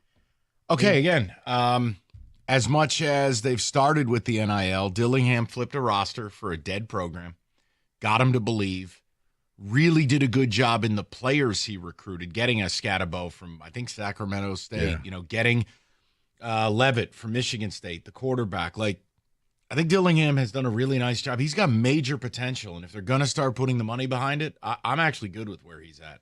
He's good, man. He's annoying, but he's good. David? All right. At 17, Louisville's Jeff Brom. 16, Tennessee's Josh Heupel. At 15, Kansas, Lance Leipold. He's awesome. He's an awesome coach. He's been awesome at every step, man. And I know it's Kansas. So why is he stuck at Kansas? He's 60-something. I think you just age out. No major program's going to hire an old person. It's just kind of how it works. Kind of like Utah's coach? He's like John Beilein. That's what I would compare him to. He stayed in the lower levels too long. He wanted every step. He went to Buffalo, of all places, turned them into a winner. But unfortunately, it's like, okay, when the state job was up, what was the first thing that happened when Leipold showed interest potentially? Do we really want to hire a guy who's 62? I think it's just turned into a young man's game. I got you. He's good, though, Rico. No, he is. That offense he runs, he produced Andy Kotelnicki, who went to Penn State as their OC. That offense, that's a bitch to stop. 14, Kansas State's Chris Kleiman. USC's at 13 with Lincoln Riley. For you, Mike, at 12, Ole Miss, Lane Kiffin. And at 11. I'll stay out of the Lane Kiffin thing because I know he always does something stupid in a big game. That's true. And at 11, Utah's Kyle Whittingham. What do you say about those? I think Whittingham's awesome. I think Whittingham's kind of a modern D'Antonio. Hard-nosed, always has the defense. He's putting guys in the pros. Utah is not some traditional power. I think Whittingham's really good. Really good. Now the top 10. According to CBS Sports at number 10. James Franklin. Iowa State's Matt Campbell. No, thank you. Yeah, David, speak on it. No, thank you. I mean, he hasn't really done anything like significant. Hasn't made the playoff. Hasn't won the Big 12. I'm good. No, thank you. At number 9, Alabama, Kalen DeBoer. This is your guy. You need to speak. Oh no! This is his make or break year. I think he had his honeymoon period. I think Bama fans are looking at him, Mike, the same way State fans are looking at Jonathan Smith. If you fail, you're 7-5, losing to Michigan in some bowl game we don't care about. We're gonna go ahead and get a new coach. At number 8, Brian Kelly and his family, LSU.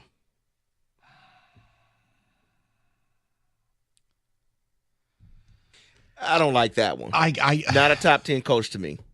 Not right now. The narratives you hear about Brian Kelly from college football media and the fans at large don't truly reflect his standings amongst his peers. Really? He's not a good guy. I think that's part of my biggest issue with him. He just strikes me as a huge phony. Yeah, it's the family thing. The It's more accent than that he that. all of a sudden gained from It's being, more than that. in the south of South Bend. Gotcha. It's having a player incur a brain injury and never be the same again and not calling that player. in Didn't the even 17 call him. months That's since. crazy. Man, he had somebody die filming the practice, and they kept going. Like I said, not a good guy. Rico wins, by the way. At number 7, James Franklin, Penn State. At number 6, Notre Dame, Marcus Freeman. At number 5, Dan Lanning, Oregon. At 4, Steve Sarkisian, Texas. Listen, the Lanning thing, you know my deal. He's got to win the big game. got dusted by OSU in the playoff. He lost the 2 times to UW the year prior in winner-take-all type games. He's got to win the big one with all the resources he has behind him.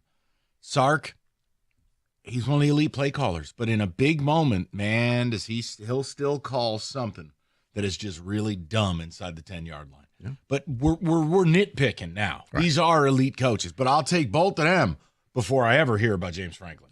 You guys want to guess the final 3? Well, Kirby, Ryan Day. Kirby is number 1. Yeah. Ryan Day is number 2. James Franklin. At number 3, Franklin came in at 7. At number 3. I'm sorry.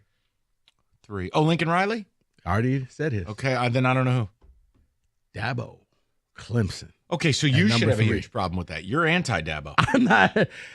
I think that Clemson's days are long gone, but Dabo is starting to embrace the portal. He was anti-portal, but now he's portal light. He plays in a bad ACC, so maybe he'll do enough to actually do something. But no, I didn't think that Dabo was the 3rd best coach going into this season. So that is your top 25 college coaches for 2025 upcoming season, 97-1.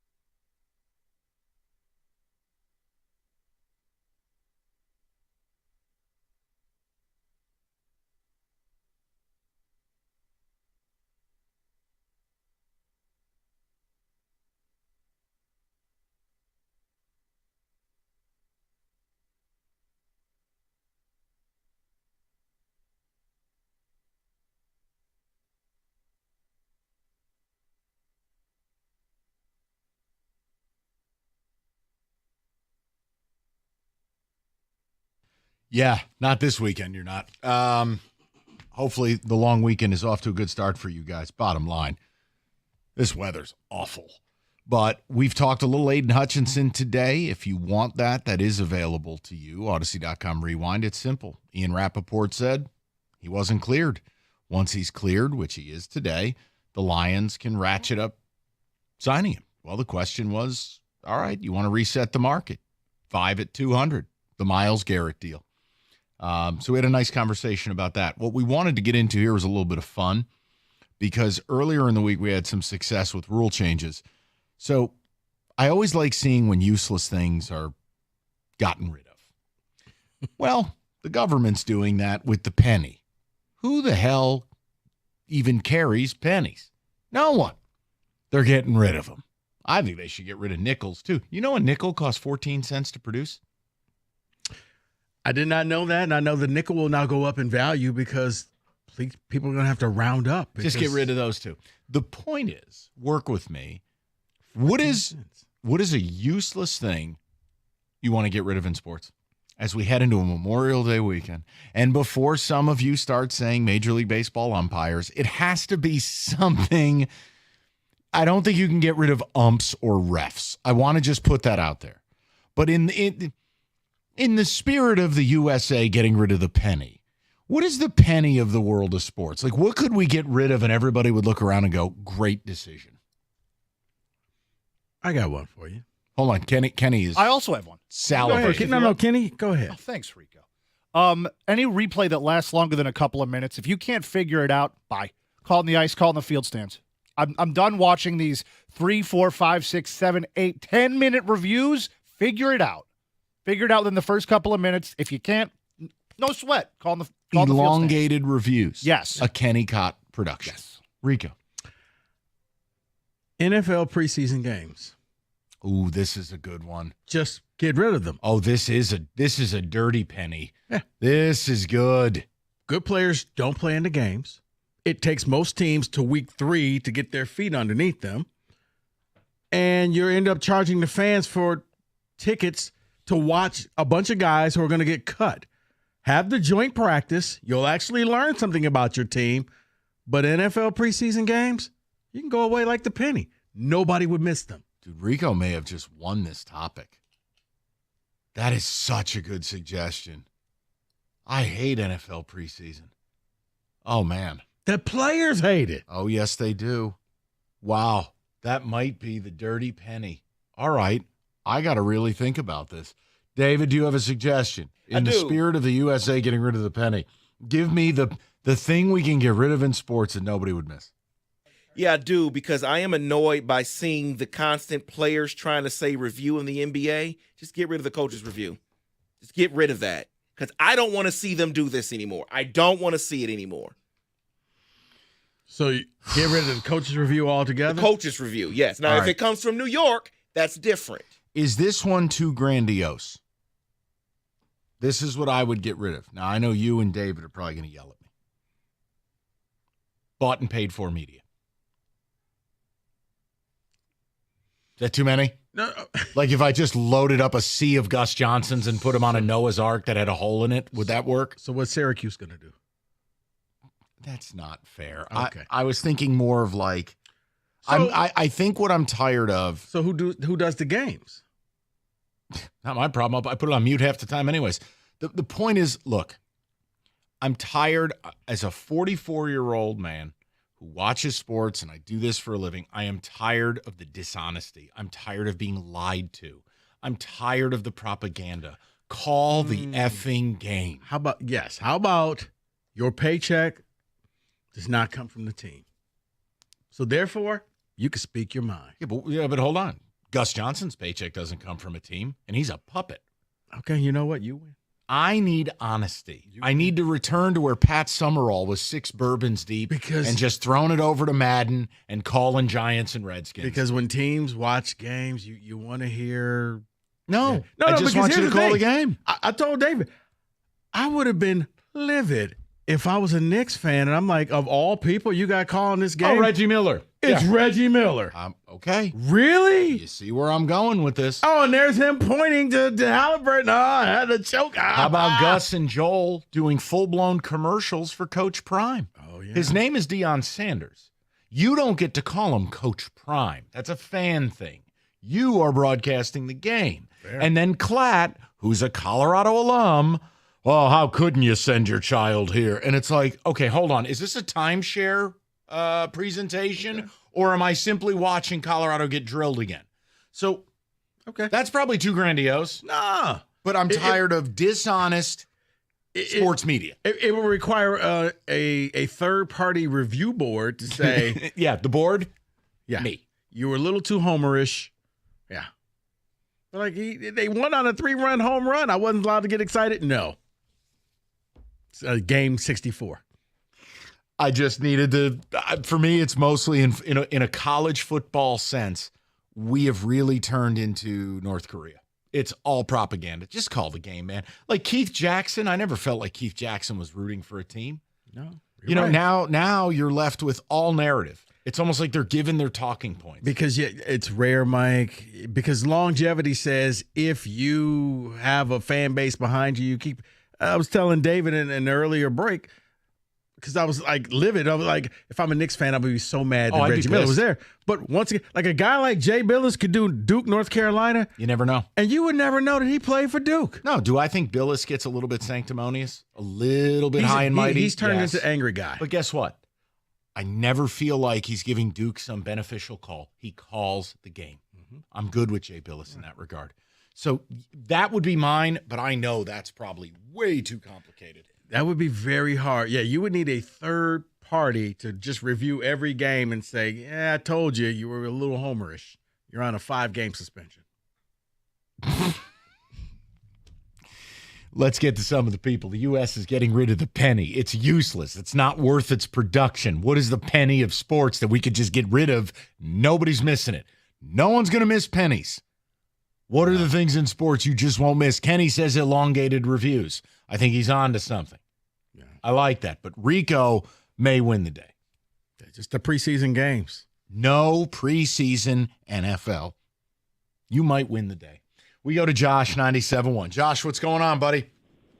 Hey, I would love to get rid of the 4 sets of low fives that everybody gets during and after every free throw in basketball.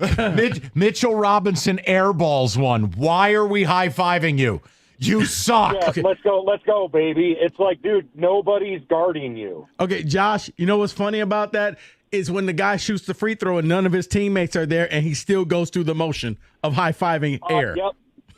Yep. I just get rid of it, and I would be the happiest man on the planet. Okay. Appreciate it. And I'm with you because there's nothing worse when your team does it. Oh, yeah, you just missed 2 of the first. Like you're shooting 3 free throws. You missed the first 2. They shouldn't shake your hand. They should punch you in the face. I could only see Mike miss one more free throw. I dare I'd be Mr. Garvey. The Key and Peele sketch. Thanks for the encouragement. I don't care. Ron. Son of snapping clipboards. I hate it. That's a good suggestion, too. Yeah. All right, we got a bunch of them. We're going to get to the people in a second. More of the ticket texts as well. We're getting rid of the penny. What the hell are we getting rid of in sports? You get one of them. What is the penny of sports? You could throw it away and nobody gives a damn. I still don't get how a nickel costs 14 cents to manufacture. Get rid of that, too. Yeah. Who uses nickels? For parking meters. No, you pay on your phone. I do pay on my phone. I don't even use coins anymore. Not every, like some old school meters, not every meter has been converted, so I keep like $3 worth of change. Well, like maybe like Kenny, do you go to the liquor store with a bag of nickels or something? No. Okay. Hey there, Ernie. Stop. Why is his name Ernie? All right. America's favorite place to watch football, Stadium Swim, located at Circa Resort and Casino. All the biggest games, best viewing experience, built for you, the fan. 6 pools, 3 levels, perfect view of the big screen, right in the heart of Las Vegas on Fremont. It's Stadium Swim. Book your spot today at circalasvegas.com.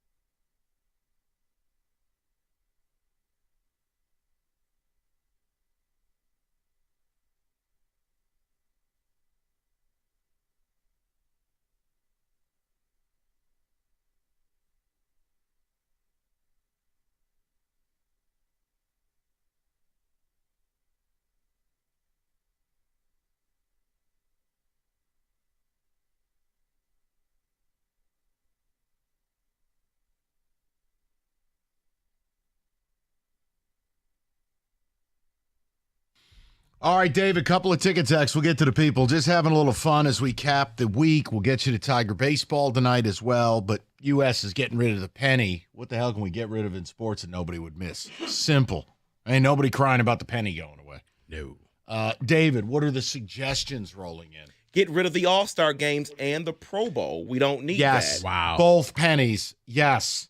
Get rid of the chain gang. We absolutely don't need that. Let's get rid of Aaron Rodgers. Oh, Nobody would miss it. The chain gang, it's usually some little old man. I mean, come on. They don't even do anything. They don't even use them anymore. The Pro Bowl, I mean, Pro Bowl gone. They keep trying now. It's dodgeball.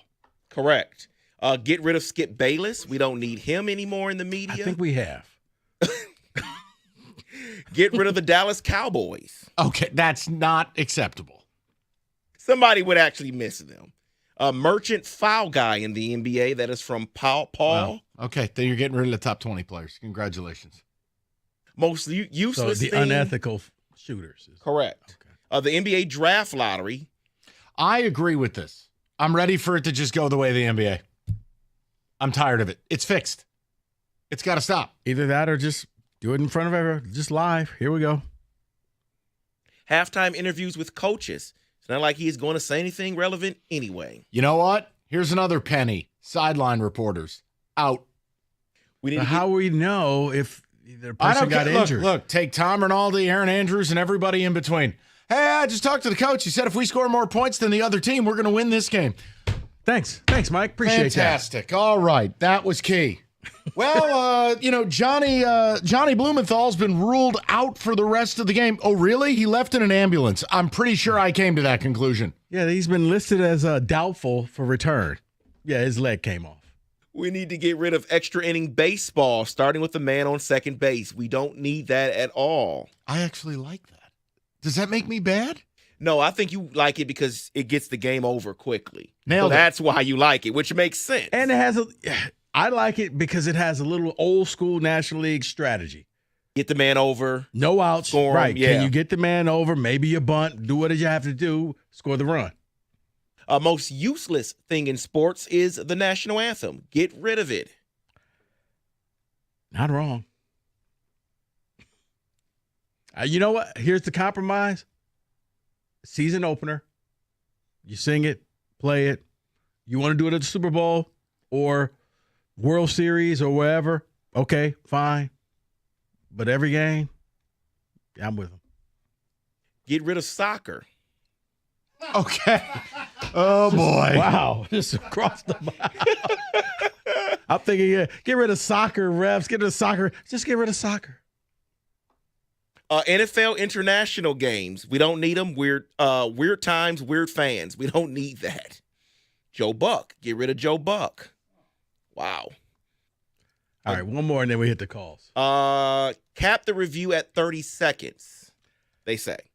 Because really, either you're going to overturn this or you're not. Every angle, I mean, there's 6 different angles. You should know instantly.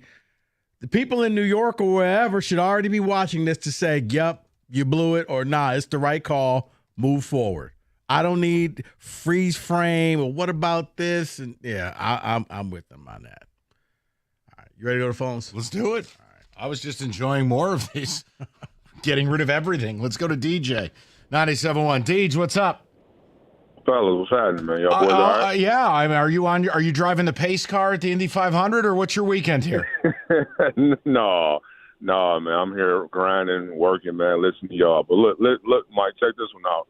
Rico, I almost want to ride with you 100%, but the reason I'm going to give you pushback is got a couple of homeboys I grew up with that play in the league. They do hate it, but there's been stories where guys were going to get cut and not make the team. And that preseason really gave them that time to actually make a roster. So it's important for that reason and that reason only. And the fact that they cut it to 2, I say let's don't get rid of it. That's my only pushback with it because it's benefited some guys. It has, but here's the one thing. DJ, truthfully, it's the practice reps that are going to dictate whether a guy makes the team more than the games. It's the practice reps on a day in, day out basis. So do the joint practice and blow up in practice. Yes. Or you know what, DJ? Here's the compromise. $10 tickets for the fans if you want to come to the game. Not full price. Absolutely. So it's funny because me and my guy, I coach basketball here. Me and the head coach was talking yesterday, guys. We just talking about something similar, right? So you have guys that are practice all-stars. I've seen it when I played in college and high school, but then he get in that gym or at Joe Louis Arena for the city playoffs, and now the same dude we've been seeing in practice all day look like he ain't never touched the ball. I've seen this my entire time playing sports. So I still need to see you out there in them lights against real competition in front of that crowd. Because believe it or not, fellas, it makes a difference. Oh, it does. Throw that out there. And now that you're a fan of my sport, you're a horseman. It's the same thing with horses, DJ. You'll see a horse go out there look like Kobe Bryant in the morning. He goes out in the afternoon, he looks like John Bagley. Really? A horse? I would have never thought that, dog. Really? Tell you right now, you'll have certain horses that train. They look like Stallone in the morning, and then they go out in the afternoon, and they look like Timothy Chalamet. You're like, what the hell happened there? So now, Mike, I'm going to get back to what me and you talked about a week ago. We had a great conversation. I'm doubling down on it. The NBA lottery. Get rid of it. I'm tired of y'all playing in my face, man. I'm sick of it. Y'all got a whole show where a bunch of guys go up there, 32 guys go up there and act like they know this, act like this thing ain't fixed. Yep. Get rid of it. And how about this? Since you called, Shaquille O'Neal did the interview on that podcast, and he said David Stern asked him, where do you want to play, warm weather or cold weather? He goes, warm weather. Orlando won the lottery. Hey, that's something. I seen that. Hey, that's something. I seen that. Yeah. So the caller who, the ticket texter got in before me. Definitely NBA lottery is out of here, man. That's it. I am with you, and I hope you have a wonderful weekend. I really thought you were going to have something. Take it easy, man. I thought he was going to have something splendid this weekend. He's probably already done the Indianapolis 500. Well, he'd be like, gentlemen, start your engines guy or something. DJ's everywhere. Did DJ just win the race? Yeah. Takes the helmet off.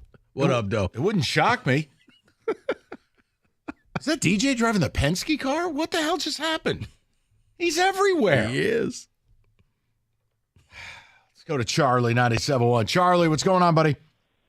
Hey, happy Memorial Day weekend, guys. How you doing? Hey, same to you, brother. What's going on? I was going to say the anthem. There's nothing really to gain from it. You can't wrap yourself in the Constitution to avoid injuries. They pray in NASCAR, and that's all good and well. But only bad comes of it, right? It only ends up being like 20 minutes on ESPN or whatever, things we don't want to talk about, right? But because somebody already took me on the ticket text, how about the military flyover when it's like this slow-moving helicopter? Like, I don't want to get turned into a drop, but the gentleman who brought up, I want to see the hockey players go really fast. I want to see a big old jet airplane or some fighter jet go flying over the big house. I don't need this, pedestrian. I know you want to kick out the handicap seating at Spartan Stadium, but I simply wanted to move it to create an open air beer garden. That was all I said. How dare you? It's a beautiful bit, but I don't want to see this little helicopter creep over the stadium. Show me the big guns. Bring them out. I'm going to tell you. No, you're right, but I want to tell you. First of all, I'm going to play the drop. But Charlie, you made an example, and I think there's a functionality. You were talking about the big house. Michigan has to use the helicopter because it's got to go slow enough because the spy cameras are in there. So when they're just doing the flyover, they're able to get a little bit more recon. That makes sense. You can't do that with a B-52, stealth bomber going overhead. Hold on. Let's go. David, Hold on. can't. Hey, Kenny, 30-second review. Don't even need it. Overturn. Flag's overturned, David. Those choppers go at a nice slow speed. You get a little extra intel. I think I see ankle tape on the quarterback. And look, there's no competitive advantage. I'm leaving it alone. It's a holiday weekend. 248-539-9797. We'll get a blitz in the mix as well. Northville Lumber, largest Trex decking outlet in the country. And Northville is Michigan's Trex superstore. They stock all colors of Trex decking, railing, lighting, to have it all the time and at the absolute lowest prices. So whether you're a builder or a do-it-yourselfer, you can count on Northville to have all the Trex decking you need when you need it. Call Northville Lumber today. Or better yet, you can stop by, see the showroom, take home some samples, It's Northville Lumber, Michigan's Trex Superstore, or simply go to northvillelumber.com. That's northvillelumber.com.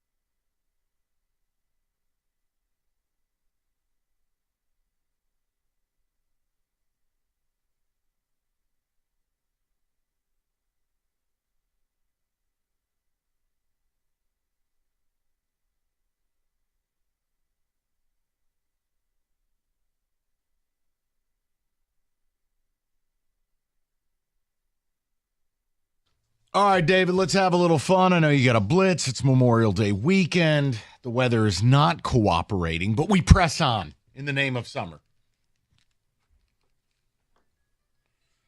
Yes, we do press on, guys. It is Memorial Day weekend. Yes. As you look outside and as you drive up north, it is miserable, but you're right, Mike, we're going to get through this. And let's talk about some dishes that we could put on the grill. The first one here is a wonderful video that we watched earlier, and the guy had a nice recipe, so I decided to put this on my list. It is the beer can chicken. It's easy. I mean, little over an hour. Any idiot could do it. That includes Kenny.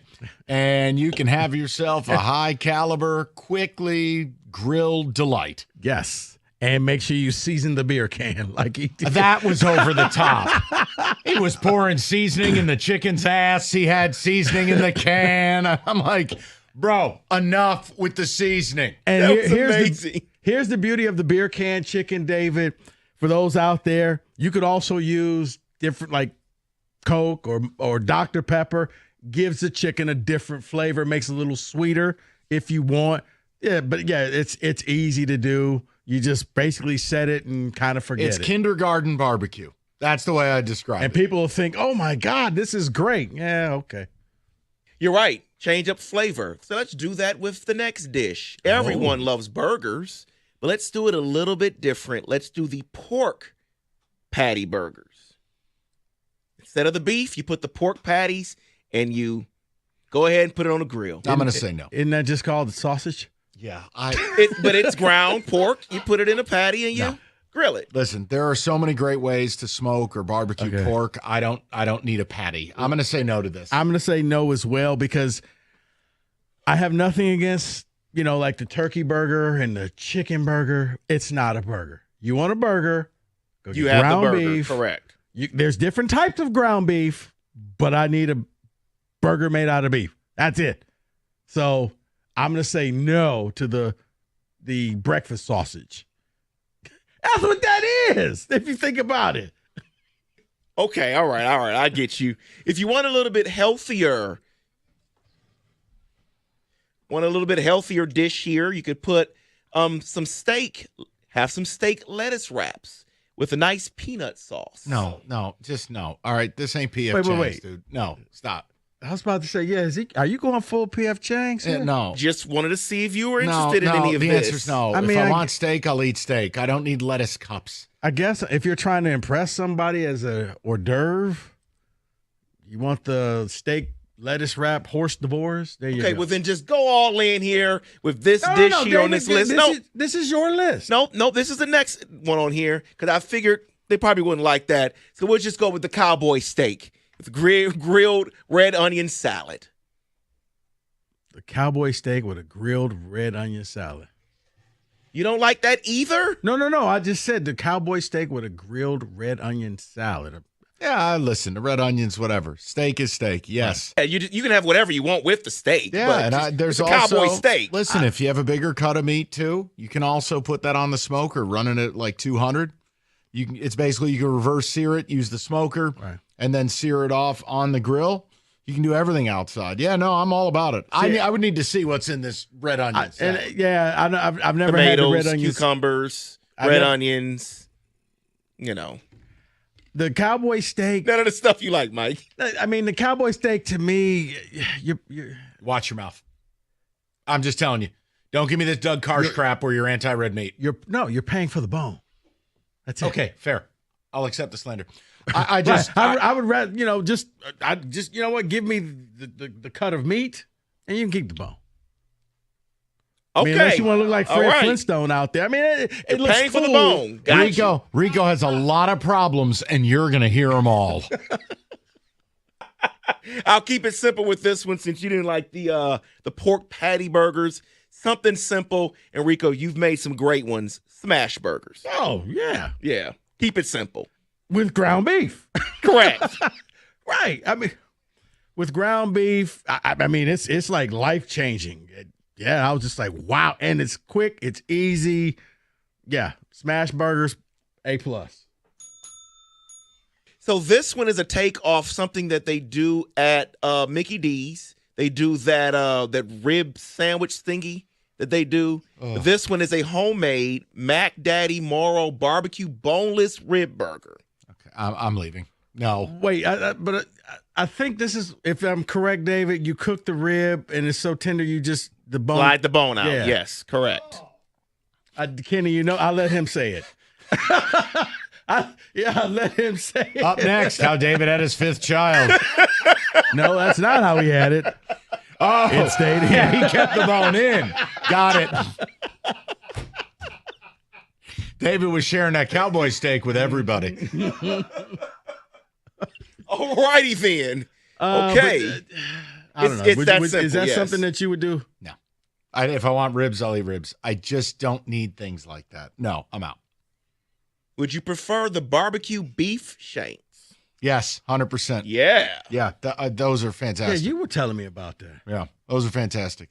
Look, barbecue beef is slept on. Everyone does pulled pork. Everyone loves brisket.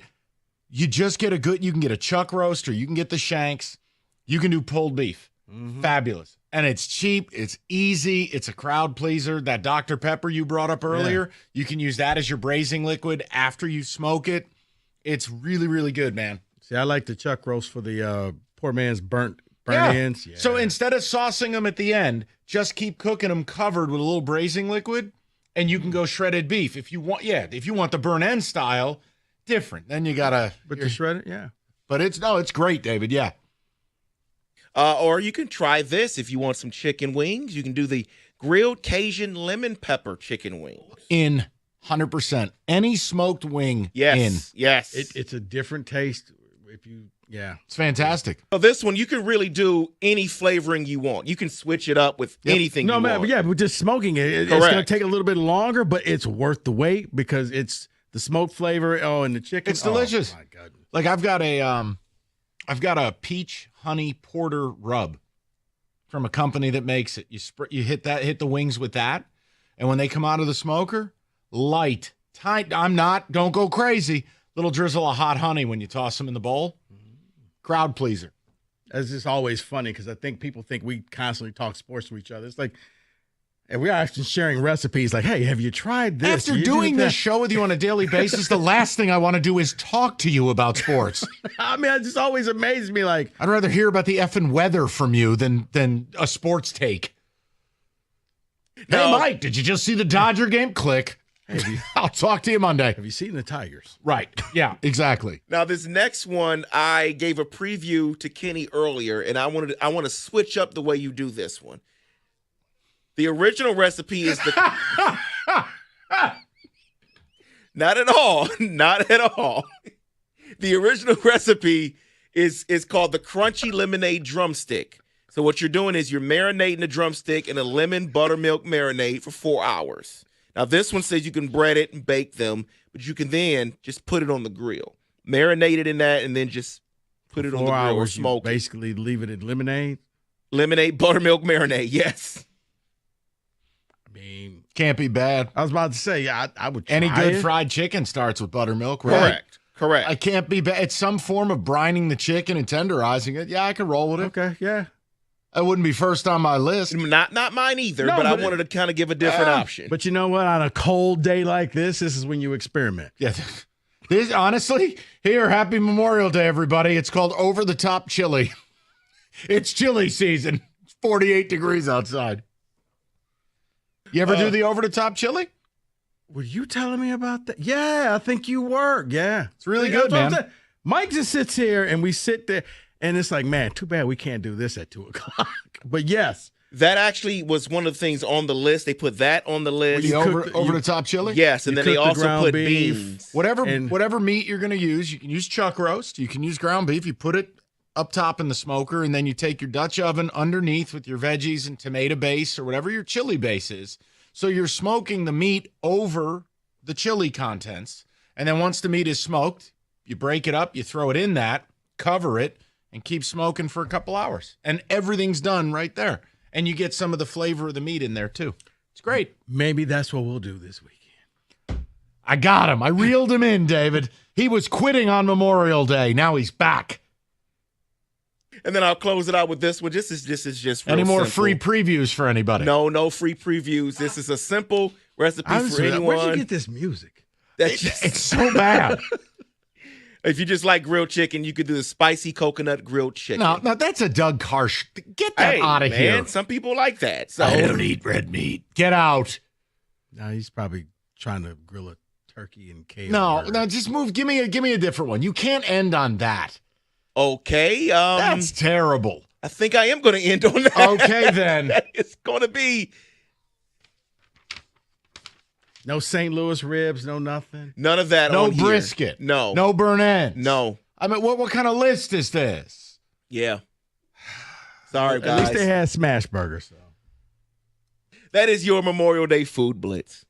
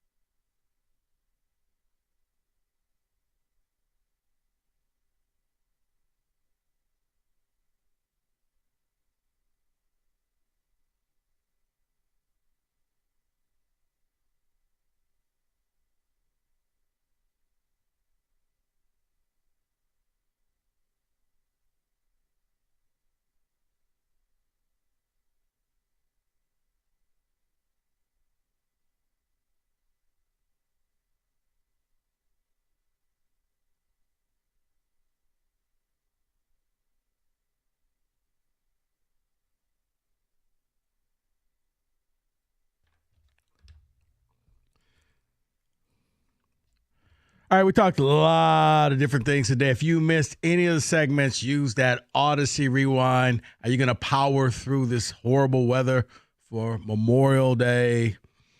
Should the Lions pay Aiden Hutchinson? We touched upon all those things. Right now, we're talking about that thing like the penny. It's useless. The time is gone, and the government's getting rid of the penny. What in sports should we just get rid of? Mine, NFL preseason games. What's yours? You know what? Before we get to Jeff Rieger, D, you're on 97.1. What's going on, gentlemen? What's happening? So it's referred to as the deadest play in sports, in the NFL, I should say, and I think it's the onside kick. Like, you got to get rid of it. I think prior to 2018, they had like a 16% rate, and then once they banned the running start, it's got like an 8% success rate. I don't think anybody would miss it if it was just with the banish off the earth. No, I'm with you, because even with the bastardized version that it is now, try 6%. It's just like you have to tell the other team. The element of surprise is gone. I'm with you. Just get rid of it. Go to 4th and 15, and I'd rather see you take your chance at that, because this is that's what everybody's doing anyway, pretty much. So, D, you know the dirty little secret? That's why the NFL won't, because the UFL did it first. USFL did it, and they won't do it because they don't want to look like copycats. Have a great weekend, D. Thanks. All right. Let's finish this up before we get to Jeff Rieger. Brandon, you're on 97. Hey, guys. How's it going? Hey, man. So the thing I would get rid of is Summer League. I think it's largely a waste of time. NBA Summer League? Yeah, it's just a showcase for your rookies and your draft picks at the end of your bench. You don't get anything for winning it. There's no prize money. There's no trophy. It doesn't help your draft position. It doesn't do anything for the playoffs. It's just a crappier version of the in-season tournament that nobody wants anyway. No, Brandon, B, I'm with you, because I'm thinking, David, did Cade play in the Summer League? Or do you like Not this past summer, no. But he's played in the Summer League? What he did, he has played in the Summer League. This past year, he practiced with some of the guys separately. Because I'm like I got to think, Cooper Flagg, I don't really need to see you in the Summer League. He will play in the Summer League, though. Wemby did it. They all do it. LeBron did it. I'm with you, Brandon. Summer League is just an extra excuse for my player to get hurt and blow out his knee. I'm with you. Well, it's an excuse to send him to Vegas, too, because that's the other thing. I don't want to see a guy get hurt. Yeah. Well, I will tell you this. He may play a game or two, and then that's it. I got to practice for the Summer League is more important than the actual game. B, I'm with you. Have a great weekend. You too. Thanks. All right. Yeah, because I'm like Cooper Flagg. I don't really need to see you out playing. But yeah, for me, it's NFL preseason. Players don't want to play in it. And caller DJ said a couple of his buddies made the team because of it, but I think that's the unicorn.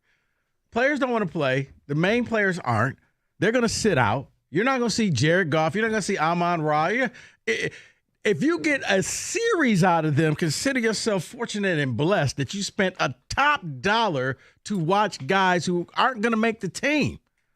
So like the penny, NFL preseason could go away.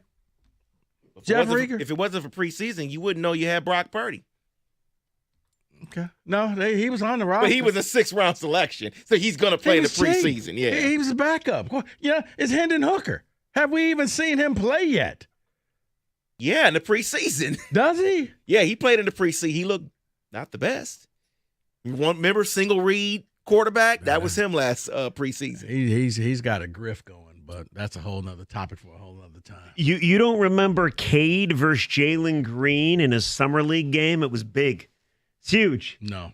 Only you followed that because you like to troll. I did follow that. That was huge. It was big. Cade and Jalen Green is like a step below Maple Leafs for you. No. I think Cade is much better. No. I'm saying as far as your trolling. No. That whole, look at Green. No. I was with David. I was glad that David used his religious powers to get the first overall pick, and I'm glad they got Cade. He's a pretty good player. Yeah. What's going on? Nah. By the way, I don't remember you having that conversation with me that you talked about in Who Said It.